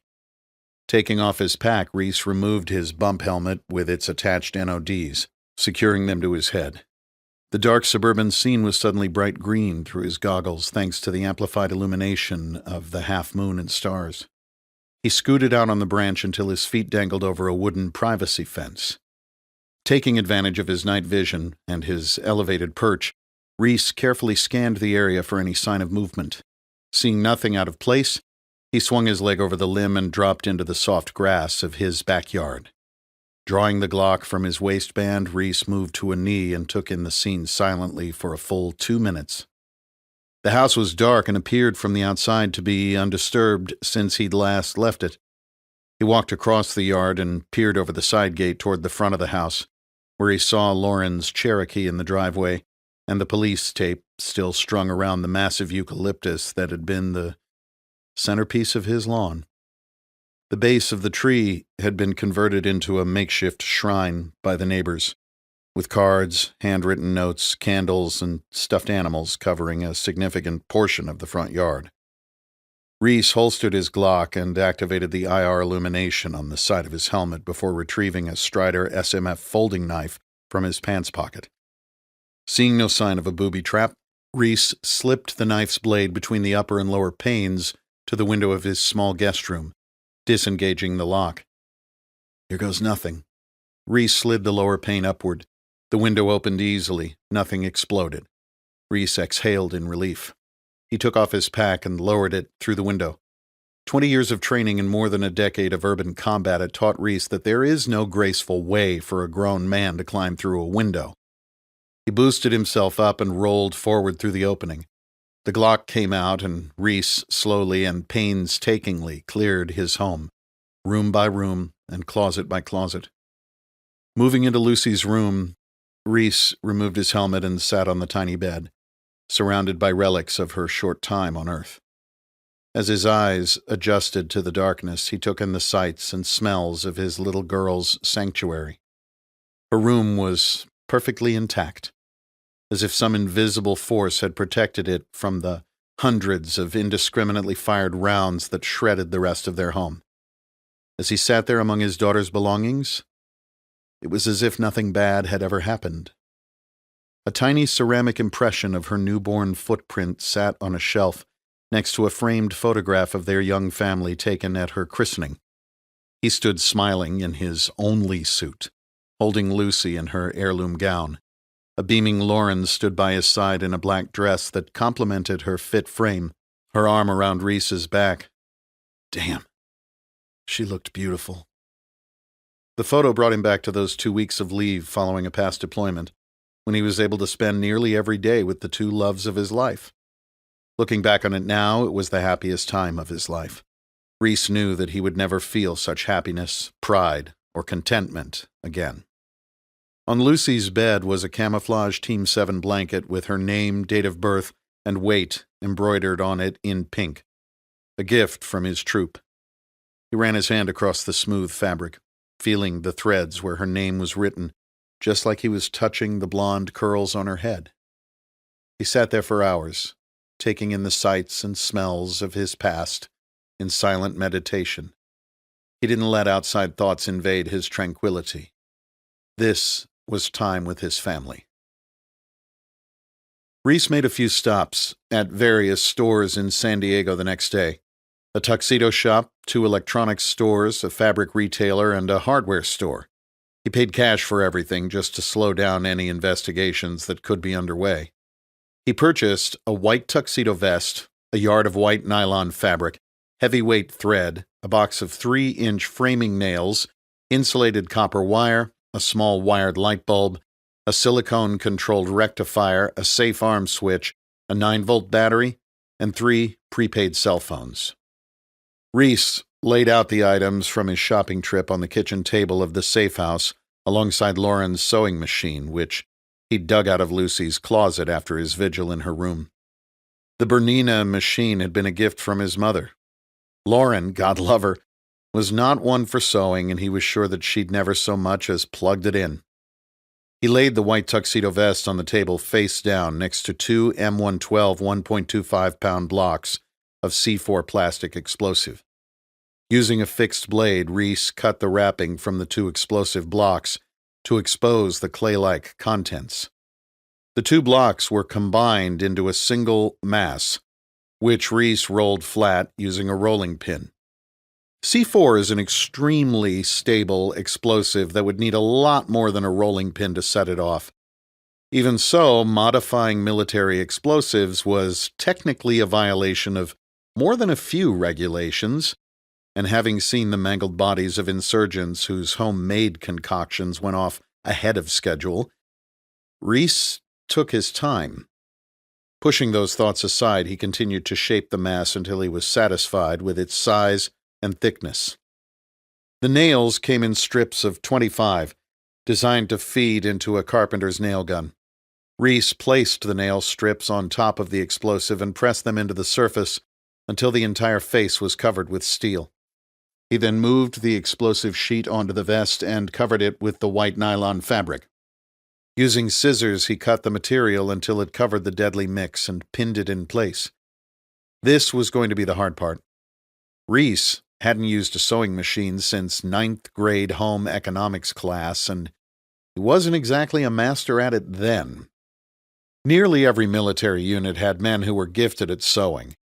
Before the war created an entire industry of custom tactical nylon-focused gear companies, SEAL parachute riggers trained in sewing to repair parachutes would make side money customizing nylon gear for their teammates.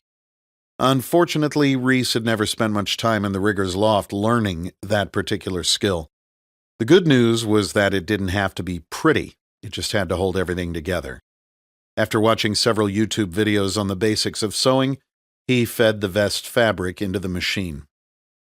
Reece was confident that his future career would not be as a tailor, but he got the job done, leaving a small opening on the bottom right-hand corner of the nylon. He tied off the heavy thread to secure the stitches. He held the vest upright to test his work, and to his relief, everything stayed in place. Next, Reece removed 2 of the 3 prepaid phones from their boxes and plugged both into their wall chargers. He used each phone to call the other to ensure that they functioned, that the numbers were correct, and that any cell phone carrier welcome texts or remote updates had all come through. He had seen even experienced terrorist bomb makers forget to do this and end up splattered across a wall when an unexpected text completed the circuit. Using a white paint marker, Reece drew a large X on one phone and wrote that phone's number on the back of the other.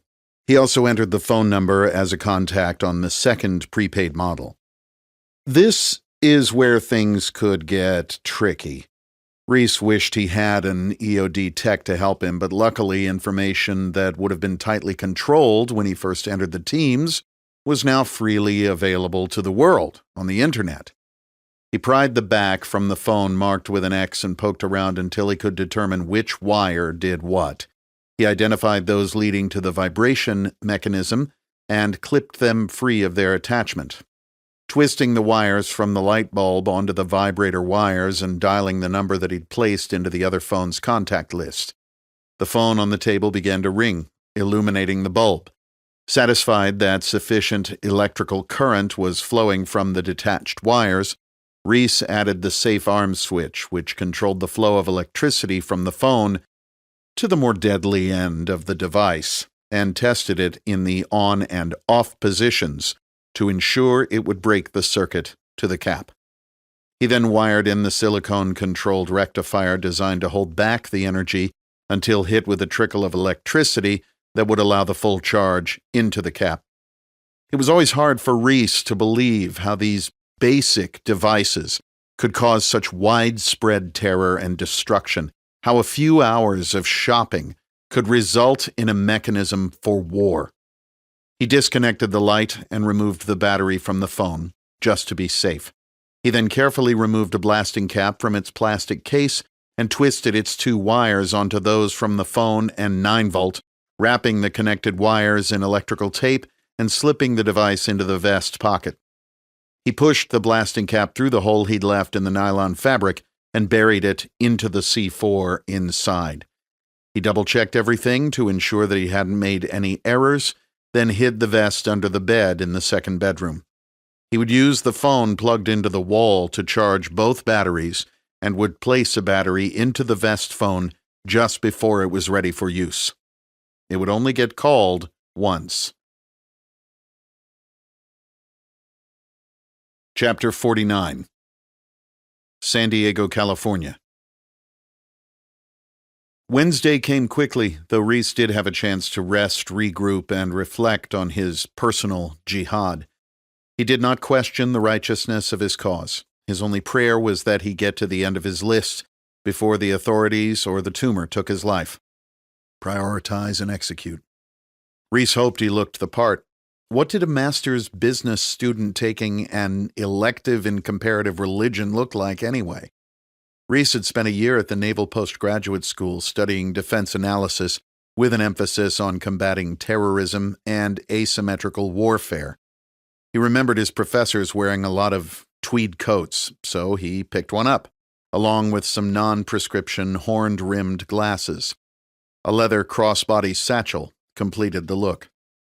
Reece tried to put on his least menacing expression before exiting his Land Cruiser and heading toward the mosque, passing an auto body shop and an abandoned warehouse as he walked. It wasn't the best part of town, but it wasn't the worst. Just a neglected neighborhood that you would move out of as soon as you had the chance. Reece felt naked leaving his pistol in the car, but he didn't know if he would be frisked before meeting Masood or if he would have to walk through a metal detector. If it had been a legitimately sanctioned mission, he would have forwarded those questions to his intelligence department in the form of an RFI, or request for information. But not having his accustomed support network, he was on his own to improvise. The satchel held the instrument of Masood's impending death. Reece just hoped he could get in front of the imam alone. The target package had stressed that in order to maintain credibility and cover for action, the mosque was a legitimate force for good, performing religious services in accordance with moderate Islamic doctrine, officiating marriages, offering family counseling services, and helping San Diego's downtrodden. That their masjid's moderate outward stance was really a front for ISIS would have surprised more than a few of the faithful. Reece wondered what those Muslims who willingly gave money to Masood in accordance with the third pillar of Islam would do if they knew it was going to further the radical militant branch of their religion in the guise of charity. Approaching the mosque along an avenue with more than a few burnt-out streetlights, Reece found himself walking down a different street in a different war, the streets of Baghdad's Al-Jihad neighborhood in the Al-Rashid district, 2006. After the Al-Askari mosque bombing in February, the country had descended into anarchy. Sunni-on-Shia violence escalated to the point of civil war, with bodies stacking up in the streets by the thousands, making an already tumultuous situation even more chaotic. Reece had been assigned to a CIA covert action program at the height of the insurgency, a small group of American advisors running a top-tier Iraqi Special Operations Force. Even though Iraq was technically a sovereign country and the unit was Iraqi and totally off the books as far as the United States was officially concerned, they still had to get permission from both senior U.S. military leaders and CIA officials to enter mosques because of the political constraints of having U.S. personnel assigned in an advisory role. In the midst of that carnage, Reece's team had tracked a high-value individual to a mosque in the early morning hours and had him fixed with human assets on the ground and technical surveillance in the air. Mosques were routinely used by the enemy as places of sanctuary, where they could plan and hide with impunity. Even though the law of armed conflict clearly stated that a religious site would lose its immunity if it were used for a military purpose, U.S. senior military and political leaders were so scared of the fallout from hitting a religious site that they, in effect, allowed the enemy to plan attacks against U.S. forces from them without fear of reprisal. The insurgents knew it and took full advantage. Reece had used the gray area in which his unit operated to skirt that technicality and had thrown the enemy off base with a highly successful campaign focused on targeting the insurgents where they felt safe and secure. The CIA side of the house, along with their attorneys, were in full support. But when the senior army general in Iraq found out about the program, he had his chief of staff read Reece the Riot Act. He demanded Reece call him for approval if they needed to hit someone using a mosque as refuge, which is how Reece and his team ended up waiting for more than an hour as the general took his time deciding if he should grant permission for Reece's predominantly Iraqi unit to enter the entirely Iraqi mosque. That delay provided enough time for enemy elements in the Al-Jihad neighborhood to surreptitiously surround Reece's small force. Unfortunately for the enemy, Reece had quietly moved snipers into Overwatch, had multiple aircraft circling, and a QRF of Bradley fighting vehicles staged 4 blocks away. What could have been a surgical Spec Ops direct-action capture-kill mission turned into a 40-minute gun battle. Miraculously, Reece's force emerged relatively unscathed. Perhaps that is where Reece's distrust of senior officers began. Tonight's crusade was personal and had nothing to do with sensitivity toward Islam or the law of armed conflict. Tonight was different. Reece was under no constraints. He was unhindered by rules, regulations, laws, or societal norms. He was on the warpath, and his appetite for revenge was insatiable. Hamadi Ismail Massoud had facilitated the worst loss of life in U.S. Special Operations history. And tonight, he was going to pay. Chapter 50. Reece passed a vacant lot filled with weeds and approached the small domed building from the sidewalk, joining two other worshippers headed inside for evening prayer. He attempted to slouch his shoulders a bit in an effort to look less threatening as he passed a wrought iron gate and walked up the entrance steps. A young, Middle Eastern-looking man occupied an office just inside the building to the right, with a sign in English reading, "Welcome, Front Office." Excuse me? Reece said. Yes, He responded cordially, rising from his desk and approaching Reece. Assalamu alaikum, he said, using the traditional Arabic "peace be upon you" greeting, which Reece had heard many times the world over. Wa alaikum assalam, Reece responded, shaking hands and then touching his right hand to his heart. I'm Draper Kaufman from USD.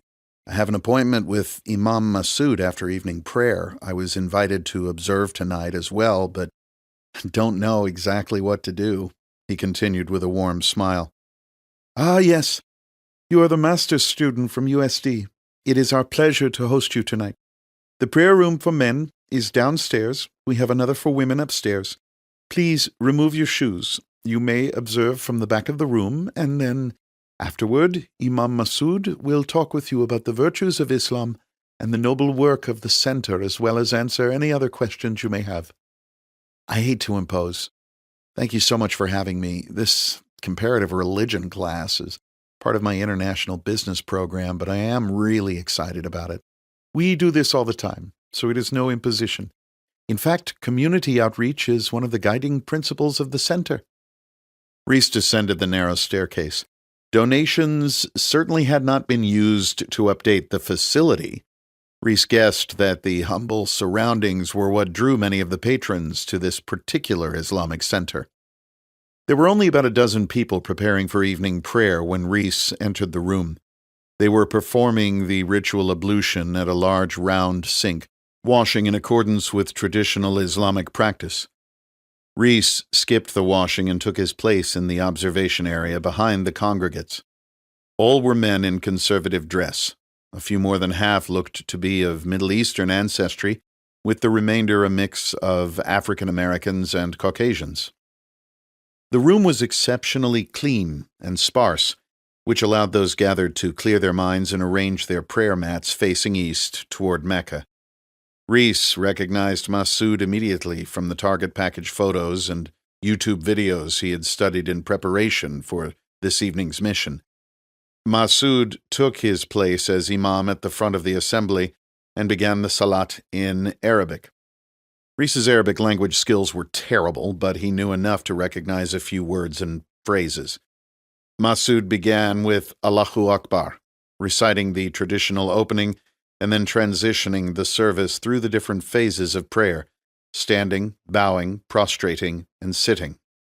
Reece knew this ceremony was the formal way of subjecting oneself to and remembering Allah. There was a certain beauty to the service, a focus and devotion that Reece couldn't help but admire.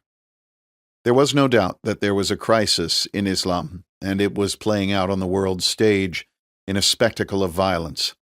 Reece had experience with Muslims running the gamut from those who were Muslim in name only to those who adhered to the pillars and tenets of Islam as best they could, similar to Christians who went to church on Christmas and Easter, right down the line to those Muslims who had been indoctrinated by an archaic ideology of hate that pursued a political agenda and would stop at nothing short of seeing all non-believers put to the sword. Those were the ones who could only be stopped with a bullet to the head, and at accomplishing that, Reece was exceptionally good. Massoud finished with the taslim, Assalamu alaikum wa rahmatullah, before quietly making his way to the back to greet Reece. Mr. Kaufman, he said in a heavily British-influenced Pakistani accent, welcome to the center. Thank you for coming. Thank you for having me. The salat was beautiful. I have always respected the value and ritual of daily prayer. It would be a better world if more people took the time to give thanks and remembrance as you do. Thank you.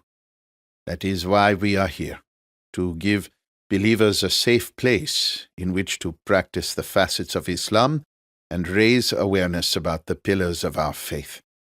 Please join me in my office where we can have tea and continue our discussion.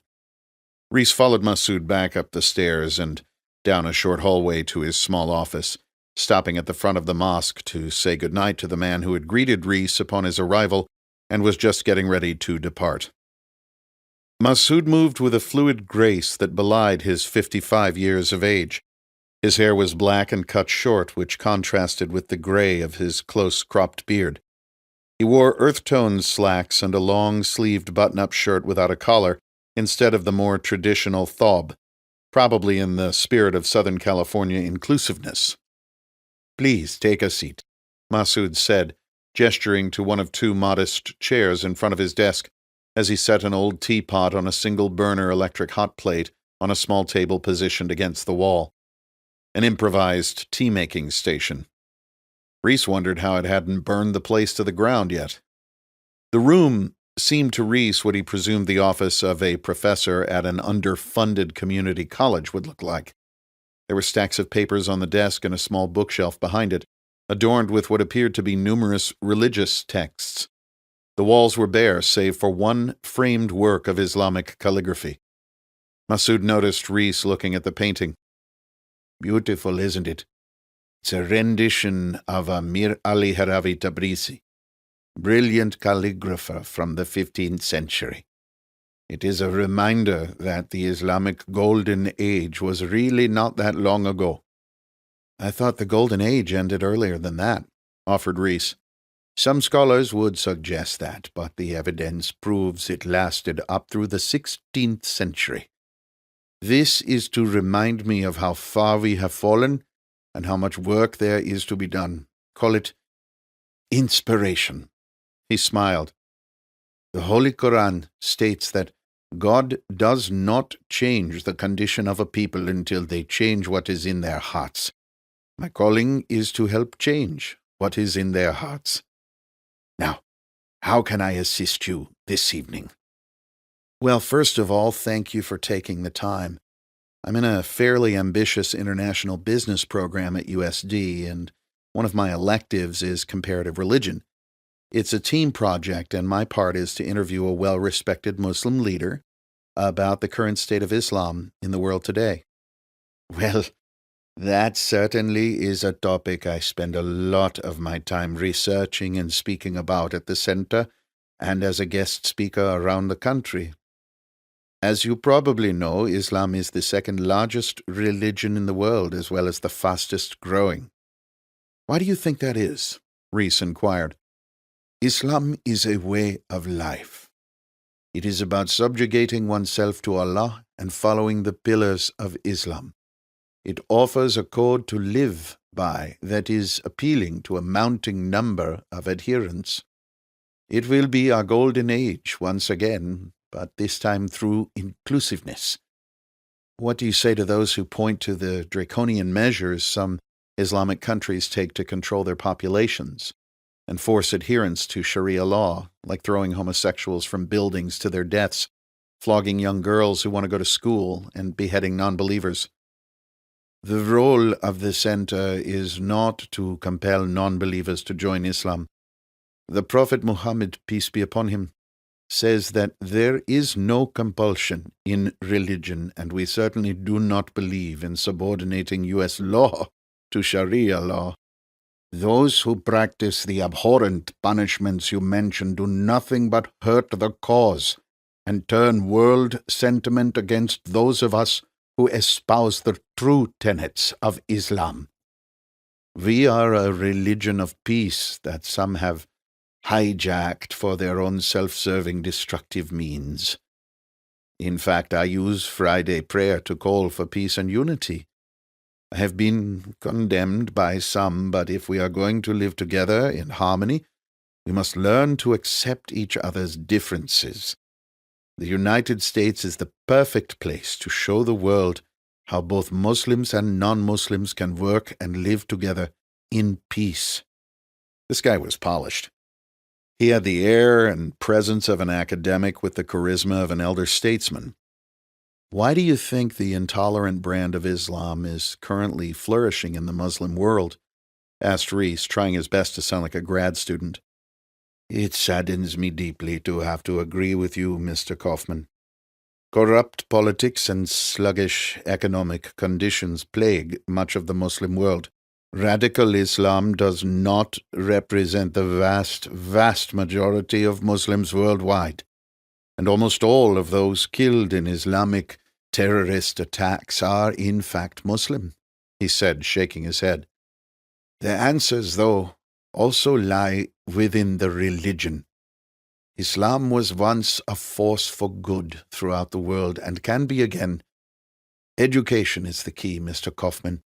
Education is the key. Sir, do you mind if I use my computer to take notes? Asked Reece. Not at all. Be my guest. How are statements about peace, unity, and responsibility, like those you just made, interpreted in the Islamic community at large? Do you worry about your safety? Reece continued as he reached into his satchel, removing an old laptop computer. Instead of recycling old computers or selling them, Reece and Lauren had just stacked them in a closet in the name of data security. This particular one was state-of-the-art back in 1998. He had taken it from his home during the previous night's visit. It was quite a bit larger than today's ubiquitous MacBook Air, and with the keyboard, internal components, and touchpad removed, it fit Reece's Winkler Sayok Tomahawk perfectly.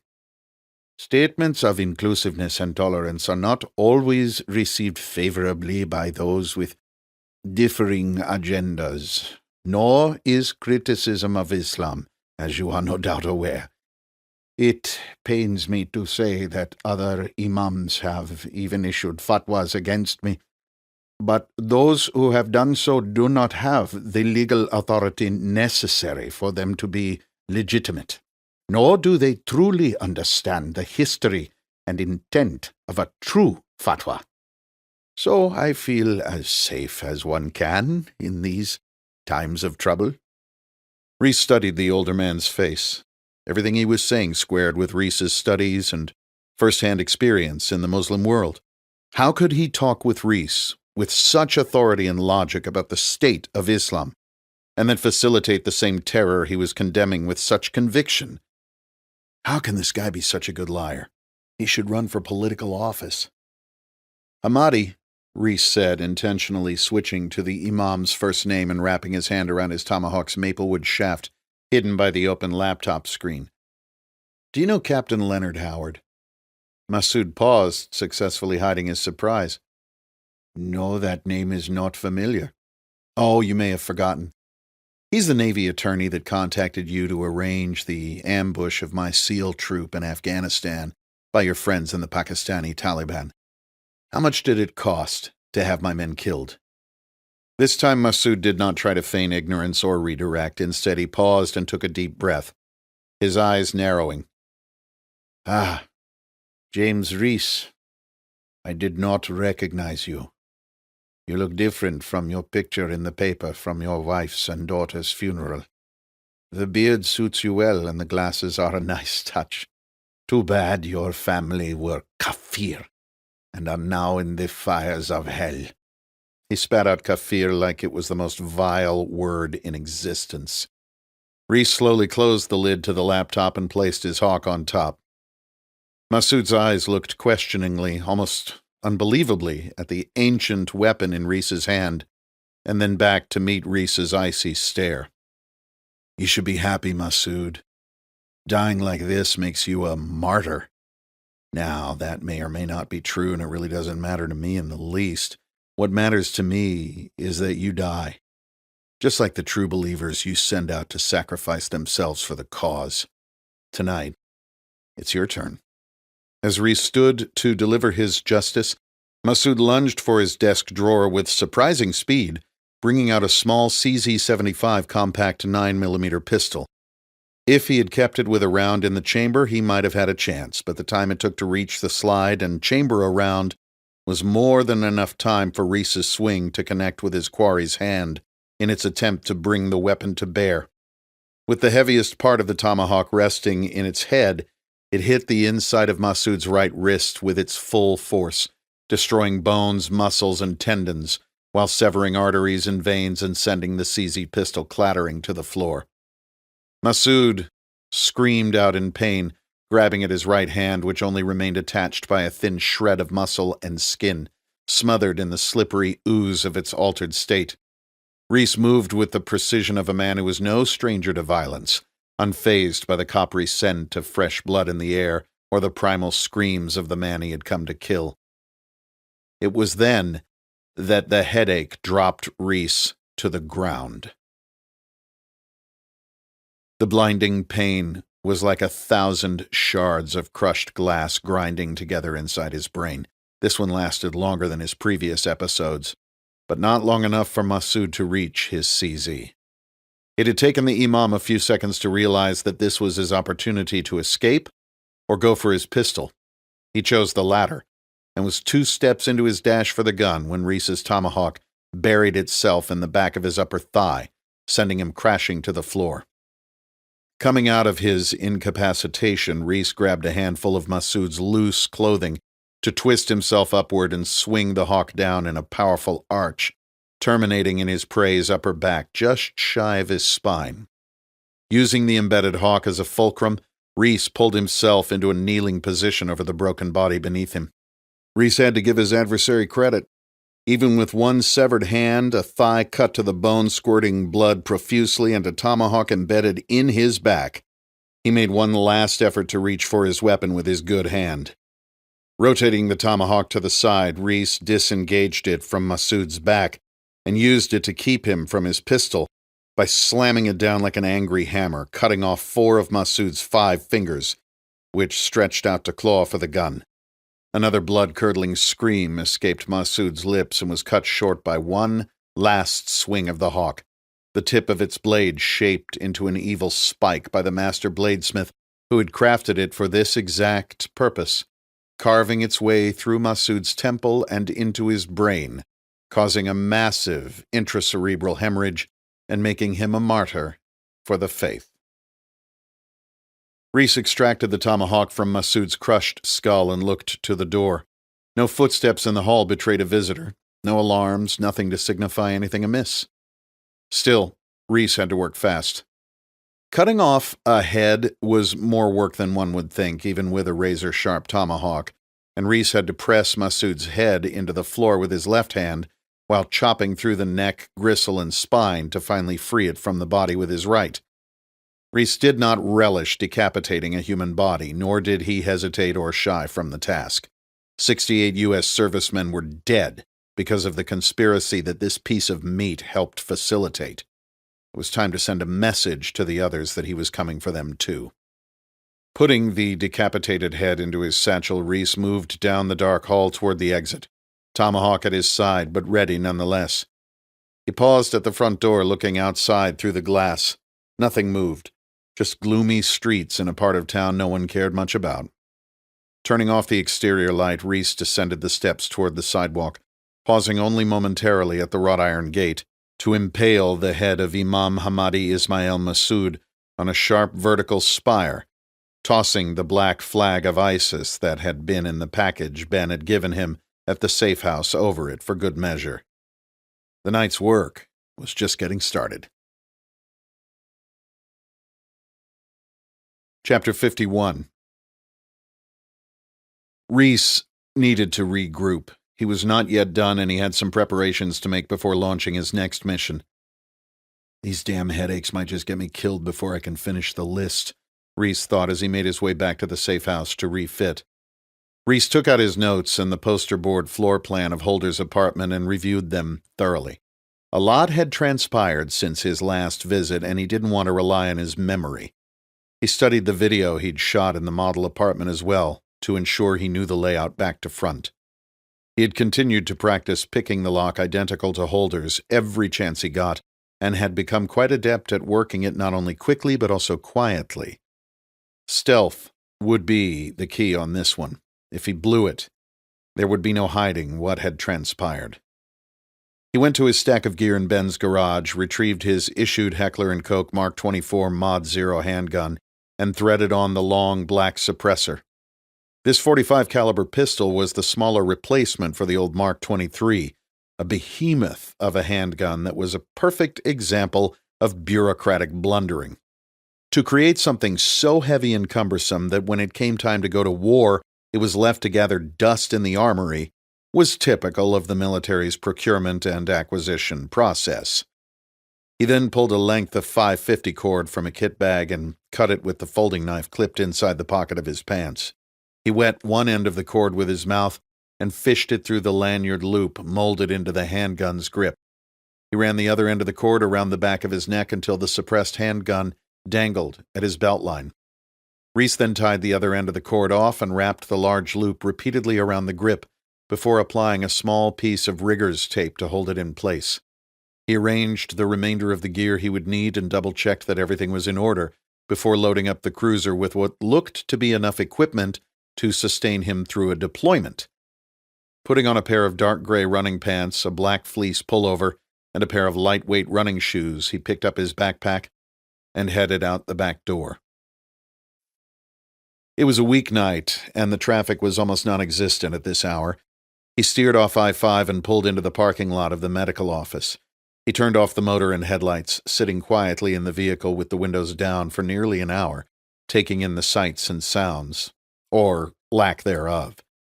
He pulled on a set of nitrile gloves and then reached into the pack on the passenger's seat and removed the handgun, unraveling the long loop of cord before slipping it over his head. He unzipped his fleece jacket and dropped the .45 down inside.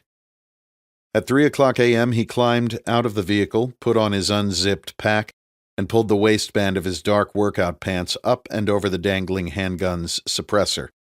There's no great way to conceal a suppressed handgun, particularly when you're not wearing a belt. The .550 cord loop kept the gun inside his waistband where it wouldn't flop around, but also allowed him enough slack to fire the gun at a close-range target if the need arose. It wasn't ideal, but it would work. He climbed cautiously over the short chain-link fence, being careful not to let the handgun catch on anything. After crossing the well-lit parking lot, he stopped next to Holder's building and slipped the smaller PVS-18 night vision monoscope attached to what operators referred to as a skull crusher to his head. The skull crusher was essentially a steel headband, sturdy enough to carry the weight of night optics. It was lightweight and less bulky than a helmet, though its downside was how it got its nickname. It hurt your skull like hell. Carefully, he approached Holder's door and listened. I hope this asshole isn't an insomniac. He slipped his picks into the lock and slowly rotated his hands to unlock the door. Thanks to his lube job last time around, the door swung open without making a sound. He stepped into the dark living room of the apartment and quietly shut the door behind him. The pitch-dark room became visible in various shades of green and black as he scanned with the small nightscope. The ambient light in the apartment, from the digital clock on the microwave to the standby light on the television, glowed brightly. Reece drew the suppressed HK and held it at the position of retention against his chest. He stood perfectly still for what he thought was about a minute, listening for any sign that he'd awakened his target, thankfully hearing nothing but the hum of the appliances. He moved slowly down the hallway, conscious of every movement, so as not to make a single unnecessary sound. He reached the door to Holder's bedroom and once again stopped and listened for any sign of movement. Satisfied, he reached out and touched the doorknob with his gloved hand, turning the knob as slowly as his patience allowed. He cursed silently to himself as barely audible clicking sounds came from inside the doorknob assembly. He opened the door with his left hand while gripping his handgun with the right, his body bladed to the right to make it difficult for someone hiding behind the door to wrestle the gun from him. Josh Holder was lying spread-eagle on his back, wearing only a pair of dark briefs. The sheets were pushed down to the foot of the bed. This guy must get night sweats.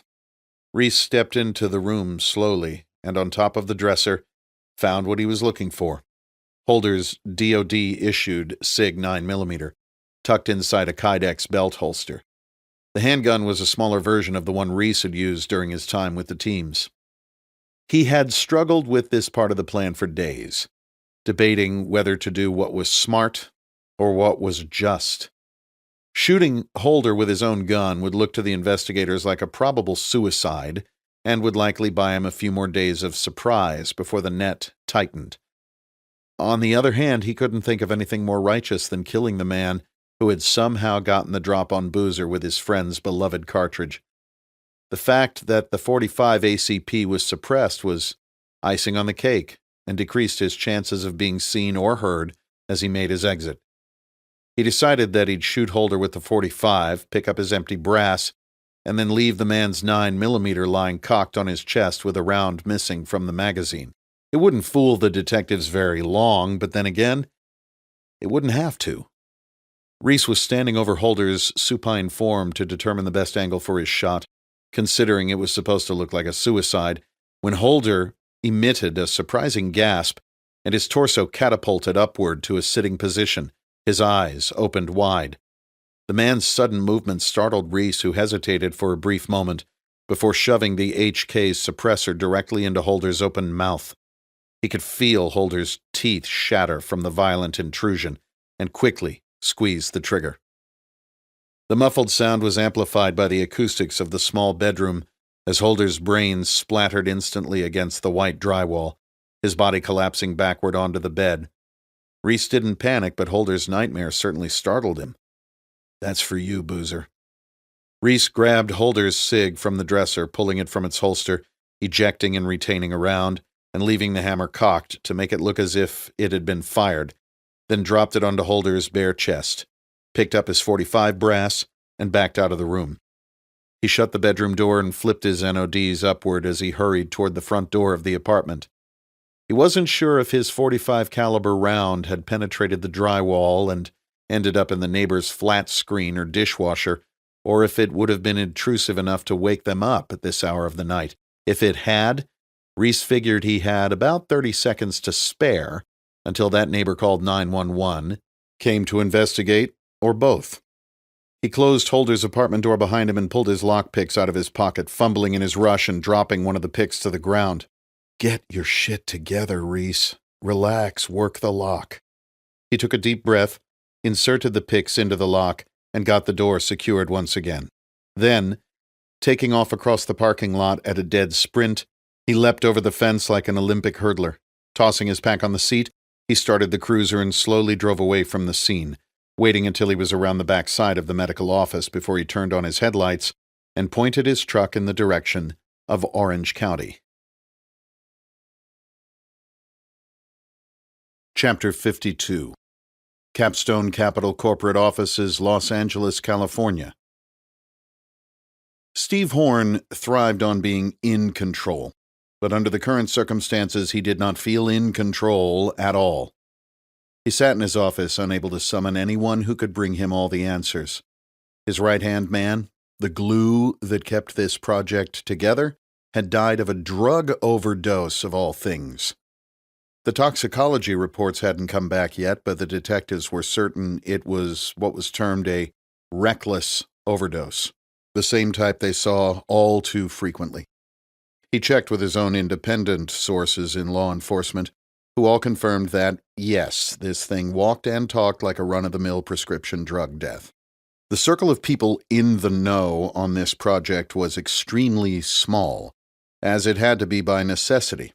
First of all, there was only a finite amount of money to go around. You could only make so many 9-figure promises before running out of equity. Second, the sensitivity on this investment was off the charts. Fewer than a dozen people on the planet knew all of the pieces to this puzzle, and one of them was dead. Horn couldn't help from wondering whether one thing had anything to do with the other. The office door opened suddenly, and his assistant, Kelsey, burst through with a look of panic on her face. "Mr. Horn, I'm so sorry, but that was Detective Weatherly on the phone. He said that Josh Holder was found dead in his apartment early this morning. They say He shot himself. He was always so sweet to me, Mr. Horn. She burst into tears and sank into one of the large leather chairs facing Horn's desk, her head in her hands. That was no fucking suicide. Horn grabbed his iPhone and scrolled down to find Marcus Boykin's name. He touched the screen to dial his mobile number and heard it go straight to voicemail. On a hunch, he typed Boykin's name into the search bar on his desktop computer. The first link sent chills down his spine. www.wyomingnews.com. Star Valley man killed in hunting accident. Marcus Boykin, 57, of Star Valley Ranch, was found dead in his vehicle. Kelsey, get me Mike Tedesco on the phone, now. Chapter 53. Naval Special Warfare Command, Coronado, California. During the drive from his home, Tedesco had accepted his fate as atonement for his actions. His heart was filled with an immense sense of regret for getting himself mixed up in this project in the first place. Goddamn Steve Horn. At least his family wouldn't be harmed. In that he found some comfort. In his last act, he had found his courage. Mike Tedesco took a deep breath and opened the door of his Bentley coupe. Despite the lightweight blend of his bespoke Savile Row suit and open collar, he was sweating profusely. His knees were weak as he began the short walk to the building's entrance. The guard inside the door recognized him immediately and handed him a visitor's badge through the slot under the bulletproof glass. Tedesco walked the halls in a fog, unable to focus or wash the blank look of despair from his face. Those who recognized him regarded him with great curiosity. The man who usually walked these halls with an aristocratic air of confidence, great charm, and an impeccable appearance, now looked like he was on his way to the gallows. The Admiral's aide rose from his desk as Tedesco walked past him to open the doors into Pilsner's office. "Mr. Tedesco, is the Admiral expecting you?" he asked in vain as Tedesco opened the paneled door and walked inside. Admiral Pilsner was sitting behind his desk in a starched khaki uniform, his nose still bandaged but the deep black eyes fading out to a grotesque purple and yellow.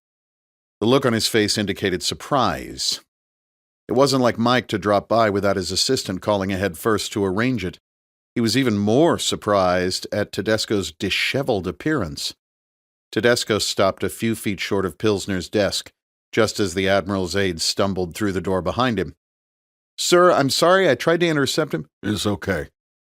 Mr. Tedesco is always welcome in my office, you know that. Have a seat, Mike.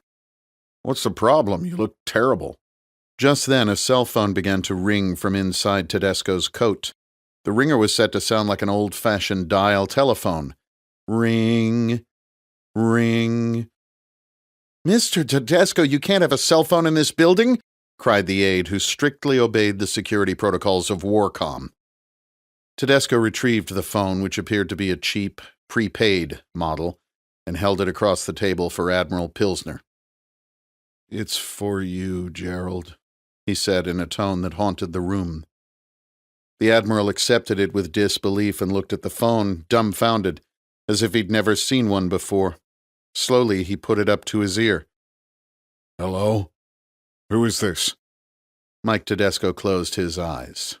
This was to be his penance. "This is your executioner, you fucking disgrace. You wiped out my troop and my family, and you did it all for money and a promotion. I'll see you in hell, motherfucker." James Reece hit send on a second cell phone, connecting a call to the one strapped to Mike Tedesco. The phone received the incoming call and sent a burst of electrons to a cluster of wires leading to a blasting cap loaded with PETN.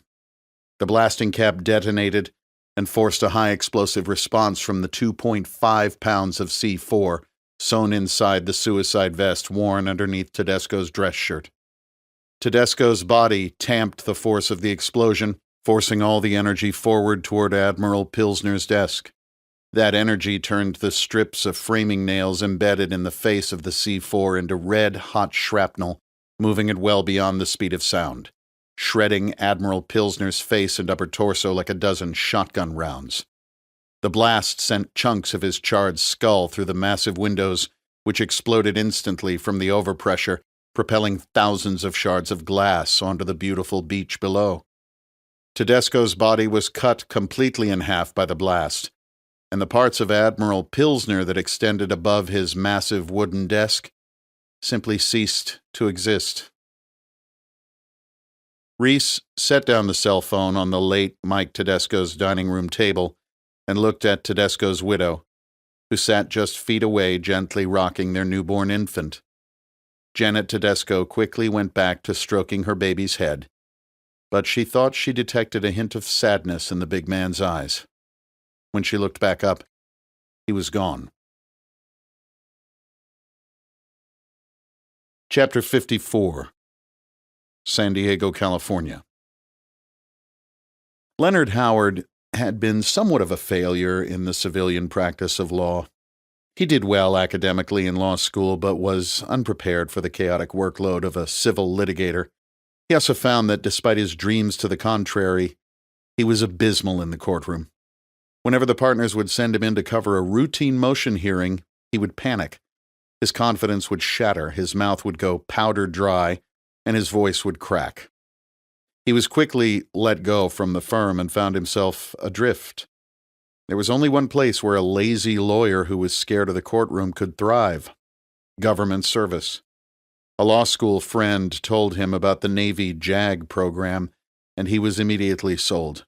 The uniform brought him instant pride and prestige, and the complicated bureaucracy of the military gave him an environment in which to excel. He particularly loved signing his emails Judge, an unauthorized way to psychologically elevate himself through the electronic communications medium. More than 2 decades into his uniformed service, Howard had risen to the rank of captain and was the Judge Advocate General of the Naval Special Warfare Command. When his friends and neighbors in the San Diego suburb of Eastlake mistakenly referred to him as a SEAL because of his work on the staff of a SEAL flag officer, Howard never corrected them. Admiral Pilsner treated him like a trusted ally, and together they wielded the full power and influence of the U.S. Navy against anyone who stood in their way. It was very much us versus them. Pilsner's political connections had made him a likely candidate to run the Pentagon, and Howard would rise alongside him as his most trusted confidant. Captain Howard had an appointment that morning and would be arriving to work at WARCOM later than usual. Most men his age were long past the stage of needing braces on their teeth, but Howard's teeth had been in such horrible shape from a lifetime of neglect that his wife had finally convinced him to do something about it. She secretly hoped it would help his chronic halitosis as well as his appearance. The Navy denied his application to have braces put on, citing the purely cosmetic reason of his request. Unfortunately for him, the same bureaucracy in which he prospered could also be an insurmountable hurdle to climb. He shelled out the money to pay for the braces himself and had a regular visit with his civilian orthodontist out in the suburbs. He turned off his cell phone during the office visit per the sign on the door, powering it back up as he walked outside to what they now called a sports activity vehicle. His Navy-issued BlackBerry came alive with every conceivable alert when he turned it on, and it reconnected to the network. Voicemails, text messages, and emails had all come through while his device had been turned off. He scanned the emails first and stopped in his tracks as he opened the most recent message. Explosion at WARCOM, 2 dead, evacuate immediately. He checked the voicemail from his deputy, a wave of nausea coming over him, when he heard the news that Admiral Pilsner had been killed by an explosion in his office, likely a terrorist attack. He immediately hit his local news app to see if there was more updated information available. Heart pounding, blinking to clear his vision, Howard tried to fight back what felt like an anxiety attack as he read the headline in shock. Local moderate Islamic leader decapitated in brutal hate crime. Instantly clicking on the link, he read, San Diego Imam Hamadi Ismail Masood was murdered late last night in an apparent hate crime. His decapitated head was found this morning by neighbors, impaled on the spike of a wrought iron gate to the mosque where he lived and served as the director of Islamic services for the Islamic Center for Peace and Prosperity of Southern California. Without hesitation, he dialed his wife's mobile number. "Amy, listen to me. Don't talk. Go get the kids out of school right now and take them to the airport. I'll meet you there." "No, I don't have time to explain, and yes, it has to do with what you're seeing on the news. Gerald is dead. We have to go now. I'll meet you at the ticket counter. Throw some warm weather clothes in a bag and go." Leonard Howard climbed into his BMW X3 and sped out of the parking lot toward San Diego International Airport. Chapter 55. Alpine, California. By the time the news of the explosion broke, Reece was on the road to the town of Alpine in the mountains northeast of San Diego. 40 minutes later, he was winding his way up the dirt road toward the canyon, a private, 1,000-yard rifle range owned by his friend, Clint Harris. Harris had hoped to turn the site, built on an old runway high in the hills, into a full training complex for military and law enforcement use. Unfortunately, he'd been sued by environmental groups and tied up in litigation ever since.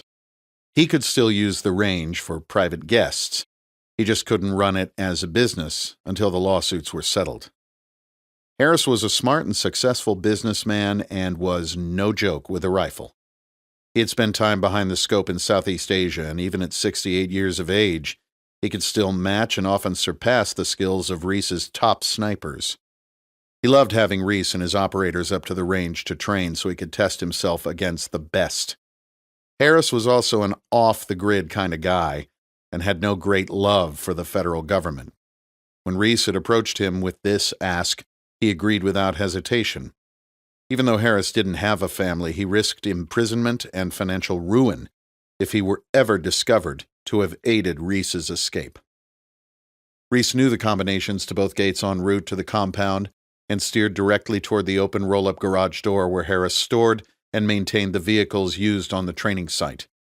Harris backed a Polaris Ranger utility vehicle up to the tailgate of Reece's cruiser and was busy transferring gear, including a parting gift from Marco, from the cruiser to the Ranger, before Reece could get the vehicle into park.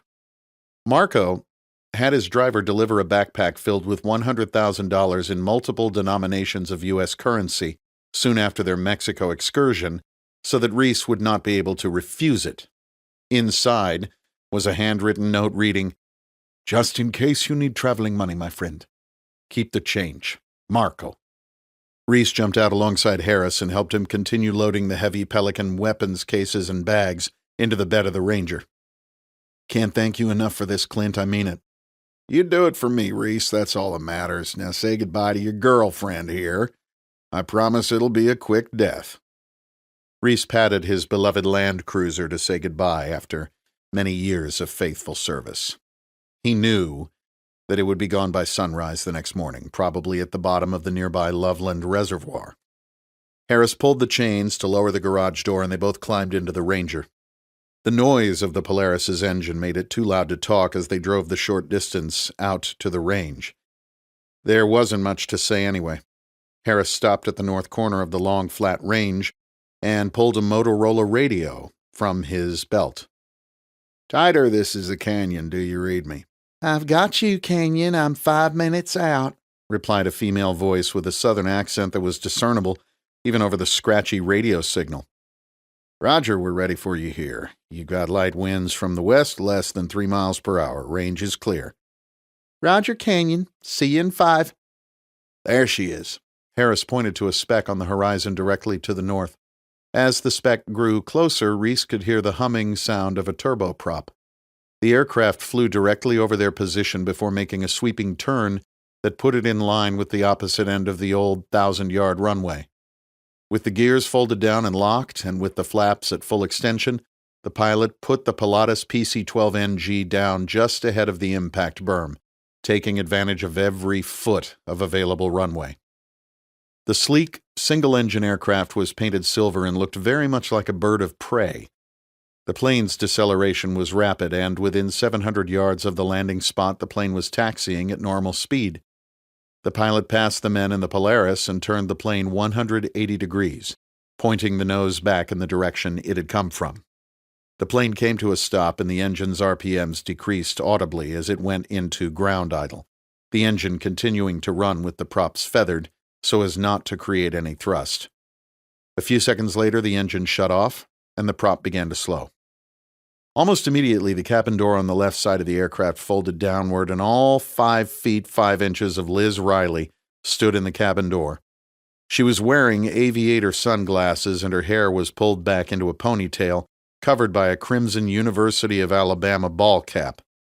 She looked like she'd walked out of a CrossFit class instead of the cockpit of an aircraft, wearing a gray tank top and tight black nylon yoga pants. Her shoulders and arms were muscular without being masculine, courtesy of the gym addiction born during the rehab from her wartime injuries. Her right shoulder and part of her right arm were highlighted in a mural of intricate tattoos. She hopped swiftly down the steps of the Pilatus and embraced Reece in a bear hug. I'm so sorry about everything, Reece. I really am. Reece returned the hug firmly, Liz being the closest thing to his sister he'd ever had. Your turn to save my ass, Liz. Gladly. Let's get your gear loaded and get you out of here. Liz grabbed one of the kit bags and ran up the steps into the aircraft's cabin. She set the bag down and stood in the door. Y'all hand that stuff up to me. I need to get the balance right. The men began offloading the Ranger's utility bed onto the deck of the aircraft, while Riley placed the various bags and cases in spots of her choosing. She wasn't the kind of girl whom you offered to help with the bags. She stood at the front of the cabin, pointing at the various items of kit as she made calculations in her head. Okay, boys, we're loaded. Get in, Reece.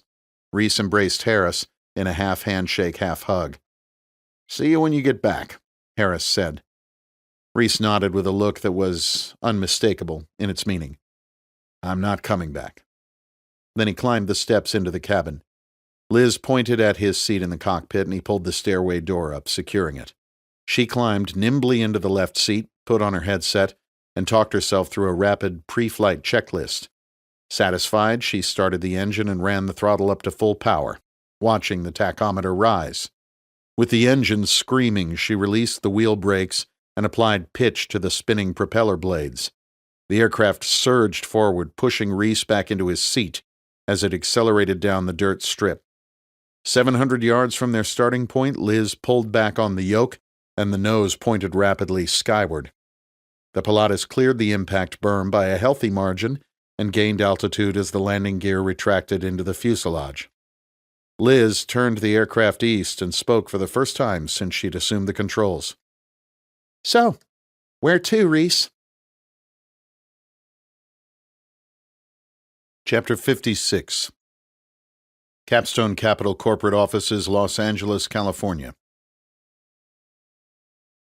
Horn had his assistant arrange the video conference in the same frosted glass room at Capstone where he'd hosted J.D. Hartley.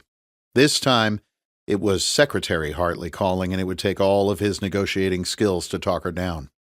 He had to keep this deal on the rails, or everything would be lost. The large LCD screen went from solid blue to an image of the Secretary's conference room at the Pentagon. One of Hartley's aides confirmed that the video was live and then exited the camera's view, presumably to summon the Secretary herself. Lorraine Hartley, without professional makeup and lighting, was not a pretty sight, and the video image did not help bolster her appearance. She looked exhausted and stressed.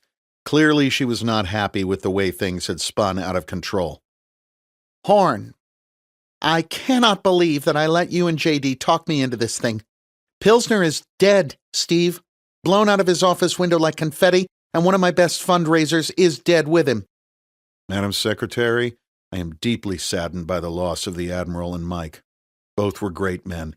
Oh, save me the condolence act, Horn. They were hardly great men. All I care about is this thing staying under the radar. And with the bodies piling up, that is not what is happening. Madam Secretary, I understand why you're upset. I really do. These are setbacks to be sure, but let's be honest. Those men had served their purpose on this project. We now have less equity to share, and better yet, a platform to catapult you into the White House. This is your moment, Madam Secretary. What are you talking about? How is this mess going to do anything other than land me in prison? No one is going to prison, Lorraine. This is exactly the kind of issue that you need to establish yourself as a strong leader. Don't let that lame duck president be the face of this thing. Call a primetime press conference and tell the public about James Reece, the terrorist. He'll have every hick-town cop in the country chasing him, and we know he won't let them take him alive. You'll look like you're already in the Oval Office, and you can use it to pass that domestic surveillance bill that you've been trying so desperately to get through Congress. The public will be scared shitless, and you'll be their savior. You make a good point, Steve. We could really capitalize on this. But how do we know Reece isn't coming after us? I have an asset that I've been holding in reserve, Lorraine, who can lead him right to his own demise. Get your best military or law enforcement units to hunt him down and tighten the noose, and my guys can finish the job. We give credit to whoever you want to owe you one, and we move forward with the next round of trials. This thing is going to work, Lorraine. You're going to be president, and we're going to make billions. With a B. I'm giving you one last shot on this, Horn. This had better work, or I'll make sure you never see another dollar out of this agency's budget. It will work, Lorraine. Trust me. Chapter 57. Riley had flown VFR out of North Las Vegas Airport, where she had returned in order to file a flight plan back to her home field in Texas. So long as she obeyed the visual flight rules, no one would question where she flew, or, more important, where she'd landed. Once they were back on the ground in Nevada, Reece stayed in the cockpit wearing a hat and sunglasses, while Riley filed her flight plan and supervised the refueling of the aircraft. Liz got permission from the North Vegas Tower to take off, and they began the long trek to East Texas. Reece trusted Liz Riley in a way he trusted few, if any, other people in his life. He hadn't told the whole story from start to finish to anyone, and doing so took up most of the nearly 4-hour flight.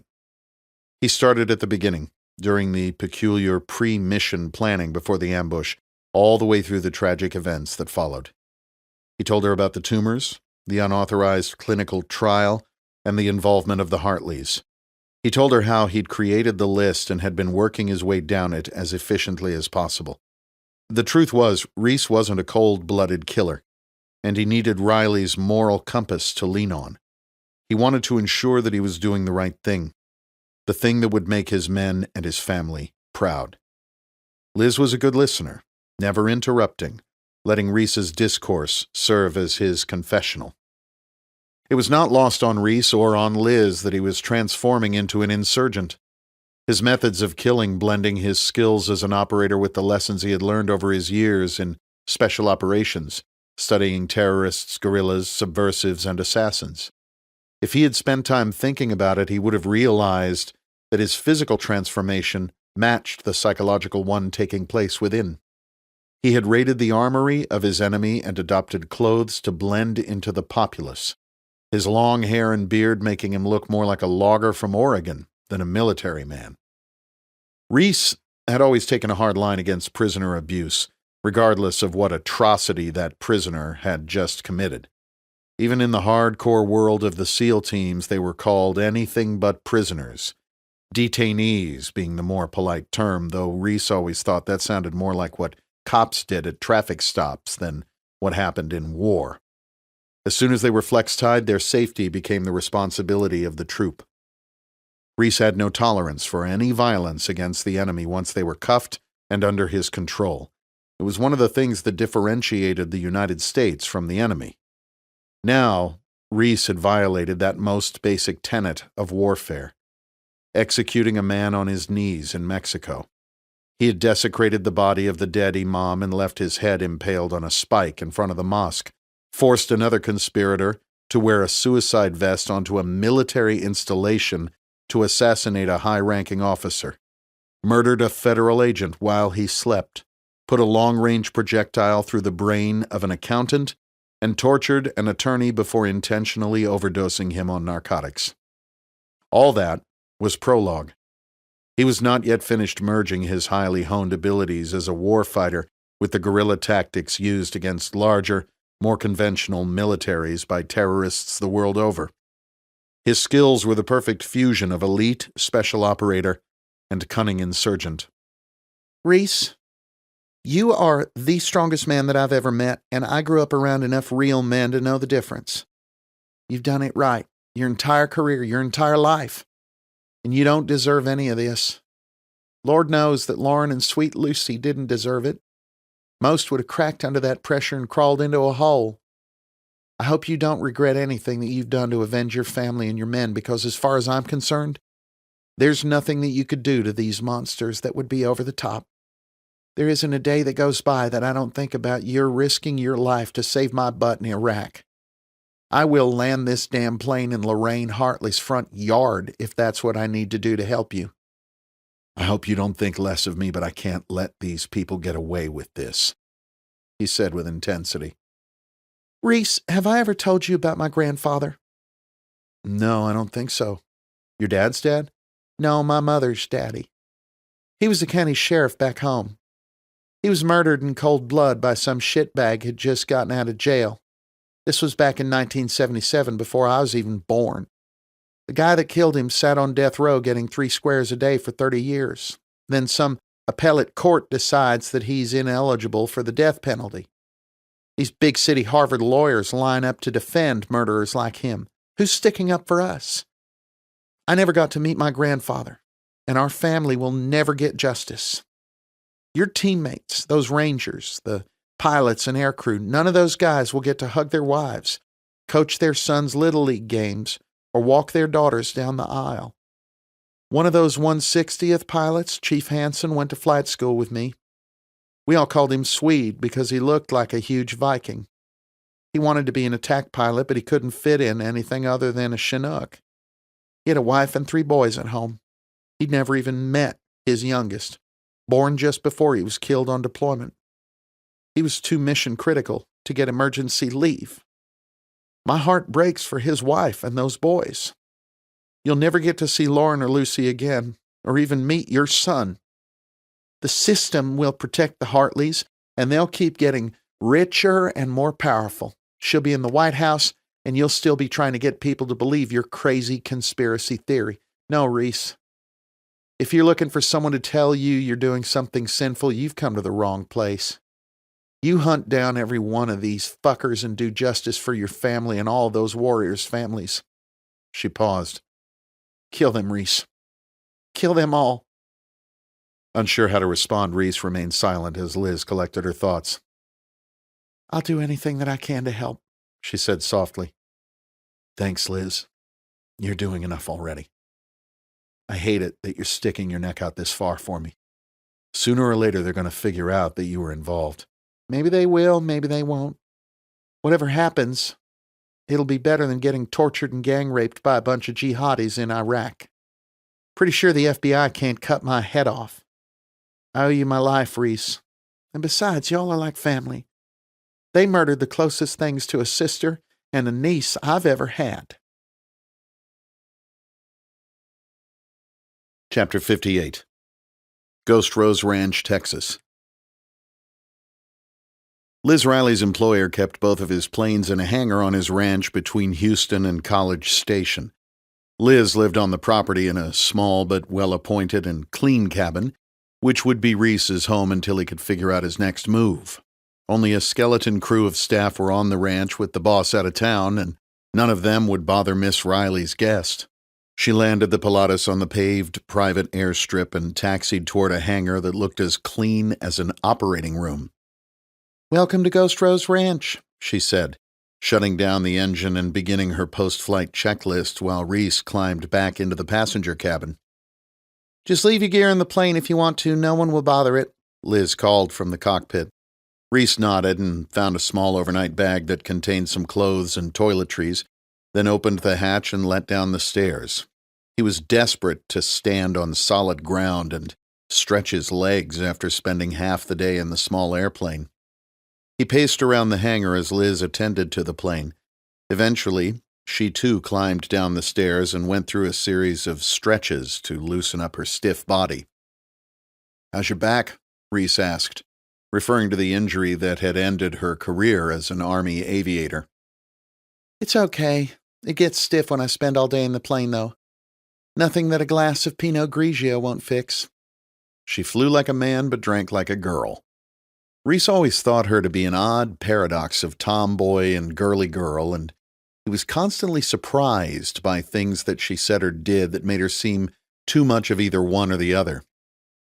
A Ford F-350 King Ranch truck pulled up in front of the hangar, and a small man in a western shirt, jeans, and boots tipped his Stetson to Liz and nodded his head at Reece.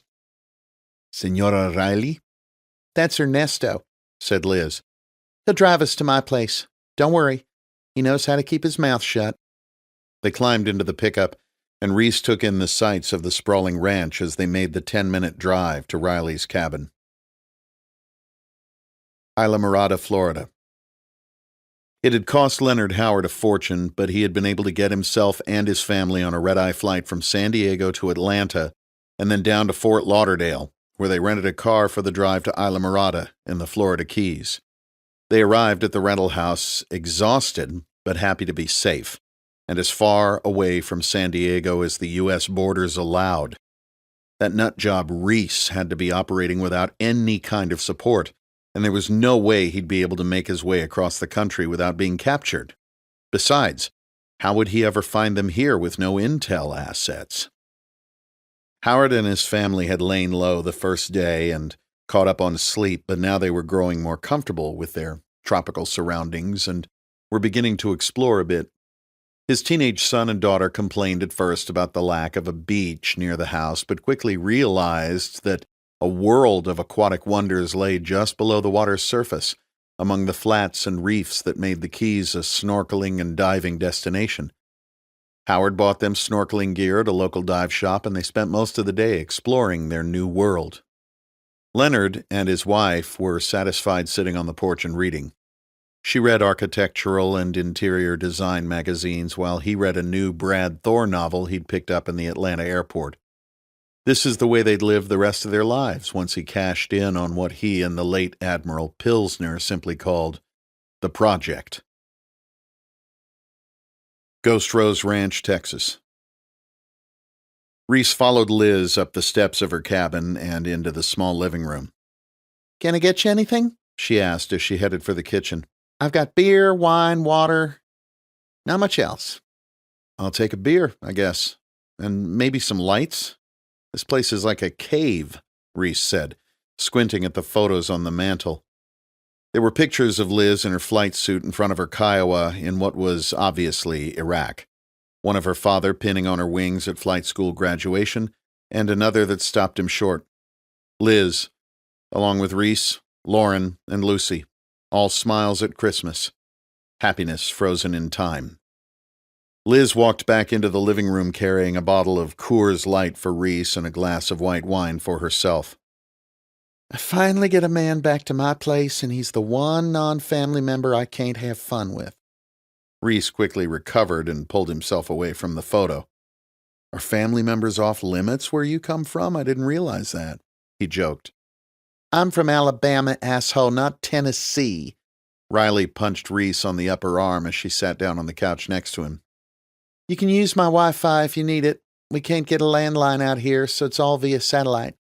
I think it's secure, but I can't promise anything. You know how risky that stuff is these days. I got 3 prepaid phones for you as well. I wouldn't use any of them more than once if I were you." "Okay, thanks." It was risky, but necessary. Reece connected to the Wi-Fi signal and checked his Spider Oak folder for a message from Ben Edwards. He found one that was nothing more than a series of numbers and letters followed by JAG. It took Reece a moment to realize that the characters were grid coordinates and that Ben was leading him to a loose end, one of the few remaining names on his list. "What do you have there?" Liz asked. "A message from Ben," Reece responded. "Looks like it's the location of my next target." "Good old Ben," Liz said, reminiscing. "I remember him hitting on me constantly when I visited you and Lauren out in Coronado. I think he had just been picked up by the agency. He always gave me the creeps. I think he was married at the time, and his wife was right there." "Sounds like Ben. He always had a bit of trouble with those wedding vows." "Where's the target?" Liz asked. Florida, the Keys.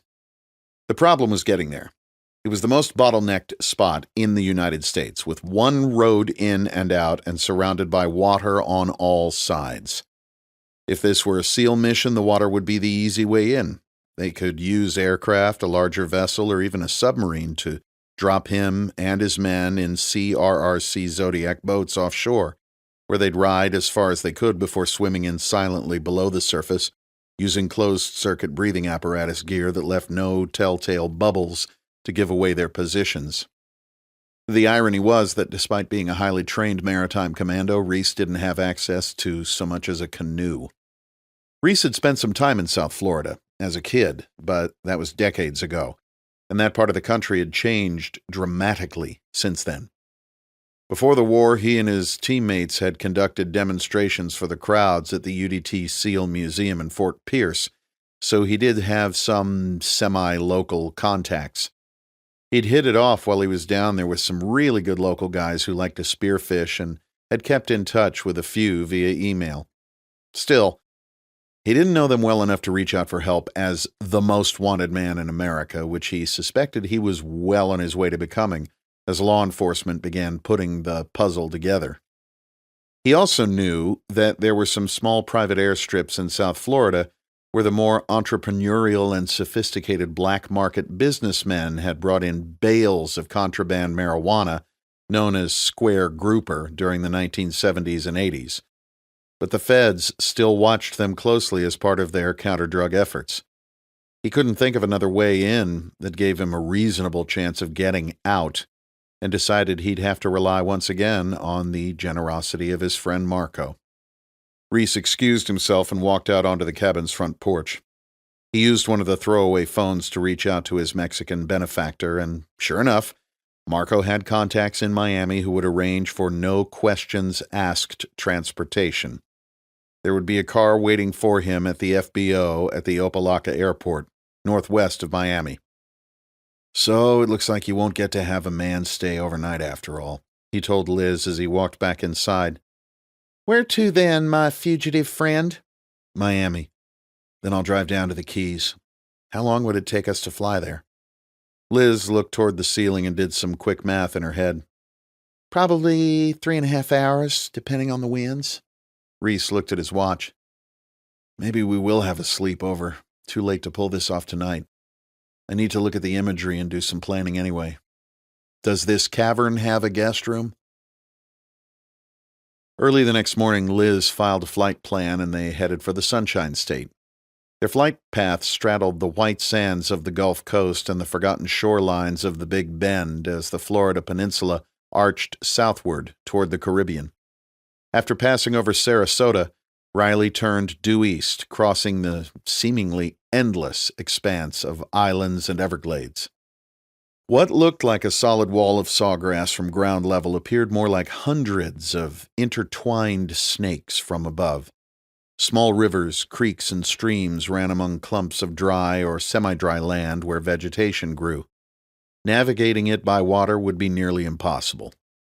The desolate habitat, far more varied than most believed, was a stark contrast to the highly populated coastlines of Florida that attracted tourists the world over. This must have been what all of South Florida looked like before men came with dredges to turn a sea of grass into a concrete jungle. When hurricanes came to reclaim the ancient swampscape, they built taller levees and deeper canals to hold back the tide of nature. The westernmost barriers of the levee system drew across the state like a line in the sand between raw beauty and manufactured civilization. Cookie-cutter neighborhoods stretched eastward toward the Atlantic, and a grid-like maze of asphalt snaked with traffic. Reece stayed in the plane while Liz checked in with the FBO and located his ride, a 2004 Dodge Ram truck with keys under the mat. She returned to the plane and gave Reece a thumbs up. "Your ride is there, just like your friend said it would be. You sure you don't want me to come along and help out?" "No, Liz, this is my show. You're sticking your neck out further than I want you to as it is." "Did you see me getting my head cut off by some hooded asshole on YouTube? No? Oh, yeah, that's because some SEAL I'd never met before stuck his neck out for me." Well, I'm glad I saved your ass back then, 'cause I sure needed you this week. Go do what you gotta do and call me if you need a hot extract. There are airfields all over down here. Marathon, Key Largo, Tavernier. There's even a private strip down on Summerlin Key that I could probably talk my way into. You call and I'll be there. Liz, I seriously can't thank you enough. I'll see you in a few hours. Be safe, Reece. Be safe. Reece started the truck, cranked the air conditioning, and headed out into the southbound surface streets of Miami. There is the Miami that tourists see, with brilliantly lit skylines, Art Deco architecture, and white sandy beaches. And then there was this one. Much of Miami's population is made up of first- or second-generation Americans, immigrants from Third World, Latin American, and Caribbean nations who found refuge in the opportunities offered by Florida's growing economy. The predictable results of that mass transplant are entire neighborhoods that appear to have been plucked from Havana, Bogota, or Port-au-Prince, places where iron bars cover every window and doorway. English is rarely spoken or read, and the occasional chicken, pig, or even cow can be found in an urban backyard. Reece had done some drug interdiction operations as an enlisted SEAL down in South America during the pre-9/11 days, and the sights and sounds of these neighborhoods brought him back to those more innocent times. He made his way south and west onto the Palmetto Expressway, pulling into an aggressive flow of traffic that would give L.A. a run for its money. Reece chuckled as he thought of a trip to Miami a few years earlier when he and some Army special operators staged a mock attack on a prison facility that was set to be demolished. The troops snuck ashore and planted breaching charges to blast their way through the thick concrete walls of the erstwhile correctional facility. When the charges detonated, residents of a nearby housing project thought that they were being raided by SWAT teams and rushed to flush narcotics down the toilets. The effect of hundreds of toilets being flushed nearly simultaneously overwhelmed the utility infrastructure, and it took hours for the area to regain normal water pressure. They probably took more drugs off the street inadvertently that night than the local police would have seized in a month. Reece finally made his way to Florida City and down into the string of islands known as the Keys. The roughly 100-mile chain stretched along the roads and bridges of a single highway, with each mile designated by a numerical marker that counted down to 0 as you headed toward Key West. Just about every location in the Keys was referenced by its corresponding mile marker. As you counted down the mile markers and migrated farther south on US 1, you saw fewer signs of Miami's influence and more artifacts of old Florida. The long-standing roadside motels and dive restaurants, relics from the 1950s and 60s, reminded Reece of road trips with his parents and grandparents as a kid. If only his children could have lived to know such carefree days. Chapter 59. Islamorada, Florida. Amy Howard was taking an afternoon nap while the kids watched a movie on the large flat-screen television in the living room. Leonard asked the children if they'd like to join him for a walk, but they declined. They were both at the age where they preferred to spend as little time with Mom and Dad as possible, and they were worn out from snorkeling all morning under the Florida sun. Howard wore a wide-brimmed sun hat, lightweight nylon Columbia fishing clothing, and Teva rafting sandals as he walked down the Coquina driveway toward the access road to US 1. A sidewalk paralleled the highway before connecting to a nature trail that offered a dry look at some of the miles of mangrove swamps that formed the core of the local ecosystem. At one point, the trail entered a cathedral of overhanging trees, which provided some welcome shade from the blazing sun. Despite the slow pace and the short distance he'd covered, Howard was already sweating in the oppressive humidity. He couldn't imagine this place in August. As pretty as it was here, he'd take California any day. He heard what sounded like footsteps behind him and turned to see the source of the sound. When he did, he was hit in the jaw by a blow that sent the world to black, and him toppling down onto the concrete sidewalk. He awoke with a man astride him raining blows down on his face. He tried to bring his hands up to block the punches, but his arms were pinned down by a death grip from the man's thighs. Reece had pummeled Howard's face to a bloody pulp, but stopped himself before beating the weaker man to death. That would have been too painless an end for the man who sold Reece's troop out to the Taliban out of pure greed.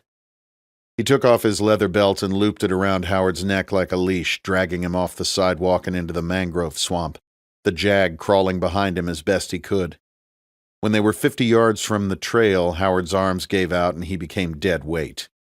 Reece dropped the belt, letting the man's head fall to the soft ground, before picking the lawyer up in a fireman's carry and wading into the water. The mangroves were like a maze, and Reece had to pay attention to find his way back the way he'd come. He was more than a little relieved when he rounded a corner and saw the bow of the borrowed Hughes Flats boat riding low against the water. He tossed the semi-conscious Howard over the gunwale and bound his hands and feet with flex cuffs for the ride. Off the main chain of islands that were bisected by the highway and railroad were numerous islands of varying sizes and shapes that were accessible only by boat. Reece steered the Hughes northward across the clean waters of Florida Bay in search of a suitable spot away from the prying eyes and ears of civilization. He didn't have to go far. The shallow draft of the flats boat allowed him to cross over countless underwater obstacles by simply raising the outboard motor. Standing on the poling platform in shorts and a t-shirt and moving the boat with a long fiberglass pole, he looked to any observer like just another angler looking for bonefish in this world-class fishing destination. Reece found a protected cove where he could pull the boat in close to the shore and dropped anchor. The Admiral's Jag had regained consciousness and was jabbering on endlessly, taking no responsibility for his part in the plot to kill Reece's troop and family, begging for his life and blaming everyone he could think of for the current predicament. Reece cut the plastic ties binding Howard's feet and tossed the senior officer over the side, watching him flail wildly until he discovered the water was only chest deep. Reece slid over the gunwale and shoved the naval judge advocate toward the mangrove-tangled shoreline. Howard tripped constantly on the exposed roots of the native trees, and it took them what seemed like an eternity to reach the dry, sandy ground of the island. The Jag fell to his knees in front of a sable palm tree and began to pray loudly. Reece looked down in disgust at a man who would seek the help of God after sending so many good men to early deaths without remorse. Howard's hat had fallen off somewhere, and Reece attempted to grasp a handful of the man's balding hair, but what was left after the military regulation haircut slipped through his fingers. On his second attempt, Reece grabbed the petrified attorney by the throat and hoisted him skyward, holding an evil-looking blade in the other hand. "Stand the fuck up," he growled as he yanked the captain to his feet and shoved him back against the tree. "I want you to know what's happening to you. You are a traitor, a coward, and a disgrace to the uniform you wore. You served 68 good men up to the enemy on a silver fucking platter so that you could rise alongside that shitty excuse for an admiral. You are the lowest piece of human shit alive. Look at me! Look at me when I talk to you, motherfucker!" Just as his enemy had lost control in their quest for power, Reece lost control and succumbed to the primal need for vengeance, all the emotions of the past several weeks boiling to the surface as he stood in front of the Navy attorney who had facilitated the deaths of his men half a world away. "I don't know what you're talking about, Reece. I'm just a Jag. I don't know what you're saying," Howard pled with his eyes closed, blood still streaming down his battered face. His denial sent Reece over the edge with rage. It was time for Howard to die. Reece slashed him across the lower abdomen with the curved blade of his razor-sharp, half-face karambit knife, splitting the lawyer's abdominal wall and sending his intestines spilling out onto the marshy ground. Howard released an animalistic screech and grasped for his bowels, desperately trying to shove them back inside the gaping opening. The wound bled surprisingly little. "My God! My God!" were the only words he could muster. repeating them over and over in agony, his pleas for divine intervention going unanswered. Reece showed no mercy, dropping the karambit to the ground and pulling his dynamis razorback belt knife from his waistband. He wielded the knife with violent grace, deftly skewering Howard's intestines with the tip of the blade, but carefully not severing them, then jammed the tip of the knife into the soft, pulpy trunk of the tree, tethering the jag to it with his own entrails. "Walk," Reece said in a calm voice that contrasted sharply from the screams of rage he'd used just seconds earlier. "Walk around this tree, or I'll gut your kids while you watch." Leonard Howard stumbled forward in shocked silence, making his way slowly around the tree's circumference, all the while wrapping himself tighter and tighter to the trunk with his own intestines, finally collapsing to the ground, convulsing in tears, with his back against the trunk. "Please, please, don't leave me here, please," he breathed. "I'll tell you anything you need to know." "That's just it, Howard," Reece said, leaning in close. "I've already got what I need. Now I'm just going to watch you die." "I didn't want to." "You didn't want to what? You didn't want to kill my troop? You didn't want to kill my wife? My daughter? My son?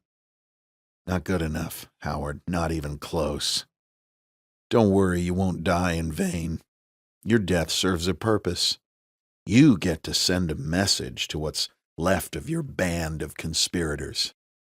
If you're lucky, you'll go into shock before the rats start eating you alive."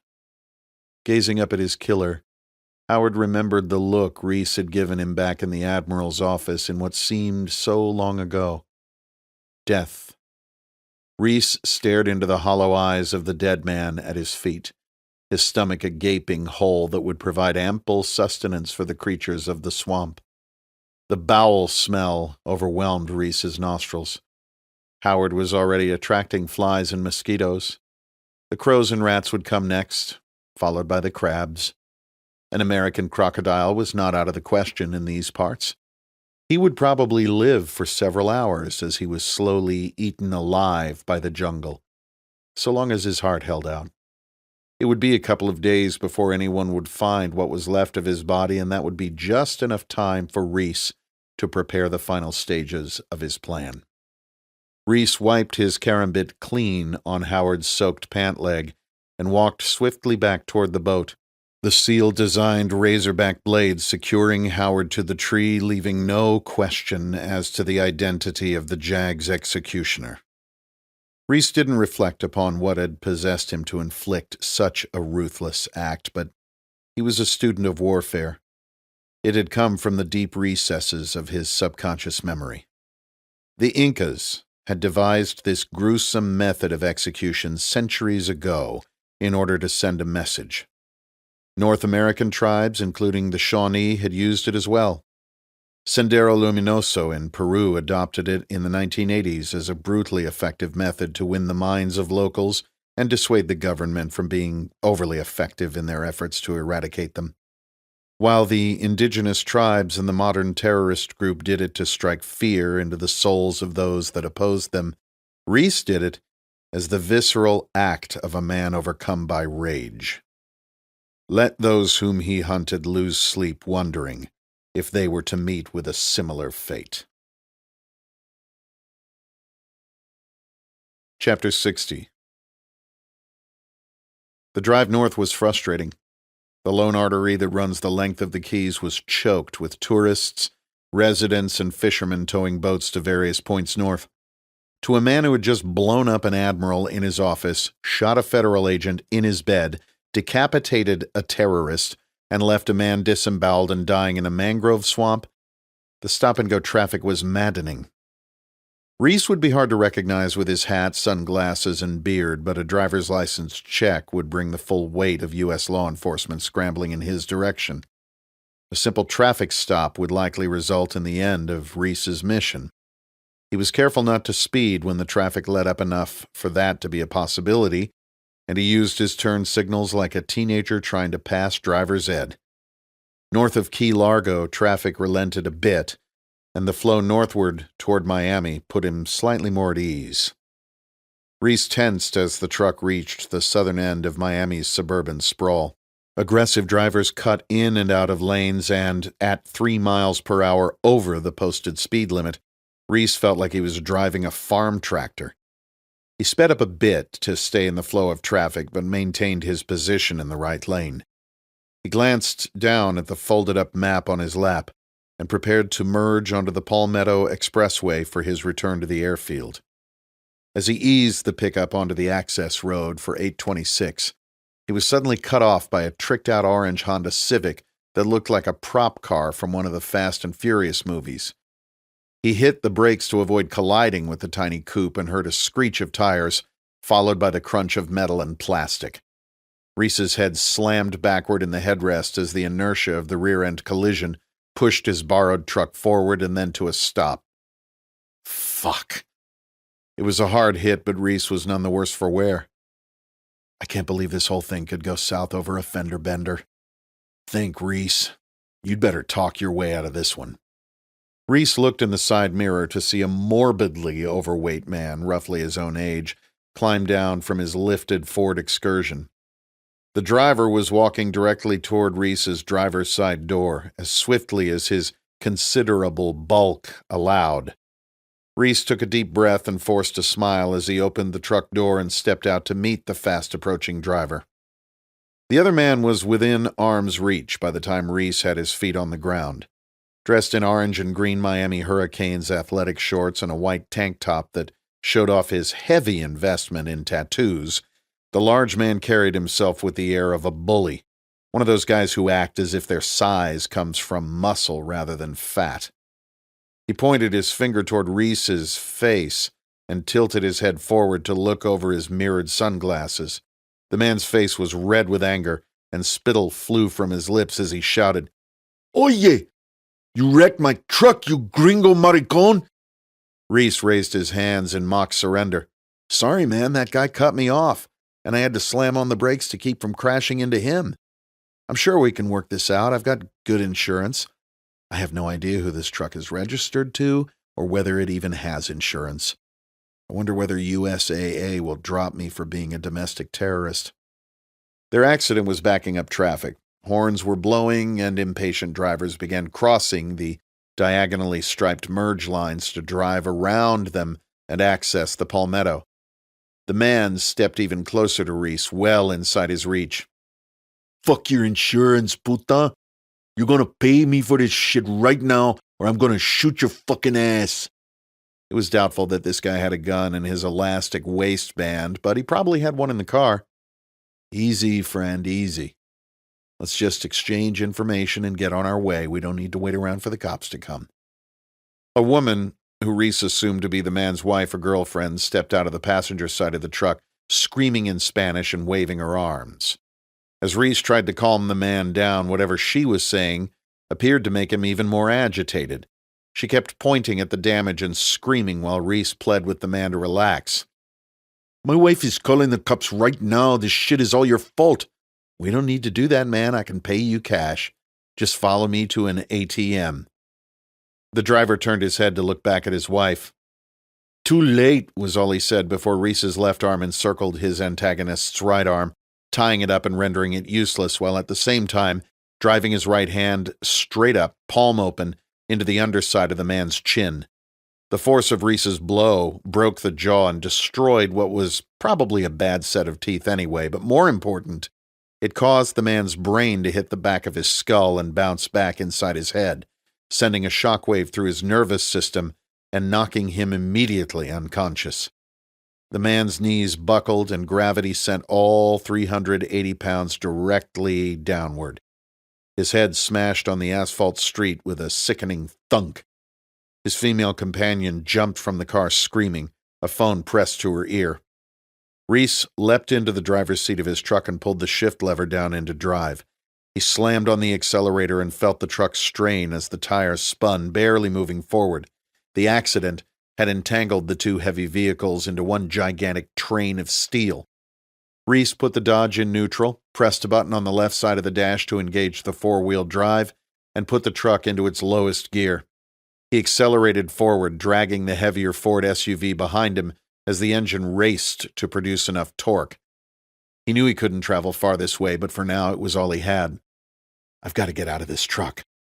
He drove up the sweeping overpass toward the expressway, leaving the fat man's hysterical wife behind, and glanced down at the map to determine his next move. The map gave him an idea. As he reached the middle of a long turn, he swerved right and then left as he slammed on the brakes. The two trucks slid into position, blocking both lanes of the highway overpass from one concrete guardrail to the other. He engaged the parking brake on the Dodge and put the keys and map into his pocket. He slid over the bench seat to the passenger side and grabbed his backpack from the floorboard as he opened the passenger door. Horns were already blowing as he climbed over the guardrail and dangled from the edge. Fuck me. Reece released his grip, dropped his chin to his chest, and placed his feet and bent knees together to prepare for what was surely to be a painful impact. It had been almost 20 years since the Army Black Hat instructors at Fort Benning had taught Reece the parachute landing fall, or PLF for short. But there are some things that you never forget. The balls of his feet hit the gravel and he rolled to his side, distributing the impact of the fall from his feet onto his calves, thighs, hips, and back. The technique, developed to allow rapidly descending parachutists to avoid injury, also worked well for a man on the run to drop from a highway overpass onto the rail bed below.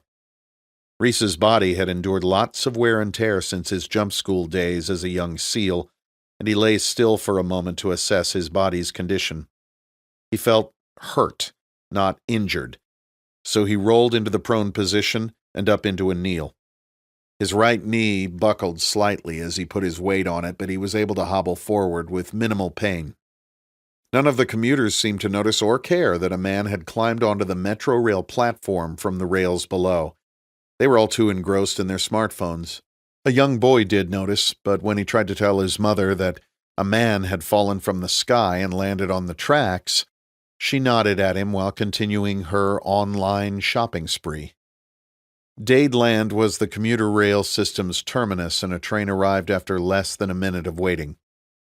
If anyone outside Miami had ever heard of Dadeland, it was probably because of the 1979 Dadeland Massacre, a bloody shootout in a parking lot that came to symbolize Miami's epidemic of drug violence. Reece hoped there wasn't going to be a second bloody shootout in Dadeland, but he was ready just in case. He unzipped the backpack to allow him access to his handgun and held the bag down at his left side as he stepped onto the train. The entire side of the Metro Rail car was painted with a Wi-Fi advertisement, which prompted Reece to retrieve his iPhone from the back pocket of his pack. He prayed they hadn't found a way to track it, but he had no choice other than the burner phone he was saving for a last resort. He powered up the device, connected to the Wi-Fi signal, and opened the Signal app. Had to ditch the truck on the metro heading north from the Dadeland Station Green Line. Need to plan an extract soon. Cops probably looking for me. Liz Riley must have been looking at her phone since her response came back almost immediately. I'll make a plan. Wait one. Reece pulled the map out of his pocket and began looking at options. The SEAL in him told him to go to the water, but there didn't appear to be a maritime route to an airfield unless he could get a hold of a boat. He looked up, hearing sirens, but they were headed away from him, toward the crash scene. His phone vibrated. Unless you have to bail, stay on the Green Line until the Okeechobee station. Looks like 20 stops. I'll get a ride and pick you up there.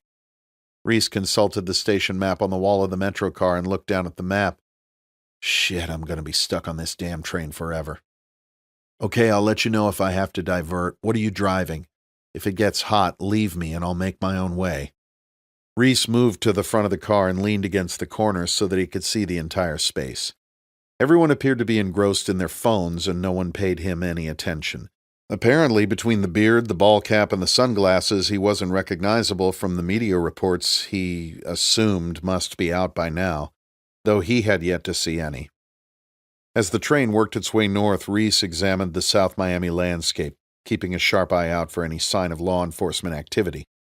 Then it was through the University of Miami campus, passing next to the baseball field. He breathed a sigh of relief every time the doors shut and the train continued northward. The tracks paralleled US 1 and took Reece north through downtown Miami and its towering skyscrapers. Reece couldn't believe how the city's skyline had changed since his last visit here. The ride continued through some slum areas north of downtown before turning westward into mainly residential areas. From the train, Reece could view the roofs of tract homes arranged in perfect grids as far as the eye could see. The scene reminded him a bit of some of the crowded cityscapes that he'd seen in places like Baghdad and Manila. After a painfully long train ride, the station diagram indicated that Reece was one stop away from Okeechobee. He pulled the iPhone out and saw that he had a message alert. He logged back into Signal and saw a new message from Liz. Out front, black Honda minivan, all clear. Reece scanned the area around the approaching station as much as possible through the train's windows. The car came to a stop and the doors jolted open. A few passengers disembarked quickly and fewer still brushed past them to board the train without a sliver of courtesy or patience. Reece had figured out the timing of the stops after enduring station after station, staring intently at the screen of his phone as the passengers came and went. When he knew he had a second or two before the doors began to close, he feigned surprise and sprinted off the car. Anyone who had been shadowing him from inside the train would be heading off to the next station without him. A quick glance back at the platform confirmed that no one had exited behind him. Reece pulled his hat down tight to remain as protected as possible from any facial recognition cameras that might be at the station. Grant money from Homeland Security had helped create a surveillance state in population centers across the nation, and mass transit systems were some of the most popular sites. The rail platform was elevated above ground level, which allowed Reece a good vantage point from which to observe the area. Looking over the rail, he spotted Liz's borrowed minivan idling next to the curb below. Nothing appeared out of the ordinary, but this was exactly the kind of choke point where ambushes took place. Reece made up his mind that if things went bad, he would not involve Liz any further. She'd done more than enough by now and had long since repaid her debt. He had a hunch that, at this point in the game, she was helping out of her own anger over the murder of her friend Lauren and her adopted niece, Lucy. Getting one of the few true friends he had left in the world arrested or killed wasn't part of Reece's plan. It's now or never. Reece took a deep breath and tightened his grip on the handgun inside his backpack. As he made his way quickly down the stairs, he heard the sliding doors open on the van. Liz obviously had eyes on the steps in her rearview mirror and had pressed the button to open the automatic doors. He saw the van's brake lights come on, indicating that Liz had put the vehicle into gear and was ready to go. He scanned the parking lot as inconspicuously as possible as he walked down the sidewalk that ran parallel to the van. His knees still throbbed a bit from his PLF onto the platform, but he was confident that the injury was relatively minor and he could run if he had to. As his forward progress brought him alongside the van, he reached in and grabbed the inside handle, slinging himself into the back seat. The van lurched forward as soon as his feet left the sidewalk, and Liz sped toward the station exit. Reece drew the Glock from inside the pack as the sliding doors began to close, alert for anything out of the ordinary. Liz turned underneath the rail line and onto West 20th Street, making a quick turn left and then gunning the engine to merge onto the Hialeah Expressway. If the feds were going to make a traffic stop, they would have done it before now. She glanced up into the rearview mirror through her aviation glasses. You okay, Bubba? Reece breathed a sigh of relief. Better now. Thanks for the pickup. How'd you get wheels? FBOs almost always have cars or vans that you can borrow. They make so much money selling you fuel that they'll do anything to make you happy. Did you wreck your friend's truck already? I did. I'll tell you about it in the air. People here drive like shit. You've destroyed 2 perfectly good vehicles in like 24 hours. People are going to stop lending you stuff. As they drove eastward paralleling the metro rail tracks, it became obvious that they were retracing Reece's path from just minutes earlier. Don't say a word, Reece. I've never been to this city in my life. I didn't say a thing, Liz. Just do your thing. They turned left at East 8th Avenue and the neighborhood became even more residential. It occurred to Reece that if he had to bail out of the vehicle, this maze of houses, fences, and small backyards would make pursuit difficult unless the cops brought in a helo. He took note when they crossed a small canal, undoubtedly made when the land was drained to make it a hospitable suburbia. As they neared the airport, the scene became increasingly industrial. Their path took them through warehouses with loading docks, building supply companies, and auto repair shops. Reece was pretty sure he'd seen a gunfight scene in an old episode of Miami Vice that was filmed in this area. "Anything hit the news about me yet?" Reece asked. Not yet. I figured it would have by now.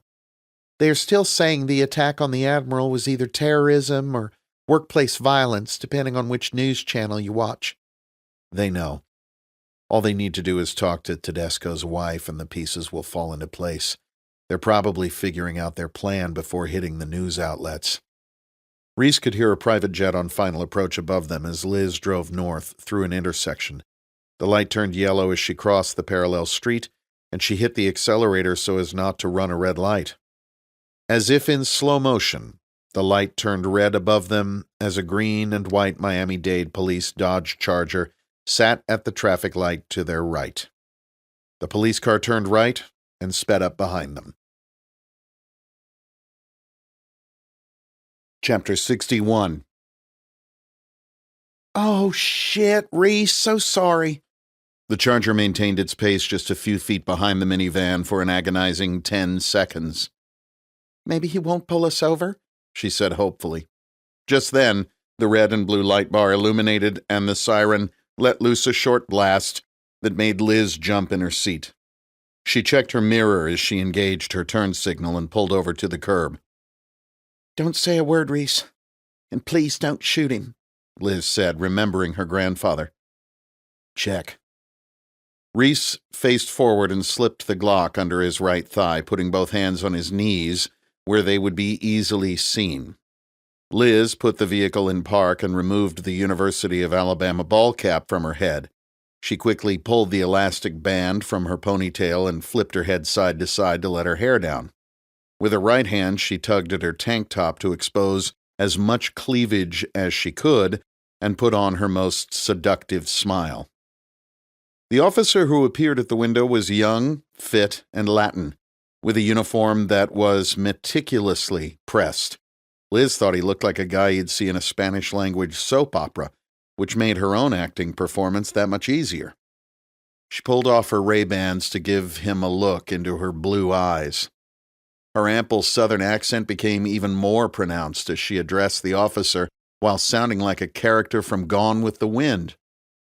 I am so sorry, officer. That light changed and I didn't know what to do. Despite the gravity of the situation, Reece nearly burst out laughing. Can I see your license, registration, and proof of insurance, please, ma'am? Yes, sir. Of course. She retrieved her license from a small zippered bag on the passenger seat and opened the glove box to look for the rest of the documents. When Reece noticed the officer's eyes shift to check out Liz's fit body instead of watching her hands for a weapon, he was pretty sure that her acting job was paying off. This is a loaner van from the airport's FBO, so I hope it has everything in here. She was relieved to see a short stack of paperwork when she opened the compartment and grabbed the entire pile. She thumbed through the documents on her lap and quickly found a Florida vehicle registration sheet and a small insurance card. She placed her license on top and handed the stack to the stone-faced officer. I'm so sorry. I'm a pilot and had to pick up my client in Miami Lakes. I don't know this area and was trying to do too many things at once. The officer glanced at Reece in the back seat and held his stare for several seconds, clearly sizing him up. Despite his disheveled appearance, Reece put on the most pleasant face possible. I'll be right back, ma'am. The officer retreated to his patrol car where Reece assumed he was running both Liz and the van in his computer database. They were about to find out very quickly whether he was the subject of a nationwide manhunt and if anyone in the law enforcement community had tied him to Liz Riley. I don't want to shoot this poor bastard, but hope is never a good plan. If there is even a hint he is onto us, I need to disable him, his vehicle, and his radio and drive east to find a marina, steal a boat and head offshore. Think with your dick, officer. Reece shifted his eyes between the watch on his wrist and the rearview mirror, counting the minutes and looking for any sign that the officer was making a radio call. 4 minutes passed before the door opened on the police car. Reece studied the officer's body language as he approached. His right hand held a metal ticket book, not his sidearm, and his left hand hung calmly at his side. His stride showed swagger rather than fear.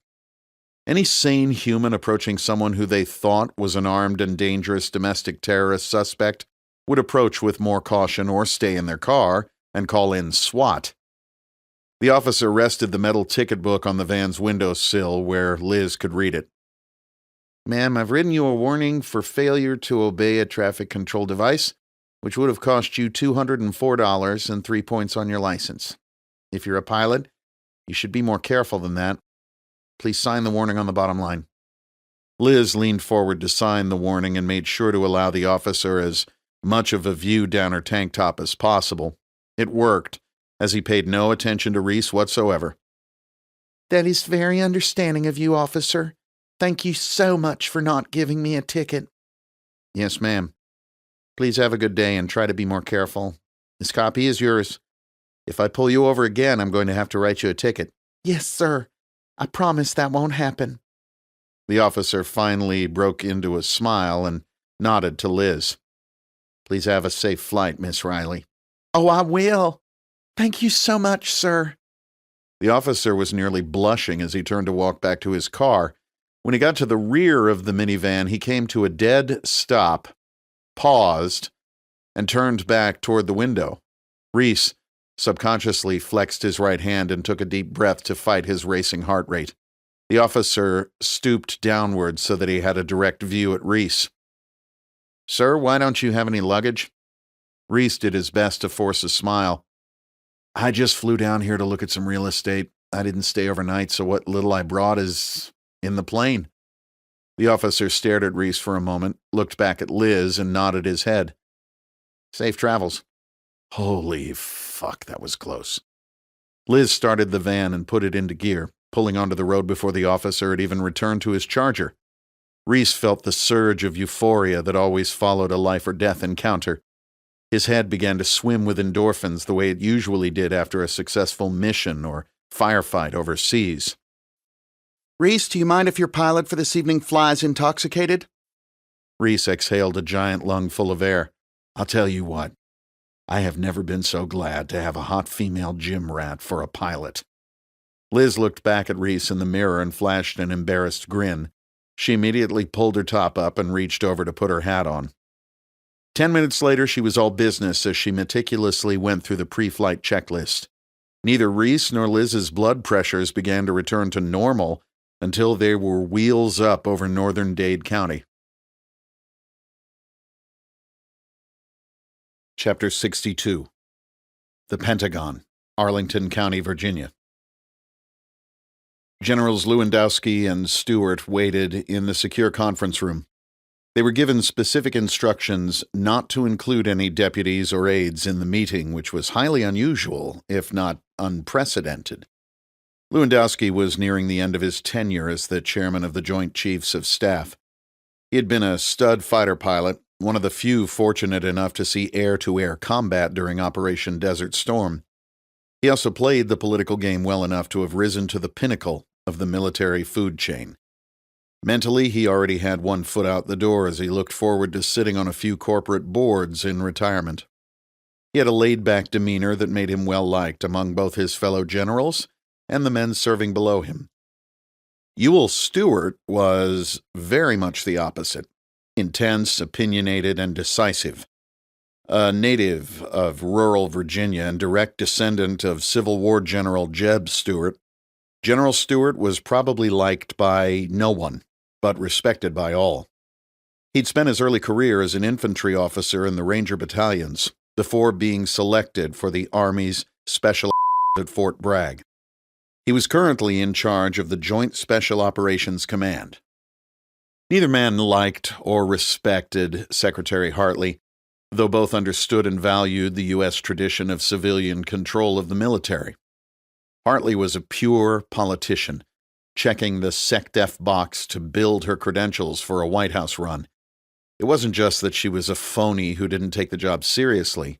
It was her blatant practice of funneling every dollar she could muster through her husband's consulting firm that they found so offensive. If you wanted to sell a fighter jet, aircraft carrier, or armored vehicle to the military, you'd better hire J.D. Hartley. Want the contract to run the mess hall at Bagram? Retain J.D. Hartley. The Hartleys treated the Pentagon like the world's largest ATM. Like many politicians, Lorraine Hartley had started out with good intentions. As a college student, with the help of a few of the more radical faculty members, she became outraged at what she came to see as injustices imposed by the U.S. government on countries around the globe. When she met J.D., she found a partner who would help her change the world. After J.D.'s election to Congress, their lives transformed dramatically. Everywhere she went, she was told how great she was, how smart she was, how talented she was. Before long, she was believing every word of it. The entitled behavior of both Congressman and Mrs. Hartley became increasingly outrageous, but in D.C. there were always suit-clad enablers willing to keep things quiet. By the time she was appointed Secretary of Defense, Madame Hartley had become the epitome of what her 20-year-old self had sought to stand up against. Both men had busy calendars, and it was 15 minutes after the scheduled meeting time when the SecDef finally arrived with her deputy secretary and young female aide carrying an iPad. The message was clear. You can't bring your staff, but I can bring mine. You weren't supposed to bring electronic devices into a secure room such as this, but neither man was willing to fall on a sword over that point. She greeted both men with a plastic smile before taking her seat at the head of the conference table.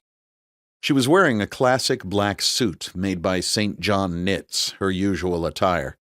Her propensity for wearing all black, concocted after a focus group determined she was most trusted in that color, combined with her sour demeanor, was the reason for her nickname among the military officers who worked around her. The Undertaker. Though no one ever dared use the moniker in front of her, her network of civilian rats let her know that she was so named. The fact that she was viewed as intimidating and insensitive pleased her. The Joint Chiefs don't have direct command authority over military units. That structure flows directly from the SecDef to the combatant commands. Though previous SecDefs relied upon the Joint Chiefs for their advice and expertise, Hartley rarely did. Secretary Hartley acted as if Lewandowski weren't even in the room, as she directed her comments only to General Stewart. I've just come from a meeting with the Secretary of Homeland Security. The blast that killed Admiral Pilsner came from a suicide vest. The man wearing the vest was a financier with no terror connections, and he did so because his family was being held hostage. She left out the fact that she'd known Mike Tedesco for well over 10 years. The man who strapped the vest on him was a SEAL officer, the one who led that shit show in Afghanistan that got everyone killed. We have reliable information that he's hiding out in some shack in New Hampshire. My people can provide you with the details. General Stewart, I want your SEALs up there as soon as humanly possible. One of our contract security firms will send a team to accompany them. I'm sorry, ma'am, but as I'm sure you're aware, the Posse Comitatus Act prevents us from using military forces in such a role on U.S. soil. This is an FBI mission, Stewart responded. I didn't ask you for a legal opinion, General. I went to Harvard Law School and don't want or need you to tell me what I can and can't do. I'm telling you to get your SEALs on a plane and get their asses to New Hampshire. I cannot give that order, ma'am. It violates the Constitution. Fuck the Constitution. The SecDef's aide, who hadn't said a word thus far, glanced up from her iPad and interrupted. Actually, Madam Secretary, it's not in the Constitution. Posse Comitatus is part of the U.S. Code. It's federal law. It didn't even apply to the Navy until 1992. The SecDef looked annoyed at her aide for the correction, but directed her anger back at General Stewart. What are you, a fucking Eagle Scout? You give that order, or not only will I demand your resignation and get it, but I will make sure that your beloved command is defunded into obscurity and that your men are reassigned to conventional units. You will be responsible for the death of Special Operations. Stewart sat back, stunned. What's it going to be, Stewart? Are you going to give the order, or do I have to keep firing generals until I find one that will do his job? Chapter 63. Senior Chief Fred Strain had sent the recall text out to the Iridium satellite pagers of the operators in his assault team less than an hour ago. There was no excuse for missing that recall, and now each member of his 8-man team was assembled in the conference space attached to their squadron room. All right, guys, this is a friggin' crazy one. Fred was trying to stop swearing so much. He gave it up along with drinking after his wife gave him an ultimatum. Stop drinking or leave the teams. Fred had stopped drinking. He almost shook his head as he chose his next words carefully. We are going after one of our own. Are you all aware of what happened at Warcom? Heads nodded up and down. It had been hard to miss. The media loved the SEALs these days. Even before the Bin Laden mission catapulted them to cult hero status, there had been movies, books, video games, and other high-profile missions that had brought them into the spotlight. You're not going to believe this, but the evidence is pointing to a SEAL as the perpetrator. Looks of disbelief were shared among the group. Nobody liked Warcom, and everyone had an intense dislike for the current admiral, but to blow him up? That seemed a bit out there. The current working theory in the media was that it was an Islamic terrorist group seeking retribution. Who's the guy, Senior? One of the younger SEALs asked. Fred paused. He almost couldn't bring himself to say it. Lieutenant Commander James Reece. No fucking way, the younger SEAL shouted, shaking his head. No fucking way. He was my platoon commander before I came here. Total stud. Prior enlisted, he gets it. No way that guy did this. Enlisted SEALs' contempt for officers was well documented. Every now and again, there would be one who broke the mold, who was admired for his leadership, battlefield prowess, aggressiveness, and character. James Reece was one such man. Sorry, Smitty. It looks like it's true. Well, if he did this, he had one damn good reason. Doesn't matter the reason, Smitty. He did it. Plain and simple. I knew him as well. We were paired up in sniper school and operated together back in the early days, as solid as they come. His family has a long history in the teams. Did he skip the country, Fred? Is that why they called us in? Another SEAL asked. Well, now, here is where it gets a bit convoluted. You are all going to be asked to sign additional non-disclosures for what is about to happen. Really? Smitty piped in. More non-disclosures? You mean the 100 other ones we signed don't cover this? What the fuck, Senior? Just listen up, Smitty, and let me get through this. Sorry, Senior. Okay. This is an unprecedented situation. This SEAL, who, as we can see from what he did at Warcom, is not your typical officer who just does his 2 platoons and then goes to a staff job for the next 15 to 25 years. This guy knows what he's doing. A SEAL domestic terrorist. It's bound to hit the news soon. They're still calling it an act of terrorism, but that's going to change in short order, and we want to be up and out of here before it does, so it doesn't put him more on edge than he already is. He is still in the country, and the SecDef wants him apprehended as soon as possible. Fred, I haven't been paying much attention to the West Coast stuff in the news. How many people did he kill at Warcom with that blast? Asked one of the team's more laid-back guys, who looked like he was in a perpetual state of drunkenness. That's just the thing. Only 2. The Admiral and some L.A. finance guy. The Admiral's aide had his eardrums blown out, but other than that, no one else was injured. Apparently, he wrapped this L.A. guy in an S-vest, took his family hostage, and made him detonate himself in the Admiral's office. No way, said the laid-back operator, finally showing signs of waking up. That's hardcore shit. I'm starting to like this guy. Cut it out, Paul, Fred said curtly. This is serious business. We cannot underestimate him. This is a mission just like any other. Put the fact that he is a SEAL out of your minds, except in the context that we are going up against a formidable adversary. He's had a lot of the same training that we have and has seen his share of combat. Whatever his beef was with the Admiral and this finance guy is none of our concern. What is our concern is planning a mission to kill or capture this HVI, he said, intentionally verbalizing the high-value individual terminology used overseas. "Hey, Fred, you said he was still in the U.S., commented one of the more thoughtful SEALs in the group. "How can we go after him here? Doesn't Posse Comitatus still apply?" "That's where the non-disclosures come in, gentlemen. SecDef has suspended Posse Comitatus through an executive order signed by the President. We will be operating on U.S. soil using all assets at our disposal to kill or capture our target." "What? Can she even do that? Why us? Why not just use HRT?" the SEAL asked, using the acronym for the FBI's elite hostage rescue team. "SecDef wants us." Strain hesitated.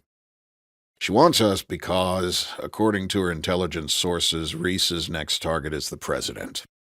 Eyebrows went up around the table as the gravity and complexity of the situation unfolded before them.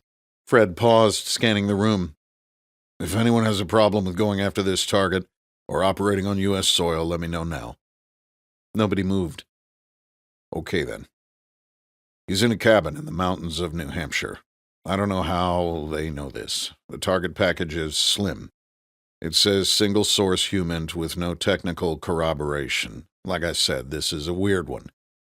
There is a bird waiting on us at NAS Oceania," Fred continued, referencing the Naval Air Station down the road from base.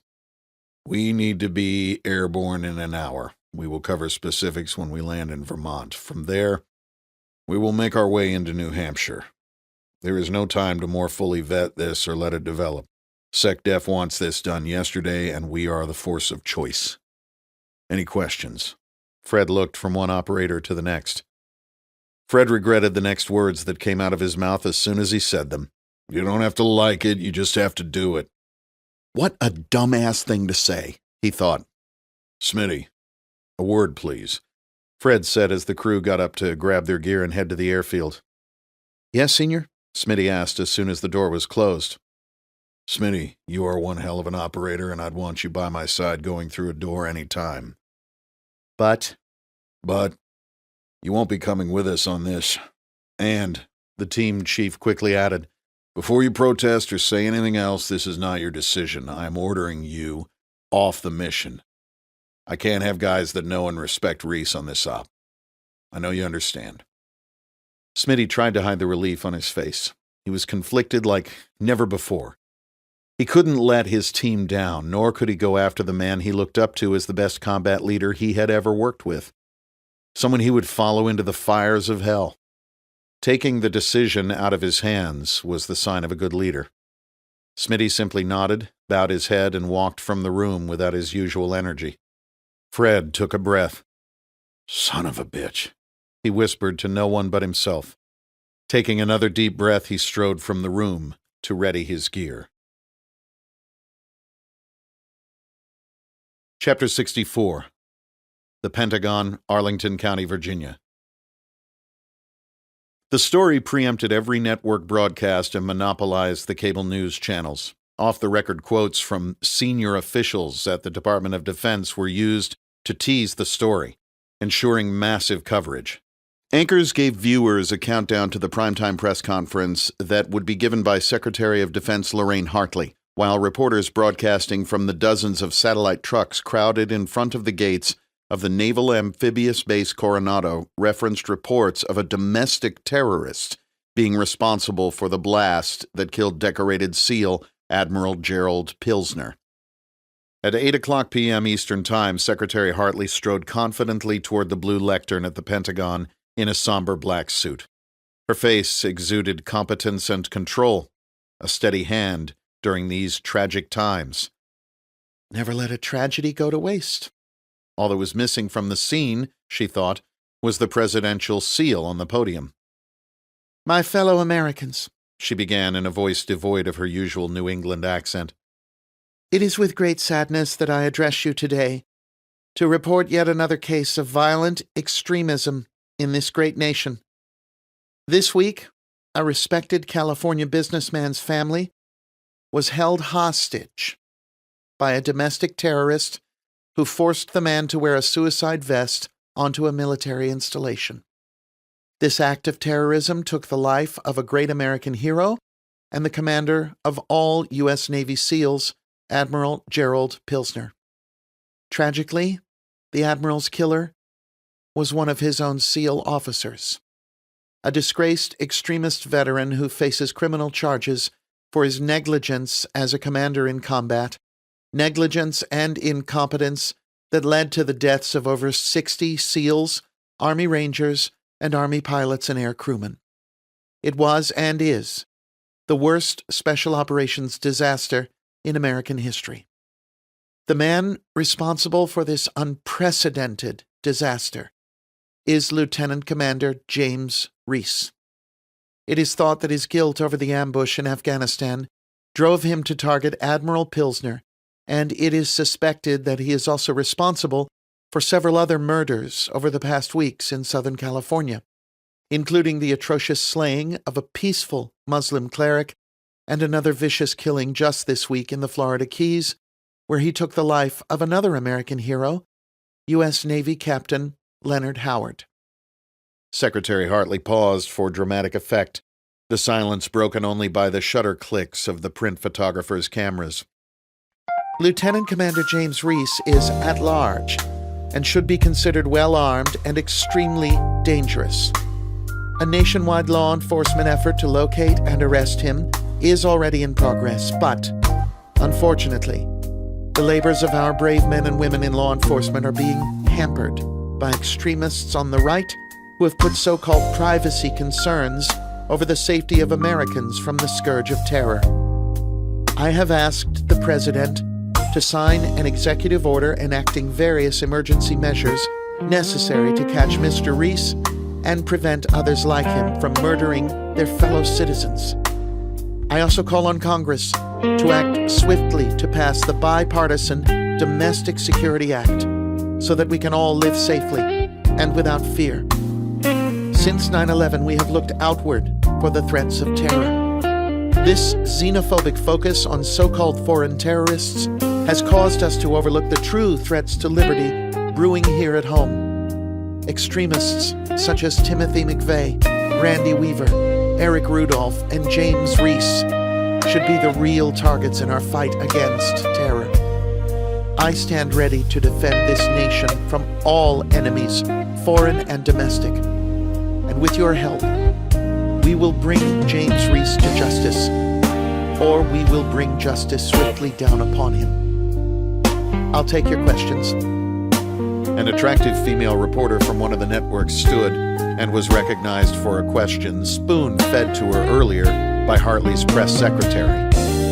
Secretary Hartley, is it true that Commander Reece's pregnant wife and daughter were murdered in their home several weeks ago, and that James Reece is suspected of committing those murders?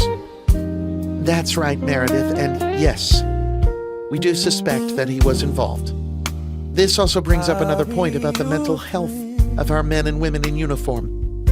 Mental health and PTSD are serious issues that we as a nation must address. I call on our scientific community to dedicate their resources to addressing these problems.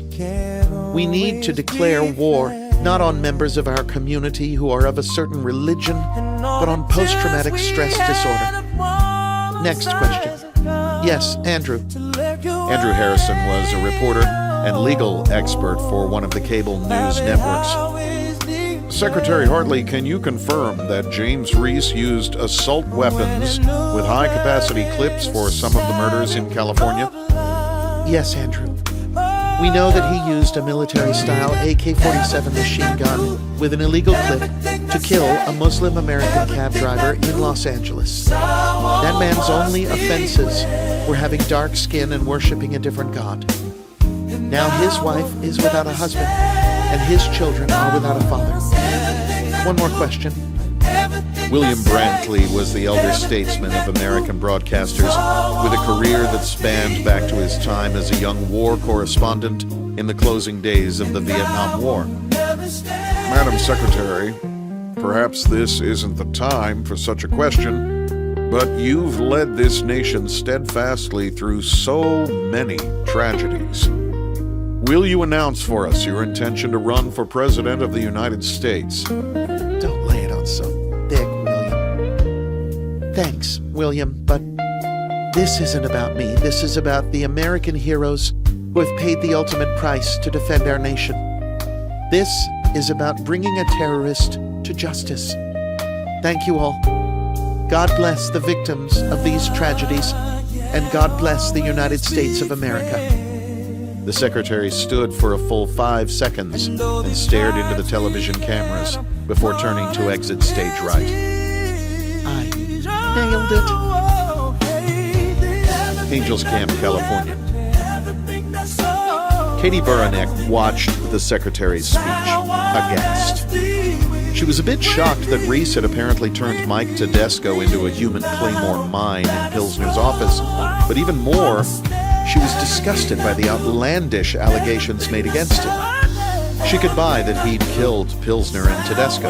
God knew they had it coming. But there was no way that he had anything to do with the death of his wife and child.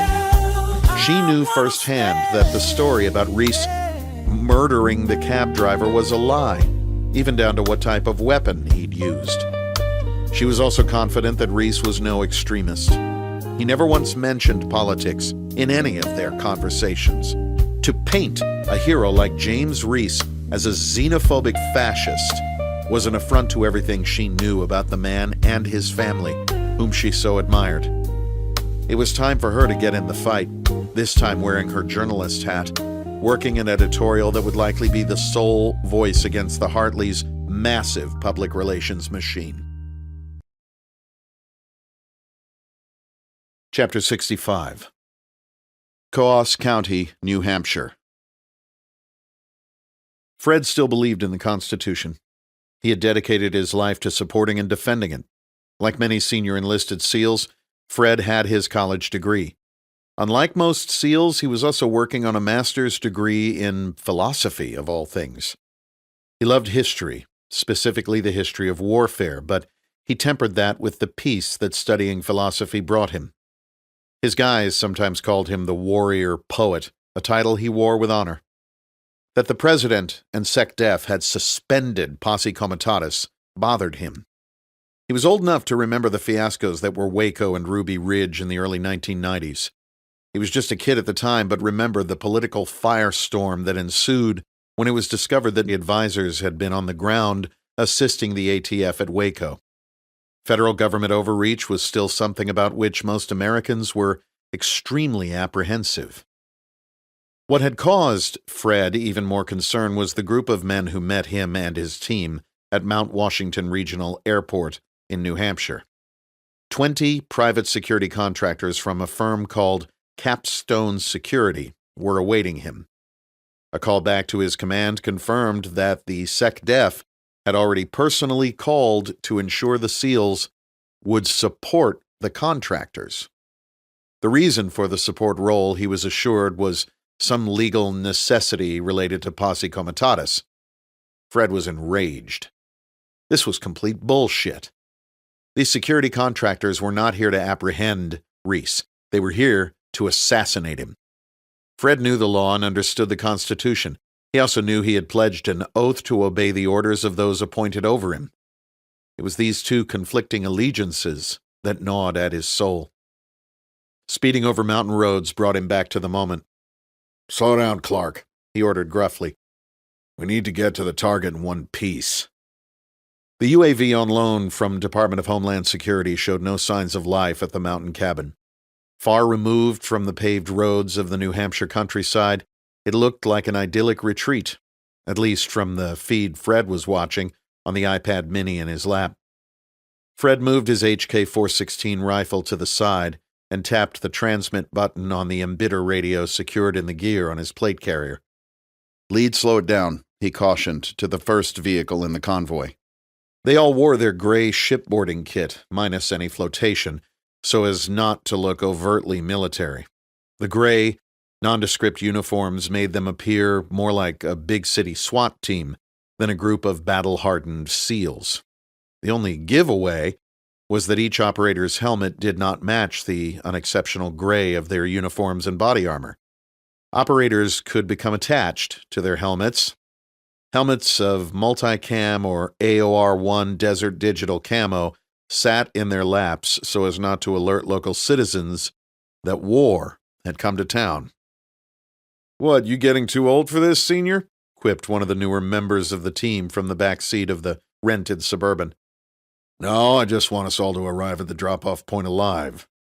"Good copy, Senior," responded the younger man. "Hey, Senior, why didn't they just use local cops to get this guy? I heard what Smitty said about him being a good operator and all, but he's only one guy, and he's just a vanilla SEAL," Clark said, using the unofficial, semi-derogatory term used to describe those SEALs and Army SOF operators not in their particular units. "Hey," Fred responded with more emotion in his voice than he intended. "This guy is not just a vanilla SEAL. And you know I hate that term.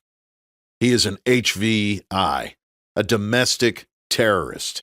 He is our targeted individual. Do not underestimate him. Do you understand?"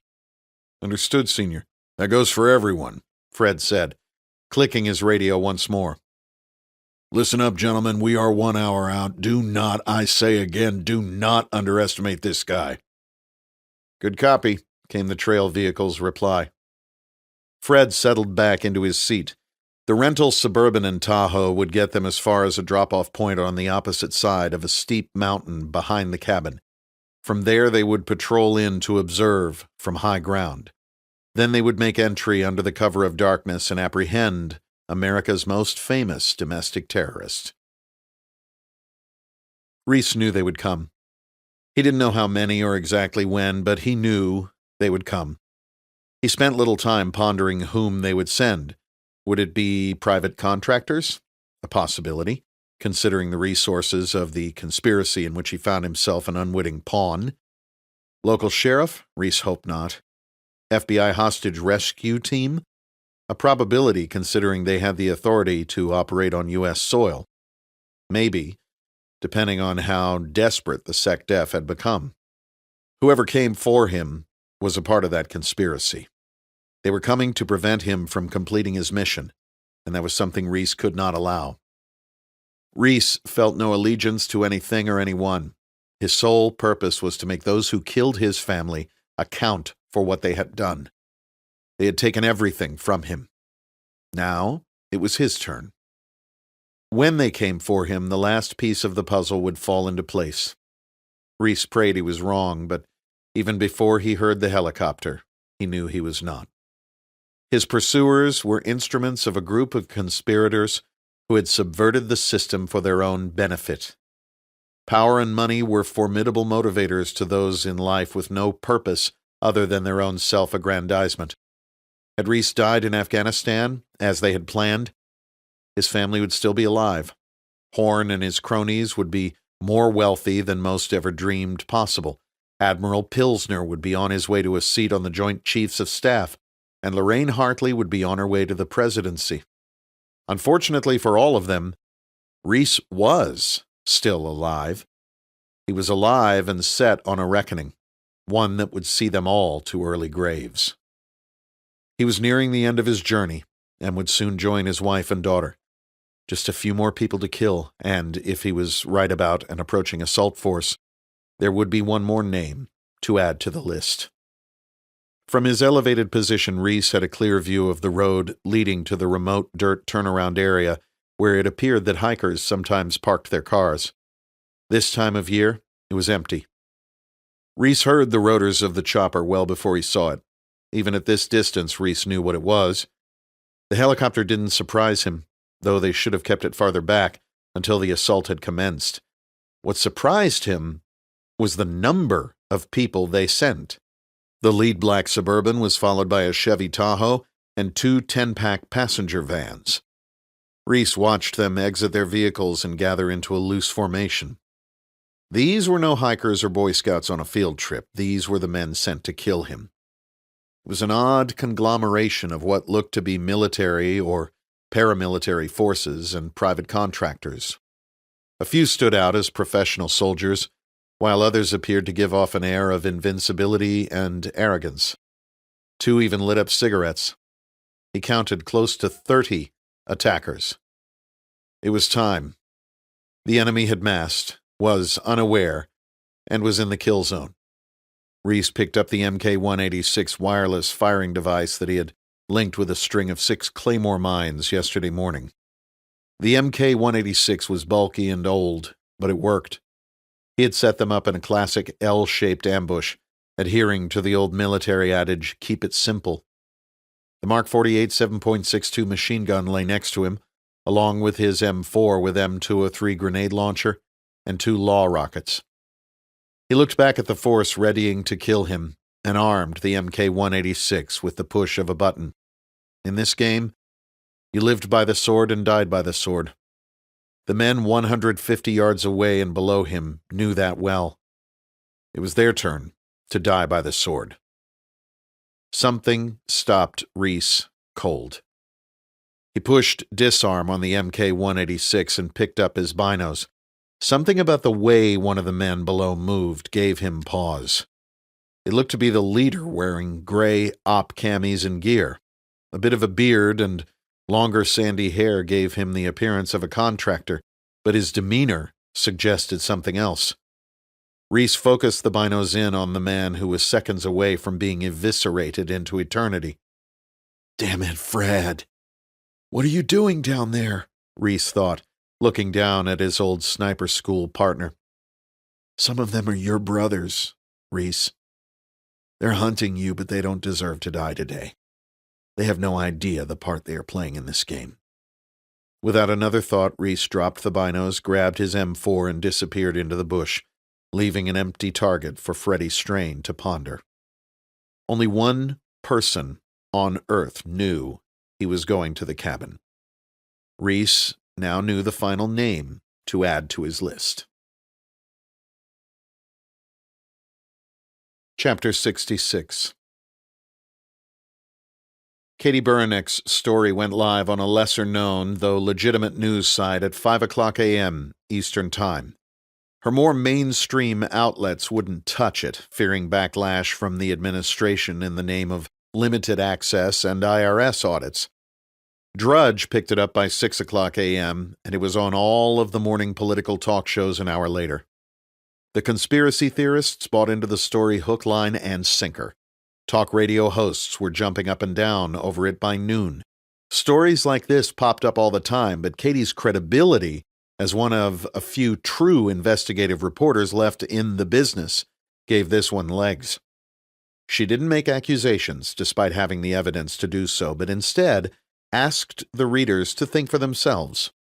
What was a Bentley-driving political bundler with close ties to the Hartleys doing in the Warcom Admiral's office in the first place?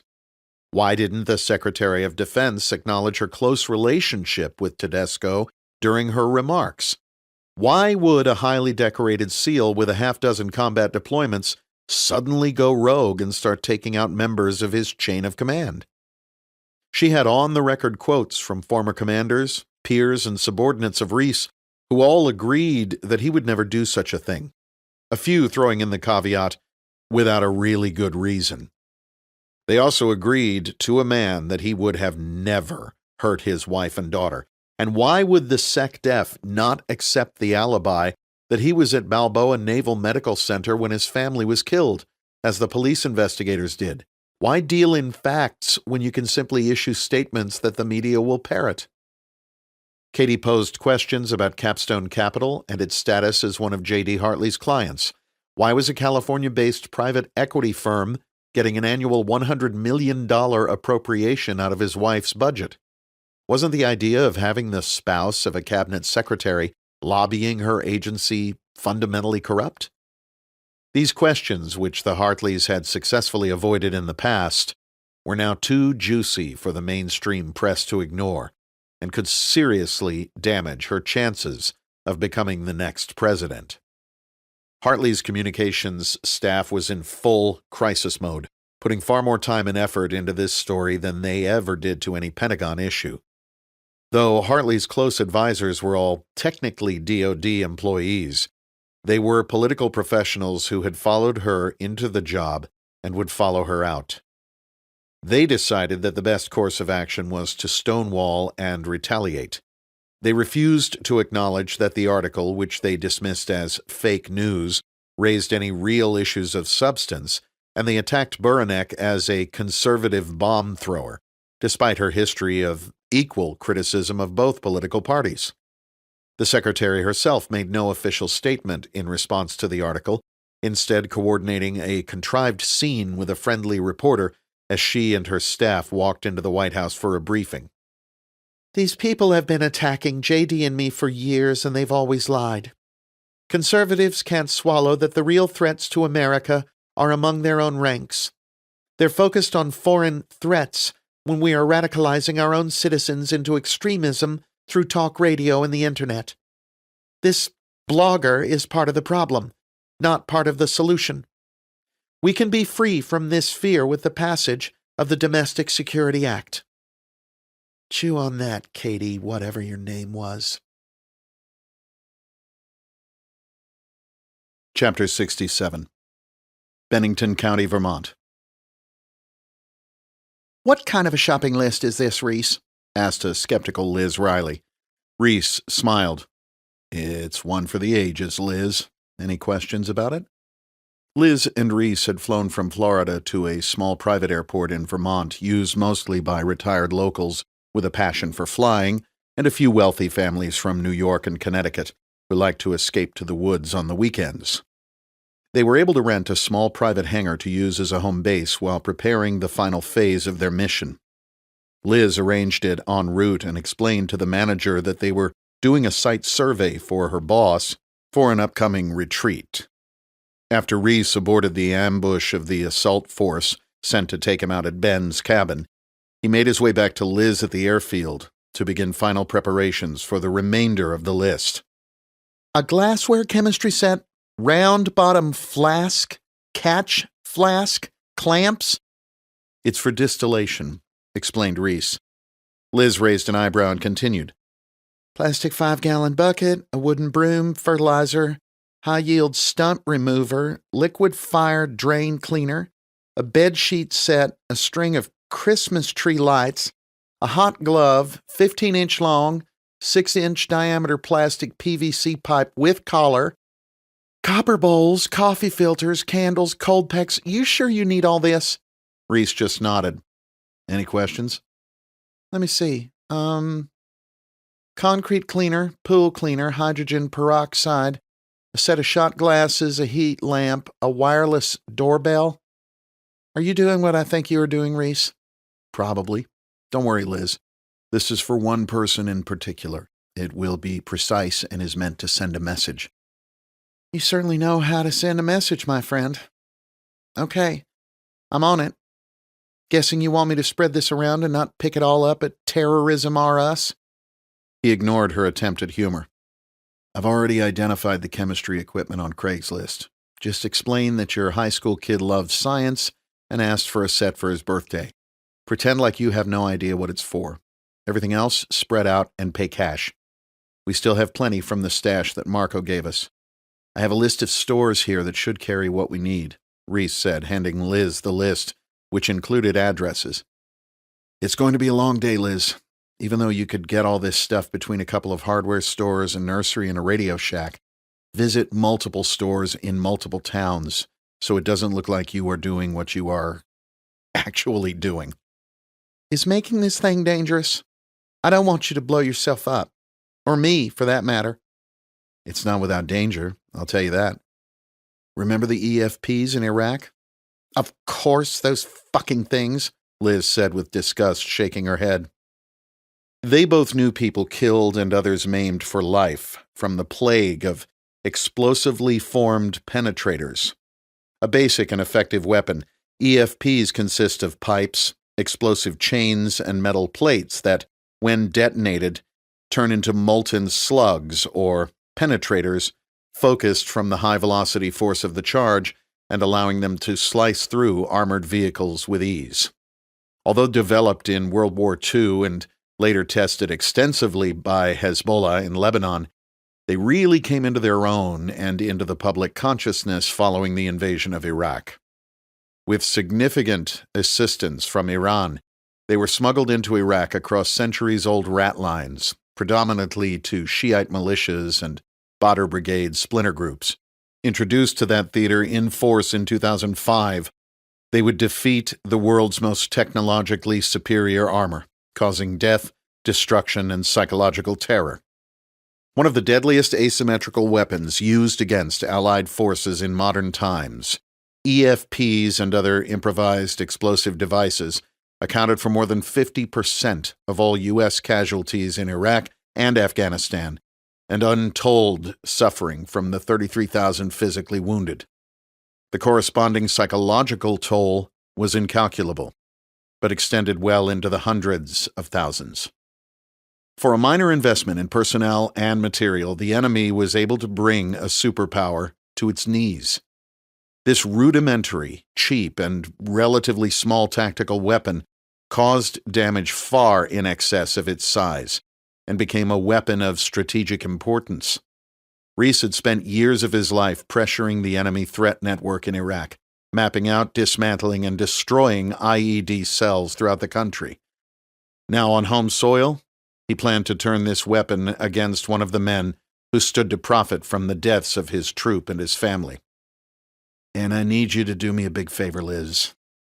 I need you to get in touch with Rafe. Liz paused. Rafe had been like a brother to Reece in the teams. They had met in college and entered the Navy together, one as an officer and one enlisted. An event in Iraq years earlier had caused Rafe to leave the SEAL teams under circumstances no one but Reece fully understood. Are you sure that's a good idea? Do you think he will help? I know he will. It will just be better coming from you. You might have to do a little sleuthing to track him down. You can get to him through his family offices if you get creative. I hate to add this to everything else I need you to do today, but it's the only way. I got it, Reece. I still have his sister's contact information, so I'll get through to him somehow. Great. When you do, read him this, Reece said, handing Liz a folded-up note. It's detailed instructions and a big ask, but I know he'll do it. I sure hope so, Liz said, reading through the note with a hint of skepticism in her eyes. Oh, and we need a Sprinter van. Oh, just a Sprinter van? Liz quipped. I located a used one online not far away. It doesn't have the New York plates that I'm looking for, but we can steal some along the way. Won't buying it in cash seem suspicious? Possibly. It's a year old and it looks like the guy just needs money. If it does arouse suspicion by the time it's followed up on, it will be too late. I just need something that can blend into the New York delivery vehicle scene, and this should be perfect. Liz looked at the floor, opened her mouth to say something, and then stopped. Liz, inquired Reece. James, what happens when this is over? Focus on the mission, Liz. I knew you would say that, she said, with a hint of disappointment in her voice. I'm sorry you were so deep into this, Liz. That was never my intention. And it's my one regret about this whole thing. Fuck you, James. I am in this because I choose to be. I want to be here, and I want to take these guys down. They have it coming. Reece nodded. First thing we need to do is get you a wig or something for your shopping spree today. They will eventually piece this together, Liz. Have no misconception about that. A disguise might just slow them down a bit. I've talked with Marco. When this thing goes south, and Liz, it will go south, he's got a place for you in Mexico. I've been there. It's not the States, but you will run his Mexico flight operations and live on his estate south of Puerto Vallarta. He has lawyers who can help work on a deal to get you back to the U.S. and keep you out of prison. Whatever they tell you to tell investigators about me, do it. Unfortunately, that's the best I can do for you. Liz bowed her head again. It was a lot to take in. Focus on the mission, Reece, she said, turning to go borrow the airfield's loaner car. It took Liz a full day and into the evening to track down everything on Reece's grocery list. They had driven together to the home of the man selling the Sprinter van. Apparently, his wife was not as excited about converting it into a small camper van as he was, so he was selling it to get them something she would enjoy as well. He had purchased it as a cargo van so he could outfit it himself, which made it ideal for the job Reece had in mind. If he thought it was odd that Reece stayed in the airport's vehicle, he didn't let on.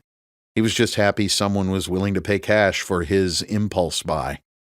After Liz acquired the Sprinter, she switched vehicles with Reece and began her quest for the items on her shopping list. When Liz returned to the hangar later that evening, she found Reece securing something to the inside of the Sprinter van. It was a desk he had liberated from a small office attached to the hangar. On the wall of the hangar was the outline of what appeared to be a large SUV. What's up, Reece? Just getting prepped. How'd it go? Any problems? Reece asked. Surprisingly few. I did some quick research on the more obscure items and came up with a backstory in case anyone started asking questions. Most of the guys were extremely helpful. I'll bet, Reece said with a knowing gleam in his eye. They all just seemed happy someone was buying their stuff, Liz said with a grin. Great. And how'd it go with Rafe? I got through to his sister, Victoria. She gave me his current contact numbers and said she would pass on the information. We also coordinated a place for me to drop off your gear for Rafe after we part ways here. That was the best I could do. He'll take care of it. I sure hope so. How's your science experiment preparation going? I'll be able to build the device with the materials you picked up today. Remember the July 7th bombings in London a few years back? Similar stuff. Though this one will be targeted and more precise. I am in no way an explosives expert, so I want you to stay clear as I do this. I could very well blow myself sky high. You're a Navy SEAL, for Christ's sake. Can't you build a bomb that won't blow us up? We have EOD guys that are the real experts in this sort of thing. I learned all this from studying the enemy overseas, taking down their bomb factories. They don't quite take the precautions we would here in our explosives courses in the States. Every now and then the enemy would do our job for us and blow themselves up by being careless. I wish I had a few more blocks of C4, but I used what I had on the Admiral, and my claymores are back in the New Hampshire woods, so I'll have to do this the insurgent way. What's this? Liz asked, pointing to the vehicle outline on the wall. J.D. Hartley moves around New York in an up-armored Suburban. It's a serious setup, withstands up to 7.62 ammunition, and even smaller IEDs. We used the same ones protecting the interim Iraqi government officials back in Iraq. It seemed like everyone wanted to kill those guys. Anyway, that is a measured outline of a Suburban. I want to know exactly where I have to stop the van to line up the EFP I'll have secured on the desk in the back. The explosive will turn the copper bowl you purchased into a molten slug, which will cut right through the armor and right through J.D. Hartley. What if he has someone with him? Then it just wasn't their day. He paused. Liz, I'll do everything I can to make sure it's just Hartley. When is this going down, Reece? A reporter friend of mine contacted a paparazzi photographer she knows in New York City to ask about Hartley. She said she was doing a piece on him and wanted some up-to-date, on-the-ground information. Apparently, he is spending his nights with a blonde real estate agent in Soho. I even have the address. Liz watched Reece from across the hangar. If he blew himself up, he did not want her to die as well. She watched as he cautiously emptied fertilizer into a bucket of water, stirring it with the broom handle before adding a golden red fluid from the chemistry set catch flask. He then slowly poured what had then transformed into a milky white froth onto one of the bed sheets he had strung between a set of chairs. To Liz, it reminded her of the jellies she would make with her grandmother as a child, watching the liquid slowly drip through cheesecloth over the kitchen table. Reece focused the heat lamp on the bed sheet and then moved to a table farther away from the concoction he had just created, presumably to limit the damage in case the next batch did not go as planned. From her vantage point, it was difficult for Liz to tell what he was doing. She could see him mixing shots of what appeared to be the pool and concrete cleaners with nail polish remover into the chemistry glassware. swirling it around and then pouring it into a coffee filter he had secured over a round-bottom flask. She could tell he was being as meticulous as possible during this portion of the process, and she wondered whether this was the part where terrorists sometimes unintentionally exploded. With pliers, he pulled the bullet out of a 5.56mm cartridge case and poured the powder on the table. Liz was transfixed, thinking that at any moment she might watch as the man she was closest to in this world entered the next. From a string of red, green, yellow, and blue Christmas tree lights, Reece cut a single bulb, heating up the end with a candle before dipping it into water to break off the tip. She knew this was a delicate part of the procedure as she watched Reece pack the cartridge case with his newly created mixture and place the broken light inside, securing it with hot glue. It dawned on her that from elements that usually brought happiness and joy, Christmas and swimming pools, Reece was brewing up a mixture of death. When he was done, Reece stood and slowly moved away from the table. He looked tired and relieved. "That went well," he said. "The good old Mujahideen slam, and we're even still alive." "Will wonders never cease?" Liz replied, obviously as relieved as he was. "It will take at least overnight to dry the urea nitrate on the bed sheets. That's the equivalent of TNT and will be the primary explosive. The heat lamp should help speed up the process. The dangerous part is done. Tomorrow I'll pack the PVC pipe with the explosive and place the copper bowl under the collar, set the firing cap I just made into the back, and attach the light bulb to the wireless doorbell. Not bad for an amateur."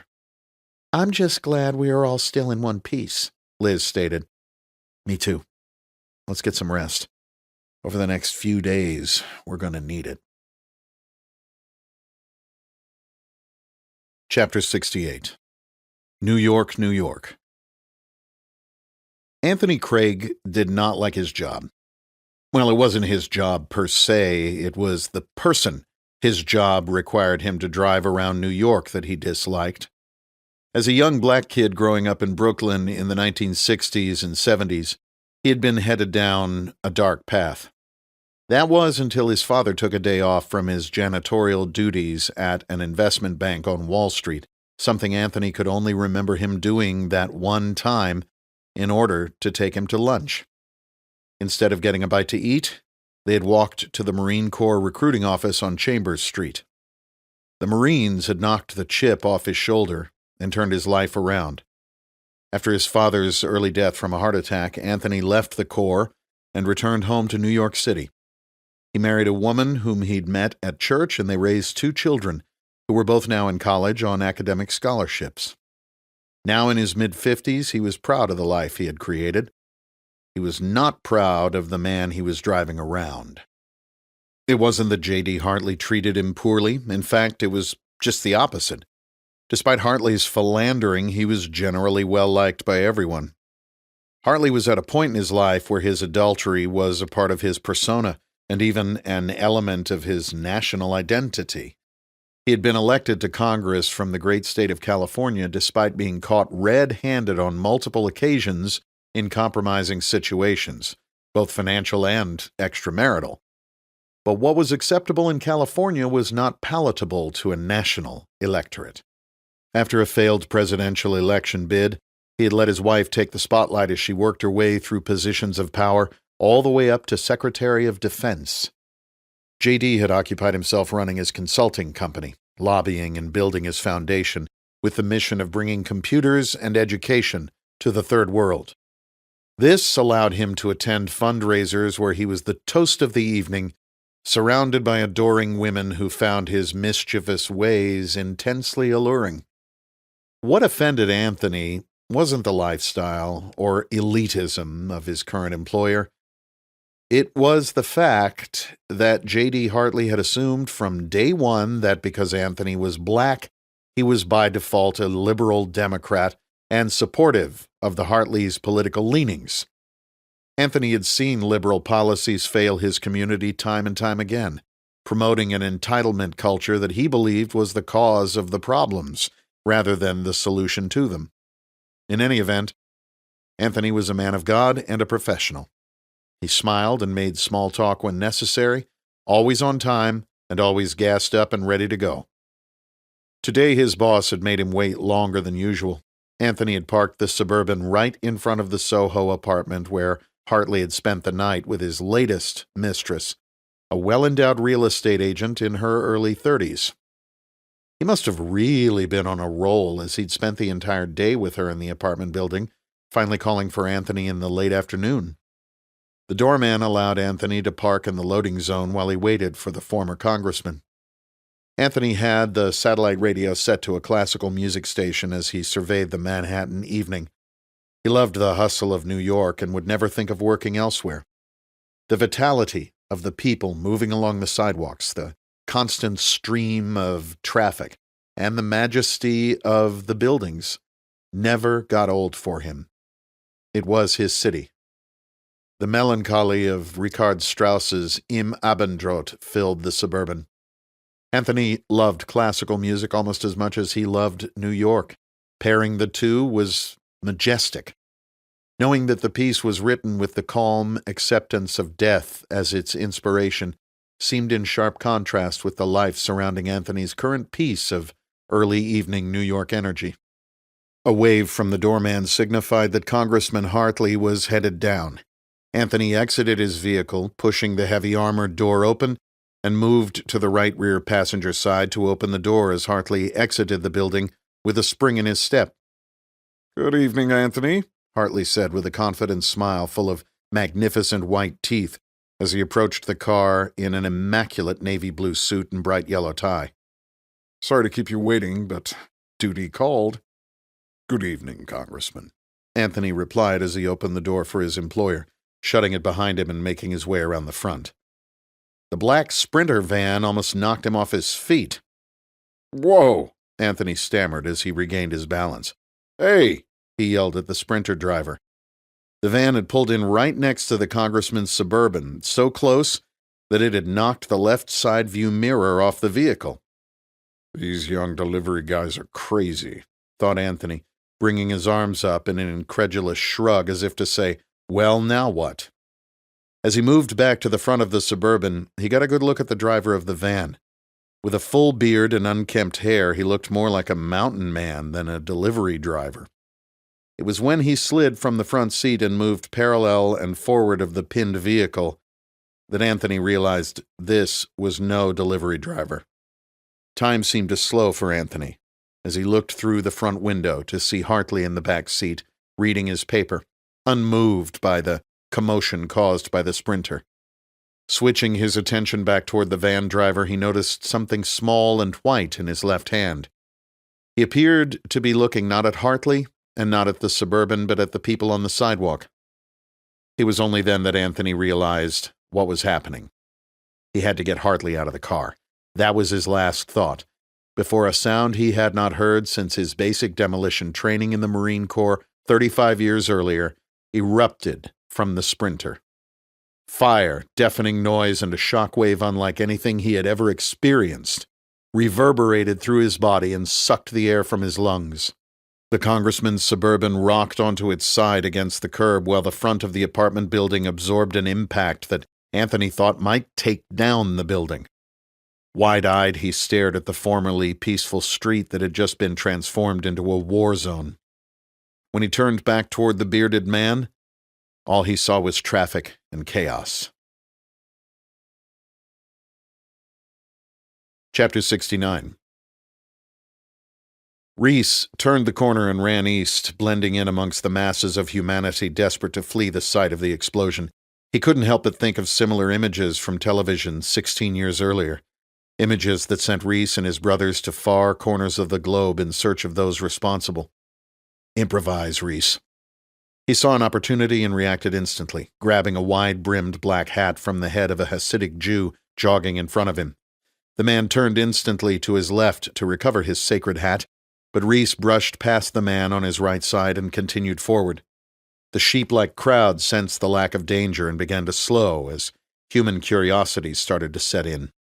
Much to Reece's shock, people began pulling out their phones to check news sites, take video, and even to post to social media accounts, lest anyone miss a single moment of their shared life experience.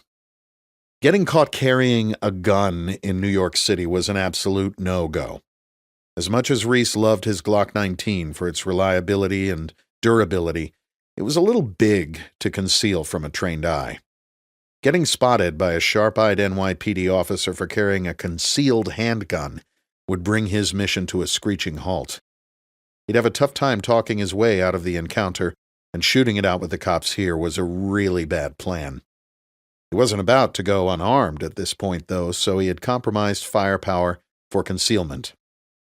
The Glock 43 was a compact single-stack magazine version of the larger Austrian pistol that shared its 9mm chambering.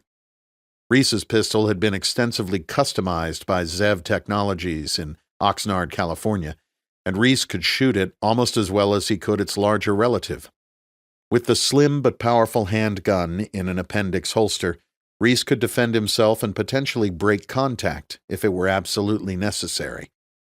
He desperately hoped that wouldn't be the case. Reece slowed his pace to a jog and eased to the edge of the crowd.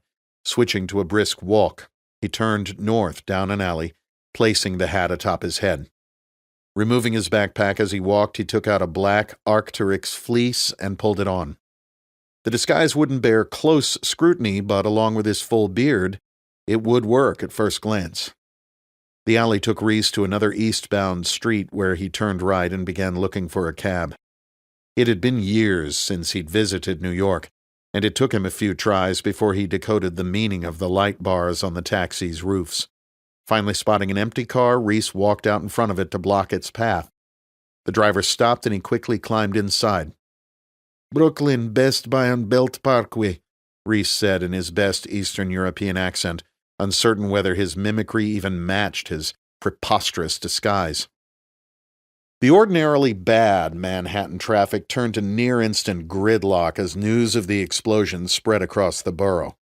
The rumor mill came alive with speculation, half-truths, and blatant lies, panic spreading like a wildfire in a gale. What should have been a short drive turned into a painful crawl. The driver, who appeared to be from somewhere in Central Africa, turned up the local news station to listen to the breaking story. Reece braced for a description of the bomber and lowered his head, as if in prayer. It struck him that now wouldn't be a terrible time to ask the man upstairs for help. "Please, God, all I've ever asked of you was to watch over my family. Let me avenge their deaths." Initial eyewitness accounts indicated the perpetrator was a male of Middle Eastern descent. The tall American of Scandinavian ancestry, dressed as a Jew from Eastern Europe, had to chuckle at the description. Maybe Hartley has a point about our xenophobia after all. As they crossed into Brooklyn, Reece reached into the pocket of his jeans for the last of his throwaway cell phones. It was a flip phone without the benefit of a full keyboard, so it took him longer than normal to type out the text message. "Pick me up at Mom's in 30. Darkness came early this time of year, and so by the time the taxi made its way into the shopping area near Coney Island, night had fallen. Reece paid the hefty cab fare in cash, leaving a 20% tip, enough not to be remembered as a guy who stiffed the driver but not generous enough to stand out. It would probably be too late by the time anyone tracked down the driver, but there was no use taking unnecessary chances. The other side could always get lucky. He climbed out of the cab into the chilly night air. The temperature had dropped into the high 40s, and it was starting to rain. Perfect. Reece stood for a moment and pretended to use his cell phone as the cab sped away in search of his next fare. Reece walked south, past a hotel, a wholesale club, and a Mercedes dealership. As he passed through a relatively dark area between the lights of two businesses, he took the ill-fitting hat from his head and flung it like a frisbee off into the weeds. He retrieved a battered ball cap from one of his old platoons out of his pack and pulled it on low and tight. The insignia would be meaningless to all but a few people, most of whom were dead. "See you soon, boys." Reece turned right on Bay 41st Street and headed toward the water. Airports and train stations were full of cops, surveillance cameras, and sophisticated software to track the comings and goings of passengers. Marinas, however, were what Churchill would have called the soft underbelly of transit, with minimal, if any, security or surveillance. The Marine Basin Marina was scheduled to close at 5 o'clock p.m., and the employees were too engrossed in their closing rituals to notice a solitary figure walk through the gate in the rainy darkness. Reece could see the running lights of his exfil ride floating just off the end of the marina's long pier. The boat, expertly driven, pulled close as he approached, the driver controlling the throttles to keep the vessel from smashing into the concrete pilings in the choppy waters. Reece walked off the end of the pier and landed on the deck with well-practiced grace. The driver seemed to take no notice as he accelerated the boat away from the shoreline. "Thanks for the ride, Rafe," Reece said as he approached the driver at the helm. "Don't mention it, eh?" Rafe Hastings replied without taking his eyes off the water. He spoke with a slight accent that most would assume to be South African. Reece knew better. Chapter 70. Fisher's Island, New York. The 38-foot protector Tauranga bobbed in the dark waters of Fisher's Island Sound, between Fisher's Island, New York, and Ram Island, Connecticut. Located at the eastern tip of Long Island Sound, Fisher's Island had long been associated with the military as a base for naval forces up to and through World War II. These days, it was the lesser-known cousin to the Hamptons. Though at only 9 miles long and 1 mile wide, it was arguably more exclusive. Once a guardian to the waters of the northeastern United States, it was now an escape for the ultra-rich, with 2 private clubs and one of the most sought-after rounds of golf on Earth. With less than 250 year-round residents, it was the perfect escape for the country's most discerning families. In late October, few lights burned in the homes spaced generously along the shoreline. Reece had his thermal imager focused on one in particular. They had timed it for a slack tide, as currents were exceptionally strong here. There was very little maritime traffic tonight due to the wind and weather, which both continued to build, but the triple 350-horsepower outboard motors of the Protector had no trouble holding station in the rough seas. Originally built for the New Zealand Coast Guard, its ridged fiberglass hull and surrounding inflatable chambered hypalon tubes made it strikingly similar to the ribs that SEALs had used in maritime operations for most of Reece's time in the Navy, though this one was built with luxury, not effectiveness in war as its guiding design principle. Rain pelted down around them, but neither man seemed to care. Good operating weather. Rafe manned the helm. He had been quiet most of the trip. At 2 inches taller than Reece's 6 feet, but with shoulders to match, he looked like an MMA fighter trapped in a cowboy's body who somehow found himself captaining a ship at sea. Wisps of dirty blonde hair snuck from beneath a black watch-cap-style beanie and betrayed the fact that this guy did not spend much time in a boardroom. The scar that ran from the corner of his left eye and ended just shy of his upper lip gave his rugged features a menacing look. Even though it was dark, his green eyes pierced the night like a nocturnal predator. "Okay, I've seen what I needed to," said Reece, lowering his thermal. "Take me around to windward. I don't want to come right in on them. They probably expect that coming from a frogman." Rafe nodded, but didn't say a word. He pushed the throttle forward and the agile boat sprang to life, easily handling the choppy waves and turbulent weather for which it was engineered. Deftly piloting around the eastern tip of the island, he slowed his advance and maneuvered the Protector west.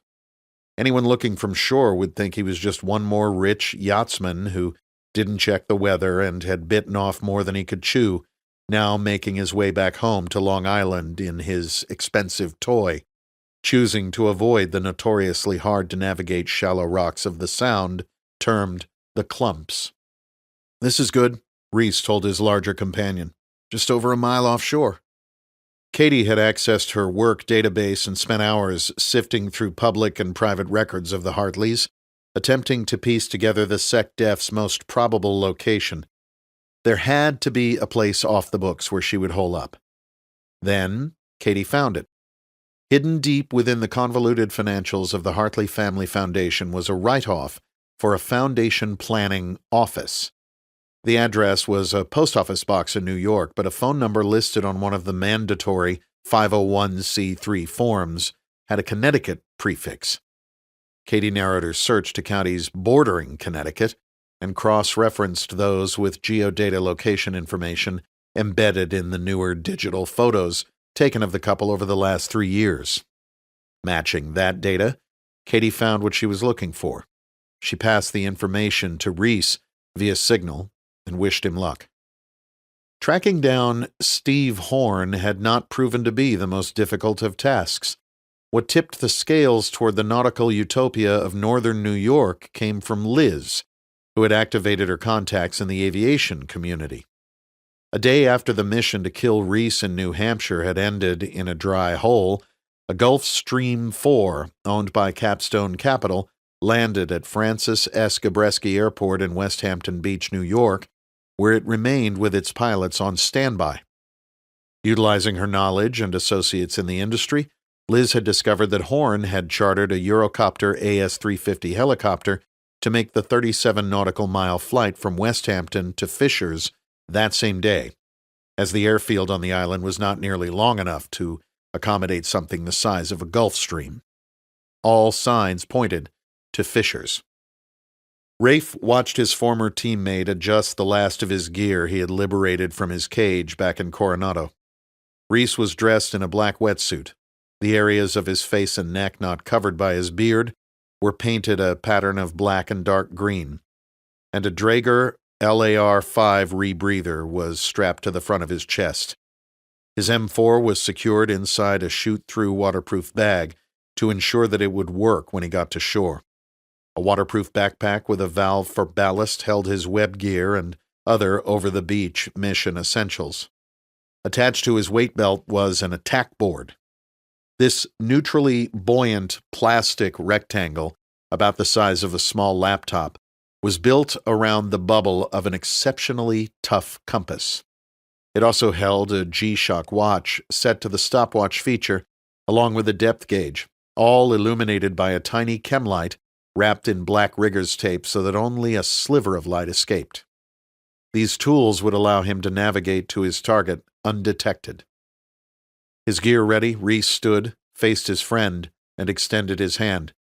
Rafe paused, but clasped it in a firm grip.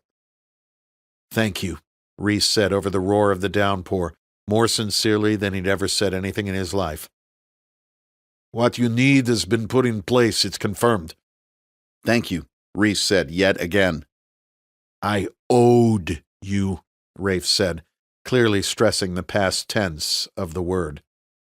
Reece managed a slight smile, then moved to the leeward edge of the Protector's inflatable sponson, pulled his mask over his darkened face, inserted his mouthpiece, and initiated the pre-breathing sequence to purge his body of carbon dioxide before beginning his insertion on the pure oxygen rebreathing system.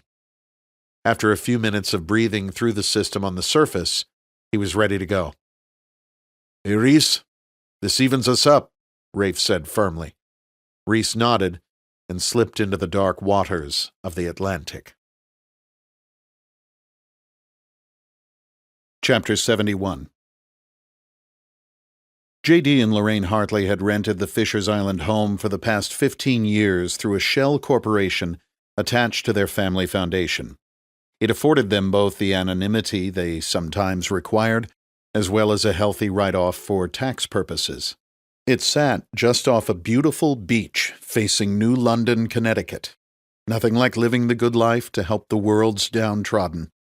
Though not nearly as opulent as homes belonging to families with names like Rockefeller and DuPont, it was not quite a shack either. Despite their picturesque location, the Hartleys had been eyeing an estate on the east end of the island, closer to the golf course. A rock stairway built into the cliff led to a perfectly manicured lawn above which a New England-style home, straight out of a Currier and Ives print, sat surveying its domain. J.D. had spent considerably more time there over the years since his untimely departure from politics. He found it was the perfect place to conceal his philandering ways from the watchful eyes of the paparazzi, not to mention his wife, who had proven much more adept at the political game than her ne'er-do-well husband. Tonight, that ne'er-do-well husband was missing from the picture of classic East Coast perfection. His body was confirmed to have been the one inside an armored Chevrolet Suburban outside the Soho apartment of a blonde less than half his age. It took a few hours to confirm the identity of the congressman due to the fact that there was not much left of him after he was eviscerated by a slug of molten copper that turned his armored car and his body into an inferno of melted steel, glass, flesh, and bone. How the fuck did that bastard find him? Lorraine Hartley asked, as much to herself as to the well-dressed Steve Horn next to her. She had enough trouble tracking down her husband. That Reece was able to do it with apparent ease made her even angrier. She noted the calm, composed demeanor of the man next to her. He was beginning to annoy her with how, even in their current predicament, he still maintained an element of style and poise. Steve Horn swirled the Remy Martin Louis XIII cognac in his crystal snifter, leaned back in the massive leather chair, and looked into the smoldering embers of the fire in the great stone fireplace before him, noticing that the Secretary of Defense seemed much more concerned with how Reece found her husband than she was with the fact that he was now dead. He chose his words carefully before responding. "Listen to me, Lorraine," he began, sounding almost condescending. "This entire venture has no doubt taken a turn for the worse. I made my money being strong when others were weak, looking for opportunity in the chaos. In this case, Madam Secretary, we have an opportunity to make even more money than before." Lorraine Hartley couldn't believe what he was saying. Even at a time like this, he still thought about how to maximize profits. "While Commander Reece has been running around killing everyone like a madman, he has also been stacking the deck in our favor and playing right into our hands. With Boykin, Holder, Saul, Howard, Pilsner, and now your husband, God rest his soul, out of the way, we stand to make a significantly greater sum of money. Not to mention, there are far fewer loose lips. With your capital still intact, and with you the seemingly obvious choice to win your party's nomination for the presidency, you will be able to push FDA approvals for the vital drugs needed to inoculate our servicemen from the ravages of PTSD before they go into combat. Think, Lorraine. Who better to push for this initiative than a female president whose very husband was murdered by a veteran suffering the effects of PTSD?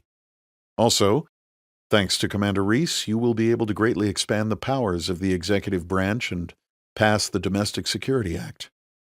We get richer and more powerful, and the country gets safer.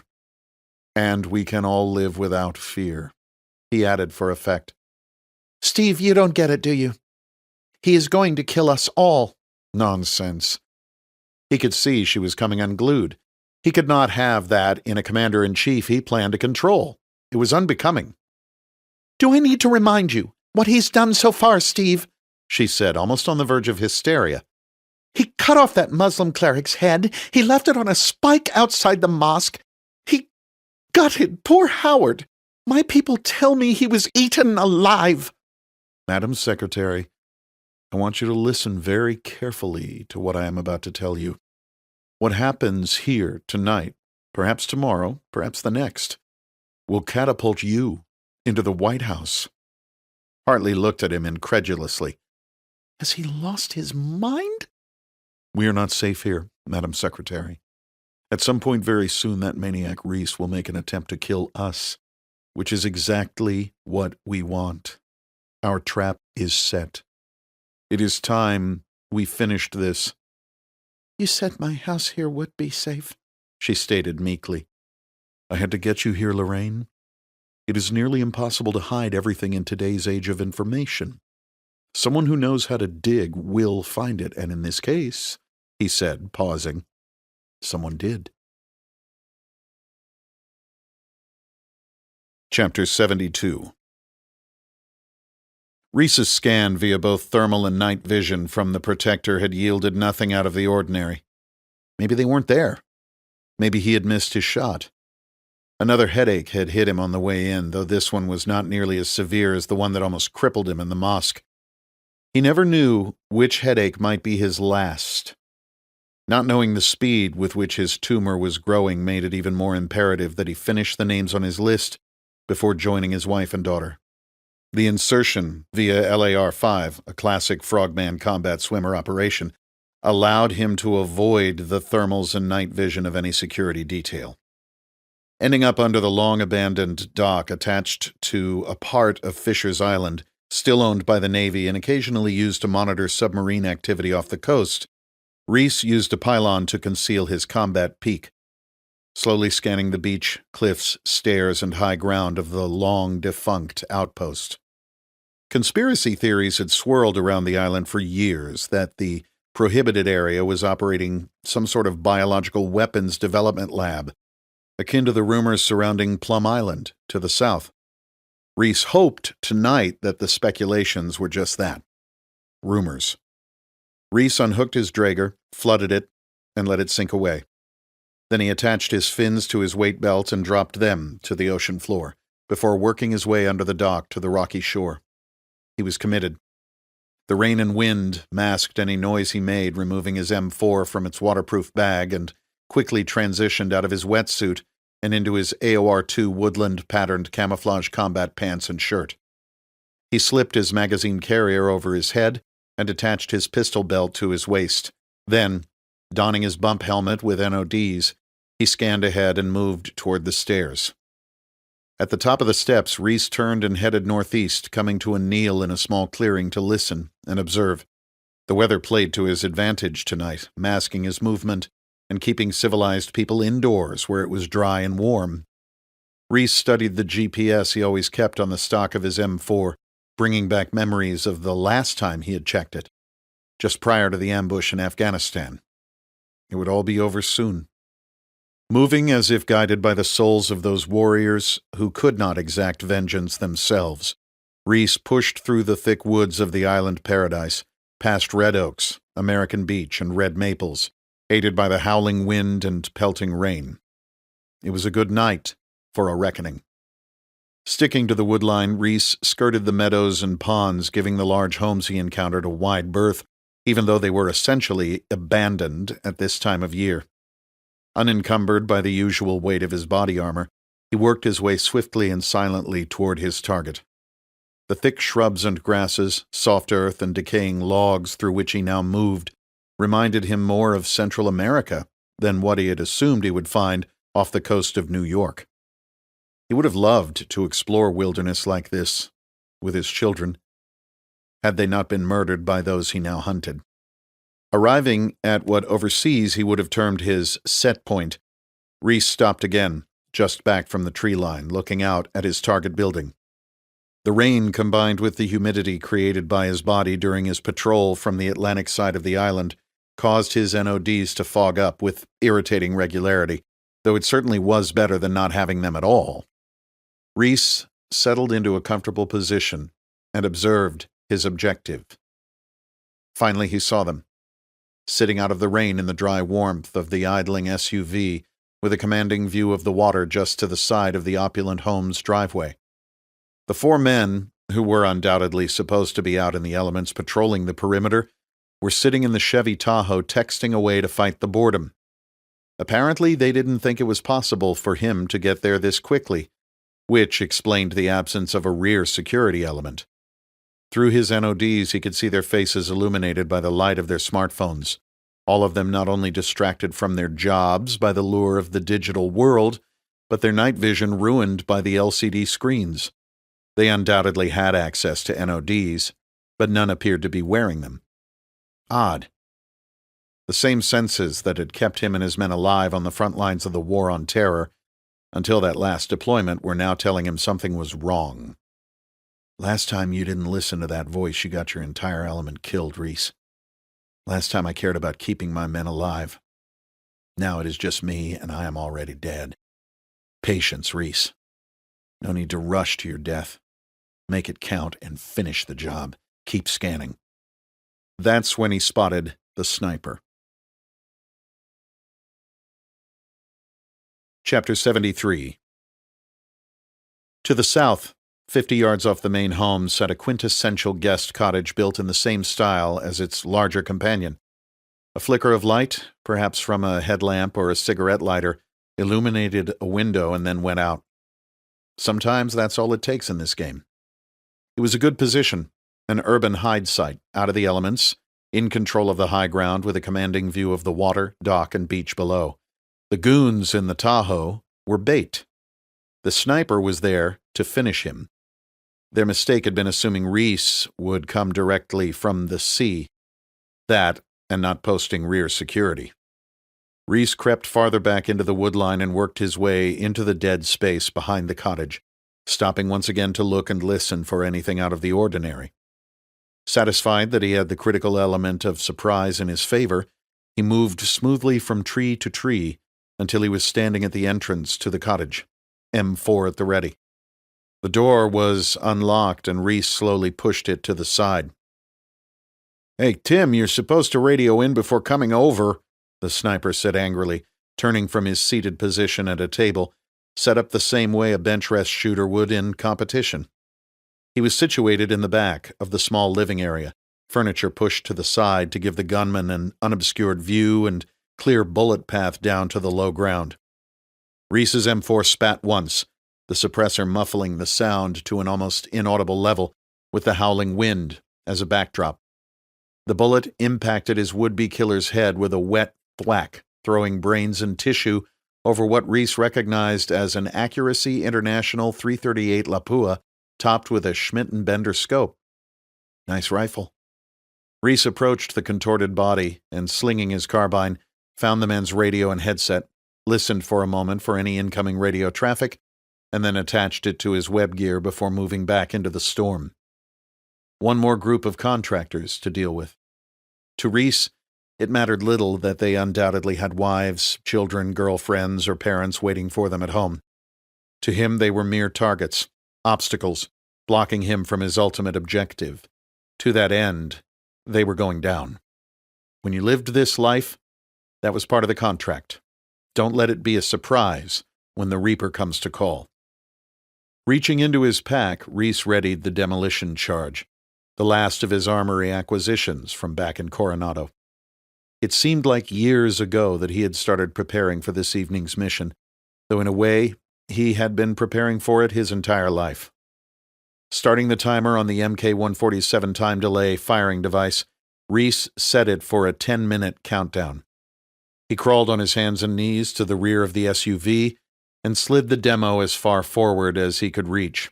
Then, retreating from the vehicle, he set his sights on the mansion. Chapter 74. Steve Horn was on his third brandy when he felt, rather than saw, the figure emerge from the shadows. Though he knew it was a possibility, he couldn't quite fathom how Reece had made it past the contractors. They were supposed to be the toughest mercenaries available. Even with one last fail-safe contingency plan still in place to kill the Navy commando, Horn was surprised by the fear the dark man in NODs appearing from nowhere instilled in him. "Commander Reece," Horn said in a louder voice than necessary in an attempt to bolster his confidence and composure. Lorraine Hartley jumped in her seat at Horn's abrupt shout. Reece moved slowly into the room, lifting his NODs back on his helmet. His dark beard, face paint, and gear dripping rainwater only added to his intimidating appearance. In front of the fire, sitting with Lorraine Hartley and Steve Horn, a brandy in one hand and what appeared to be a small box in the other, was Ben Edwards. Reece had expected all three. What he didn't expect was the fourth person, kneeling on the rug next to Ben, hands bound behind her back, a bandana running between her teeth and tied around her head, face battered and hair a mess, was Katie Buranek. "You son of a bitch," Reece hissed, raising the M4. Ben said, holding up and shaking the box in his hand. In response to Reece's questioning look, Ben brushed Katie's hair back with the hand holding his snifter, revealing multiple strands of what looked to be thin, yellow rope wrapped around her neck. "Yeah, that's det cord, buddy. And yes, this is a detonator," he said, shaking the box once more. You don't have these little toys in the teams yet, bro. In case you were wondering, my thumb has depressed the button here. As soon as it comes off, pop, off comes Katie's head. Reece kept his weapon trained on Ben, but had a healthy eye on the SecDef and Horn. You don't look surprised to see me, bro. I couldn't believe it when I finally put it together, Ben. I had my suspicions, but the assault force at your cabin confirmed it. You were the only one who knew I was going there. Yeah, I figured that would cue you in. Mistake on my part. It did allow you to almost finish your list, though, which helped us out immensely, by the way. I still can't believe you had those guys in a textbook ambush and let them live. Getting soft, buddy. How could you be involved in this, Ben? How could you be a part of killing Lauren and Lucy? Shit, bro, I didn't do that. By the time I was brought in, those decisions were made. The SecDef here just wanted me to see what you knew about the tumors. I had no idea they were going to kill your family. Once they did, there was no turning back the clock. I'm sorry how it went down, bro, but this is bigger than you or me. So you kept it from me and then used me to kill off everyone who knew about the experiments. SecDef gets elected, the Domestic Safety Act gets passed, and you all make your fortunes from RD 4895. Everybody has a price, bro. Apparently mine has 10 figures. Reece stared at his best friend in a disgusted rage. That's why you never gave me any location information on this guy? Reece asked, gesturing toward Horn. You needed him to keep this plan moving forward. You needed him in place for your payday. You were always the smart one, Reece. And yeah, that was why you weren't killed at the condo. You were being so efficient tying up our loose ends while at the same time increasing our share of the profits that the logical business decision was to allow you to keep at it. Up until now, that is. I was actually nervous you would put it together quicker than you did. Those emotions got to you, bro. Kept you from seeing the whole picture. And J.D. Hartley? Reece asked, looking at the SecDef. Not able to even form a sentence, Lorraine Hartley looked in loathing at Steve Horn. Don't act surprised, Lorraine, Horn said in partial dismissal. His death helps propel you into the White House with the sympathy vote. You haven't spent the night in the same house in years. He was a liability to your campaign as it was. Don't pretend like you are going to miss him. You concocted a plan to let Reece keep killing our business partners and didn't inform me? The SecDef asked Horn in shock. As much as I'd like to take credit for that part of the plan, I can't. It was all Ben's idea. Following your jihadi's failure to take him out on the streets of L.A., Ben went a bit further off the reservation and devised a plan that allowed Reece to continue his crusade, making us all richer in the process. When he finally read me in, after Reece killed Holder, Tedesco, and Pilsner, I thought it was genius. Can't believe I didn't think of it myself. Secretary Hartley shook her head in disbelief as Horn continued. Ben's actually a lot smarter than he looks.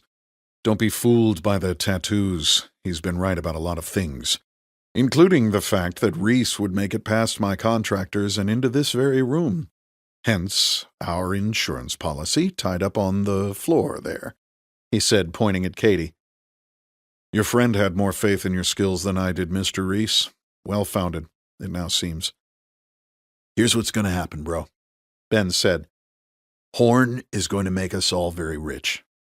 Almost everyone else who stood to profit from this is dead, thanks to you.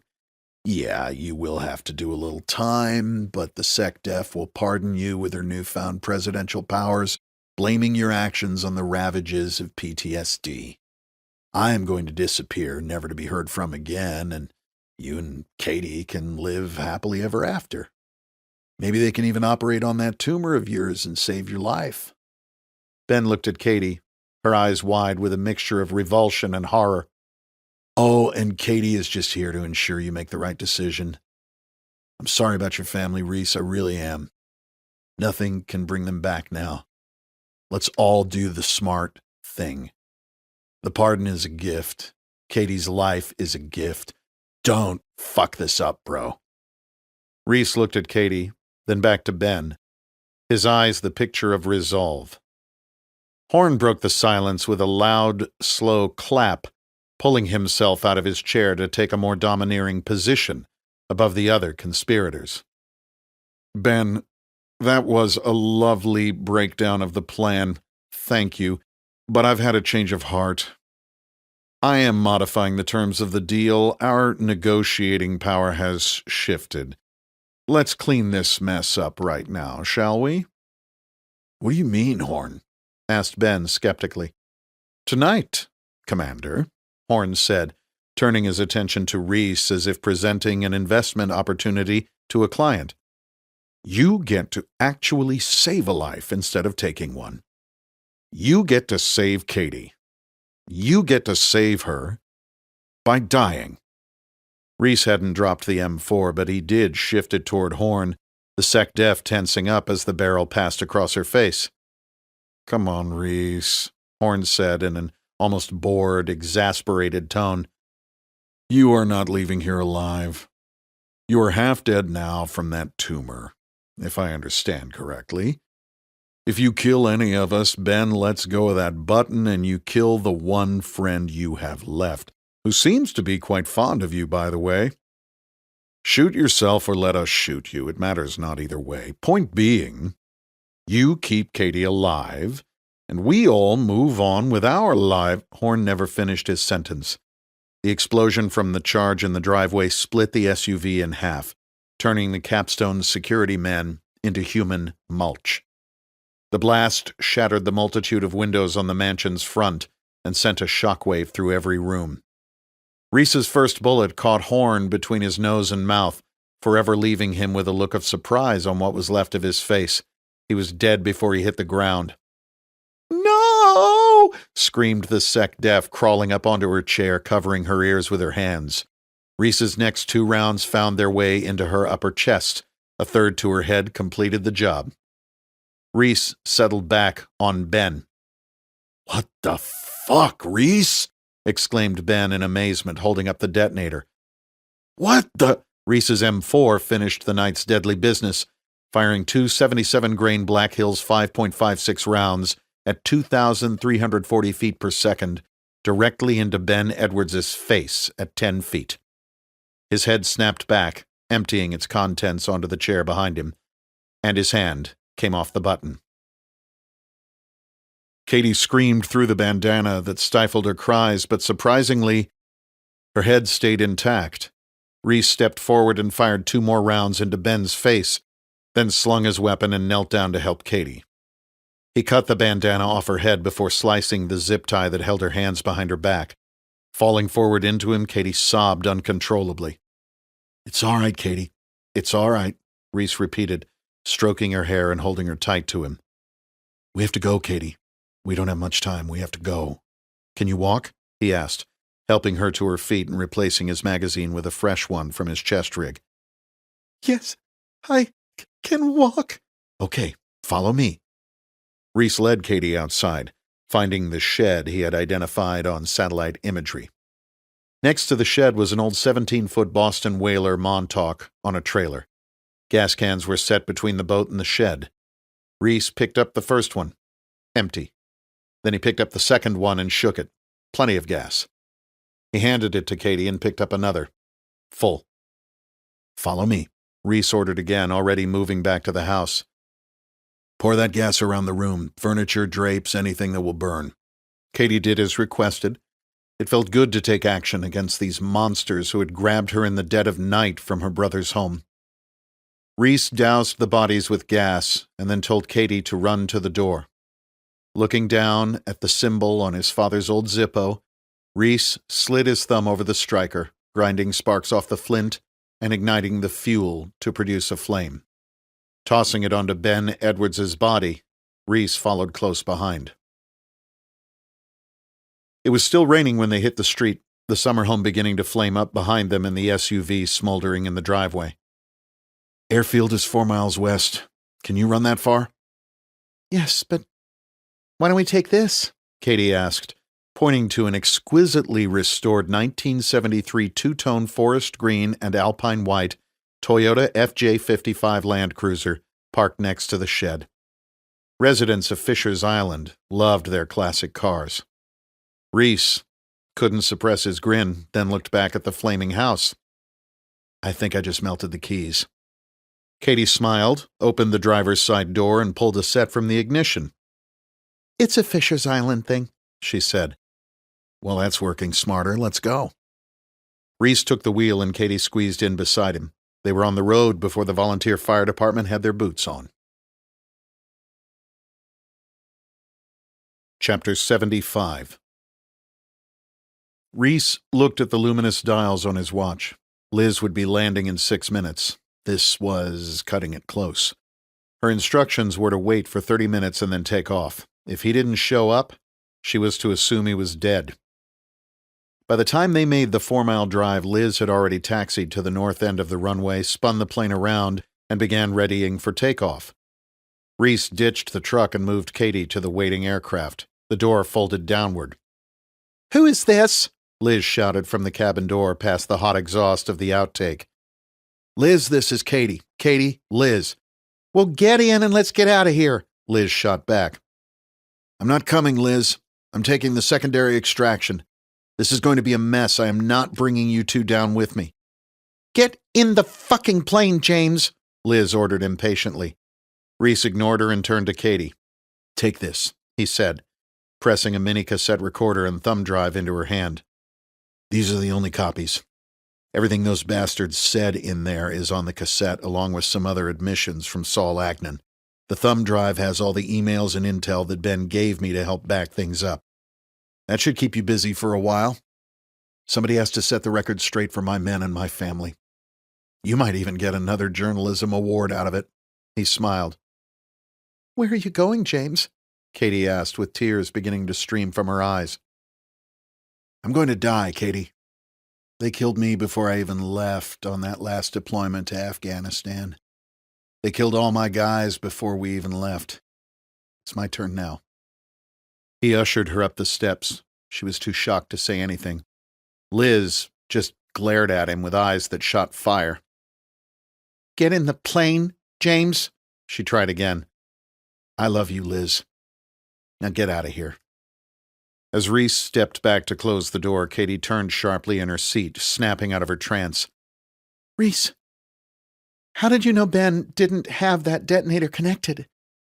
How did you know he wouldn't blow my head off? Reece paused, looked Katie in the eye, and over the sound of the wind, the propeller, and the rain, replied, I didn't, before shutting the door and moving off at a run toward the marina.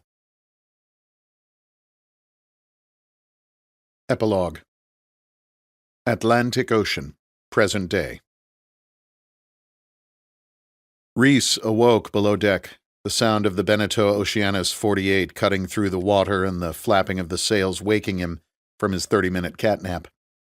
After throwing his feet out of his bunk, he made his way topside and into the light. The storm that had kept him busy for the first 3 days after departing Fisher's Island had subsided, leaving beautiful rolling seas and steady winds. Rafe's sister, Victoria, had sailed the Beneteau from their Martha's Vineyard home down to Fisher's Island the day before Reece's assault, removing all the electronics per Reece's request. He had also instructed Rafe to report it stolen, but somehow doubted he would. That Victoria could handle the massive 48-foot sailboat on her own spoke volumes about her competence and seamanship. Reece was struggling to just keep the boat headed in the right direction. He had sailed as a kid, though nothing this large and complex. Luckily, the Navy had seen fit to send him to a civilian sailing school years ago. The idea was that he would have the ability to rent sailboats around the world and use them to conduct surveillance or to blend in with local maritime traffic and insert SEALs into denied areas. He didn't know how much longer he had to live. He doubted if he would make it to Europe or Africa before the tumor killed him. He was at peace, and he was ready to leave the world behind. He thought about Lucy and cried for her, for the life she would never have. And he thought about Lauren and the second child they would never bring into the world. he was ready to join them. One beautiful sunset turned into another stunning sunrise, and Reece continued to sail. Victoria had seen to it that the boat was filled with provisions for a long voyage: water, food, and medical supplies. What would he do if he were still alive when he reached the Old World or the Dark Continent? Turn south and continue sailing until the tumor took him? Maybe he would go for a swim and never surface?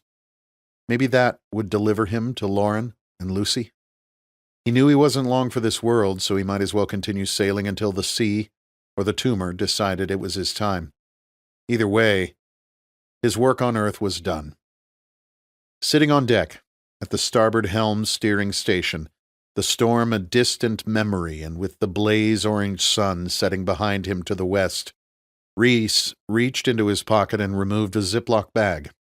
Pausing, he slowly opened it and unfolded the paper within, drawing lines through the last of the names on his list: Josh Holder, Marcus Boykin, Saul Agnon, Steve Horn, CJNG, Mexico.